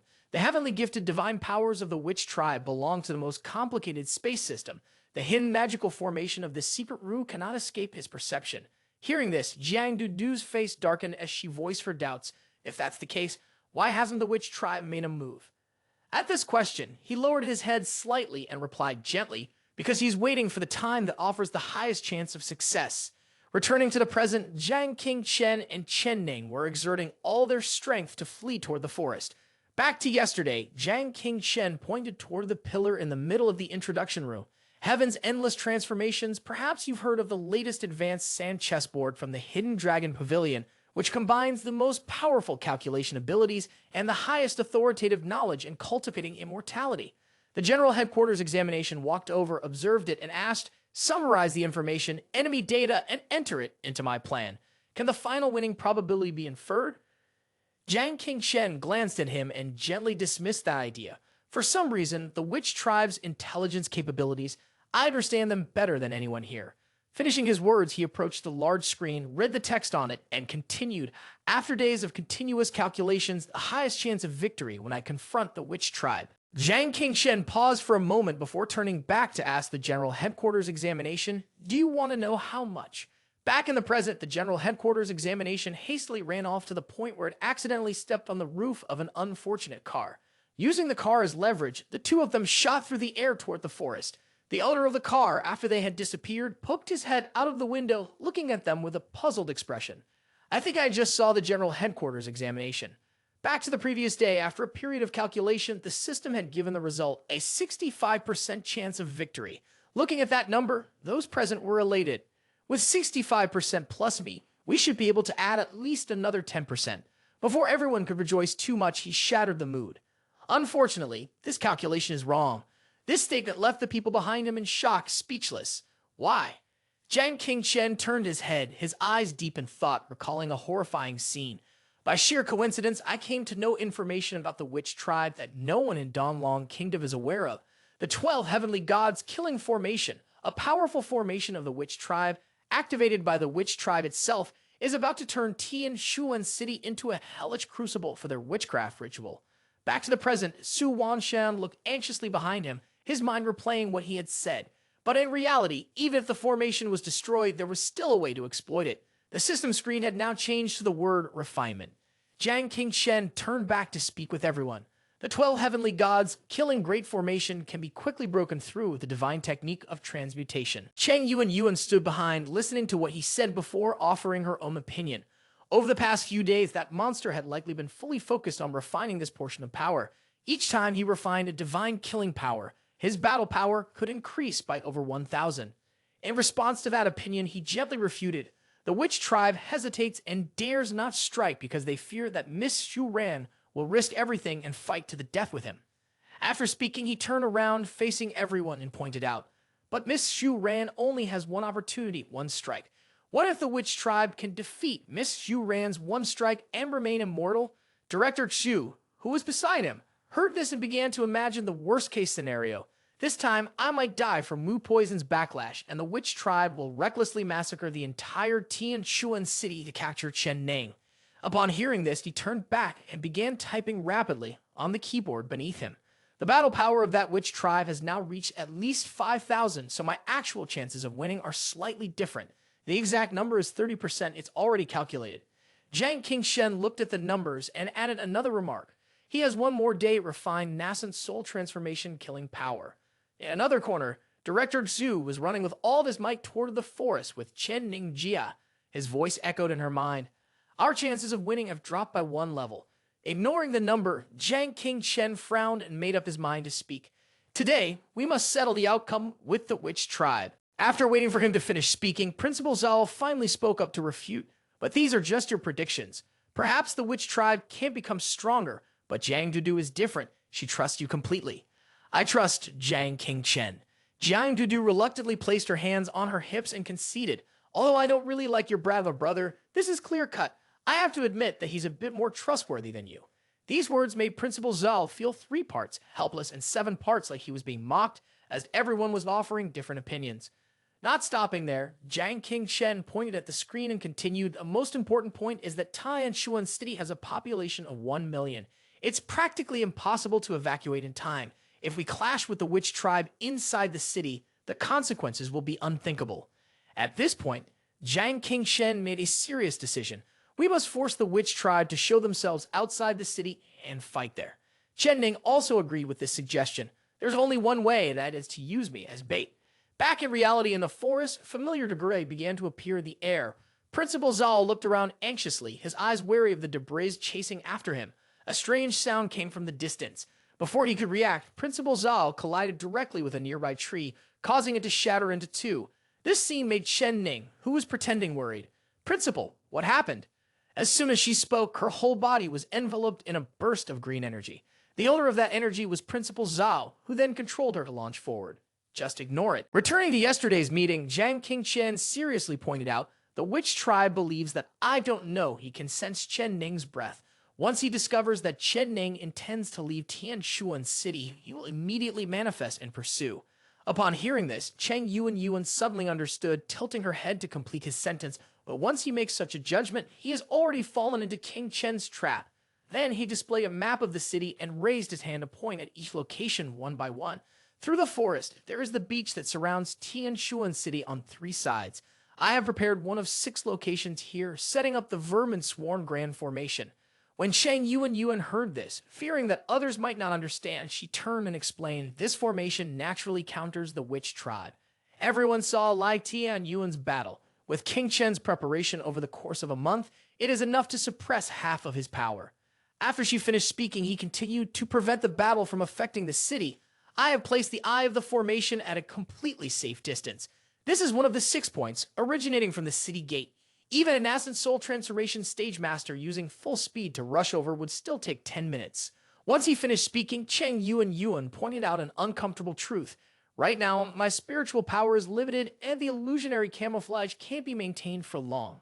Moreover, my and Chen Ning's clone speed can't compare to that of a nascent soul transformation stage. At this point, Jiang Qingshen revealed his goal. Therefore, we need 6 nascent soul transformation stage experts, each to help one of the Chen Nings whose true identity is unclear. They will split up and head to these 6 points, forcing the witch tribe to have no choice but to capture each Chen Ning and verify them, one by one, to buy us more time. After finishing his words, he turned back to the screen and began pressing keys. The witch tribe's space-shifting speed was faster, enough to catch up with Chen Ning and then turn around to chase someone else. At the very least, it would take. After a moment of calculation, he concluded that it would take about 5 minutes. Once the data was confirmed, Chang Yuan continued. This means that if he misjudges just twice, it will be enough for Chen Ning to reach the formation. Jiang Qingchen, standing beside him, confirmed. This time, in order to catch Chen Ning, the witch tribe will definitely enter the formation, and this is also our only chance of winning. After he finished sharing the information, Su Wanshan, looking confused, asked, "So, which one is the real eye of the formation?" Faced with this question, he refused to answer. "Sorry, the true position of the eye of the formation can only be revealed to Chen Ning. You don't need to know whether the Chen Ning beside you is real or fake. Just follow her guidance and move forward quickly." Upon hearing this, Director Xu completely agreed. Qing Chen is right. Even though everyone here deserves to be trusted, it's better to be cautious. In that atmosphere, Jiang Dudu asked a clueless question. "I have a question. What if, unfortunately, the witch tribe guesses correctly the first time?" As soon as she finished speaking, everyone present stared at Jiang Dudu. Realizing what she had just said, she repeatedly muttered, "My bad luck with this mouth of mine." Chen Ning, the main character, who had remained silent, finally spoke up. "The opponent is the witch tribe. If we want to win against them, without taking risks, without any sacrifice, then no matter how naive I am, I will not entertain such fantasies." At this point, Chen Ning's face turned bright red. She turned toward him and earnestly made the following request. "Please make full use of me to the best of your ability." These words stunned Jiang Qingchen. Although the words themselves were problematic, somehow they felt off. Putting that thought aside, Jiang Qingchen turned his head to confirm one last time. Anyway, no one needs to know the truth or lies about Chen Ning. Just focus on moving her forward as quickly as possible. Having confirmed this, he gave one final instruction. Once the witch tribe appears, immediately leave Chen Ning behind and run. Back in reality, the black shards gradually gathered into a shape. In Principal Zhao's mind, his voice echoed. The witch tribe's target is Chen Ning. They won't waste even a second chasing after you. After the reminder, he spoke about his own role. Once I've successfully lured the witch tribe into the battle, I'll face them alone. The shards appeared in greater numbers. Principal Zhao and Chen Ning anxiously recalled what he had said. "Remember, when you flee, do not hesitate. Under no circumstances should you turn back to help me." Do not even think about it. The familiar figure of the robed man appeared. Once the battle with the witch tribe began, human lives would be as insignificant as ants, worth less than a coin. All of you will die. Seeing him appear, Principal Zhao was horrified. The moment his soul returned to his body, he launched himself forward without looking back. "Good, and my mission is complete. Go." After he left, the spot was immediately enveloped by a black shield. After a while, a black turned into blinding white. Witnessing this scene, Principal Zhao stood in the center, his face filled with suspicion about life itself. The space with a radius of hundreds of meters in the forest was like a mirror, directly transforming into fragments that could completely disappear. It was not destruction, but rather as if it had never existed, having been swept away from existence. At that moment, on the other end of the line, the panicked voice of the person reached the ears of Principal Zhao, who was still trembling with fear. "I can feel an extreme amount of movement. Principal, are you all right?" After this question, Principal Zhao snapped back to his senses and hurriedly fled. While running, he responded, "It's terrifying, not even a chance for a direct meeting. If I had been a second late, my life would have been gone, far away in there." After running a short distance, he anxiously looked at the space, now gradually crumbling into white fragments. What about Chen Ning? Aware of his concern, Jiang Qingchen on the other end of the line reassured him. "Don't worry, it's a fake. Continue with the plan." The others also received this update. As for Jiang Dudu, she yelled with excitement. "Oh, the witch tribe was wrong. I knew it. The young lady is right. The girl with the 2 smiles is definitely not as unlucky as they thought." Shu, the team leader, also started to feel a sense of belief and hope.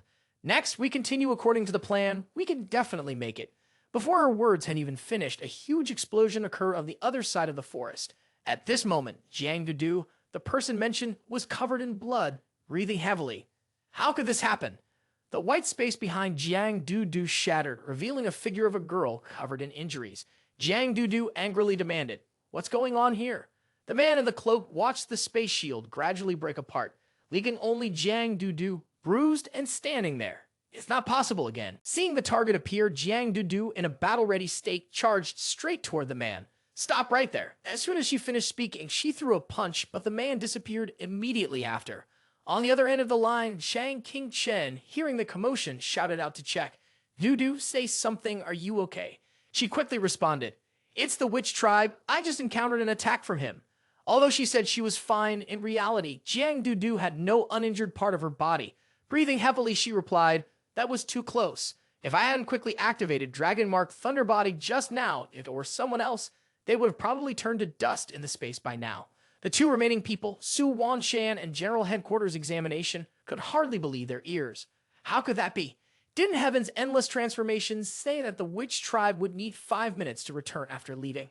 On the other side, the head of the department, Xu, turned pale with fear upon hearing this, and had only been 3 minutes. At that moment, Zhang Qingchen realized something was wrong. It seemed that during the process of refining Nassen's soul transformation killing power, the witch tribe had gained a new ability and their speed had increased.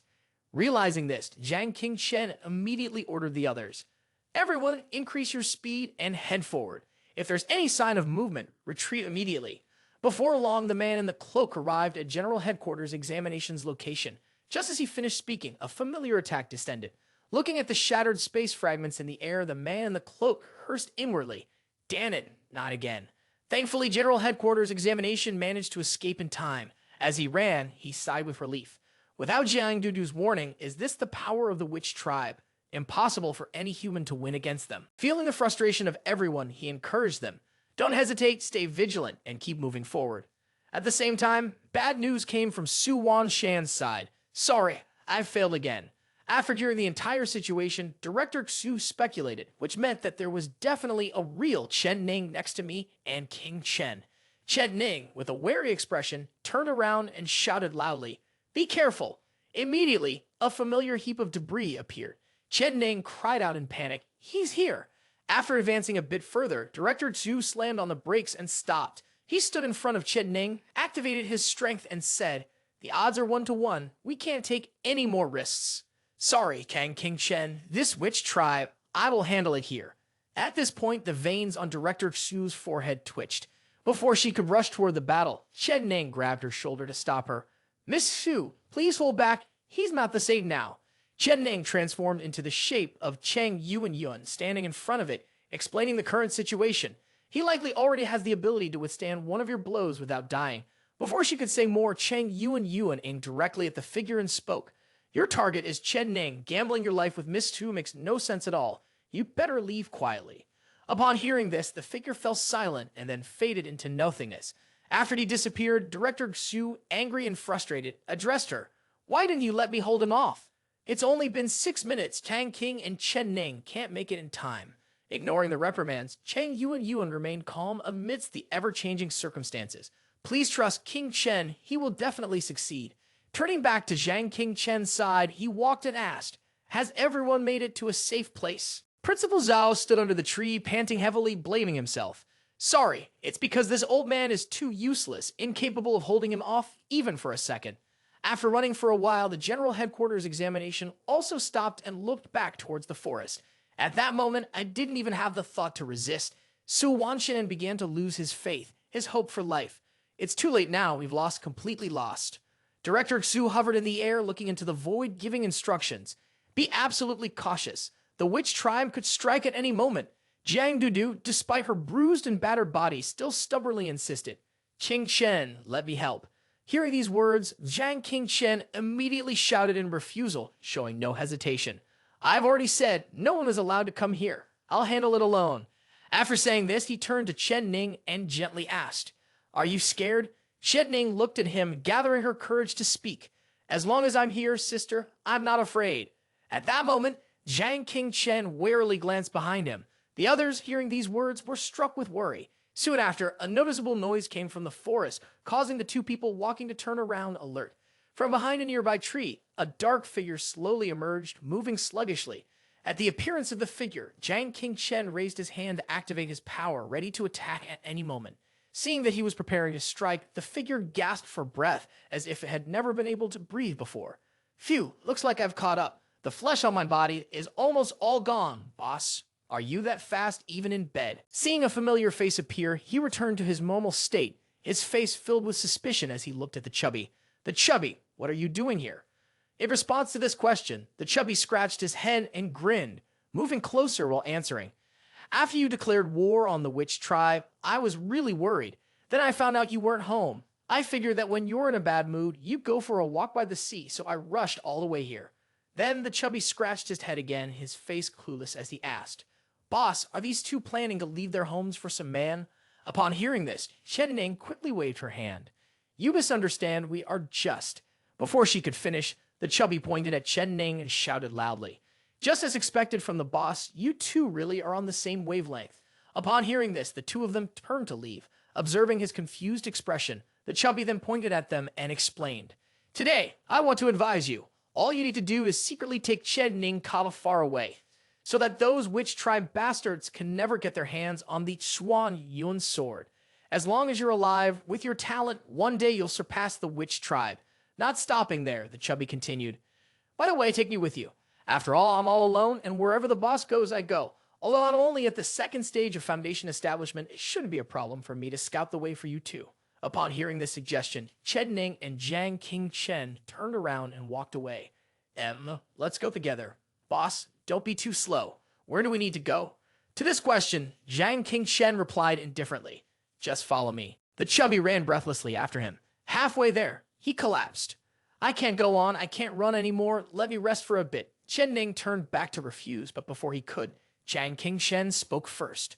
By the way, the chubby one, how did you know that Chen Ning was the contract of Zhuan Yuan's sword?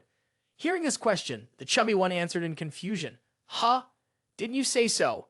Receiving this reply, Jiang King Chen squinted at the chubby one with a look as sharp as a bullet.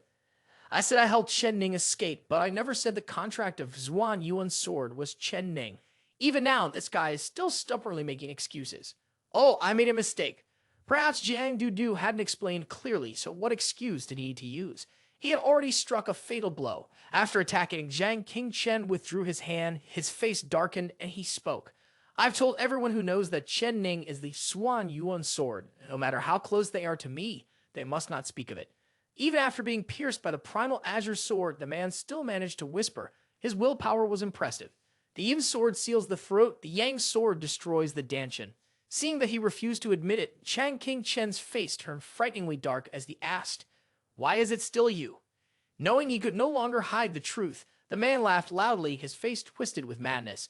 The human body has been completely destroyed. This is what you forced me to do. At that moment, Chang Yuan flew in, gazing at his glowing body. She couldn't help but feel uneasy, cautious. Before she could finish speaking, a huge explosion occurred in the middle of the forest. Chang Yuan hurriedly embraced Chen Ning and quickly dodged, being careful.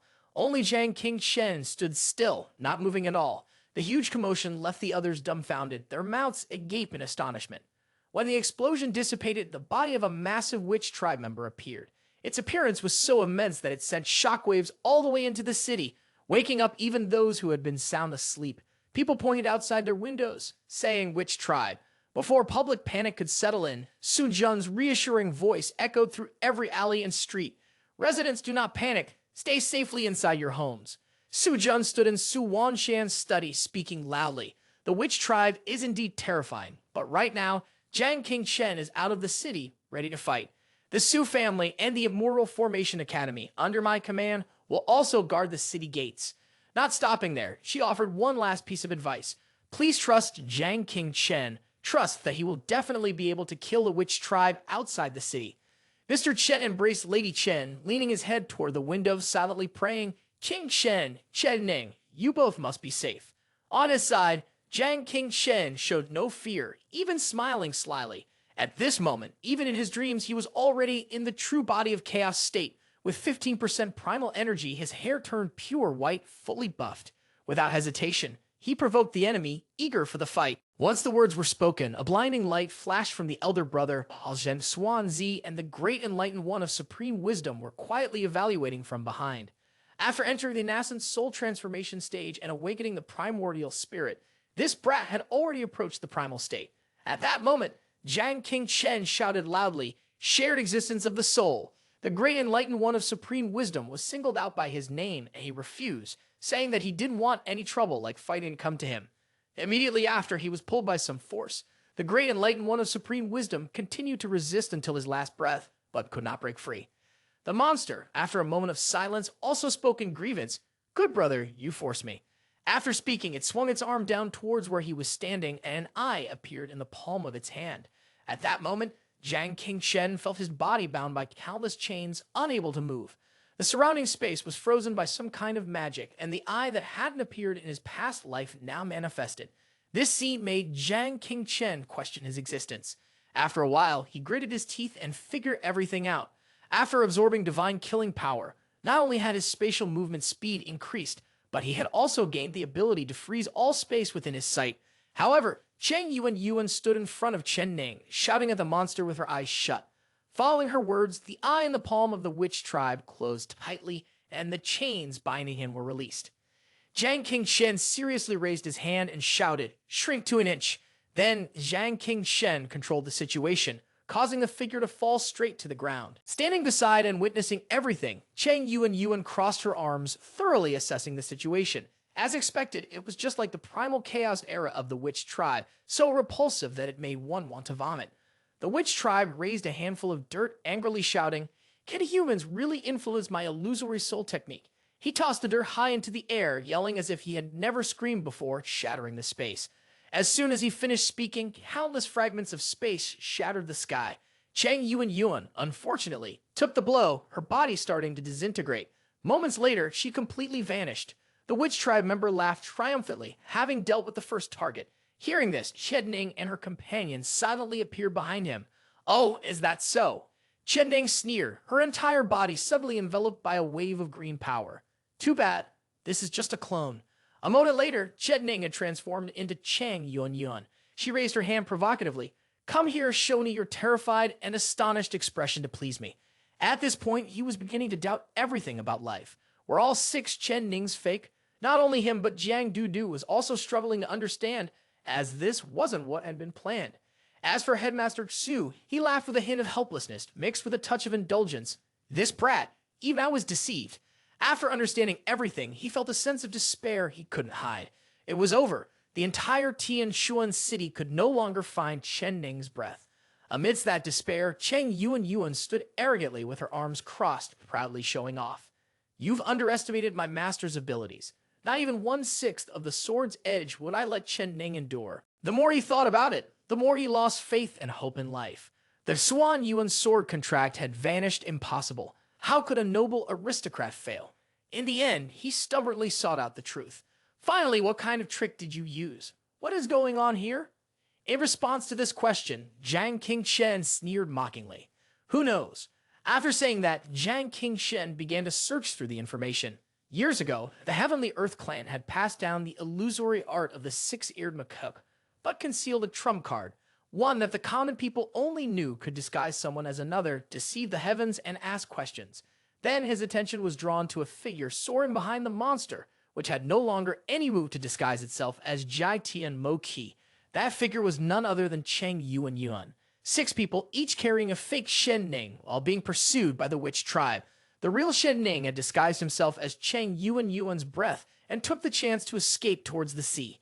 Shen Ning, in the guise of Cheng Yuan, anxiously looked behind. Unlike the plan, the appearance of the witch tribe meant that in a short time, all 6 identities had already been exposed. Cheng Yuan nervously asked, "Where is King Chen? Is King Chen still safe?" After looking for a while, she returned to the main issue. The mission now was to quickly reach the eye of the formation by the sea. Yuan's heavenly fox illusion could not last much longer. They couldn't let King Chen's and everyone else's efforts go to waste. Only 10 more kilometers, almost there. Watching her figure speed up minute by minute, he silently prayed, "Hold an awful little longer, just a little longer, and we'll make it." At this moment, Cheng Yuan hugged her body and screamed in panic. It's not good. The effect of the Tian Mo technique is almost fading, and the force surrounding Shen Ning's body is starting to dissipate. After a while, in Chen Ning's panic, she returned to her original form, the illusion technique losing its effect. At the same time, the witch tribe member immediately noticed something was off, and breath appeared. "So that's it, so that's how it is." Finishing his words, he praised him and rushed straight toward her. "Jiang Qingshen, your plan is indeed flawless. Even I almost got tricked. What a pity." The witch tribe member shot toward Chen Ning at an incredible speed, as if the heavens themselves were on his side. Unless he reached this moment, Jiang Qingshen would never have known what fear tasted like.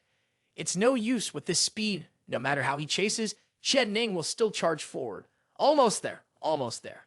However, he immediately appeared before her, and it turned out to be just as he had thought. The direction you're running towards, you were preparing a trap for me, weren't you? His sudden appearance made Chen Ning doubt her entire life. How could this be? The speed of this monster. Before she could speak further, countless chains appeared, tightly restraining Chen Ning. At the same time, the mocking voice of the witch tribe member echoed. What a pity, just 3 kilometers left and you would have succeeded. But from now on, you won't be able to take another step. Chen Ning was so shocked she couldn't speak. Was this his magic? Witnessing this scene, Jiang Dudu fell to the ground in despair. How could this happen? Director Xu also lost faith in life. It's too late now, even I can't catch up. The Xuan Yuan sword fell into the hands of the witch tribe and humanity had lost completely. Although he was bound, Chen Ning still struggled desperately to escape only a little bit away, clearly just 3 kilometers left. King Chen, I'm sorry. Instead of being sad, Quan Zhang, King Chen spoke in a tone that was unclear. No, you've done it. Just 3 kilometers is enough. With that, he summoned an enormous sword, focused tightly on the target, and muttered a chant. Primordial spiritual treasure of the ancient times, sun-shooting divine bow, fused with the general and minister to form the enhanced arrow. He then raised the sword in his hand and, speaking on behalf of Zhen Xuanzi, said loudly, shrinking the world in a sleeve, innumerable mystical waves can suppress and open the myriad of all things in the heavens and earth. Upon hearing this, the witch tribe member was shaken. Before he could react, the spear had already pierced his chest. The witch tribe member was sent flying backward, losing control. Witnessing this, everyone couldn't believe their eyes. It's a success. Jiang King Chen did it. The witch tribe has entered the battle. The power of the strike was so overwhelming that even Jiang Dudu, far in the distance, had to pay attention. The attack was terrifying, and Su Wanshan was left questioning life itself. Could this really be something a human could do? The witch tribe member, clutching his heavily wounded chest, could not believe his eyes. How could a lowly human injure a member of the witch tribe? Just as this thought crossed his mind, the witch tribe member screamed in fury. Unforgivable, absolutely unforgivable. Cheng Yuan, standing beside him, wasn't willing to be outdone and launched her own attack. After making you wait so long, do you think I've allowed you to leave? When she finished speaking, the resurgence of the ancestor formation immediately activated and countless green chains appeared, tightly binding the hands of the witch tribe member. In that moment, he was pressed firmly to the ground, unable to move. The witch tribe member muttered in disbelief, how can a human's formation possibly imprison the true body of a witch tribe member? Hovering above in the air, Jiang King Chen calmly responded, because I've been preparing for this battle for a long time. Not stopping there, he added, this is something Lai Tian Yan left for me, the strongest binding formation that the Lai family secretly set up with spirit stones over the past 10 years. The witch tribe member was rigidly bound to the ground, unable to move, and could only yell out in frustration, damn it, Chen Ning was clearly right in front of me. Even if I didn't know Jiang King Chen, I could have forced my way through the formation, captured Chen Ning, and left here. But now I can't. After speaking, he stood up and struggled to break free. The witch tribe member gritted his teeth and growled. Then the goal was clear. King Chen, you are my only friend in the human world. But now that I've thought it through, before I capture Chen Ning, I will make sure you are destroyed. With that, he broke the chains and charged at Jiang King Chen. But Jiang King Chen wasn't idle either. He released countless green chains in response.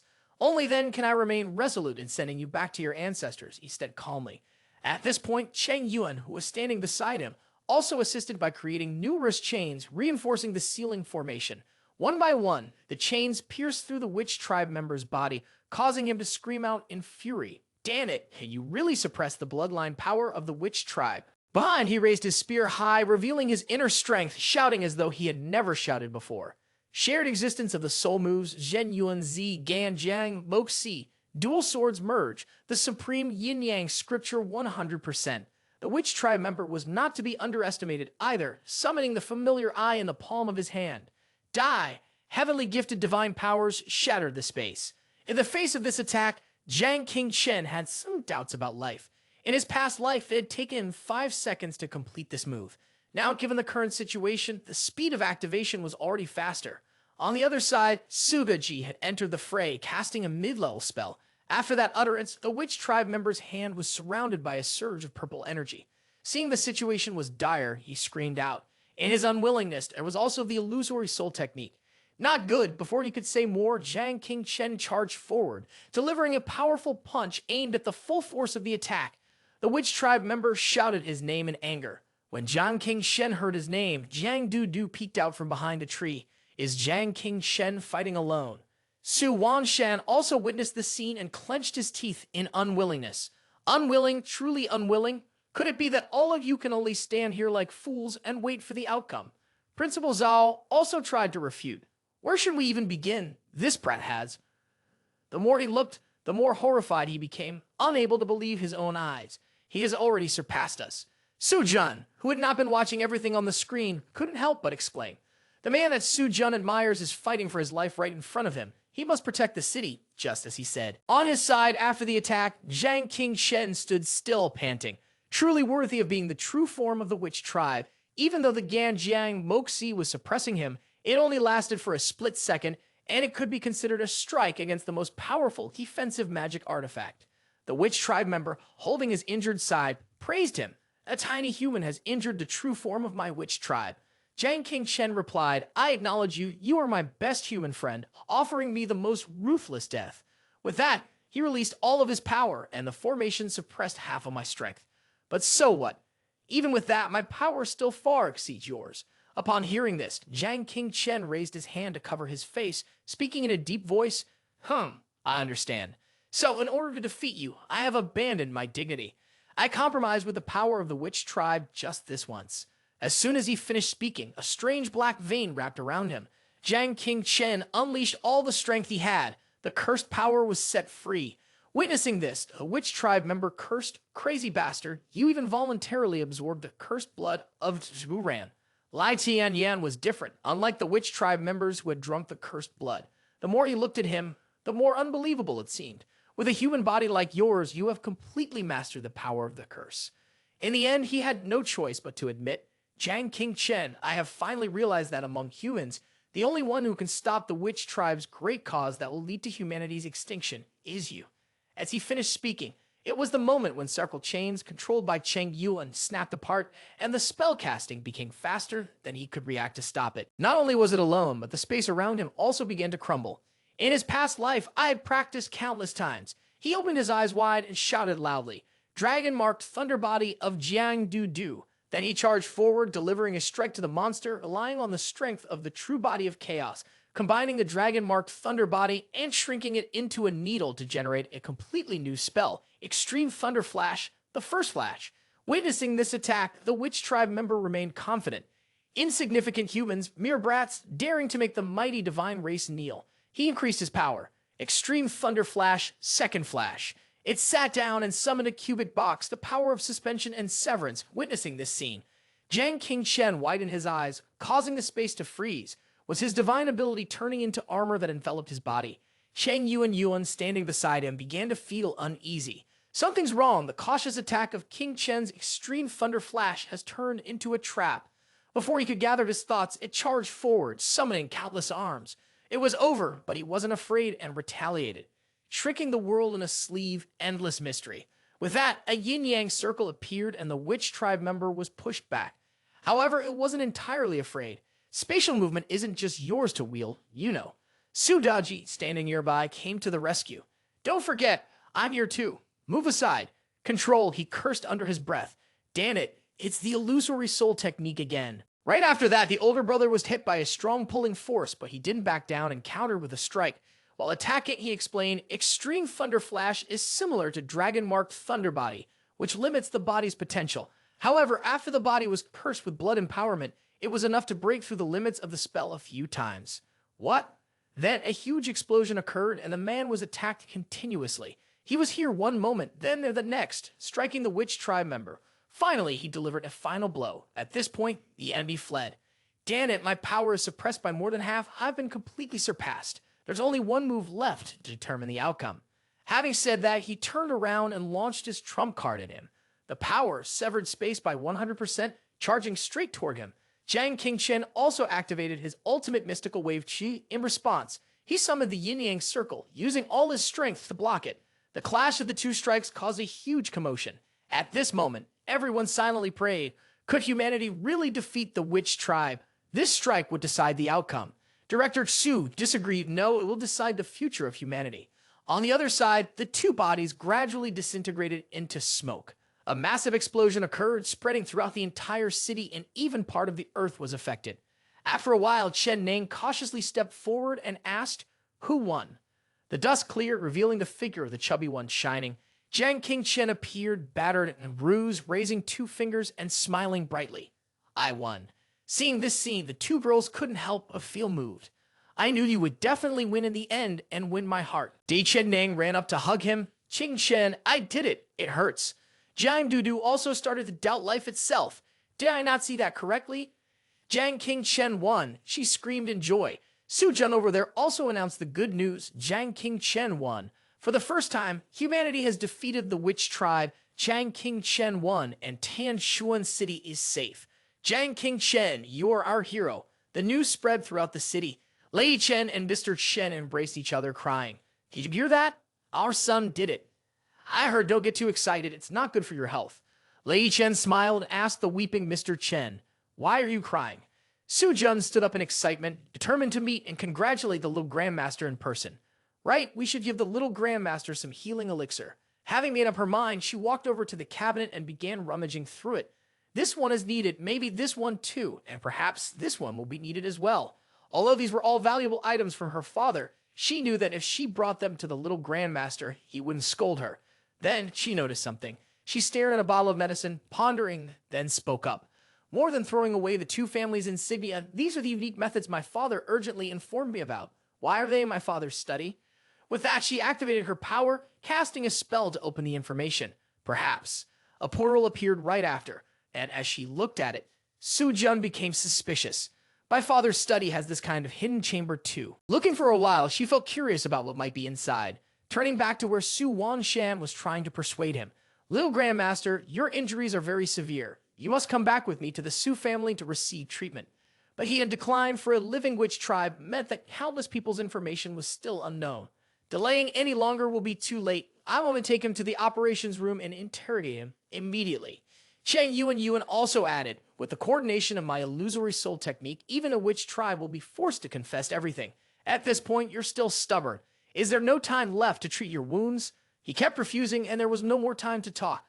"I practice a special cannon technique. As long as it's not a fatal wound, it can heal gradually, and it can even strengthen cultivation." At this point, Su Wanshan lowered his face, his entire body enveloped in a purple aura. He looked up, his gaze wild, and the only thing he could do was kill everyone here. Witnessing this scene, everyone couldn't believe their eyes. Soon after, a giant witch tribe appeared. Seeing it, Jiang Qingchen could only grit his teeth. "Then I have a hall of heroic spirits right here."